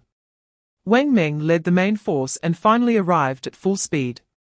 However, as he rushed to the front, his steps suddenly halted the moment he saw the scene at the cave entrance. The acrid smell of gunpowder mixed with the thick scent of blood crazily invaded his nostrils. The air was filled with the charred stench of burnt flesh, accompanied by the painful groans and suppressed sobs of the injured. The land near the cave entrance was charred black, with several broken corpses still unprocessed, and shocking bloodstains dyed large areas of the Gobi Desert red. The few survivors were all injured, their faces distorted from the smoke, lying scattered on the ground, receiving urgent medical treatment. Wang Meng's eyes instantly turned blood red. These sons of bitches! He roared, muscles bulging, and in a few quick strides, he rushed to Leng Yu's side, watching her kneeling on the ground. Rapidly performing CPR on an unconscious wounded person, and urgently asked, Sister. How are Captain Miao and the others? What about my big brother? Leng Yu's forehead was covered with fine beads of sweat, her lips tightly pressed. Seeing Wang Meng and the others finally arrive, the tension in her stretched nerves slightly eased. Chapter 3:16. Inside the camp, a bloody massacre was unfolding. The dull sound of the bone spear piercing flesh had just subsided when Qin Feng's left foot was pinned to the sandy ground. And he suddenly exerted force in his waist, using an incredible brute strength to turn the corpse, weighing over 100 pounds still impaled on the bone spear, into an irregular heavy war hammer, fiercely sweeping it towards another enemy, who was attacking from the side. Bang! The enemy never expected Qin Feng would counterattack in such a brutal way. In horror, he only saw his companion's twisted face rapidly enlarging before him, as he was smashed in the chest by the corpse, producing a muffled sound of bones shattering. He spewed blood and flew backward, his sternum already collapsed into a terrifying dent. Qin Feng flicked his wrist, and the bone spear detached with a hiss. In the blink of an eye, the seemingly unbreakable encirclement of 7 people had completely crumbled, and the remaining 4 were utterly broken. They watched helplessly as the figure, like a reaper of lives, strolled leisurely through their proud fortress, unable to grip their weapons any longer. It was not a battle, it was a harvest. A one-sided, unquestionable harvest. Chapter 317. Yi Fei rushed up in a few quick strides, ignoring the undisguised vigilance and killing intent emanating from Wang Meng and Shen Lai. His eyes shining as he stared at Qin Feng, his expression resembling that of a fan meeting his idol. "Long time no see, brother." This enthusiastic shout not only made Yi Fei's face flush with excitement, but also left Chen Hu, Zhao Fu, and Sun Suilan, who had just been on guard, completely dumbfounded. What the hell? The opposite was Qin Feng.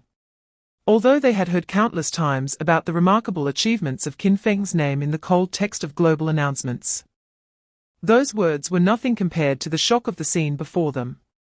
A man covered in blood, yet as steady as a mountain, with a bone spear dripping blood stuck in the sand, and a ground full of enemies who had died in a single strike, their deaths tragic. The legend from the announcements vividly materialized before their eyes in the most visually impactful way. On the other side, Qin Feng, Leng Yu, Wang Meng, and Shen Lai were also taken aback when they heard the name Yi Fei. Wang Meng stared with eyes as big as copper bells, pointing at Yi Fei in disbelief. "Why you Yi Fei? The one who took down the giant python in the desert." Chapter 318. After introducing his family, Yi Fei began to survey the stone camp behind Qin Feng. He walked a couple of steps around the broken door, stroked his chin, clicked his tongue in wonder, and then shook his head, sharply critiquing, "TSK, these black guys really have strength but no brains. With so many good stones, they built this thing. It's drafty all over. The structure is a mess, what a waste of materials. This craftsmanship is even worse than the toilet we built at the village entrance. Where's the load-bearing structure? Did they consider drainage? So many defensive blind spots, it's simply a live target." This critique, stemming from the deep-rooted construction spirit of the Dragon Kingdom people, resonated with Wang Meng and made the global audience from the Dragon Kingdom chuckle, "Ha ha ha. Yi Shen's mouth is simply my mouthpiece. The construction DNA is activated. This wall looks unstable, the load-bearing structure is completely wrong." How did the mood suddenly become so funny when these two gods met? After finishing his sharp critique, Yi Fei turned to Qin Feng and proposed, "What do you say, brother Qin Feng? Although the place is a bit shabby, at least it's a shelter from the wind and rain. I think we can use it as a base for now." Qin Feng nodded. Chapter 319. On the Gobi Desert. Three figures raced like galloping horses, sand and gravel flying beneath their feet. Big brother is big brother. He never disappoints us. Wang Meng ran wildly, his heavy breathing not affecting his speech at all, and his tone was filled with pride. One person, one spear, directly took down their old nest. Who would believe this if I told them? Shen Lai remained silent beside him, but his eyes reflected the calm figure ahead, shining with a kind of near-blind trust. Qin Feng, meanwhile, was quickly planning in his mind. Yi Fei's joining was a pleasant surprise. That guy's personal strength was definitely top-notch. Chen Hu was calm and experienced, a reliable support. How to perfectly integrate these distinct styles into a team and achieve a result greater than the sum of its parts was the most important task at hand. Soon, the distant cave was already in sight. When Qin Feng, Wang Meng, and Shen Lai appeared in front of everyone, the previously somewhat oppressive atmosphere in the temporary camp suddenly erupted with huge cheers. Team Qin is back. It's Mr. Qin Feng. They are back. Miao Mingyuan stood up with the support of Xiaoning Xue. Chapter 320. The several animal skin water bags found in the cellar were like a life-saving nectar at this moment. Yi Fei held a bulging water bag, tilting his head back to gulp it down. The cool spring water slid down his throat into his stomach, extinguishing the fiery blaze that had almost scorched his vocal cords. "Ha! I'm alive again." He put down the water bag and let out a hearty roar. as if he wanted to shout out all the despair and thirst he had accumulated over the past few days on the Gobi Desert. Chen Hu and Zhao Fu were the same. The two elderly men, who had experienced storms, looked like children at this moment, their faces radiating pure joy. What a relief! I am going to bring some to Sister Zuelan. She is still watching from the watchtower. Zhao Fu wiped the water stains from the corners of his mouth. His face flushed with excitement. Chen Hu also picked up the fullest water bag and walked over to Ling Yue, his voice deep. Comrade Ling Yue, have some water.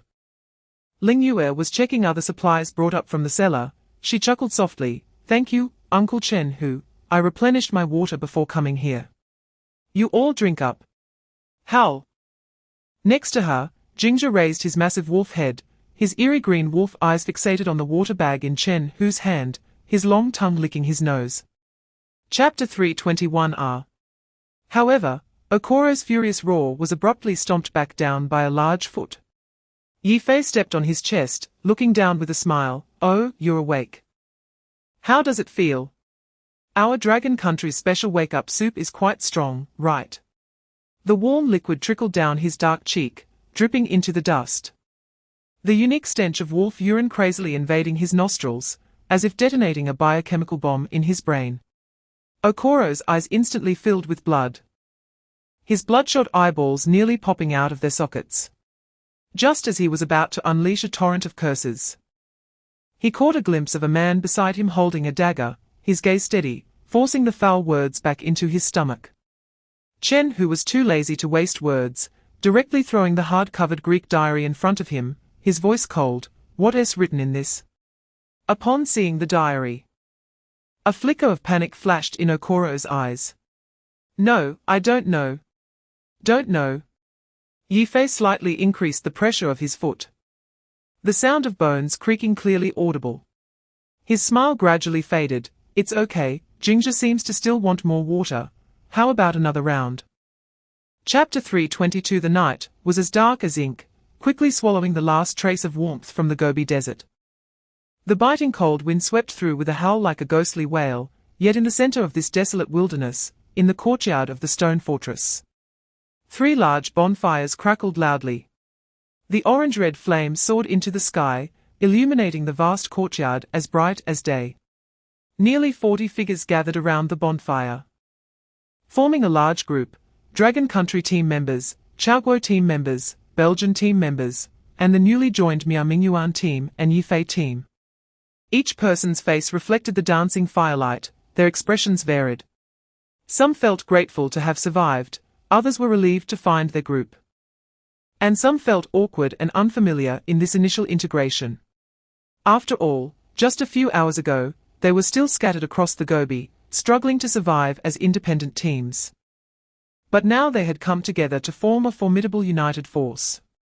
Qin Feng's gaze swept across the scene, capturing the subtle expressions on everyone's faces. He could feel the subtle atmosphere in the air. He didn't preach any grand principles, he just exchanged a glance with Wang Meng and Lin Yihan not far away. Yihan, Wang Meng, go get some of our supplies, let us have a celebration feast today, and welcome our new comrades. Chapter 323. However, the entire scene fell into an eerie silence once again. Everyone wore an indescribable expression, a mix of "are you kidding me?" and "how should I respond?" The bullet screen in the Dragon Country live stream paused for half a second before completely exploding. Ye God, really thank you. Ha ha ha. I can't take it anymore.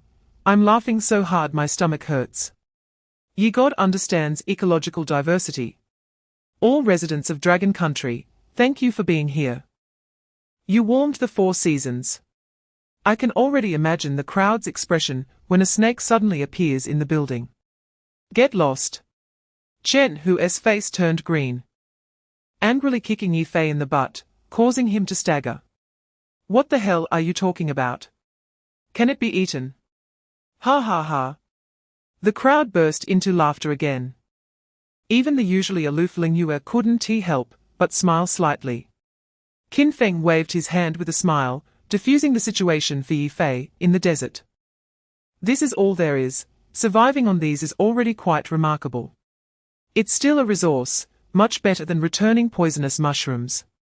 He looked at Miao Mingyuan. His gaze sincere. Chapter 324. Two different guardian beast flesh, two completely different enhancement powers, overlapping within one person's body.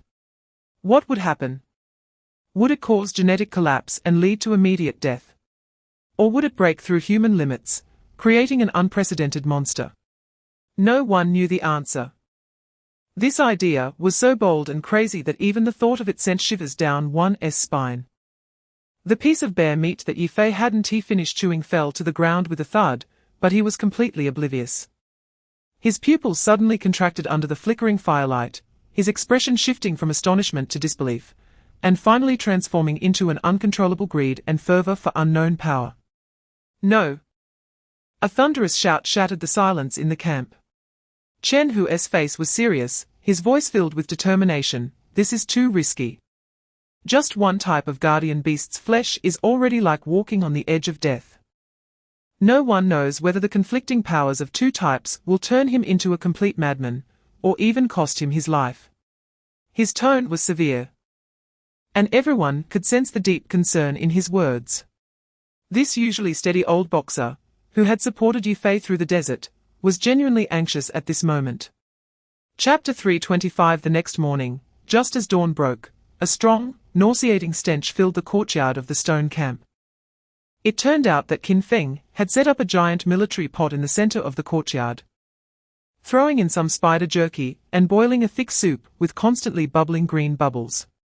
Miao Mingyuan, Chen Hu, Zhao Fu, Sun Suilan, and their respective team members were awakened from their dreams by this smell. They stepped out of their rooms and saw the horrifyingly unappetizing thick soup in the pot. Smelling a mix of rotting flesh and a sewage-like odor, their faces turning pale and their stomachs churning. Is this the meat that can be enhanced? Zhao Fu covered his nose, looking troubled, as he stared at it, which looked scarier than poison. A young team member under Miao Mingyuan muttered softly. Qin Feng didn't explain. Just stirred the thick soup in the pot with a large spoon, succinctly saying, "Drink this, and you'll have the means to survive in the Gobi. Also, if it's not cooked, you won't be able to eat the jerky." After that, he picked up a large bowl and personally filled it to the brim for Miao Mingyuan, handing it over.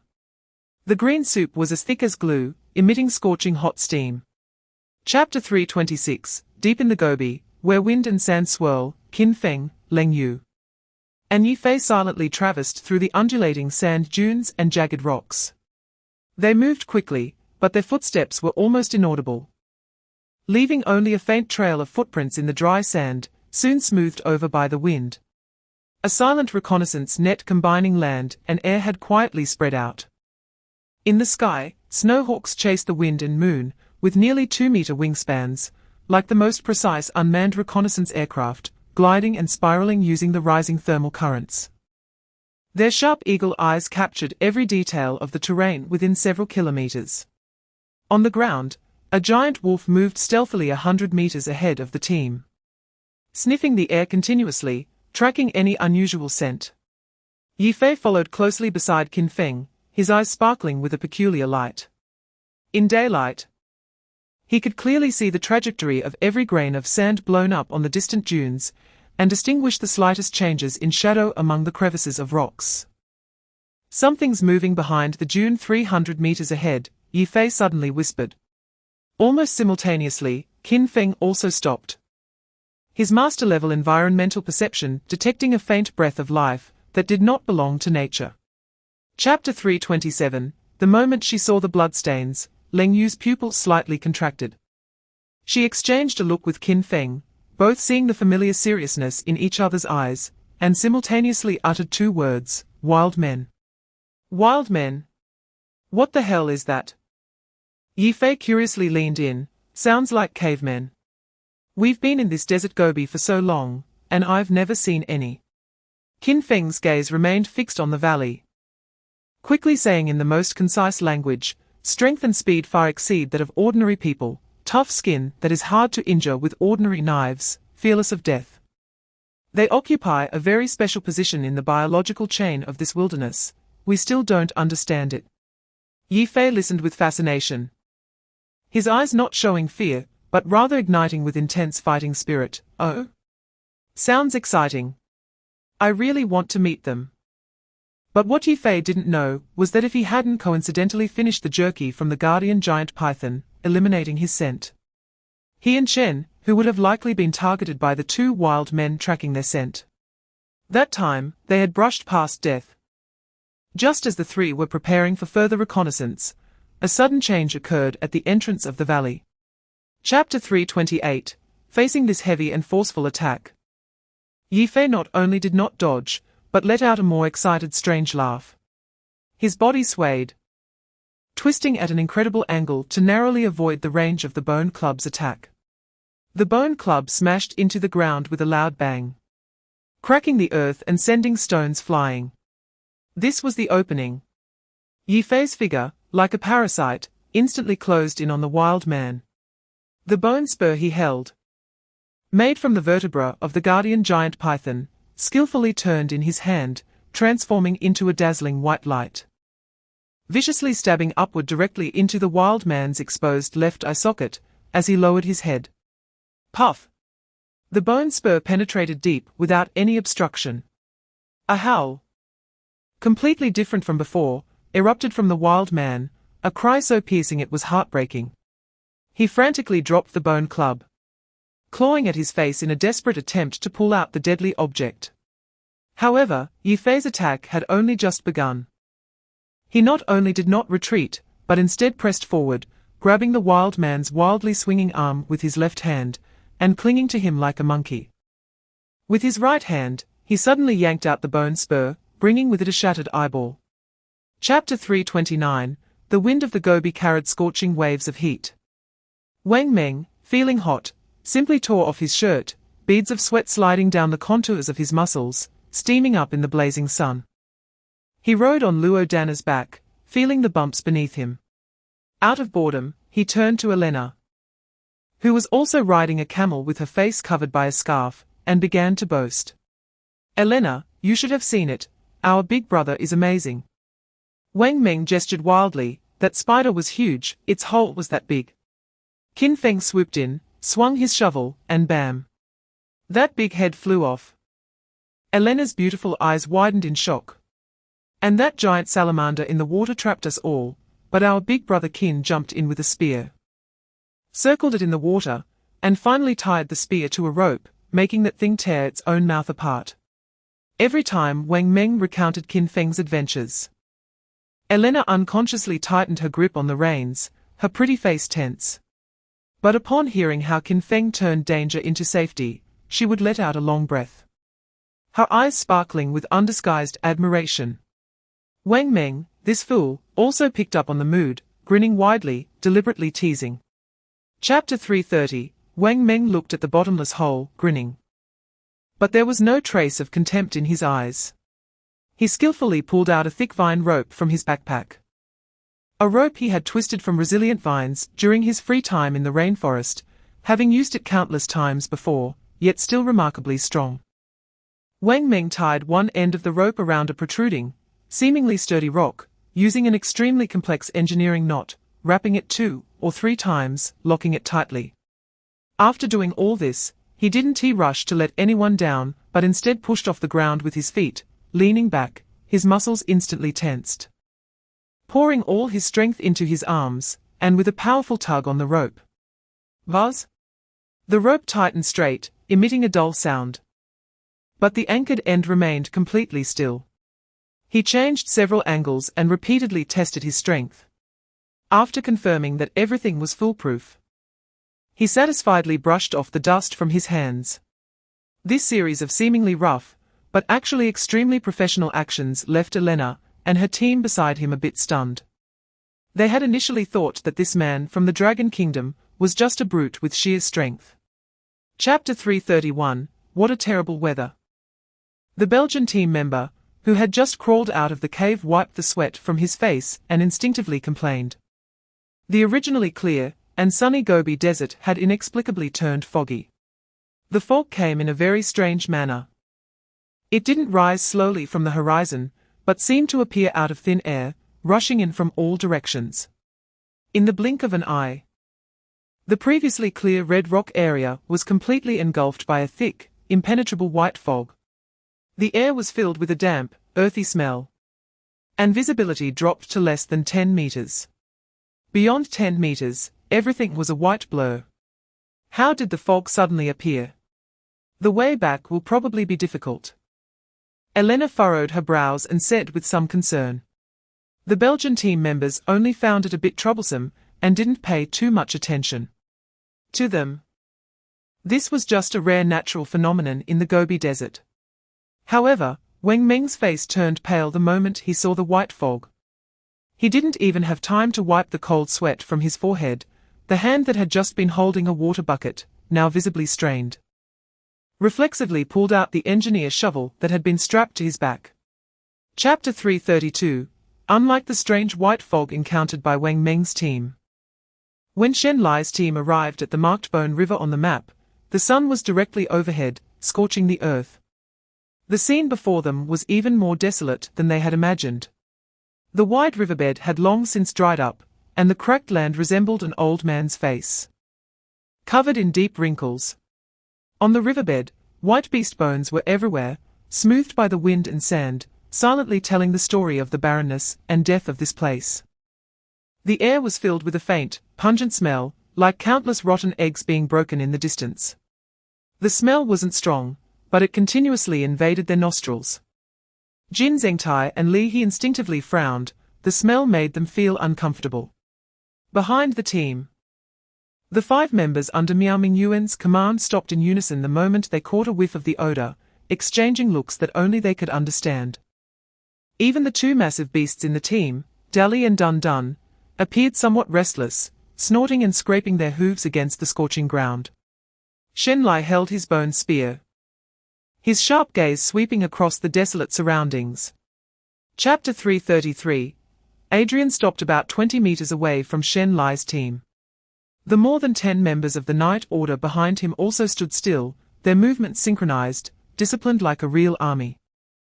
He ignored the intense hostility radiating from Shen Lai's team and elegantly placed his right hand on his chest, slightly bowing as he performed a standard knight salute. "Friends from the Dragon Kingdom, we meet again," he said with a smile, his voice calm and magnetic. "This Gobi really is small." Shen Lai crossed the white bone spear in front of him, the spear tip pointing toward the ground, exuding an icy aura that warned others to keep their distance. He coldly stared at Adrian. "Are you following us?" Behind him, Jin Zhengtai and others all had unfriendly expressions, muscles tense, ready to pounce like fierce tigers at a moment's notice. The gunpowder-like tension in the air was even more intense than the sulfur mine's smell. Facing this almost palpable murderous intent, Adrian, however, remained unfazed, spreading his hands with a smile still adorning his face. "No, my friend, you misunderstand. Our camp is nearby. And this sulfur mine." Chapter 334. In another extreme of this wild world, on an endless glacier covered in eternal ice and snow, the howling cold wind was the only sound. Behind an inconspicuous snow pile, a figure wrapped like a bear moved. The figure was completely enveloped in thick white animal fur, making it impossible to discern any outline, let alone gender. "Keecha, listen to me, the enemy's 3 fire points are located at 12 o'clock, 2 o'clock, and 4 o'clock. When I charge, you are responsible for the flank, and make sure to end the battle within 3 seconds. Do you understand?" "Keecha," a somewhat neurotic voice echoed, sounding particularly jarring in this silent, icy expanse. "Keecha." The figure seemed somewhat dissatisfied and turned to look beside him, where there was only a short, plump figure in black and white, tilting its head with a look of confusion. It was a penguin. "Keecha, how many times have I emphasized this to you? Combat discipline. Crawl forward. I command you. Crawl." The penguin clearly ignored this complex command, shaking its chubby body, lowering its head, and curiously pecking at an ice block at its feet with its flat beak. Chapter 335. The bloody smell in the valley had dissipated. Facing Qin Feng's calm yet oppressive question, the Iceland team leader Strand struggled to straighten his body, but the pain radiating from his body made him grunt. and fine cold sweat began to bead on his forehead. His companion quickly supported him, but he waved his hand, took a deep breath, and focused his gaze on the unconscious young man from the Dragon Kingdom, his expression complex, filled with both gratitude and lingering fear. He said his name was Lu Jifeng. Strand's voice was hoarse, carrying the fatigue of having survived a disaster. We found him 5 days ago on this deadly Gobi desert. He gasped and began to recount.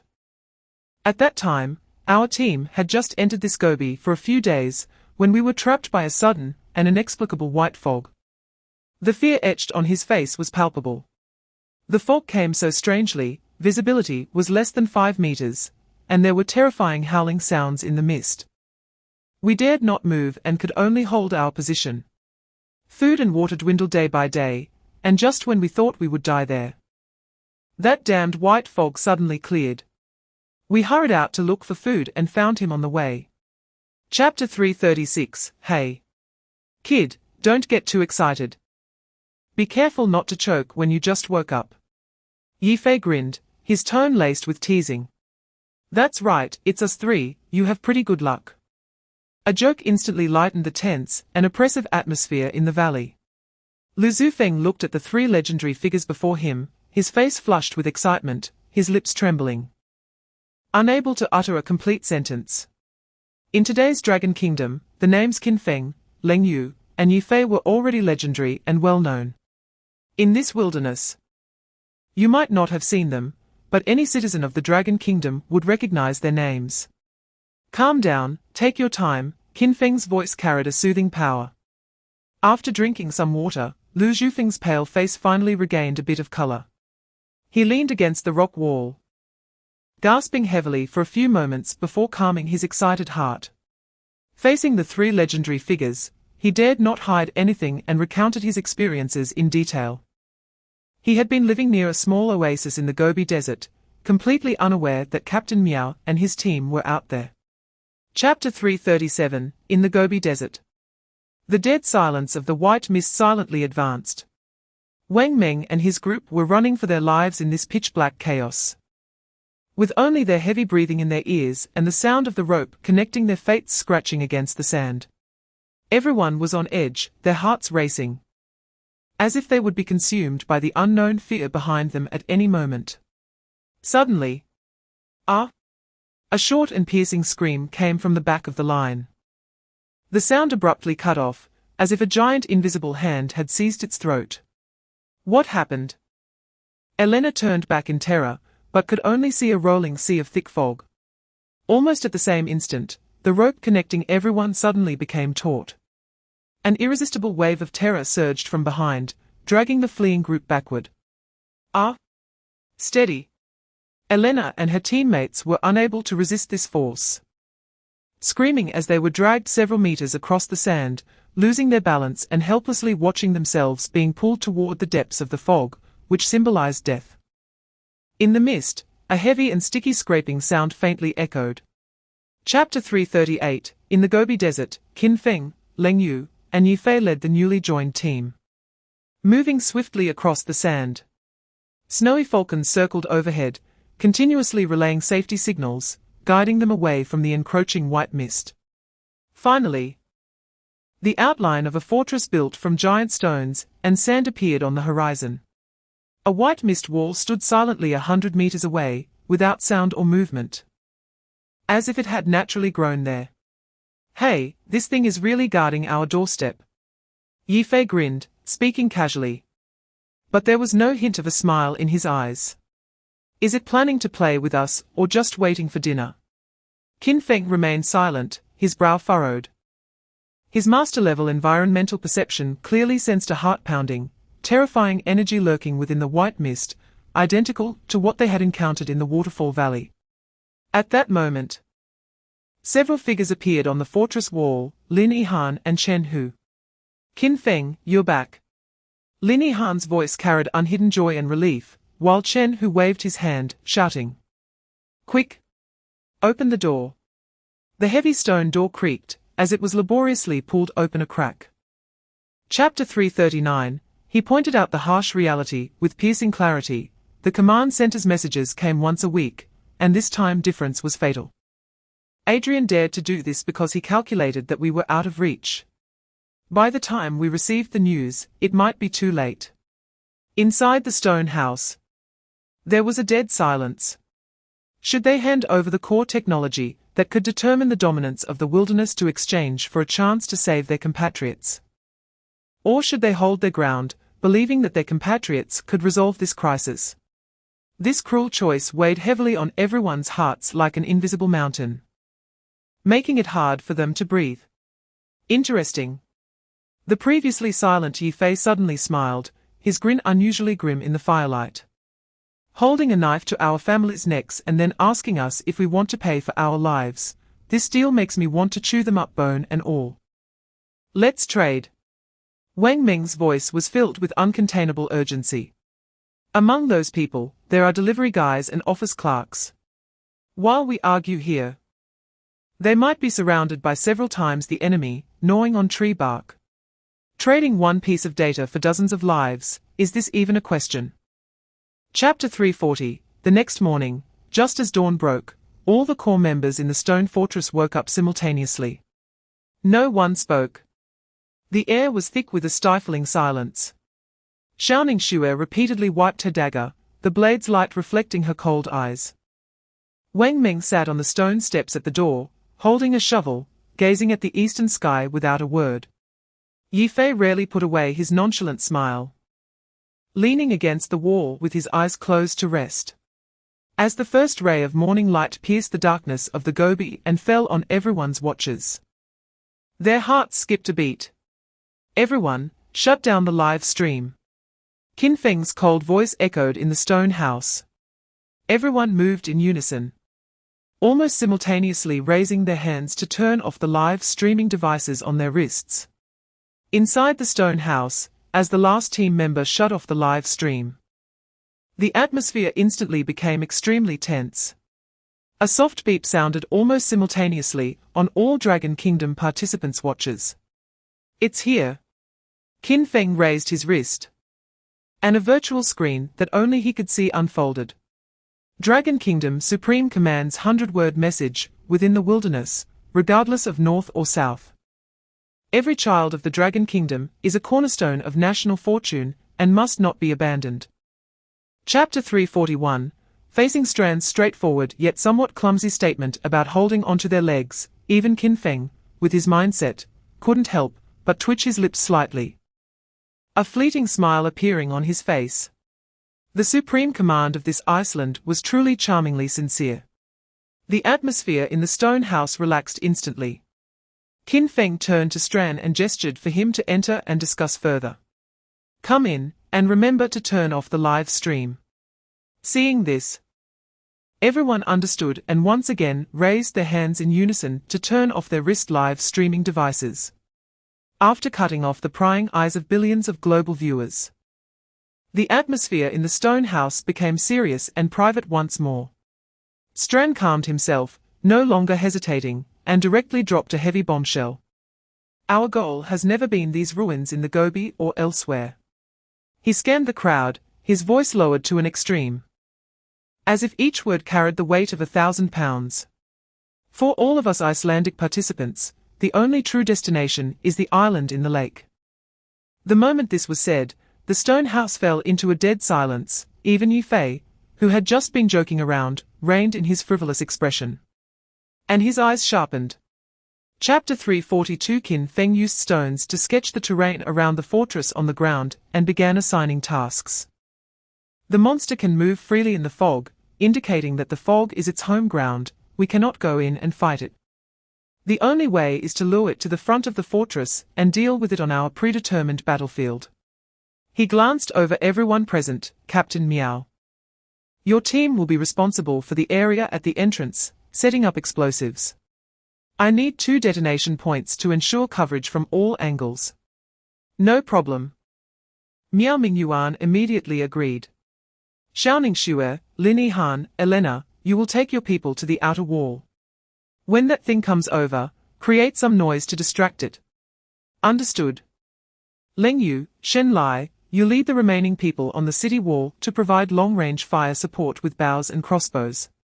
Received. Wang Meng, you are the most crucial. Pull the trigger at the right moment. Don't worry. No problem. Now, we need the two strongest individuals as the final bait. Qin Feng's gaze finally fell on himself and Yifei, the man who could create miracles even in a desert. Make the biggest commotion at the fortress entrance to lure it completely to our predetermined explosion point. Chapter 343. However, a monster is still a monster. The size and endurance of the giant centipede far exceeded Yifei. After a frenzied exchange for over 10 seconds, Yifei gradually fell into a disadvantage. His hands were aching from the impact, and his breathing became heavy. At that moment, Qin Feng, who had been moving around, made a move. He made no sound as he slid to the side of the giant centipede, and the Titan engineer shovel in his hand made no noise but, at the most opportune moment, precisely stabbed at one of the centipede's legs, at the weak joint connecting it to its body.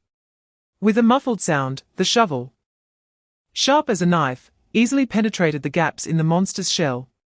The giant centipede let out an extreme scream of pain, its massive body suddenly stiffened. And a flaw appeared instantly. Now's the time. A glint of light flashed in Yifei's eyes as he seized this once-in-a-lifetime opportunity, twisting his body at an incredible angle. Abandoning defense with the bone spike in his hand, and thrusting it like a white flash deep into the other side of the giant centipede. Boom! With their combined strength, the giant centipede's massive body was flipped over by a tremendous force, its countless legs flailing wildly in the air. Chapter 344. At that moment, all the viewers watching the live broadcast around the world fell into complete stupor. The giant centipede, which had just been invincible, was gone, not even a complete corpse was left. Global announcement. Dragon Country contestants Qin Feng, Yifei, and Wang Meng successfully hunted the Gobi Purification Beast, Intermediate, Sandsea Earth Dragon.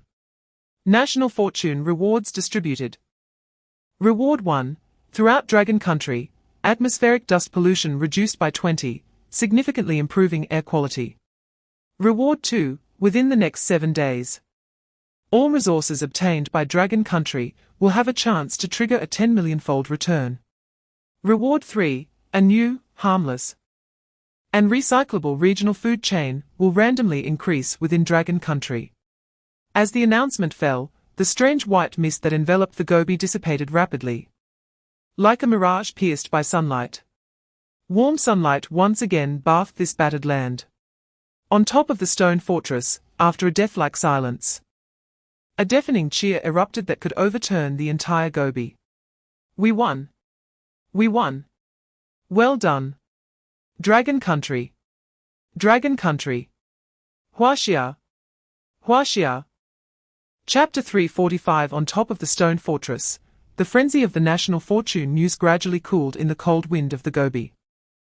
Everyone understood without saying a word that hunting a purification beast was merely delaying the arrival of death. The real sword of Damocles hanging over their heads was the alliance composed of dozens of countries. He raised his head, his gaze sweeping over the faces filled with excitement, fatigue, or seriousness.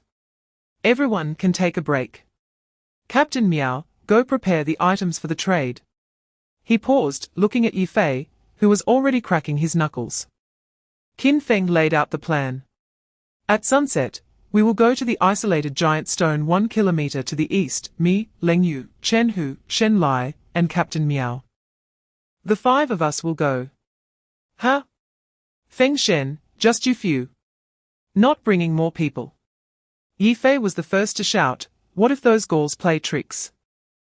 Count me in, I'll go with you. Me too. Wang Meng pounded his chest, his voice deep, I'm tough enough to be a shield. Qin Feng shot them a glance, a slight curve forming at the corner of his mouth. This is a trade, not a fight. I'm afraid you two will get there and start a fight over a disagreement. One sentence left Wang Meng and Yifei rolling their eyes. Chapter 346. The last ray of the setting sun sank below the horizon, and the night quickly engulfed the Gobi like ink. Qin Feng's gaze swept over the blooded clothes, reading each word one by one. Alliance Leader, Lighthouse Country, Adams. Core Member Countries, Lighthouse Country, Pirate Country, Gaul Country, Empire of the Sun Never Sets, and My Thai Country, totaling 15 elite countries. Total number, approximately 180 people.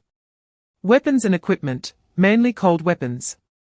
With some core members equipped with armor obtained from airdrops, contestants from Lighthouse Country may possess a small number of firearms. Each person also has some purification beast jerky as their final trump card. Current location, all gathered, currently bypassing the core area of the Gobi. Heading towards the southeastern Crying Marsh. Action objective, clean up. Conduct a comprehensive cleanup of all Dragon Country contestants scattered in the marsh area, approximately 27 confirmed. Seize their resources, and use this as a springboard to control the unknown ruins deep in the marsh. Each word felt like a sharp knife, piercing into the hearts of every Dragon Country participant. When he saw the words clean up and 27 people, Chen Hu, who had been silent and steady all along, suddenly found his breath becoming heavy. Chapter 347, Qin Feng's words, those who dare to offend my Dragon Country, no matter how far, must be punished, erupted like a thunderclap in the silent stone fortress. The oppressive air was instantly ignited, and everyone's blood boiled at that moment. That's right. Let's wipe out those bastards. Damn it. I'm going to fight them to the end. Wang Meng, Yi Fei, and Xiaoning Xue, the core combat forces, had their eyes ablaze with fury. Zhao Ziqian clenched his fists, recalling the hardships and luck he had endured to survive until now, but did those compatriots he had never met share his fortune? Sun Hao and Zhu Yi exchanged glances, remembering the despair of being hunted by the Indian players. If it weren't for Leng Yu's timely arrival, they would have long been a pile of bones in the wilderness. Lu Zufeng trembled as he recalled the loneliness and fear of being alone on the Gobi Desert. It was Qin Feng who had given him a home, and now, someone wanted to destroy even more of his family. Miao Mingyuan and his teammates burned with the flames of revenge. The image of Lin Wei charging out with explosives was a pain they could never erase. Even Stran, the Icelandic captain, who had just joined and was still somewhat reserved, was deeply shocked by this bloodline-driven cohesion before him. Chapter 348, then. His finger moved towards another mark he had circled on the Gobi, the mysterious Gobi ruins marked on the Greek map. The second route, gather all remaining main forces. Within 2 days, we must capture this ruins. After seizing all usable resources inside, we will speed south to rendezvous with the Sharp Blade team, forming a pincer attack against the Alliance and launching a full-scale assault. 2 routes advancing. One for a surprise attack, one for a strong assault. A bold, crazy, yet logically clear strategy took shape in everyone's minds. Qin Feng's gaze was like a blade, sweeping across the crowd, and finally, he said solemnly, this Sharp Blade team faces a life-or-death situation. They are up against nearly 10 times their number of enemies, as well as a completely unknown death swamp. Therefore, it needs the most reckless, unpredictable, and most headache-inducing leader for the enemy. All eyes instantly focused on Qin Feng's face in their hearts. This leader could only be Qin Feng. However, Qin Feng gently shook his head, and everyone's gaze froze, not Qin Feng. Then who could it be? Under the astonished and confused gazes of the crowd, Qin Feng's gaze slowly moved past familiar faces. Chapter 349, at that moment, a steady figure stepped out from behind Yi Fei, a solid hand clapping on his shoulder. Kid, stop looking, count me in. Upon hearing this voice, Yi Fei's wild grin slightly stiffened. He turned around to see Chen Hu's face, carved with countless grooves by the wind and sand, lacking any hesitation, only rock-solid determination. Yi Fei's smile, which wanted to retract, couldn't fully disappear, revealing a complex expression mixed with helplessness, understanding, and a hint of warmth hidden deep within. He looked at this old buddy, who had accompanied him through life and death in the desert, and sighed, "Old Chen, with your old arms and legs. Don't go crazy with us, just stick with the main force." Although Yi Fei's tone carried a hint of teasing, anyone could hear the unspoken concern for his safety. "Nonsense." Chen Hu glared, shouting robustly, "I raised you up in the desert, and I'm still doing fine, so I can't handle it in the swamp. You get too carried away when you kill people, and when your head gets hot, you don't care about anything. Chapter 350, Everyone. Check your weapons and replenish your water. We depart in 10 minutes. Target, Gobi Ruins. No extra motivation was needed, nor any passionate slogans, after countless life and death tests. This Dragon Country team had long been accustomed to using action to replace words. Zhao Ziqian, Zhu Yi, and the others immediately began checking their weapons and equipment. Lin Yihan and He Na distributed water bags filled with water, while Elena and Stran quickly gathered their teammates for the final preparations. 10 minutes later, a large team of nearly 30 people, like a moving steel fortress, officially set off on their journey.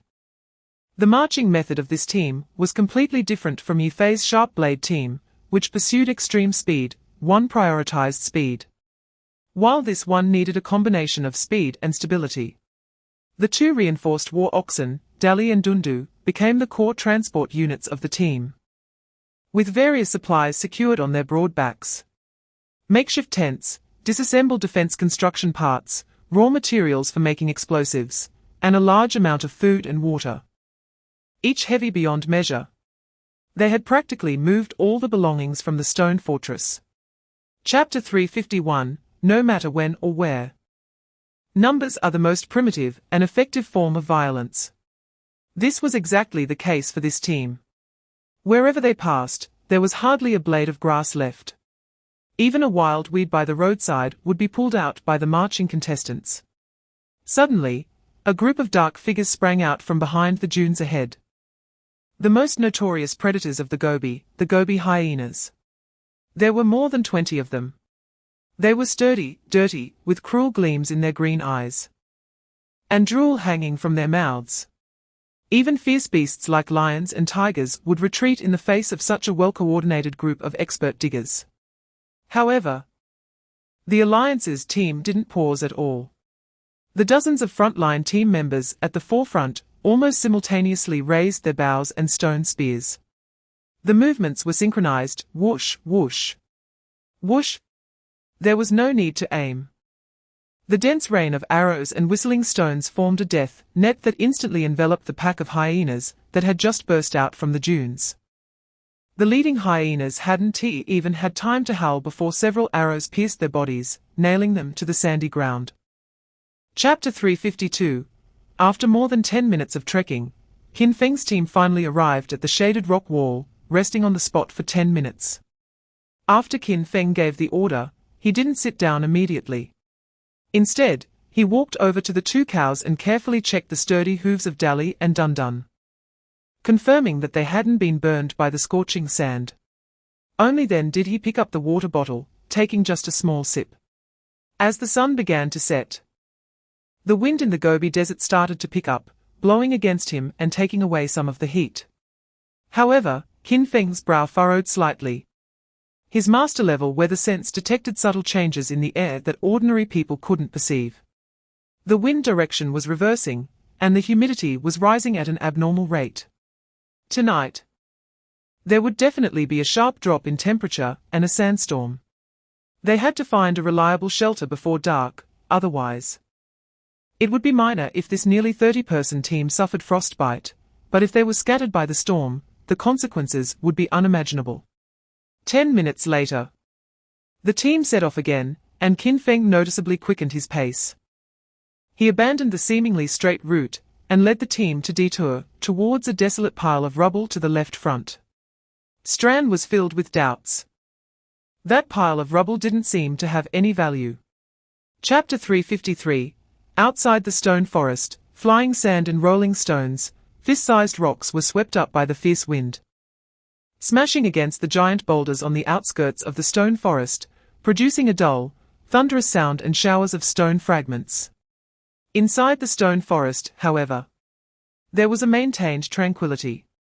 Even so, the Belgian team members under Elena dared not let down their guard, tightly clutching their meager belongings. The fatigue from their forced march during the day was completely replaced by fear of the natural disaster, even though their eyelids felt as heavy as if filled with lead. They dared not close them, fearing that if they did, they would be swept away by the fierce wind along with their tents. Stran and the surviving Icelandic team members also kept a close watch on the swirling sand and stones outside. No one dared to truly sleep. In stark contrast to the Allies' anxiety was the calmness from the Dragon Kingdom. Qin Feng leaned against the leeward side of a giant rock, the Titan engineer shovel resting across his knees. He even closed his eyes to rest. "Go ahead and sleep, I'll keep watch," he said. "Okay. Brother Qin Feng. I'll take your place later," Lin Yihan responded first, having an almost blind trust in Qin Feng. Without hesitation, she squeezed into the warm gap between Dali and Dundun, wrapping herself in a thermal blanket. Chapter 354. The entire stone forest trembled violently under the terrifying sound waves. The fierce wind whipped up the debris, and countless fist-sized rocks crashed against the rock wall, creating a series of loud bangs. The Dragon Kingdom team members reacted quickly, swiftly forming a circle around the campfire, protecting all the important supplies in the center. "Everyone down. Hold tight," Leng Yu shouted sternly. Everyone huddled together tightly, burying their heads in their arms, not daring to make a sound. However, at that moment, a piercing scream tore through the sound of the wind. "Ah!" A terrifying cyclone forced its way through a crack in the rocks, lifting an Icelandic team member, who was on the outskirts off the ground. "Dust?" Stran's eyes nearly bulged. He didn't have time to think and lunged forward, but the sand beneath his feet slipped, nearly causing him to fall as well.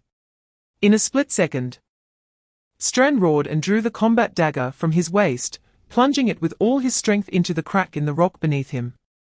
The dagger scraped against the rock with a harsh sound as he gripped the handle tightly, anchoring himself like a nail in the ground. His right hand shot out like lightning, barely grabbing the ankle of the team member, who was about to be swept out of the stone forest. Chapter 355. Qin Feng looked over and saw Zhao Ziqian squatting on the ground, vigorously digging at the sand. The object was buried very deep, and after digging for a long time, Zhao Ziqian only exposed an area the size of a human head. He simply pulled out his dagger and pried along the edges. "Hey!" He exerted all his strength and finally pried loose the dark lump. Then he embraced it tightly and pulled up with a jerk. "Damn! It's so heavy." Zhao Ziqian stumbled, almost unable to hold on. This irregular black lump looked small, but its weight far exceeded that of a similarly sized rock. The surface was rough and had a strange dark grey metallic luster. "Brother Feng, what is this thing?" "An iron lump." Zhao Ziqian held it and shook it, looking curious. Miao Mingyuan, who was directing his men to pack up their gear, walked over after hearing the sound. He took the black lump from Zhao Ziqian's hands, and as soon as he touched it, his expression changed slightly. "This weight?" Miao Mingyuan furrowed his brow and took out a small knife from his tool bag, scraping hard at the edge of the black lump. With a few scrapes, the rough outer skin was removed, revealing a silvery white interior with a metallic texture. Miao Mingyuan's pupils suddenly constricted. Chapter 356. Below the slope was a natural depression about 30 meters in diameter. Inside the pit was hell. Everywhere were the remains of torn tents, broken wooden sticks, shattered pottery, and 7 or 8 bodies in twisted postures. These bodies were scattered in various corners of the camp, and their deaths were extremely tragic. Some appeared to have been sliced by sharp instruments whipped up in the storm, their bodies covered in deep, bone-exposing lacerations, and their limbs were incomplete. Others clearly suffered blunt force trauma to the head, their skulls completely deformed, with red and white matter mixed with sand, already solidified and blackened. A heavy, nauseating smell of blood and decay mixed with the stench of death rushed toward them. Dragon Kingdom live room, what the hell is going on? Attacked by purified beasts? No, look at those wounds, some are very clean, like they were scraped by shards of stone at high speed. This is the result of being hit directly by the sandstorm. So tragic. God, is this what happens when you can't find a refuge? It's like a meat grinder. Wait. Look at that corpse. The wounds on his head weren't caused by the storm. They were smashed by someone with stones. The live chat room instantly exploded. And countless viewers noticed the most horrifying detail. Chapter 357, the Sharp Knife team had been deep in enemy territory for 2 days, far from the familiar large group. And a suffocating silence enveloped everyone. Wang Meng and Shen Lai walked in the team, accustomed to Qin Feng's steady presence, but now with Yi Fei, who seemed disorganized as the leader, they felt a bit empty inside. They subconsciously tightened their grip on their weapons, each step taken with extreme caution. In the team, apart from Chen Hu, almost everyone was collaborating with this desert maniac for the first time, and the atmosphere was somewhat tense. "Hey, old buddy." Yi Fei seemed to sense the heaviness in the air. Suddenly, he slapped the sturdy backside of Luo Dana with a loud smack. The crisp sound echoing starkly in the silent Gobi Desert. "All the hopes of the team rest on you and your wife. We've got several big bundles of precious cargo. So don't let us down halfway, or we'll have to rely on these 2 legs to walk to our deaths." Luo Dana shook his tail in dissatisfaction, snorting out a puff of hot air from his nostrils. Wang Meng, walking beside him, glanced at the heavy bundles of explosives and grumbled, "Be polite to it. If it really decides to quit on us, we won't be able to carry all this stuff." Chapter 358, Running back is a dead end. Anyone who wants to live, charge that way. Yi Fei's roar echoed across the Gobi, laced with urgency. The bone spear in his hand pointed towards the rocky beach on the flank. Although the terrain was rugged, filled with weathered sharp rocks that made one's feet ache just looking at them, it was the only escape route. Behind them, the massive golden sand dune they had just crossed was rapidly collapsing, the once solid sand turning into liquid, silently flowing into the eerie river ahead. Without the sound of roaring waves, only the faint rustling of sand grains that sent shivers down one's spine. Damn! Wang Meng's pupils contracted sharply, a primal instinct responding to danger. He glanced at Yi Fei's profile, and without a word, yelled angrily, gritting his teeth, as he hoisted the heavy explosives onto his shoulder and sprinted towards the rocky beach. "Keep up. Don't fall behind." Shen Lai followed closely, his voice short and powerful. "Luo Dana. Run. Don't lose face." Yi Fei slapped the public camel's backside, and the 2 creatures clearly understood the life and death situation, shaking off their usual laziness. Chapter 359, Yi Fei walked over, patting Luo Dana's head, and carefully pulled out a small handful of tender leaves from the side pocket of his backpack. He had stubbornly obtained these from Lin Yihan when they set off from the stone fortress, as there were 2 cows over there that also ate tender leaves, making it quite a feat to gather this much. He had treasured it as a snack for Luo Dana in critical moments. "Good job. If it weren't for your shout today, we'd all be fertilizer in that quicksand river. I'll find you the most beautiful female camel in the world when we get back." Luo Dana chewed slowly, the leaves crunching satisfyingly in its mouth. And it let out a contented snort, affectionately rubbing its big head against Yi Fei's arm, then glanced at the nearby camel Xiaohua, as if to say, "I have her. That's enough." After a brief rest, the team dared not linger and continued deeper into the desolation. The further they went, the more barren the environment became.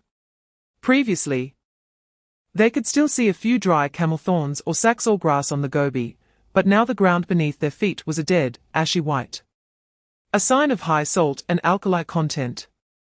Chapter 360, everyone looked at the bubbling, sticky, grey-brown substance in the pot, swallowing hard, momentarily at a loss for words to describe it. "This is called big pot mush." Wang Meng, however, was extremely proud, stirring with a spatula while imparting wisdom like an old chef. In the wild, this way of eating is the most practical. Eating jerky is too hard on the teeth and requires too much water, and it's not easy to digest. When boiled like this, the meat, oil, salt, and water are all in it, and when consumed, it's immediately absorbed by the body, providing a strong sense of fullness, while also replenishing lost salt. Understand? Everyone understood the reasoning, but the appearance was truly challenging their psychological defenses, looking just like a pot of boiling mud. Just when everyone's expressions were complex, preparing to grit their teeth and praise Wang Meng's cooking skills, an excited voice broke the silence. Wow! Yi Fei's eyes lit up, staring intently at the pot of mush, saliva almost dripping down. Mingzi, you're really a genius. His eyes were full of undisguised greed, the color was rich, and the aroma was enticing. It was clear it was cooked to perfection. This was a heavenly delicacy, the utmost deliciousness. Chapter 361, that night was not as difficult to endure as imagined. The poplar trees shielded everyone from most of the biting Gobi night wind, and with that warm meat mush as a base, the others had already fallen into a deep sleep against the tree trunks. After continuous travel, they were utterly exhausted. In the first half of the night, Yi Fei and Chen Hu kept watch. Chen Hu added a thick dry branch to the fire, sparks flying, illuminating his weathered face. Kid, what are you thinking? He glanced at Yi Fei, who was resting with his eyes closed. Yi Fei didn't open his eyes, merely saying lightly, I'm wondering if the 9 of us are enough to fill the gaps left by those 180 people. Are you scared? Chen Hu raised an eyebrow. Scared? Yi Fei scoffed, finally opening his eyes, which gleamed with a terrifying light in the darkness. I'm just excited. He licked his slightly cracked lips. Having come out of the desert, he hadn't had a proper fight yet. He hoped those bastards could withstand the new strength he had. Chen Hu looked at his eager expression and shook his head helplessly. This guy was a born war fanatic. Just then. Chapter 362, Qin Feng had already left the pit that reeked of blood and rot, with no one turning back. The 8 twisted corpses, along with their struggles and despair in life, were soon buried again by the wind and sand, as if they had never existed. Strangely, as they continued westward, the originally monotonous, desiccated Gobi began to change. The sand beneath their feet gradually became solid, and stubborn patches of green started to dot the desolate land. At first, there were just some ground-hugging moss and small sandthorn bushes, but after less than half an hour, patches of waist-high shrubs appeared in their line of sight. The air, once dry and choking, was replaced by a damp, earthy aroma. Oh my God! It's an oasis. Could it be that we've already walked out of the Gobi? Belgian player Michel was the first to cheer, excitedly kneeling on the ground, grabbing a handful of damp soil and greedily sniffing it. Stran and his Icelandic teammates also showed a wild joy of having survived the ordeal, green representing water sources and vitality. However, the players from the Dragon Country all looked towards Qin Feng, who was walking at the front. His footsteps didn't stop, his gaze quickly scanning the bushes, his brow furrowing tighter and tighter. Chapter 363, Qin Feng's gaze returned from Blackstone Mountain to the faces of every team member in the camp. He lowered his voice and issued a brief command, everyone speed up your rest time, you can eat and drink, but do not make a fire, stay quiet. The command was crisp and emotionless. Eliona, Stran, and the others, who were chewing on jerky, felt a shiver run through them and immediately sensed the oppressive feeling of an impending storm, their chewing speed unconsciously quickening. The players from the Dragon Country were already accustomed to Qin Feng's rhythm and silently accelerated their eating speed, stuffing food and water into their stomachs to replenish their strength. Qin Feng's gaze swept over the Dragon Country players, finally landing on 4 individuals, Leng Yu, Captain Miao, Ziqian, and Zhu Yi. The 4 named raised their heads in unison, their eyes filled not with questions, but with focused anticipation for orders. Take your weapons and follow me. The 4 felt a chill in their hearts, but didn't utter any extra words, immediately getting up. Leng Yu grasped the short dagger at her waist. Miao Mingyuan checked the bone spear at his side to confirm it was securely bound, and Zhao Ziqian raised the military crossbow in his hands, checking that the bolts were loaded. Chapter 364, the camp was deathly silent, all allies' gazes focused on the captive thrown to the ground. Each person's eyes were filled not only with shock and fear, but also with a hint of relief. thankful that they were not enemies of this group from the dragon country. Qin Feng ignored their reactions and crouched in front of the captive, looking down at him. Which country are you from? How many people? What are you doing here? The captive, having been kicked by Miao Mingyuan to the point of almost dislocating his organs, was now lying on the ground retching. He only lifted his head and glared at Qin Feng with eyes full of resentment and fear, his mouth tightly shut, exuding a demeanor of defiance. Quite tough. Qin Feng couldn't be bothered to ask another question. He stood up and gestured with his chin to Leng Yu beside him. Leng Yu understood and stepped forward slowly. She said nothing, merely crouched down, and the dagger in her hand, glinting coldly in the firelight, gently grazed the captive's face. The icy touch of the blade caused the captive's body to tremble uncontrollably. I won't say anything. If you have the guts, kill me. The captive shouted in a voice filled with panic, struggling desperately. Eliona was taken aback for a moment, but quickly understood Qin Feng's intent. In this lawless, morally unbound wilderness, mercy was the greatest cruelty to oneself and one's companions. To survive here, to lead her people to victory, she must personally sever that untimely weakness. Qin Feng was giving her a chance for complete transformation. In this way, he was binding her and the entire Belgian team to his Dragon Country team with blood. From now on, they would be true allies. Eliona took a deep breath. No longer hesitating, she turned around and took the spear made of polished beast bones from a teammate behind her. The spear tip glinted with a fierce white light in the firelight. The captive on the ground seemed to realize his fate. He widened his eyes in terror, trying to get up and escape, but was stepped on the back by Zhao Ziqian, unable to move. No. Don't kill me. Please. I was wrong. I really was wrong. He cried out like a pig being slaughtered, struggling desperately. Eliona ignored his pleas. She gripped the spear tightly with both hands and raised it high. Chapter 366. Inside the ruins, torches were lit one by one, but could only illuminate a radius of less than 10 meters. The internal passages were interconnected, and the rock walls were covered with traces of manual excavation. The air here was surprisingly ventilated. Miao Mingyuan walked behind Qin Feng, sniffing with a hint of surprise. He used the flashlight Qin Feng gave him to shine upwards. The towering dome disappeared into the darkness, making it impossible to see clearly. Logically, such a deep underground space should be quite stuffy. Zhao Ziqian took a deep breath and lowered his voice. The ruins we visited earlier were like this too. Warm in winter and cool in summer. I didn't expect this place to be the same. As soon as he finished speaking, Leng Yu beside him casually added, the ventilation system is very well designed, which means sounds and smells will travel far. The surrounding teammates also felt it, compared to the scorching heat of the desert outside. It was not only cool here, but also had a gentle breeze carrying the scent of rocks and soil.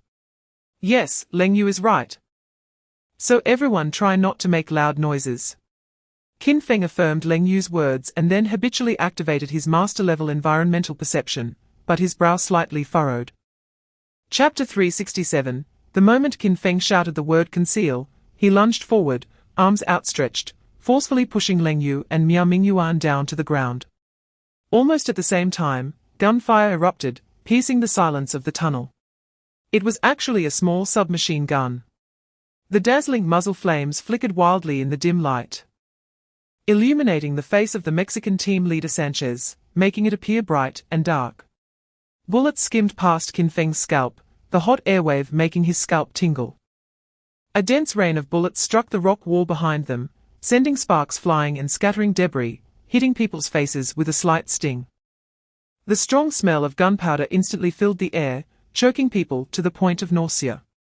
In the global livestream room, upon seeing that menacing mini-submachine gun, it fell into a deathly silence. Holy crap! A gun! It's the real deal. I can't be seeing this wrong. This is a submachine gun. These people got a bit lucky, they actually found such a gun. Not found, it was taken from killing others. In the Dragon Country live broadcast room. The hearts of billions of viewers were in their throats. Chapter 368, Adrian.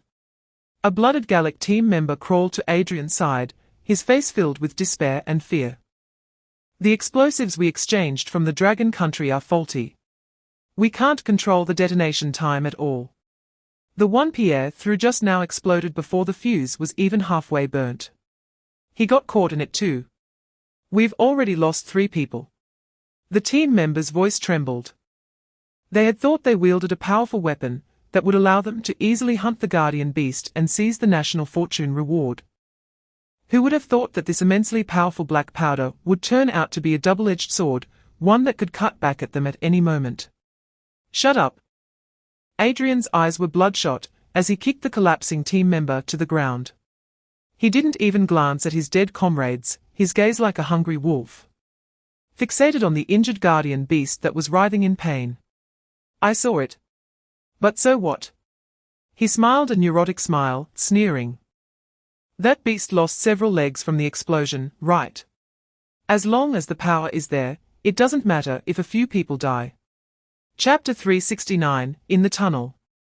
The smoke and debris from the explosion fell down like rain, instantly filling the entire passage with the smell of gunpowder. Qin Feng instinctively leaned forward, tightly shielding Leng Yu and Lin Yihan beneath him, his broad back becoming the sturdiest shield as debris crashed down on him, making dull thudding sounds, yet he remained unyielding. Jingzhe. Lin Yihan's voice had taken on a sobbing tone. She struggled to break free from Qin Feng's protection, recklessly rushing towards the area thick with dust. As the smoke cleared slightly, the sight before everyone's eyes nearly stopped their hearts. The mighty giant wolf, usually imposing, was now silently lying in a pool of blood. Its massive body pinned down by a huge rock, crimson blood gushing out from beneath it, staining the grey rock floor a dark red. Jingzhe let out a painful and suppressed whimper, trying to dig with its front paws, attempting to struggle to its feet. But the immense force rendered all its efforts futile. Jingzhe. Don't move. Don't move. Lin Yihan collapsed beside the giant wolf, tears streaming down her face like a broken string of pearls. Chapter 370, Adrian's tone was filled with unwillingness. His blood-red eyes locked onto Qin Feng, as if he wanted to swallow him whole. It's just a trick of war, Qin Feng's voice was calm, Adrian. Your so-called honor has come to an end. He didn't spare another glance at the Gallic captain, and had no interest in explaining anything. Time could not be wasted. Jingzhe's life was rapidly slipping away. Elena. Qin Feng's voice suddenly rose, carrying an unrefusable command: take your people and eliminate all the Gallics here, leave not one behind. Stran. Take your people and suppress that beast with arrows. Don't let it get near Leng Yu. The orders were crisp and decisive, without a word wasted. Yes. Elena and Stran responded almost in unison, a fire igniting in their chests. At that moment, they were not weaklings being protected, nor allies dragging their feet, but warriors assigned a critical mission. Elena swiftly drew her long sword, the blade pointing directly at the chaotic Gallic team, and shouted to the equally fiery-eyed Belgian teammates behind her, for our fallen comrades. For the trust of our allies. For Mr. Qin Feng. Chapter 371, Just as everyone watched helplessly as the giant centipede burrowed into another hole, a figure moved faster than the beast scrambling on the rock wall. Qin Feng abandoned the chase after Adrian, and as the centipede charged towards the crevice, suddenly turned and sprinted towards the rocky wall where the giant beast had fled. His target was a massive rock, half the height of a person, that had been thrown aside in the explosion and was now slanted in the ground. That rock had become the only platform in his eyes. What is he going to do? The eyes of everyone present were nearly popping out. The hearts of billions of viewers in the Dragon Country live broadcast room were also in their throats at that moment. Qin Feng's running figure showed no signs of slowing. At the moment he was about to crash into the massive rock, he stomped down hard on the slanted surface.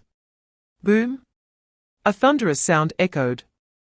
The hard rock surface cracked under his foot.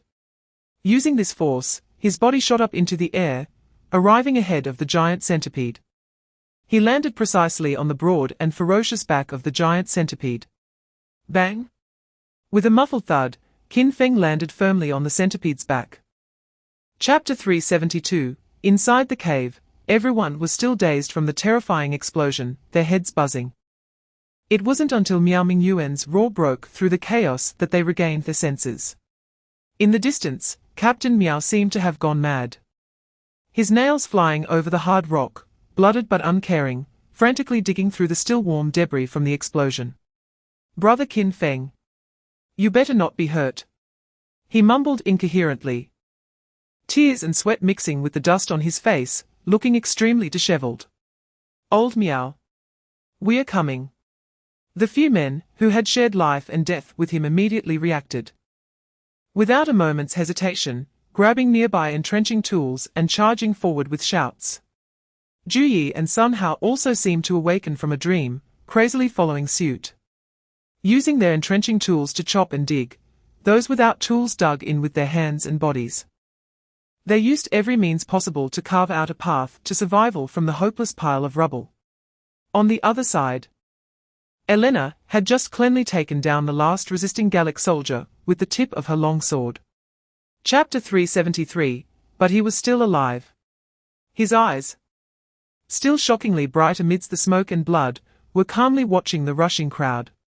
Brother Qin Feng. Miao Mingyuan was the first to rush over. Seeing Qin Feng's condition, tears welled up in his eyes once again. But before he could say a second word, Qin Feng's chest began to heave violently, coughing loudly. He suddenly turned his head, coughing intensely, each cough sounding as if he were about to expel his lungs, spitting out a mouthful of saliva mixed with black ash and blood. His delicate face turned red, veins bulging, clearly choked by the thick smoke and dust. "Water! Get water quickly!" Miao Mingyuan panicked instantly, shouting hoarsely to the back, his voice changing pitch. A teammate from the Dragon Country reacted quickly, immediately unfastening his water pouch, rolling and crawling over, clumsily unscrewing the cap and handing it to Qin Feng's mouth. Qin Feng greedily took several large gulps, the cool water washing over his burning, painful throat. And he finally caught his breath. "Stop crying, I'm not dead yet." Qin Feng's voice was a bit hoarse, but exceptionally calm. "Hurry! Move the stones." Chapter 374. Comrades. Elena repeatedly chewed on this word, her nose tinged with bitterness, her eyes uncontrollably reddening. From the despair of fleeing for her life to the gratitude of being sheltered, to the heavy respect and recognition given to her at this moment. The man from the Dragon Country had provided her with not just food and safety. What he offered was something named dignity, which they had long lost in the wilderness. Stran's tall body trembled slightly as he looked at Qin Feng, this much younger leader of the Dragon Country. The emotions surging in his heart ultimately settled into endless admiration and submission. Is this the leader of the Dragon Country? Is this his demeanor and vision? I, Stran Asbjornsson, swear by the name of my Icelandic ancestors. Stran suddenly took a step back, and in the astonished gaze of everyone, he knelt on one knee. His right hand firmly pressed against his chest, using the most solemn ancient ritual of their country. "From now on, my sword will forever fight for you."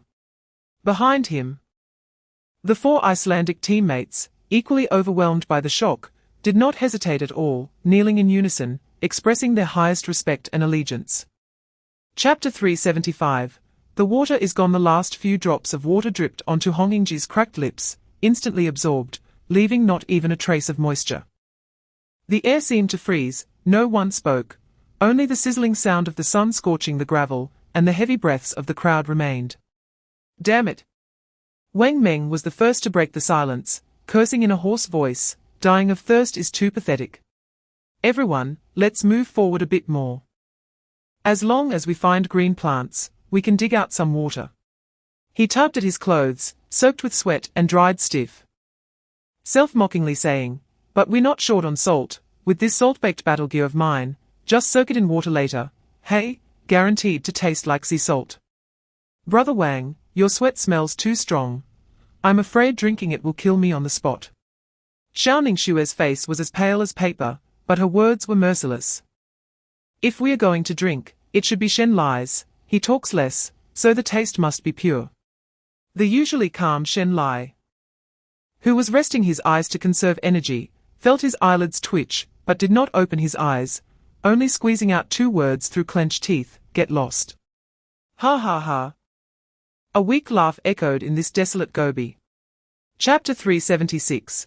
Everyone looked in the direction he pointed, their pupils constricting. On the sandy ground lay a scene of devastation. Scattered with some chewed animal bones, fresh blood still lingering on the bones. Nearby, there were some discarded plant roots and remnants, traces of human activity. Chen, who immediately squatted down, picking up some sand, then taking a bone to examine it closely. His expression grew serious. Looking at the clean, smooth cuts on these animal bones, they were made with a very sharp metal tool. He pointed to the discarded food remnants, noting that they had thrown away so much edible stuff, indicating their supplies were quite abundant. Xiao Shue's gaze was sharp as she carefully observed the disordered footprints, analyzing their direction. They were heading towards the same marsh as us, and judging by the size and depth of the footprints, there were at least 20 people. More than 20 people. Abundant supplies. Well equipped. For any team on the brink of destruction, upon learning of such a strong unfamiliar team ahead, the first reaction would definitely be to take a detour, avoiding conflict at all costs. Chapter 377. Inside the cave, the air was filled with a pungent burnt smell, mixed with the unique stench of centipedes. The 2 scents intertwined, creating an eerie atmosphere that could make an ordinary person vomit on the spot. Over the campfire, huge black-green chunks of meat sizzled, the fat dripping into the flames, causing bursts of smelly sparks. The sight was enough to make one's stomach churn just by looking at it, let alone eating it. However, at this moment, whether it was the battle-hardened Dragon Country team members, or the newly sworn Belgian and Icelandic teammates, not a single person showed any signs of retreat. Their eyes, like those fixated on rare treasures, were filled with the most primitive and raw desire for power. Divided up. Qin Feng's calm voice broke the silence. Lin Yihan and He Na immediately stepped forward, using field shovels to cut the roasted meat into pieces, distributing it to everyone. Elena was the first to step up, straightening her back, taking the still steaming, foul-smelling piece of meat from Lin Yihan's hands, nodding heavily at Qin Feng, then without hesitation, closed her eyes and forcefully shoved the meat into her mouth, swallowing it down with a roll of her throat. Chapter 378. Everyone. Count the spoils. Organize the gear. Target, march.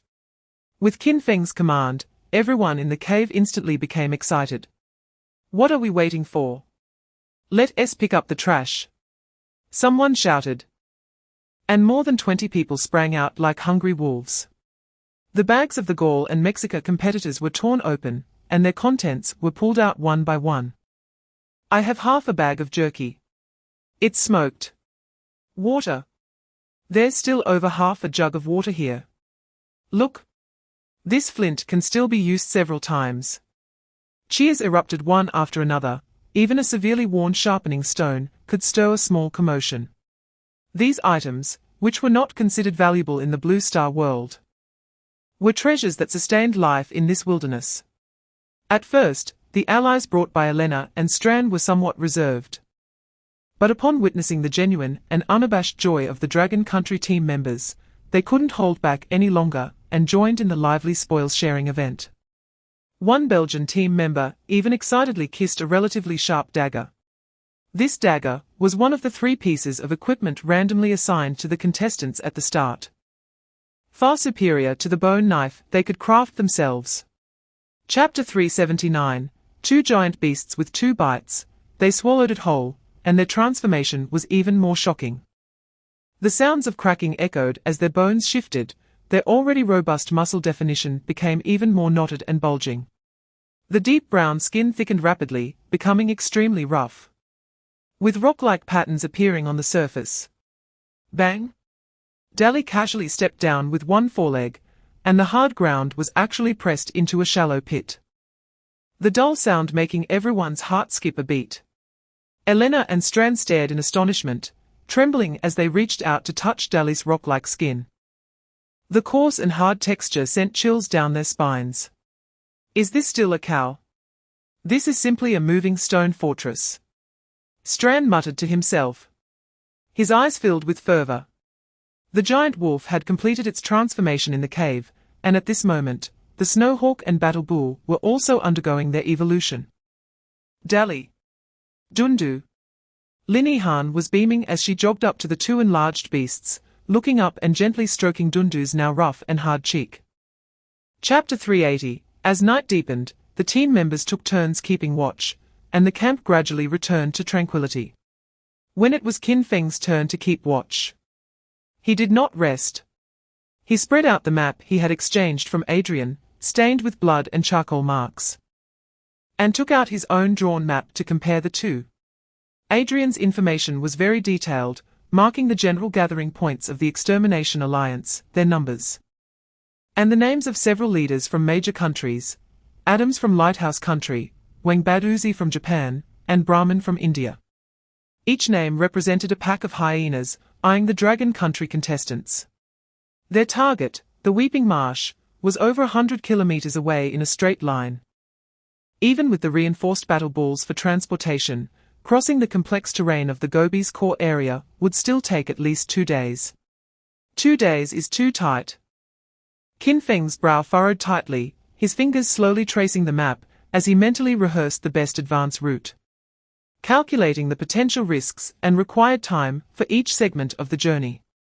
On his shoulders rested the lives of nearly 30 teammates, the hopes of over 70 compatriots in the distance, and the future fortunes of the Dragon Country. Chapter 381, on Yifei's side. The sharp knife team he led was currently exhausted, resting near the remnants of the poplar forest. The sky was gradually darkening, and everyone discussed going to investigate the Asian camp ahead together.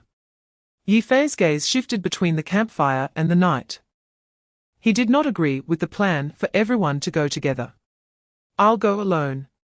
Don't worry, I'll just scout, and I'll be back after figuring things out. His enhanced night vision allowed him to see further details in the dark. Yifei finally spoke in a low voice. Chen, who hesitated for a moment but eventually nodded, "Be careful, don't be reckless." Wang Meng patted Yifei's shoulder and handed him his engineer shovel. "Take this for self-defense." Yifei accepted it. The bone spikes and engineer shovel were his most handy weapons. Yifei moved through the shadows of the sand dunes, his enhanced night vision making the night as bright as day. The night breeze carried tiny grains of sand, gently brushing against his cheek. He stepped lightly, and soon he silently approached the perimeter of the team's camp. The camp was tightly guarded, with makeshift tripwires and traps set up around the outside, all of which he had precisely captured in the dark thanks to his night vision ability. Chapter 382, the leader of the Pakistani team was frozen in fear. Looking at the sharp weapon in front of him, cold sweat instantly pouring down his forehead. The team members behind him saw their leader being restrained and immediately became agitated, roaring loudly as they raised their weapons, stone spears, bone knives, bows and arrows, all aimed at the sharp knife team.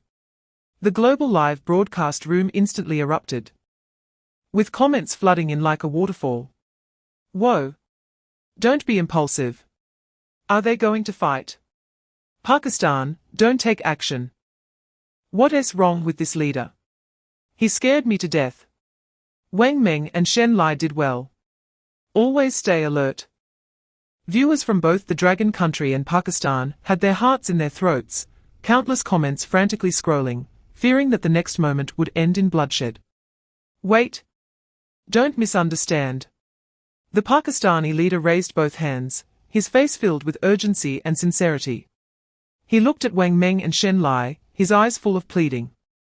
He pointed at Wang Meng and them, then pointed at himself, using all his strength to shout out 2 words, his voice hoarse and hurried: "Pakistan Iron. We are Pakistan Iron." Seeing that the other side did not respond, the Pakistani leader broke out in a cold sweat, realizing that in this wilderness, trust was a luxury. Chapter 383. The night wind of the Gobi blew across the sandy ground with a hint of coolness. Everyone rubbed their hands together and tightened their jackets as they sat by the campfire. Hassan smiled bitterly, his beard shaking with emotion, filled with helplessness and shame. He took a deep breath, as if about to say something difficult to express, and spoke in a hoarse voice, "Brother Yi Fei. Our Hassan team absolutely means no harm to the Dragon Country, but, there is a madman from our Pakistan." "Madman?" Wang Meng frowned. "That's right." Hassan's fists cracked with anger, his eyes filled with undeniable rage and shame. "It's that idiot Alalaz's older brother, Alalaku. Ever since he learned of his brother's death, he went mad, blaming all his hatred on your Dragon Country." The members of the Sharp Knife team stiffened. And Wang Meng and Shen Lai remembered that in the cornfield camp, that Alalaza had tried to take advantage under the banner of Pakistan Iron, only to be bitten to death by the monster disguised by the giant awakening. They never expected that this matter would have a follow-up. Hassan continued, his voice filled with deep fatigue. "Our highest command has been warning him every week to let go of his hatred and seek refuge with the main forces of the Dragon Kingdom. But he doesn't listen at all." Chapter 384. In stark contrast to the dry heat of the Gobi Desert, the air in the swamp was humid and sticky, making it exhausting to take each breath. Huge, oddly shaped trees blocked out the sun, their thick trunks covered with dark green vines, some of which had fine barbs. The ground was a series of mud pits of varying depths, and the dark green water occasionally released a few bubbles, emitting a nauseating stench of decay. Countless tiny poisonous insects swirled around the treetops, creating an oppressive and deadly environment. From time to time, unknown animals would let out piercing cries in the distance, or a massive shadow would flash beneath the water's surface, sending chills down one's spine. Yet, the occasional appearance of giant frogs and brightly colored exotic birds made one feel that resources were abundant here, as long as one could survive. This place was definitely a treasure. In a slightly elevated clearing in the forest, Alaraku and his dozen or so subordinates were gathered around a campfire, dressed in relatively well-made homemade vine armor. They were roasting a skinned animal, resembling a porcupine, over the fire. Fat dripped into the flames, sizzling and filling the air with a delicious aroma. They wore proud expressions, and a few were even chuckling quietly, as if they had already grown accustomed to the local ecological environment, completely disregarding the dangers around them. Chapter 385. A wave of humid heat, mixed with a rotting odor, hit the 9-member team as they emerged from the dry Gobi, causing a moment of dizziness. Before them lay an entirely unfamiliar green hell, fraught with danger. Trees towered overhead. Dark green vines hung down, and beneath their feet lay a bottomless black mud pit. This swamp resembled a giant beast with its bloody mouth wide open, silently waiting for prey to fall into its trap. The team stood at the edge of the swamp, gazing at the scene before them with serious expressions. They could feel that the danger here was entirely different from the heat and sandstorms of the Gobi. It posed a colder, more sinister lethal threat. Yi Fei looked at the swamp, and a smile appeared on his face. A new area, a new challenge.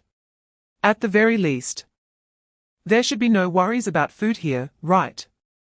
He used the short spear he had fashioned from a salamander's leg bone to push aside a massive fern blocking their path. Then turned back to the others and simply said one word, "in." No rallying cry, no grandiose speeches, that one word encompassed everything. The 9-member team and 2 camels stepped decisively into the deathly swamp. Less than 100 meters into the swamp. Chapter 386. Qin Feng's team pressed forward quickly across the Gobi.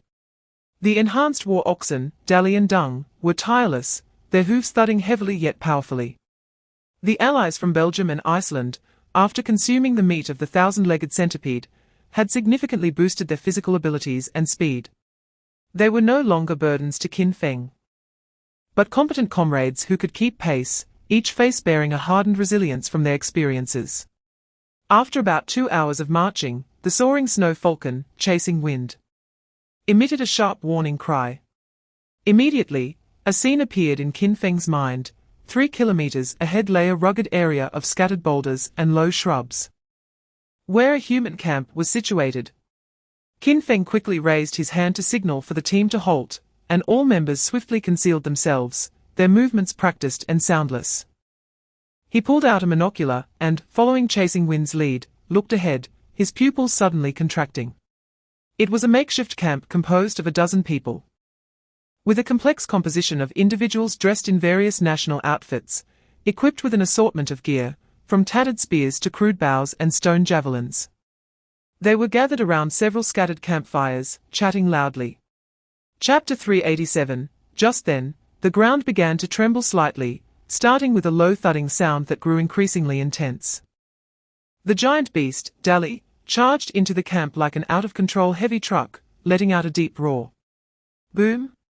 Dali smashed through the central campfire and wooden structure, sending sparks flying and charcoal scattering. A thug caught off guard was directly gored by its massive horns, his body snapping in mid-air and landing in a bloody heap.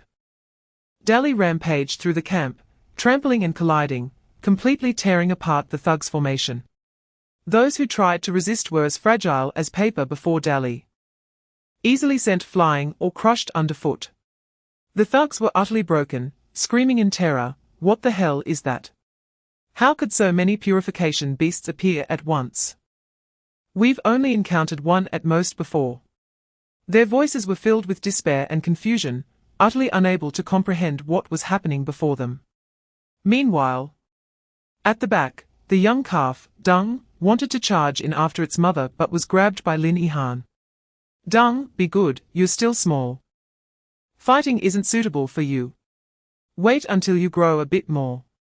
Chapter 388. An eternal daylight. The sun lazily hung in the sky. Never before had there been such generous warmth.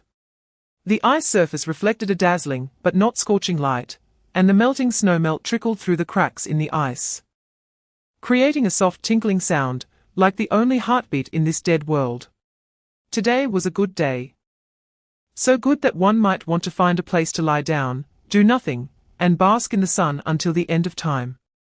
Behind a massive ice ridge, a figure wrapped like a white zongzi lay motionless in the snow, revealing only a pair of twinkling eyes. Beside him, a plump black and white penguin tilted its head, looking at him with a silly expression. "Kachacha, I'm telling you, the target is about to enter the ambush zone." The figure lowered his voice, excitement tinged with a hint of nervousness in his tone. "I'll count to 3. I will attack from the left, and you from the right, forming a crossfire to ensure we take him down in one go. Did you understand? You are responsible for cutting off his escape route."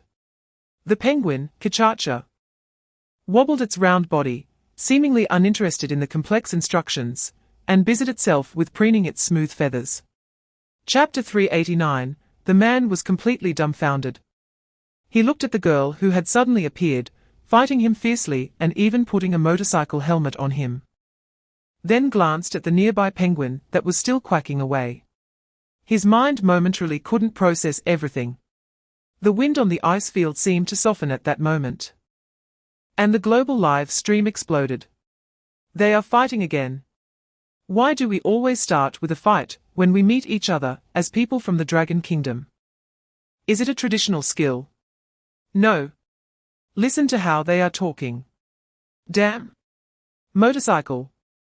This is definitely the accent of Bay Province. Ha ha ha, it's killing me. They fought to the death, and in the end, one word about motorcycles recognized relatives. Who would dare to write such a plot? This girl is so strong. That man is clearly a tough character, and she can fight him to a standstill. Code name Chi-Cha-Cha. No, it should be called Icefield Valkyrie. Ha ha. I didn't expect there were people from Bay Province. Global audiences are going crazy, in this area considered a life-forbidden zone, the permafrost tundra. Not only did Dragon Country players survive, but 2 of them appeared. And they met in such a dramatic way. Chapter 390. Faced with Qin Feng's question, "Who are you? Where are you going?" The tattooed male leader's fear was quickly replaced by a hint of ferocity. He defiantly said, we are just scattered people trying to survive. What right do you have to kill us? This is indiscriminate killing. As soon as he said this, the allies who were cleaning up the battlefield around them couldn't help but laugh in anger. Zhao Ziqian couldn't help but snort, indiscriminate killing. You tied up these 3 ladies. And there are corpses of the Filipino players you tortured lying in front of you, and now you tell me about innocence. The tattooed male leader was choked into silence. His face turning a pig liver color, veins on his neck bulging, but Qin Feng didn't even raise his eyelids. He casually tapped the nearby rock with his blood-stained Titan engineer shovel, making a light sound of thud, thud, thud. Each sound hitting the hearts of the 2 captives like a heavy hammer. Is that so? Qin Feng finally spoke, his voice calm without a ripple. But the footprints at your camp are very chaotic, and the only clear and deep marks leading towards the swamp are the latest, indicating that it is your final destination. Moreover, you are not seeking survival at all. Chapter 391, 4 such thugs with blood on their hands from innocent people. There has never been a place for mercy and forgiveness in Qin Feng's team. Good kill. Such scum deserve this. Feng Shen never talks nonsense. If you say you don't like it, it's your death sentence. I also feel disgusted by that wolf head tattoo. Feng Shen did a great job. Qin Feng stood up and handed the animal skin map to Lin Yihan beside him, asking her to keep it safe. After dealing with the captives, the atmosphere in the camp did not lighten, but became heavier. Everyone's hearts were hanging over the swamp 100 miles away. On the other side, Elena had already settled the 3 rescued female players. They drank hot water and ate jerky, but the psychological trauma was hard to soothe. A woman from the Philippines clung tightly to Elena's arm as if grasping a lifeline. Her suppressed cries were heart-wrenching, recounting how their camp was breached and how their companions were brutally killed. Stran looked at the weak 3 women, hesitated for a long time, and finally walked to Qin Feng's side, lowering his voice, with a hint of harsh reality in his eyes. Mr. Qin Feng, I am not cold-blooded. But we are about to face 2 large enemies, and time is life. Chapter 392, meanwhile, at the edge of the swamp, Yi Fei looked at the dark swamp ahead. Silent for a moment, he changed from his usual playful demeanor, and said solemnly, Old Chen makes sense. We 9 people plus 2 camels are too big a target. If we go in together at night, any little accident could lead to our entire army being wiped out. His voice was not loud, but it carried a convincing power. So, we must split up. As soon as Wang Meng heard this, he immediately stood up. Split up. Then I'll go with you. More people means more strength. No. You have to stay. Yi Fei reached out to stop him, his tone inarguable. I can only feel at ease if you stay. He scanned everyone and quickly began issuing orders. Old Chen, Shen Lai, Xiaoning Xue, the 4 of us will form a reconnaissance team, travel light, and go in first to find people. Old Chen is responsible for planning the route and dealing with emergencies. Shen Lai is in charge of finding the way. And Xiaoning Xue, you are our mobile first aid kit, you can save lives at critical moments. This arrangement had both tactical considerations and logistical support, allowing everyone to play to their strengths. Wang Meng was anxious. Then what about me? Why should I stay? You, Zhongdao, Li He, Hong Yingji, and LV Zufeng. 5 of you are our backup and trump card. Chapter 393, not far behind Alaraku, under a twisted old tree, 2 people, a man and a woman, were bound to the trunk with rough grass ropes, their mouths stuffed with dirty rags. They were fellow countrymen from Dragon Country. One of the man's legs was twisted at a strange angle, clearly broken by someone. He leaned against the trunk, his chest rising and falling violently, glaring fiercely at Alaraku's back. Although there was no trace of fear in his eyes, it was evident that his mental state and physical condition were not right. The woman next to him was in even worse condition. She had her head down, disheveled hair covering most of her face, her body trembling slightly, her eyes hollow and numb. Just that glance pierced Yi Fei's heart. His hand holding the binoculars tensed, the knuckles bulging from excessive force. Veins on the back of his hand throbbing. An uncontrollable rage surged from his chest to the top of his head, making his eyes red. Damn it! Yi Fei squeezed out 3 words through clenched teeth. He forced himself to calm down and carefully observed every detail in the camp. 15 people. Besides Alaraku, there were 14 thugs, all well equipped, almost everyone carrying bows. Chapter 394. Yi Fei thought for a moment and took out a small bone whistle from his pocket. This was what he usually used to summon the camel. I will blow 3 short whistles. When you hear it, act immediately. After saying this, he waved the bone whistle in front of Chen Hu. If I can't come back. You pick this up and tell the camel to listen to you from now on. But the fodder must be sufficient. Chen Hu pushed the bone whistle back. His eyes wide. Don't talk nonsense. You keep this thing for yourself. Wait until you come back and tell it in person. Yi Fei chuckled and put the bone whistle back in his pocket. Everything was ready. Yi Fei turned the bone spear on his back upside down and slanted it behind him for easy access. He moved his hands and feet, took one last look at the 3, and made a reassuring gesture. In the next second, he suddenly leaped out from the bushes where he was hiding. The entire process was smooth and decisive, intentionally stepping on a dry branch, making a crisp snap sound. At the same time, a roar filled with sarcasm and insult echoed through the forest. Alaraku! You son of a bitch raised on shit!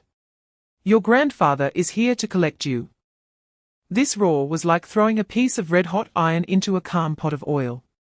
Chapter 395. He sprang up silently from his hiding place like a cheetah, the dagger in his hand tracing an arc.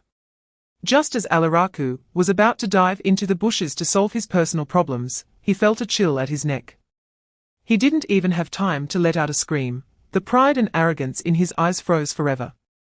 His head shot up into the sky, accompanied by a surge of hot blood, landing in the nearby mud pit.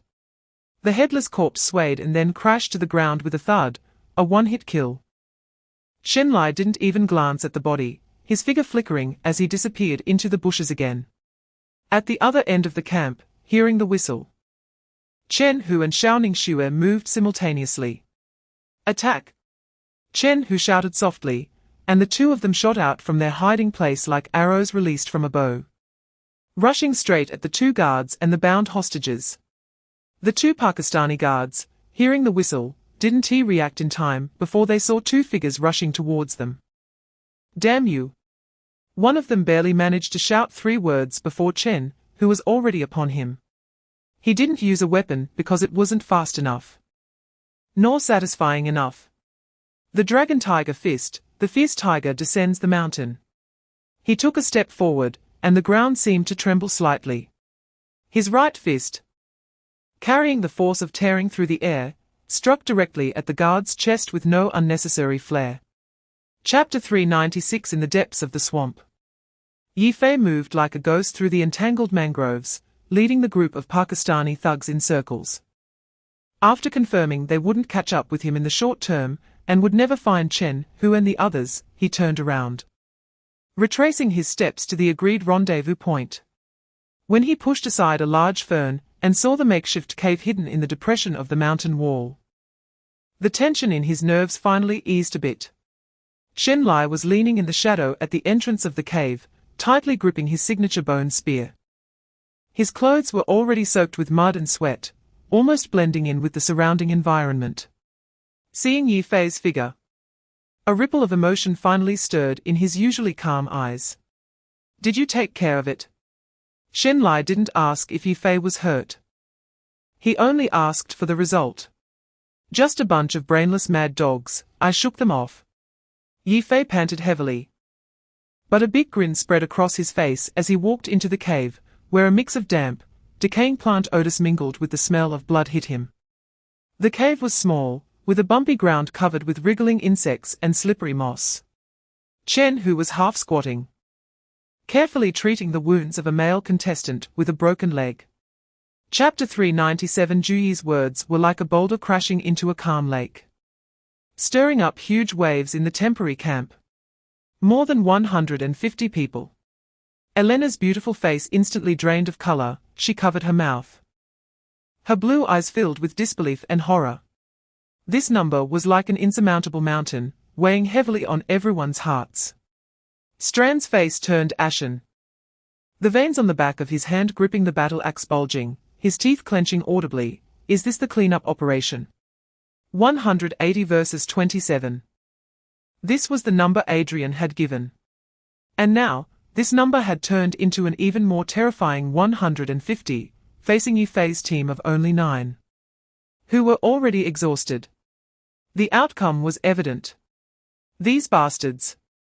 Jin Jingtai's eyes turned red, as he slammed his fist into the muddy ground, splattering muck everywhere. They really came for our lost compatriots. Despair.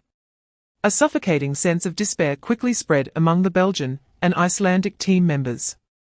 They had traveled a long way, thinking that following the Dragon Country team would lead them to safety, but they never expected that upon arriving at the swamp. Chapter 398. As Qin Feng and the others slowly approached, within 50 meters of the swaying campfire, Qin Feng slowly raised his hand, forming a fist. The team immediately halted their advance. The giant wolf crouched low, its massive body pressed against the ground, muscles taut like rock.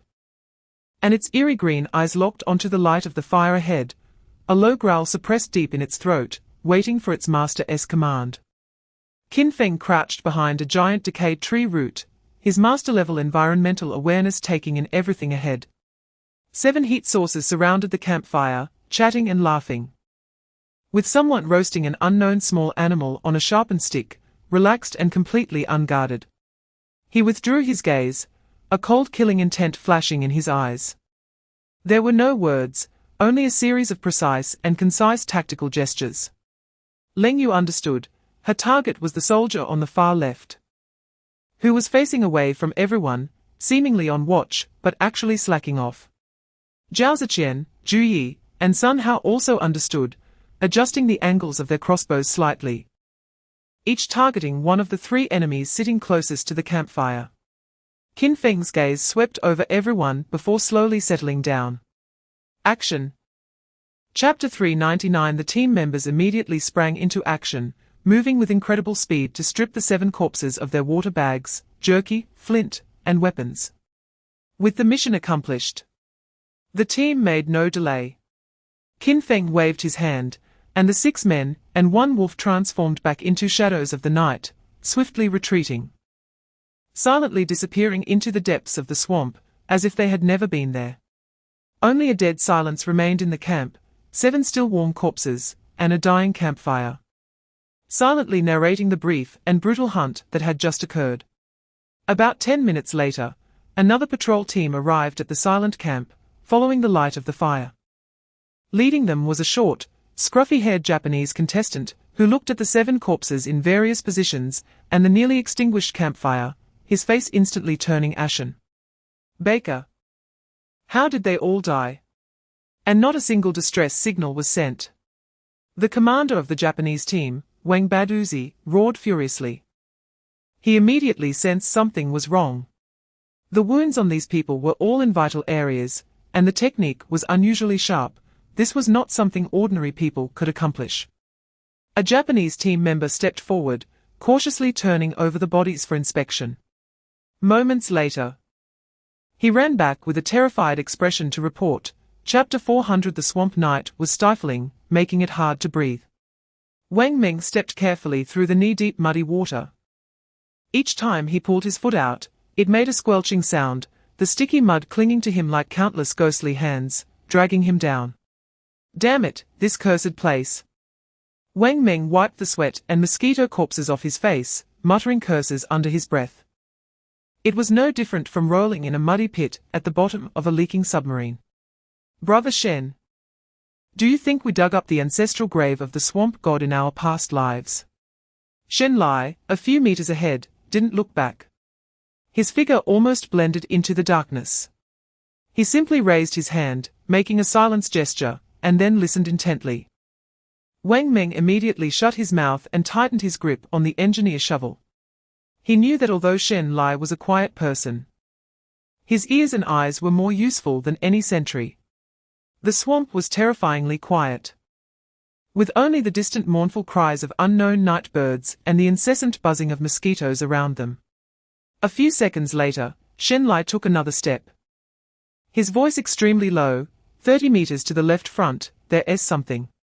The two immediately slowed their breathing, like two crocodiles hunting in the night. Chapter 401. At the other end of the swamp, flames soared into the sky, casting an orange-red glow over the dim night. Hundreds of torches formed a massive light strip stretching for several kilometers, slowly but inexorably advancing from the edge of the swamp into its depths. This was the human wall tactic devised by Adams, the leader of Lighthouse Country, and Waba Dukosi, the commander of Japan.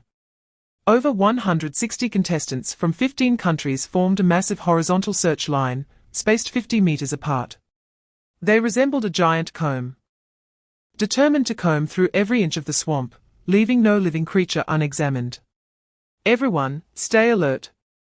Waba Dukosi, walking at the center of the team, harshly reprimanded the surrounding Japanese contestants. Don't miss any suspicious sounds. Lord Adams said that the first team to find the hiding place of the Dragon Country people will have their families awarded with a lifetime green card from Lighthouse Country. Under such generous rewards, the eyes of all Alliance members sparkled with greed and ferocity. The weapons in their hands glinted coldly in the firelight, and everyone's nerves were taut, like a pack of hyenas sensing blood. Chapter 402. Inside the cave, there was a sense of lifelessness. The rescued male contestant from the Dragon Country leaned against the damp, cold rock wall, his lips cracked and peeling, his gaze vacant, clearly starving to the extreme. The female contestant beside him was also on the verge of collapse, curled up, hugging her arms, trembling silently. Xiaoning Xue had used her last bit of herbs, barely managing to keep the man's facial wounds from deteriorating further.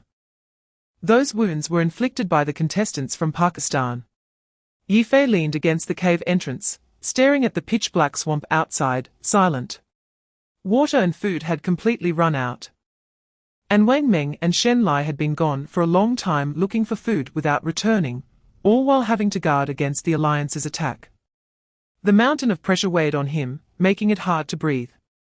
Fortunately, Yi Fei had a strong ability to adjust, even after losing an arm in the desert. It didn't matter, such things wouldn't break him. Cough, cough. The man against the wall suddenly coughed violently. He looked at Yi Fei, his voice hoarse. Brother, don't worry about us, we're a burden. You should go, every one that survives is a win. The female contestant also raised her head, a hint of pleading in her hollow gaze. Chapter 403. Everyone looked up at the three fire dragons that were approaching, their expressions shifting from shock to horror, ultimately transforming into intense battle spirit. What a big investment. So many people. Wang Meng's voice was filled with suppressed rage and excitement. Come on, the more the better. Today, I'll kill one to break even, and two to profit. The two recently rescued compatriots exchanged glances, and the man smiled bitterly, shouting to Yi Fei, Brother, don't hesitate. Leave us here, we'll draw their fire. You guys hurry and escape. With your strength, you can definitely break out from the weakest point of their encirclement. Yes? Let us die with some value. The female contestant shouted with all her strength, her voice resolute. Chen Hu, Shen Lai, and the others were shocked by their words, looking at them with complex expressions. Yi Fei jumped down from the tree, landing silently. He ignored the two's pleas and slowly walked to the fire, picked up a piece of half-cooked lizard meat, took a hard bite, and chewed vigorously, recalling the lines Qin Feng had written in charcoal. Chapter 404. At the cave entrance, Yi Fei stood on a high ground, overlooking the brutal battlefield below, thinking, want to catch me in the next life. He spat, turned back into the cave, and said, well done. Wang Meng rushed up and punched Yi Fei, feeling great. Chen Hu also smiled, at least we blew up a dozen or so, right? In the live broadcast room, the audience from the Dragon Country was completely boiling. Well done. Nice explosion. That's how it should be. Let these beasts taste our power. Yifei is awesome. Did the Japanese devils change their body type again? And why didn't our earthquake hit the Japanese devils? But Yifei's smile quickly faded. He looked outside the cave, his brows furrowed, knowing that this was just the beginning. This group of enemies would not stop because of this explosion, but they had run out of explosives. The aftershocks of the explosion had not yet dissipated, shaking the entire swamp with the sound of the blast. Several kilometers away, Adams, the leader of Lighthouse Country, suddenly stopped in his tracks. He picked up the intercom. His voice grim, "Wabadukosi, what happened?" A burst of static came from the intercom, followed by weak groans. "Lord Adams, it's the explosives." Chapter 405. The entire battlefield in this swamp area instantly turned into chaos, with gunfire, beast roars, weapon clashes, and the wretched screams of the dying mixing together in a cacophony that made one's eardrums ache. After emptying a magazine from his submachine gun, Qin Feng tossed the hot weapon back to Miao Mingyuan behind him, lowering his voice to say, "Reload. Take your people to the eastern part of the swamp. I observed it when I came. The terrain there is relatively flat, the only escape route. There will definitely be rats slipping away from that side. If not, then hold that position. We need to prepare for our retreat." Miao Mingyuan's eyes flashed with brilliance, as he instantly understood Qin Feng's intention. Without a word of nonsense, he took the submachine gun, pulled out a spare magazine from behind, and smoothly completed the reload. He then made a gesture to a few brothers who had been following him closely. The group nodded emphatically and quietly slipped away from the main battlefield, disappearing into the chaotic edge of the battlefield on the east side. After completing all this, Qin Feng drew the pitch-black Titan engineering shovel from behind, the cold metal touch immediately calming his boiling blood. Chapter 406. The battlefield situation temporarily reversed after Qin Feng intervened like a divine soldier. The Allied forces, who had originally been confident of victory, like a cat playing with a mouse, suddenly found their ranks in disarray. The rampaging of the two giant bulls completely shattered their formation. The lethal strikes from fierce beasts like Jingzha and Chasing Wind were also making the Allied forces suffer greatly. Additionally, the deterrent power brought by the coalition of the Dragon Kingdom and the Belgium Kingdom caused the group to lose their footing. However, the Allied forces, after all, were numerous and had most of their members enhanced through the purification of beast blood. After the initial chaos, some fearless individuals, led by their small leaders, began to organize effective resistance.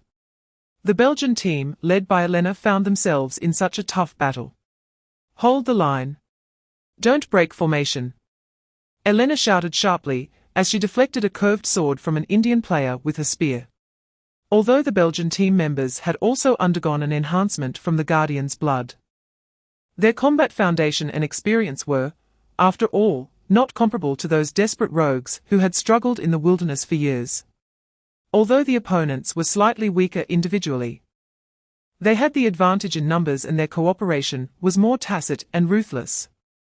A tall Belgian team member, in order to protect a teammate who was bandaging another's wounds behind him. Chapter 407. The old general's gaze shifted away from the battlefield screen to glance at the glaring comments on the public sentiment analysis screen, his eyes growing increasingly cold. He remained silent for a few seconds, then said to the subordinate beside him, "Connect me to the national live broadcast." "Yes."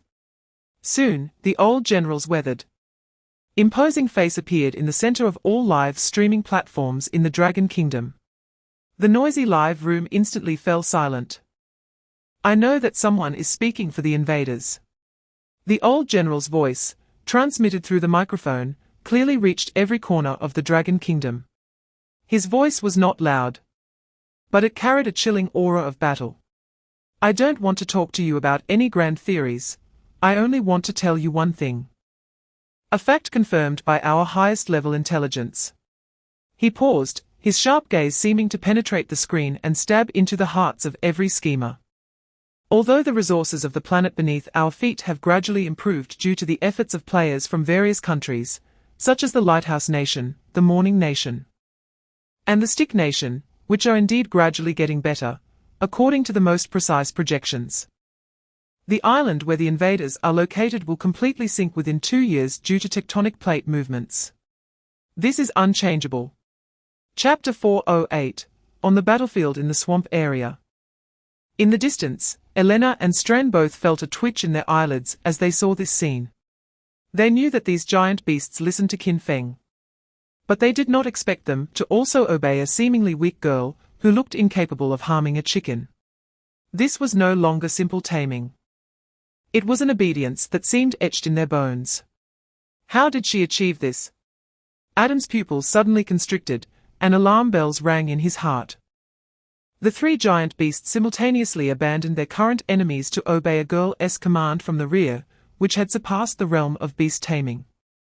But he knew even better that if he did not strike with thunderous force now to eliminate this girl, once these 3 war giants completely returned to defense, he would fall into an irretrievable situation. This was his only chance. He had to kill her. This thought flashed through his mind like lightning. And the contempt in Adam's eyes was instantly replaced by a fierce killing intent. He not only did not slow down, but instead poured all his strength into his feet, increasing his speed once again. He aimed to use absolute speed to eliminate this greatest variable before the giant beasts surrounded him. The bone spear in his hand buzzed, transforming into a streak of black death line, rushing straight for Lin Yihan's throat. Chapter 409. The moment the 3 differently colored meat sticks entered his mouth, Adam's body trembled violently. His blood vessels began to twist, suddenly protruding from beneath his skin. Those originally faint dark blue patterns seemed to be injected with ink, rapidly becoming clear and deep, spreading across his body at a visible speed. A terrifying aura, far more violent than before, erupted from within him. Roar! Adams let out a roar that was completely unhuman, filled with endless pain and power. He seized Jingzha's arm and suddenly exerted force, his muscles swelling instantly. Ua! Jingzha let out a cry of despair, having to release the bite on Adam's shoulder, being violently thrown away, and rolling several times on the ground before stopping. Meanwhile, Adams pushed off the ground with his legs, a surge of explosive power rising from his waist. Get out of my way! He violently crashed his shoulder into the heavy dung. That was like a small mountain, which was standing on him, forcefully flipping it to the ground. Boom! Dung's massive body lost balance, toppling into the mud with a plaintive low roar. Chapter 410. Meanwhile, on Blue Star, within the highest command center of the Dragon Kingdom, the old general looked at the main screen, where 2 figures stood like deities guarding Lin Yihan. And a hint of uncontrollable admiration and pride finally appeared on his always serious face. However, this Adams is not simple either. The old general's voice was steady and powerful, carrying an air of authority, as he immediately summoned all information on Adams. All of it. A senior staff member beside him, responsible for gathering global player data, swiftly swiped his fingers across the holographic screen before him, which was densely packed with key information on nearly 4,000 surviving players remaining in the wilderness. Sweat beads formed on his forehead, and finally, his gaze landed on a few inconspicuous records of information. Found it.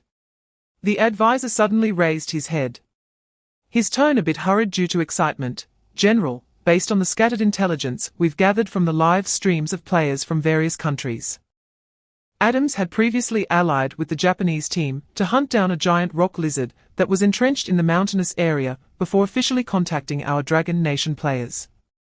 After that, he collaborated with a Brahmin squad from India to kill a venomous viper in the swamp area. Chapter 411. Under the night, this swamp, after a bloody battle, was left with only a stench of blood and decay. The brief joy of victory had long been washed away by exhaustion and pain. The team trudged through the mud. No one spoke, just burying their heads in the journey. Each step the players took felt like stepping on cotton, yet was as heavy as 1,000 pounds. Rustling sounds occasionally came from the red mangroves on both sides. Those were the remnants of the Alliance army, now fleeing like lost dogs. Ye Fei's eyes flashed with a fierce light. Qin Feng, should we clear them out? Keeping them around is a disaster. Qin Feng did not stop his pace nor glance towards the darkness. He had no energy to waste on these defeated soldiers. The priority was to rendezvous with Miao Mingyuan, so the injured could rest. Let Jingzhe handle it. We need to hurry and find Captain Miao and the others. A low growl escaped Jingzhe, who had been closely following Qin Feng.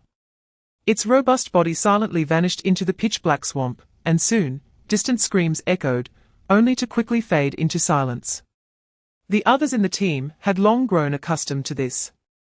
Chapter 4:12.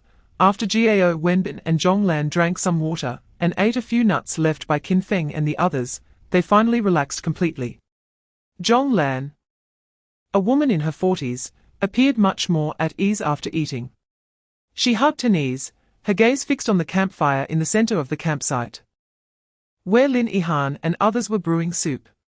Qin Feng noticed her gaze and thought she hadn't eaten enough. So he walked over and spoke softly, "Just wait a bit longer, the meat soup will be ready soon." Zhonglan's body trembled slightly, slowly coming back to her senses. She shook her head, her gaze shifting from Lin Yihan's face downwards, finally resting on a bunch of green plants that was somewhat bent from being stepped on at their feet. The plant was unremarkable, mixed in with the dirt and dead leaves, and if one didn't look closely, no one would pay attention. However, a spark lit up in Zhonglan's eyes. A gleam only a chef would have upon seeing top-quality ingredients. She struggled to stand up, somewhat unsteadily making her way to Lin Yihan's side, squatting down, and carefully pinching a leaf with her rough fingers that showed signs of long-term labor. She brought the leaf to her nose and sniffed, then chewed it slightly before spitting it out, saying, Chapter 4:13. Gao Wenbin looked at the unconscious Juyi and Sun Hao, then at Qin Feng and the other serious faces, seemingly understanding something. He spoke urgently, "Everyone don't worry. Our campsite is in the core area of the swamp, built atop a massive red mangrove. We call it the Canopy City." Canopy City? Qin Feng raised an eyebrow. Yes? A hint of pride appeared in Gao Wenbin's eyes. There are too many snakes, insects, and rodents in the swamp. It's impossible to stay on the ground. Our campsite is all built on trees 7 or 8 meters high, connected by vines and wooden planks, forming an aerial fortress. The first reason is safety, and the second is to prevent external enemies. Even if that group finds us, they won't be able to attack us right away. Upon hearing this, everyone breathed a slight sigh of relief. An easily defensible stronghold at least meant that those 20 or so compatriots wouldn't be easily wiped out. Qin Feng pondered for a moment and asked, "While you were active in the swamp, did you encounter any caves or large rocky areas?" Gao Wenbin and Zhonglan exchanged glances and shook their heads. "Our activity range isn't large," Gao Wenbin explained. "The rule of the campsite is that as long as there's food, we absolutely do not venture into unknown areas." Chapter 4:14. Just as everyone was excited about the brief message from the Dragon Nation, a long-awaited crisp prompt sound quietly rang in Qin Feng's mind. "Sign-in system cooldown complete. Would you like to sign in immediately?" Qin Feng silently thought, "Sign in? Ding! Congratulations to the host for successfully signing in. You have obtained the God-level skill, Universal Terrain Map." Buzz? In an instant, Qin Feng felt as if his brain had been connected to an enormous database. An incredibly detailed, three-dimensional map covering the entire wilderness continent unfolded explosively in his mind. It was no longer that rough animal skin map, but a virtual sandbox that could be infinitely enlarged, reduced, and rotated. The height of every peak, the direction of every river, the cracks in every glacier, all terrain and landforms, regardless of size, were presented in the most intuitive and precise way before him. He could even see the collapsed entrance of the Gobi ruins, and the rocky beach deep in the desert occupied by scorpion swarms. This was an unprecedented godlike perspective. Qin Feng suppressed the tremor in his heart and quickly focused his attention on the swamp area he was in. The map instantly zoomed in, and every detail of the swamp was clearly visible. Chapter 4:15. As soon as Qin Feng finished speaking, Xiaoning Xue quickly walked to Qin Feng and Yi Fei's side, lowering her voice with a hint of helplessness. It's not good, Qin Feng. Zhu Yi and Sun Hao's situation is very bad. Their wounds are healing, but too slowly. They have a high fever and are in a daze. Let alone moving, standing up is a problem. Despite Xiaoning Xue's efforts to lower her voice, her loud voice still reached the ears of the unconscious Zhu Yi, Sun Hao, and other injured players. Zhu Yi struggled to open his bloodshot eyes, his lips moved, and he hoarsely said, "Hey, Qin team, we can do it. If we can't keep up behind you, just don't worry about us." Beside him, Sun Hao nodded vigorously, his eyes filled with determination. They knew very well that in the face of a 72-hour countdown to disaster and lurking strong enemies, bringing along a bunch of injured was like carrying a huge burden. Wang Meng, hearing this, waved his hand and laughed, scolding, "What kind of nonsense is this? What do you mean don't worry about it?" He strode over to Lin Yihan, pointing with a big hand at Dali and Dundu, who were quietly eating wild vegetables. Chapter 4:16. Others were also experiencing the huge changes in their bodies, their surprise evident. Awesome! The members of the Blade team have all been enhanced again.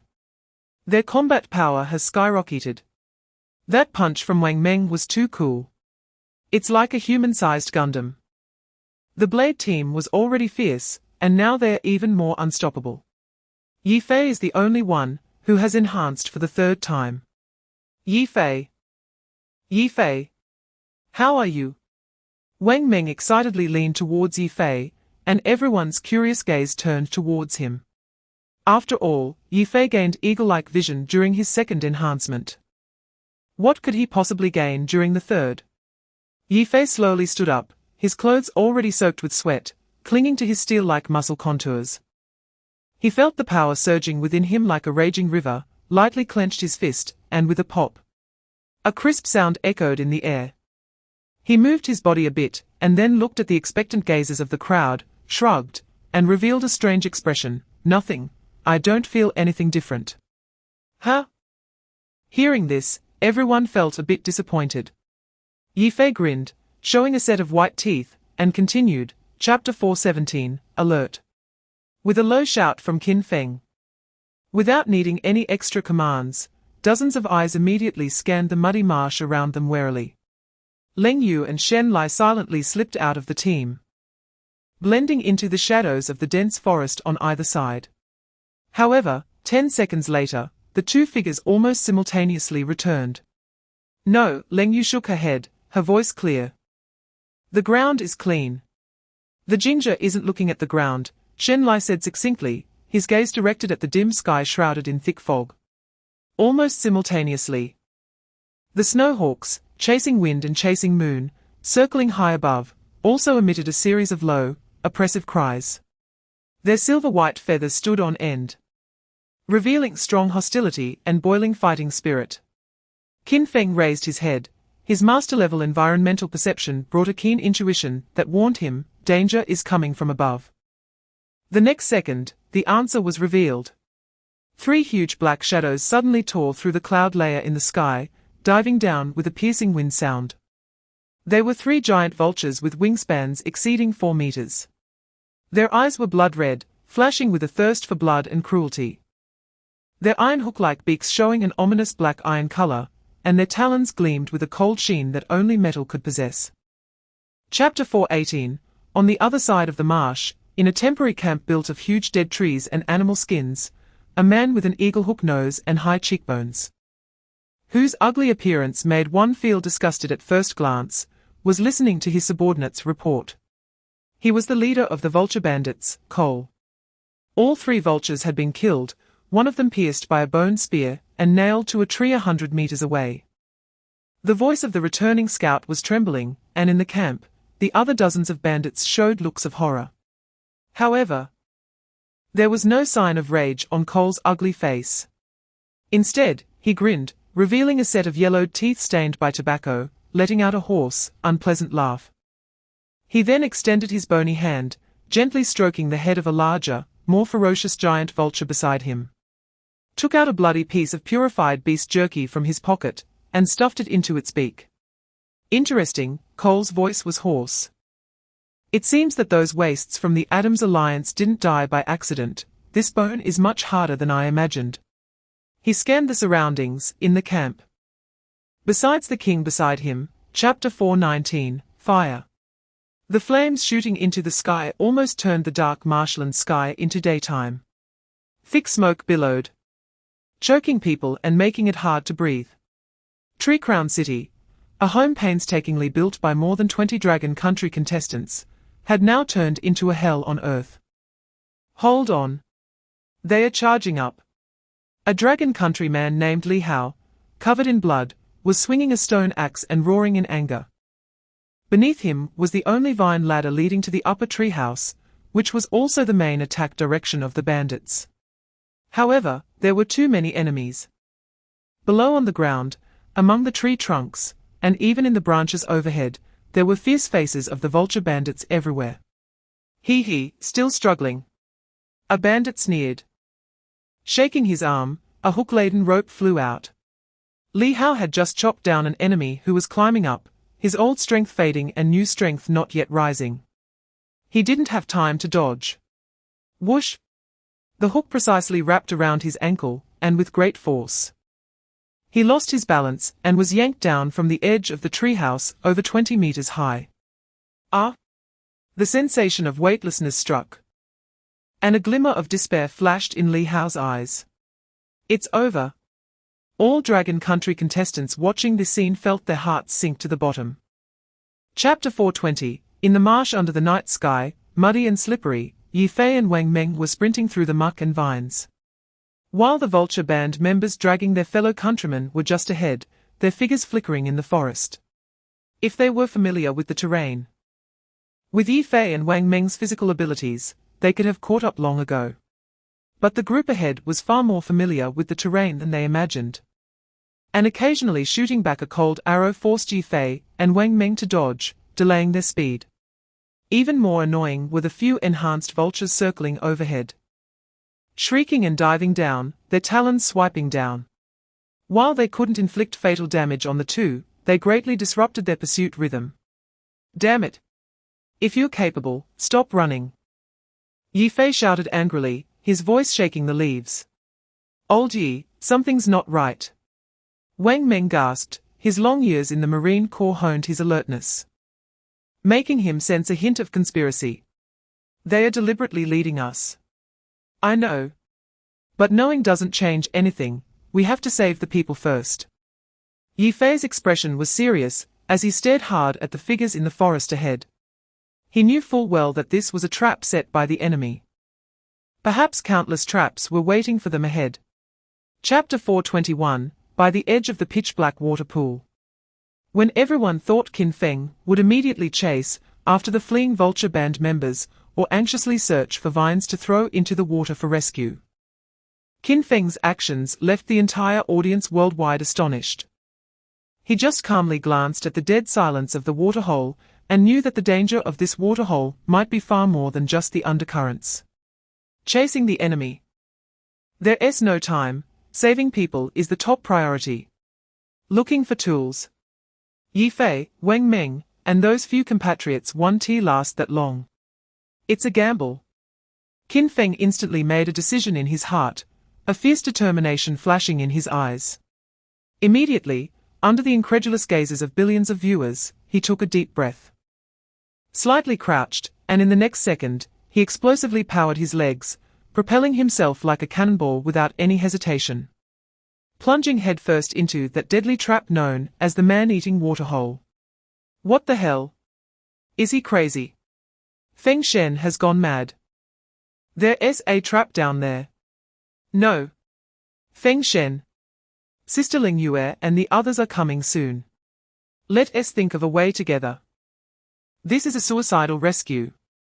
The live broadcast room exploded in an instant. The density of comments broke the highest record in history. Chapter 422, The Blood and Flesh of the Thousand-Legged Centipede.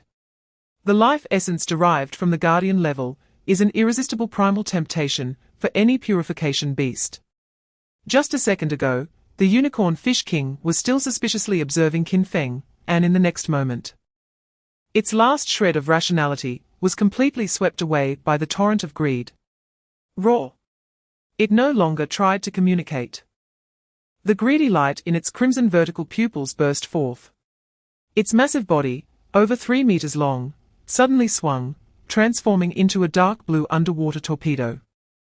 Opening its giant mouth lined with razor-sharp teeth, not to harm, but to swallow Qin Feng along with the flesh and blood he held in one bite. This scene caused the hearts of viewers in the global live broadcast room to stop. It's over. That beast has turned against him. Feng Shen has overreached. He shouldn't have taken that thing out. Get away. However, faced with this deadly ambush, Qin Feng's face remained calm.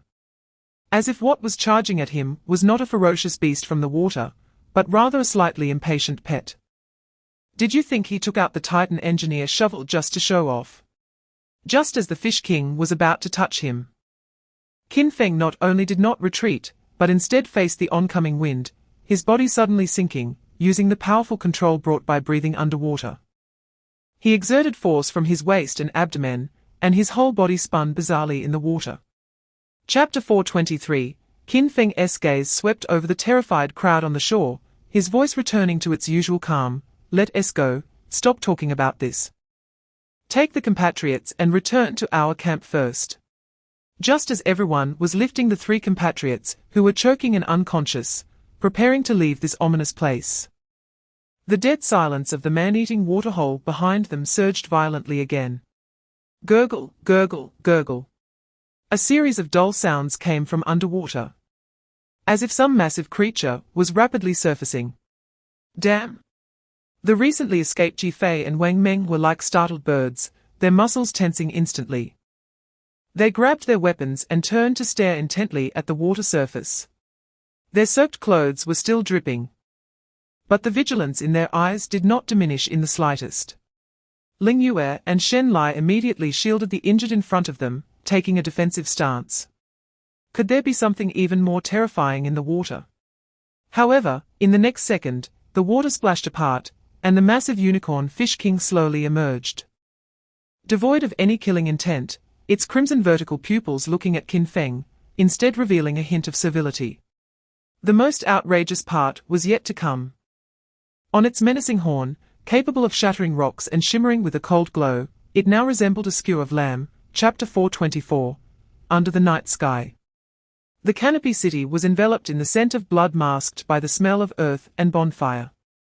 In the center of the camp, several large bonfires blazed brightly, warming and drying the damp, cold marsh air. However, the atmosphere was somewhat subtly silent. Qin Feng's core team sat around the fire with the 25 survivors led by Li Hao, clearly divided. The newly added survivors barely spoke, their cautious glances frequently darting toward Qin Feng, Yi Fei, Wang Meng, Ling Yue, and others, their eyes mixed with awe, curiosity, and a hint of timidness. As if they were looking at a group of living legends that had walked out of mythology. Qin Feng didn't feel anything unusual. He merely stroked the Jingzhe beside him, seemingly deep in thought. Cough. Wang Meng, feeling uncomfortable under their gaze, poked Yi Fei beside him and whispered, Old Yi. Why do I feel like I'm being watched like a big monkey? Yi Fei was about to retort when Li Hao across from them heard him. This burly man's dark face suddenly showed a hint of embarrassment, and he quickly waved his hand, smiling awkwardly. Brother Wang Meng, please don't misunderstand. Everyone means no harm. Chapter 425, As the night deepened, after the chaos of survival, the survivors all bore a trace of fatigue, but more so, an unprecedented sense of security. All right, everyone stop lingering below. Qin Feng clapped his hands, breaking the momentary silence.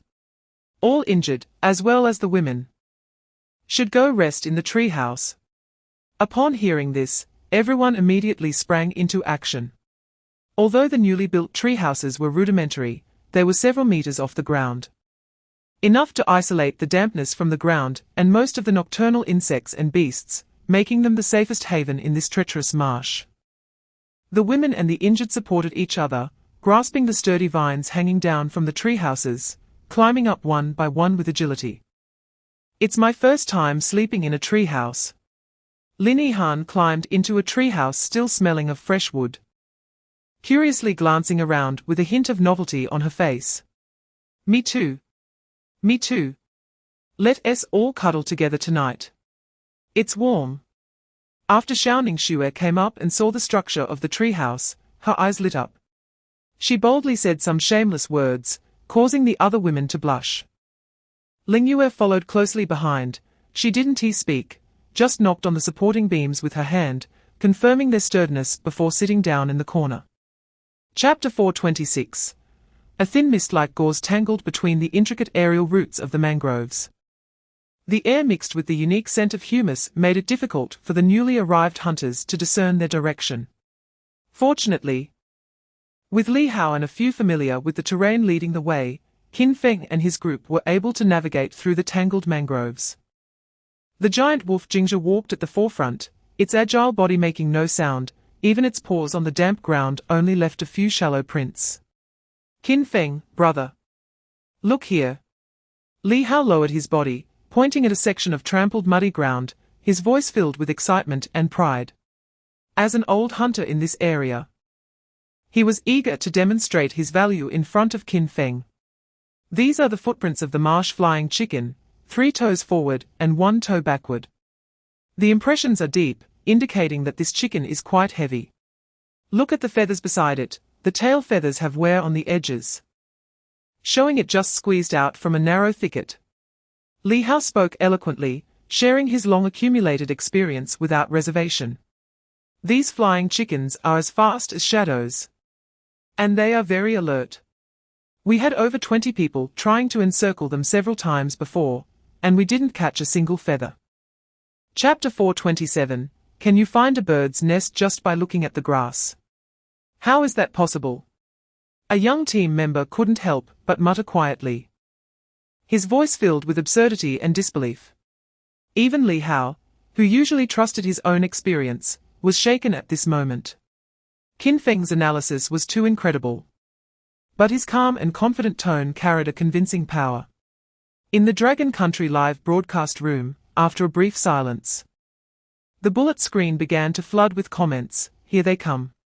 Feng Shen's divination time has arrived. New viewers in front, don't be scared, it's a regular operation. Just sit back and watch. You think he's analyzing, but he's actually announcing the correct answer. I'm a biology PhD, and I don't understand what he's saying, but I'm shocked. Don't ask, just know it's basic operations for college students. Qin Feng ignored the crowd's astonishment. He turned to Shen Lai and said, Shen Lai, set up a tripwire net on the essential route to their safe passage. Just vines and branches will do, keep it simple. Yes? Shen Lai's eyes sparkled. And he left without hesitation. Following that, Qin Feng led the others quietly around to the back of the thorny thicket, an absolute downwind position. Chapter 428. When Qin Feng and the others returned to Tree Crown City, the entire camp was bustling with activity. Wang Meng and Chen, who were shouting and directing everyone with all their might. Some contestants were using the tough vines they found in the marsh to reinforce the existing tree houses, tightening the slightly loose structures. Others were starting from scratch to build new treehouse foundations on several giant red trees that Li Hao and the others had chosen beforehand. Dozens of people were collaborating. And the sounds of construction, chopping, and shouting echoed. Although everyone was sweating profusely, their faces were glowing with a long-lost light called hope. As if they had returned to the days of fighting for collective honor. They are back. Feng Shen and the others are back. A keen-eyed survivor stationed at the treetops spotted the team and immediately yelled with all his might, filled with uncontainable excitement. In an instant, all movement stopped. And nearly 30 gazers turned towards the camp entrance. When everyone saw Qin Feng, Li Hao, and their companions hanging a dozen plump, shiny feathered marsh flying chickens. Chapter 429. All the marsh flying chickens were processed cleanly, and Chen, who only took 3, then skewered them with sharpened wooden sticks and roasted them over the fire. The sizzling aroma of oil bursting forth was enough to make one's body tremble. On the other side, several cooking pots were bubbling with the delicious large fish sent by the Fish King. The snowy fish soup was rolling, and with some edible spices identified by Xiaoning Shue sprinkled in, the flavor was elevated several levels. This was the grandest feast since the establishment of Tree Crown City. Everyone gradually took their seats, gathered around the bonfire, eating the crispy and tender roast chicken and drinking the incredibly delicious fish soup, their faces radiating genuine smiles. The previous sense of restraint long gone. Come on. Eat up. There's more in the pot. Wang Meng shouted while holding a roast chicken leg bigger than his face, his mouth greasy. Li Hao personally brought a large piece of the most crispy and fatty chicken breast, solemnly presenting it to Qin Feng. His dark face was full of sincerity and excitement, his voice trembling slightly. Brother Qin Feng, if it weren't for you, we wouldn't even be able to eat this meat, let alone survive to today. Chapter 430. Elena, Stran, and Jin Zhengtai quickly found Qin Feng, their expressions equally serious. Stran spoke first, his voice heavy. My hometown faces blizzards all year round, and I know what the silence before such weather means. This is definitely not a small matter. So, is there anything we can help with? Please command us. Elena's azure eyes focused on Qin Feng, adding, we have experts among our team for building outdoor defenses. Qin, just give the order, and we will do whatever is needed. Qin Feng pointed to the strong Dali, Dun Dun, and the 2 camels leisurely grazing not far away, saying, they are important combat power and also vital supplies. Build them a sturdy livestock shelter, high foundations, and a solid roof. We can't let them get sick in the heavy rain. Understood. The 3 immediately took their orders and, along with their team members, threw themselves into the new task. Yi Fei walked over to Qin Feng, who was looking out from a high point, handing him a water pouch and smiling. Being the leader and backbone for so many people must be tough, right? You always manage to keep everyone on edge. Chapter 431. Upon hearing the order, Wang Meng's eyes sparkled, and without a moment's hesitation, he replied, understood. He leaped down from the edge of the treehouse, landing steadily. Then turned to shout at the few men on the tree, who had just come back to their senses. Stop dawdling. Grab your gear and follow me. Let's dig some drainage ditches for our Tree Crown City. The men were fired up by his shout, and any fear brought by the impending doom was instantly swept away by a surge of enthusiasm. They quickly grabbed their military shovels and makeshift bone picks, shouting as they jumped towards the area beneath the treehouse. The marshy land was soft and wet when the military shovels went in. They brought up not dry earth, but heavy clumps of black mud. The digging work went exceptionally smoothly, far exceeding everyone's expectations. With the sound of mud and grass roots mixing in the oppressive air, no one spoke, only heavy breathing and the dull clatter of metal against soil echoed. Wang Meng dug furiously while directing with his unique voice, hey, move a bit to the left. Don't dig the ditch crooked. Water doesn't have eyes. Chapter 432. Qin Feng's gaze swept over the supplies piled in the corner of the treehouse, 2 bags of jerky, 3 jars of water, and some cooked wild vegetables. For a few injured and weak people, it was indeed not much. He didn't look any longer, but he already had a plan in mind. He turned and walked to the door of the treehouse, shouting down below, Ziqian.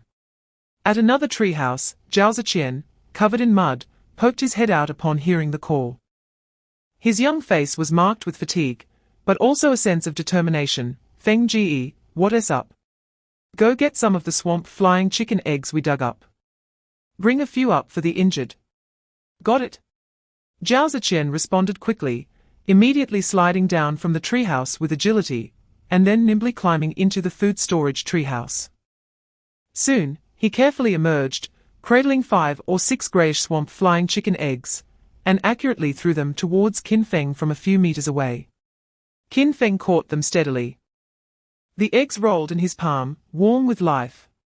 He turned and walked into the room, placing these precious supplies on the thermal blanket beside Juyi and the others. You're injured, it's most important to recover your bodies.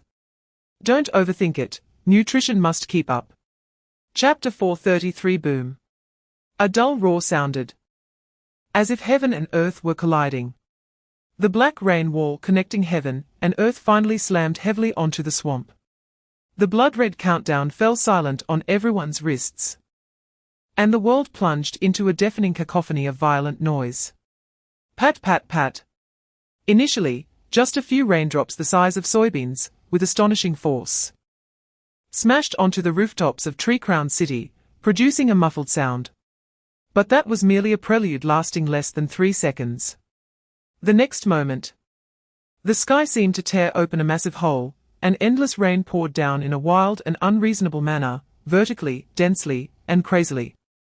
Raindrops merged into rain lines. And rain lines converged into a curtain of rain. Between heaven and earth, there was nothing else, only a vast expanse of white. And the thunderous sound like 1,000 horses galloping, enough to drown all thoughts. Fortunately, there was no wind. This catastrophic natural disaster poured all its force into the purest, most extreme volume of water. What the hell? Is this rain coming from a high-pressure water gun? Chapter 434 Inside the treehouse, Leng Yu's story was not long. Even somewhat plain. She simply used the most concise language to narrate how she was rescued, and how she witnessed Qin Feng creating miracles time and again.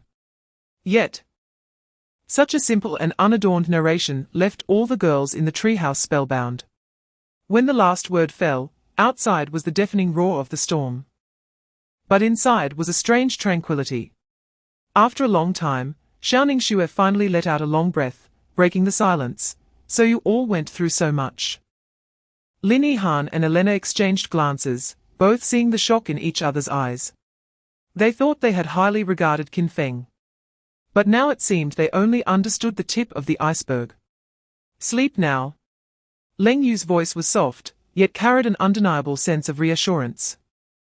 The girls nodded and lay down. Especially Xiaoju and a few other girls rescued from the swamp area. They could hardly remember the last time they slept in such a dry, warm, and safe place. Almost as soon as their heads touched the soft hay, a heavy sleepiness swept over them. They slept particularly soundly, with a hint of satisfaction in the corners of their mouths. Chapter 435 The violent sound of the rain drowned everything out. On the platform, the silhouettes of several men standing out appeared particularly clear in the flickering firelight. There was no fear on their faces, only a fierce determination. Captain Qin. We can all swim. Let us go down and take a look. Yeah. Let us go down and clear it. The ones speaking were a few survivors who had been crawling and rolling in the swamp for years under Li Hao's command. Along with 2 team members from Miao Mingyuan's group, who were excellent swimmers. Everyone's gaze gathered on Qin Feng, waiting for his decision. Qin Feng's eyes swept over the dark and resolute faces of those men, then glanced at the murky water below, which was rising and almost overflowing the dam. He did not hesitate at all, his voice cutting through the rain curtain, clearly reaching everyone's ears. Be careful, don't overexert yourselves, if it's not possible. Come back up immediately. There were no unnecessary words, only the most direct command and the deepest concern. Don't worry, Captain Qin. The men grinned, as if receiving the greatest affirmation. They quickly stripped off their heavy outerwear, wearing only thin clothes, and without hesitation slid down the vines and wooden ladder extending from the treehouse into the cold, murky death zone below. Chapter 436 On the platform, everyone was stunned. People? Wang Meng widened his eyes and shouted down, are they dead or alive? Liu Chang shook his head in the rushing water, they should be dead. I see they are covered in wounds, looking terrible. If they are all dead, what is there to be afraid of? Li Hao frowned, loudly scolding. Look at you getting scared. How embarrassing. Despite saying that, his expression was equally grave. In this treacherous swamp, a suddenly appearing corpse often meant unknown dangers. However, Qin Feng showed no hesitation. In the astonished gazes of everyone, he directly shoved the flashlight in his hand into Leng Yu's hand, illuminating the water's surface. "Wait for my signal." Before his voice fell, he leaped off the platform, which was 7 or 8 meters high. Splash! A huge splash echoed as Qin Feng's figure was instantly swallowed by the cold, murky flood. "Qin Feng! Big brother!" Yi Fei and Wang Meng exclaimed, their hearts leaping to their throats. The two instinctively wanted to jump down after Qin Feng, but fortunately, Chen Hu grabbed both of them, sternly saying, "Calm down. Captain Qin isn't foolish. What you need to do now is to guard this place and ensure they have no worries behind them." Chapter 437 Big Brother. "Come up first." Yi Fei and Wang Meng threw down the ropes, anxiously urging, but Qin Feng only raised his hand to signal them not to worry about him. His gaze swept over the several men on the water's surface, pale-faced and drenched, and he decided to save the injured brothers first. Wang Meng and Yi Fei exchanged a glance, said no more, and immediately called the others on the platform to help pull Liu Chang and a few other injured teammates up to safety. Under the water, Qin Feng's gaze returned to the docile unicorn Fish King beside him.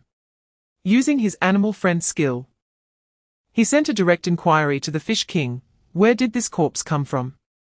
The Fish King's massive body swayed slightly, and the returned thought was chaotic yet simple: strange, tasty enemy. Qin Feng frowned slightly.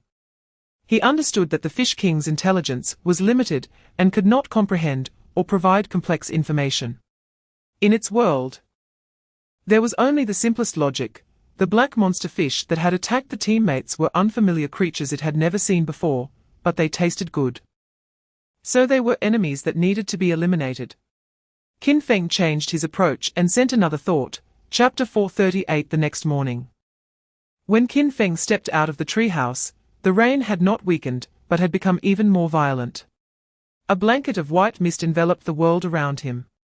To his surprise, he found that on almost every small platform extending from the treehouse door, several survivors were excitedly fishing with hooks made from vines and beast bones in the rapidly rising water channel below. There were even several lively big fish at their feet. Seeing Qin Feng come out, a young man excitedly raised a half-meter-long fish in his hand and shouted at him, "Team Qin, look. This water channel is full of fish. They are not like the ones that bit us yesterday. They are big and so silly, easy to catch." Qin Feng looked at the smiles on their faces, and a warm feeling surged in his heart. This is the resilience of the Dragon Kingdom people. Even in the face of apocalyptic disasters, as long as there is a glimmer of hope, they can instantly transform it into the motivation and joy of survival. He smiled and nodded, responding to their enthusiasm, and then found Li Hao, who was inspecting the safety of each treehouse. "Li Hao, call your brothers over in batches. I have something to discuss." "Okay, Team Qin." Chapter 439 Danger. Run. A fragmented, fear-laden thought pierced sharply into Qin Feng's mind. What is going on? Yi Fei and Wang Meng also sensed something was wrong. What they saw was not Qin Feng's expression, but the unicorn Fish King. Its massive body was bleeding from every scale, and there was even a deep claw mark on its abdomen, almost eviscerating it. What terrified them even more was the Fish King's enormous eyes. In them, there was no longer a trace of the fierce and imposing demeanor of the swamp overlord, only purest fear remained. As if something 1,000 times more terrifying than death was chasing it. This was a giant in the swamp. What kind of creature could injure it like this? Terrify it like this? Archers, spear throwers, to the highest treehouse. Qin Feng's cold voice instantly shattered everyone's shock. Abandon all non-essential supplies, enter the highest combat readiness. Hurry. The last word, hurry, Qin Feng nearly shouted. Everyone's hearts trembled, and without time to think, their bodies instinctively executed the command. Chapter 440 The power from 2 enhancements was poured into his arm without reservation at that moment. Break for me.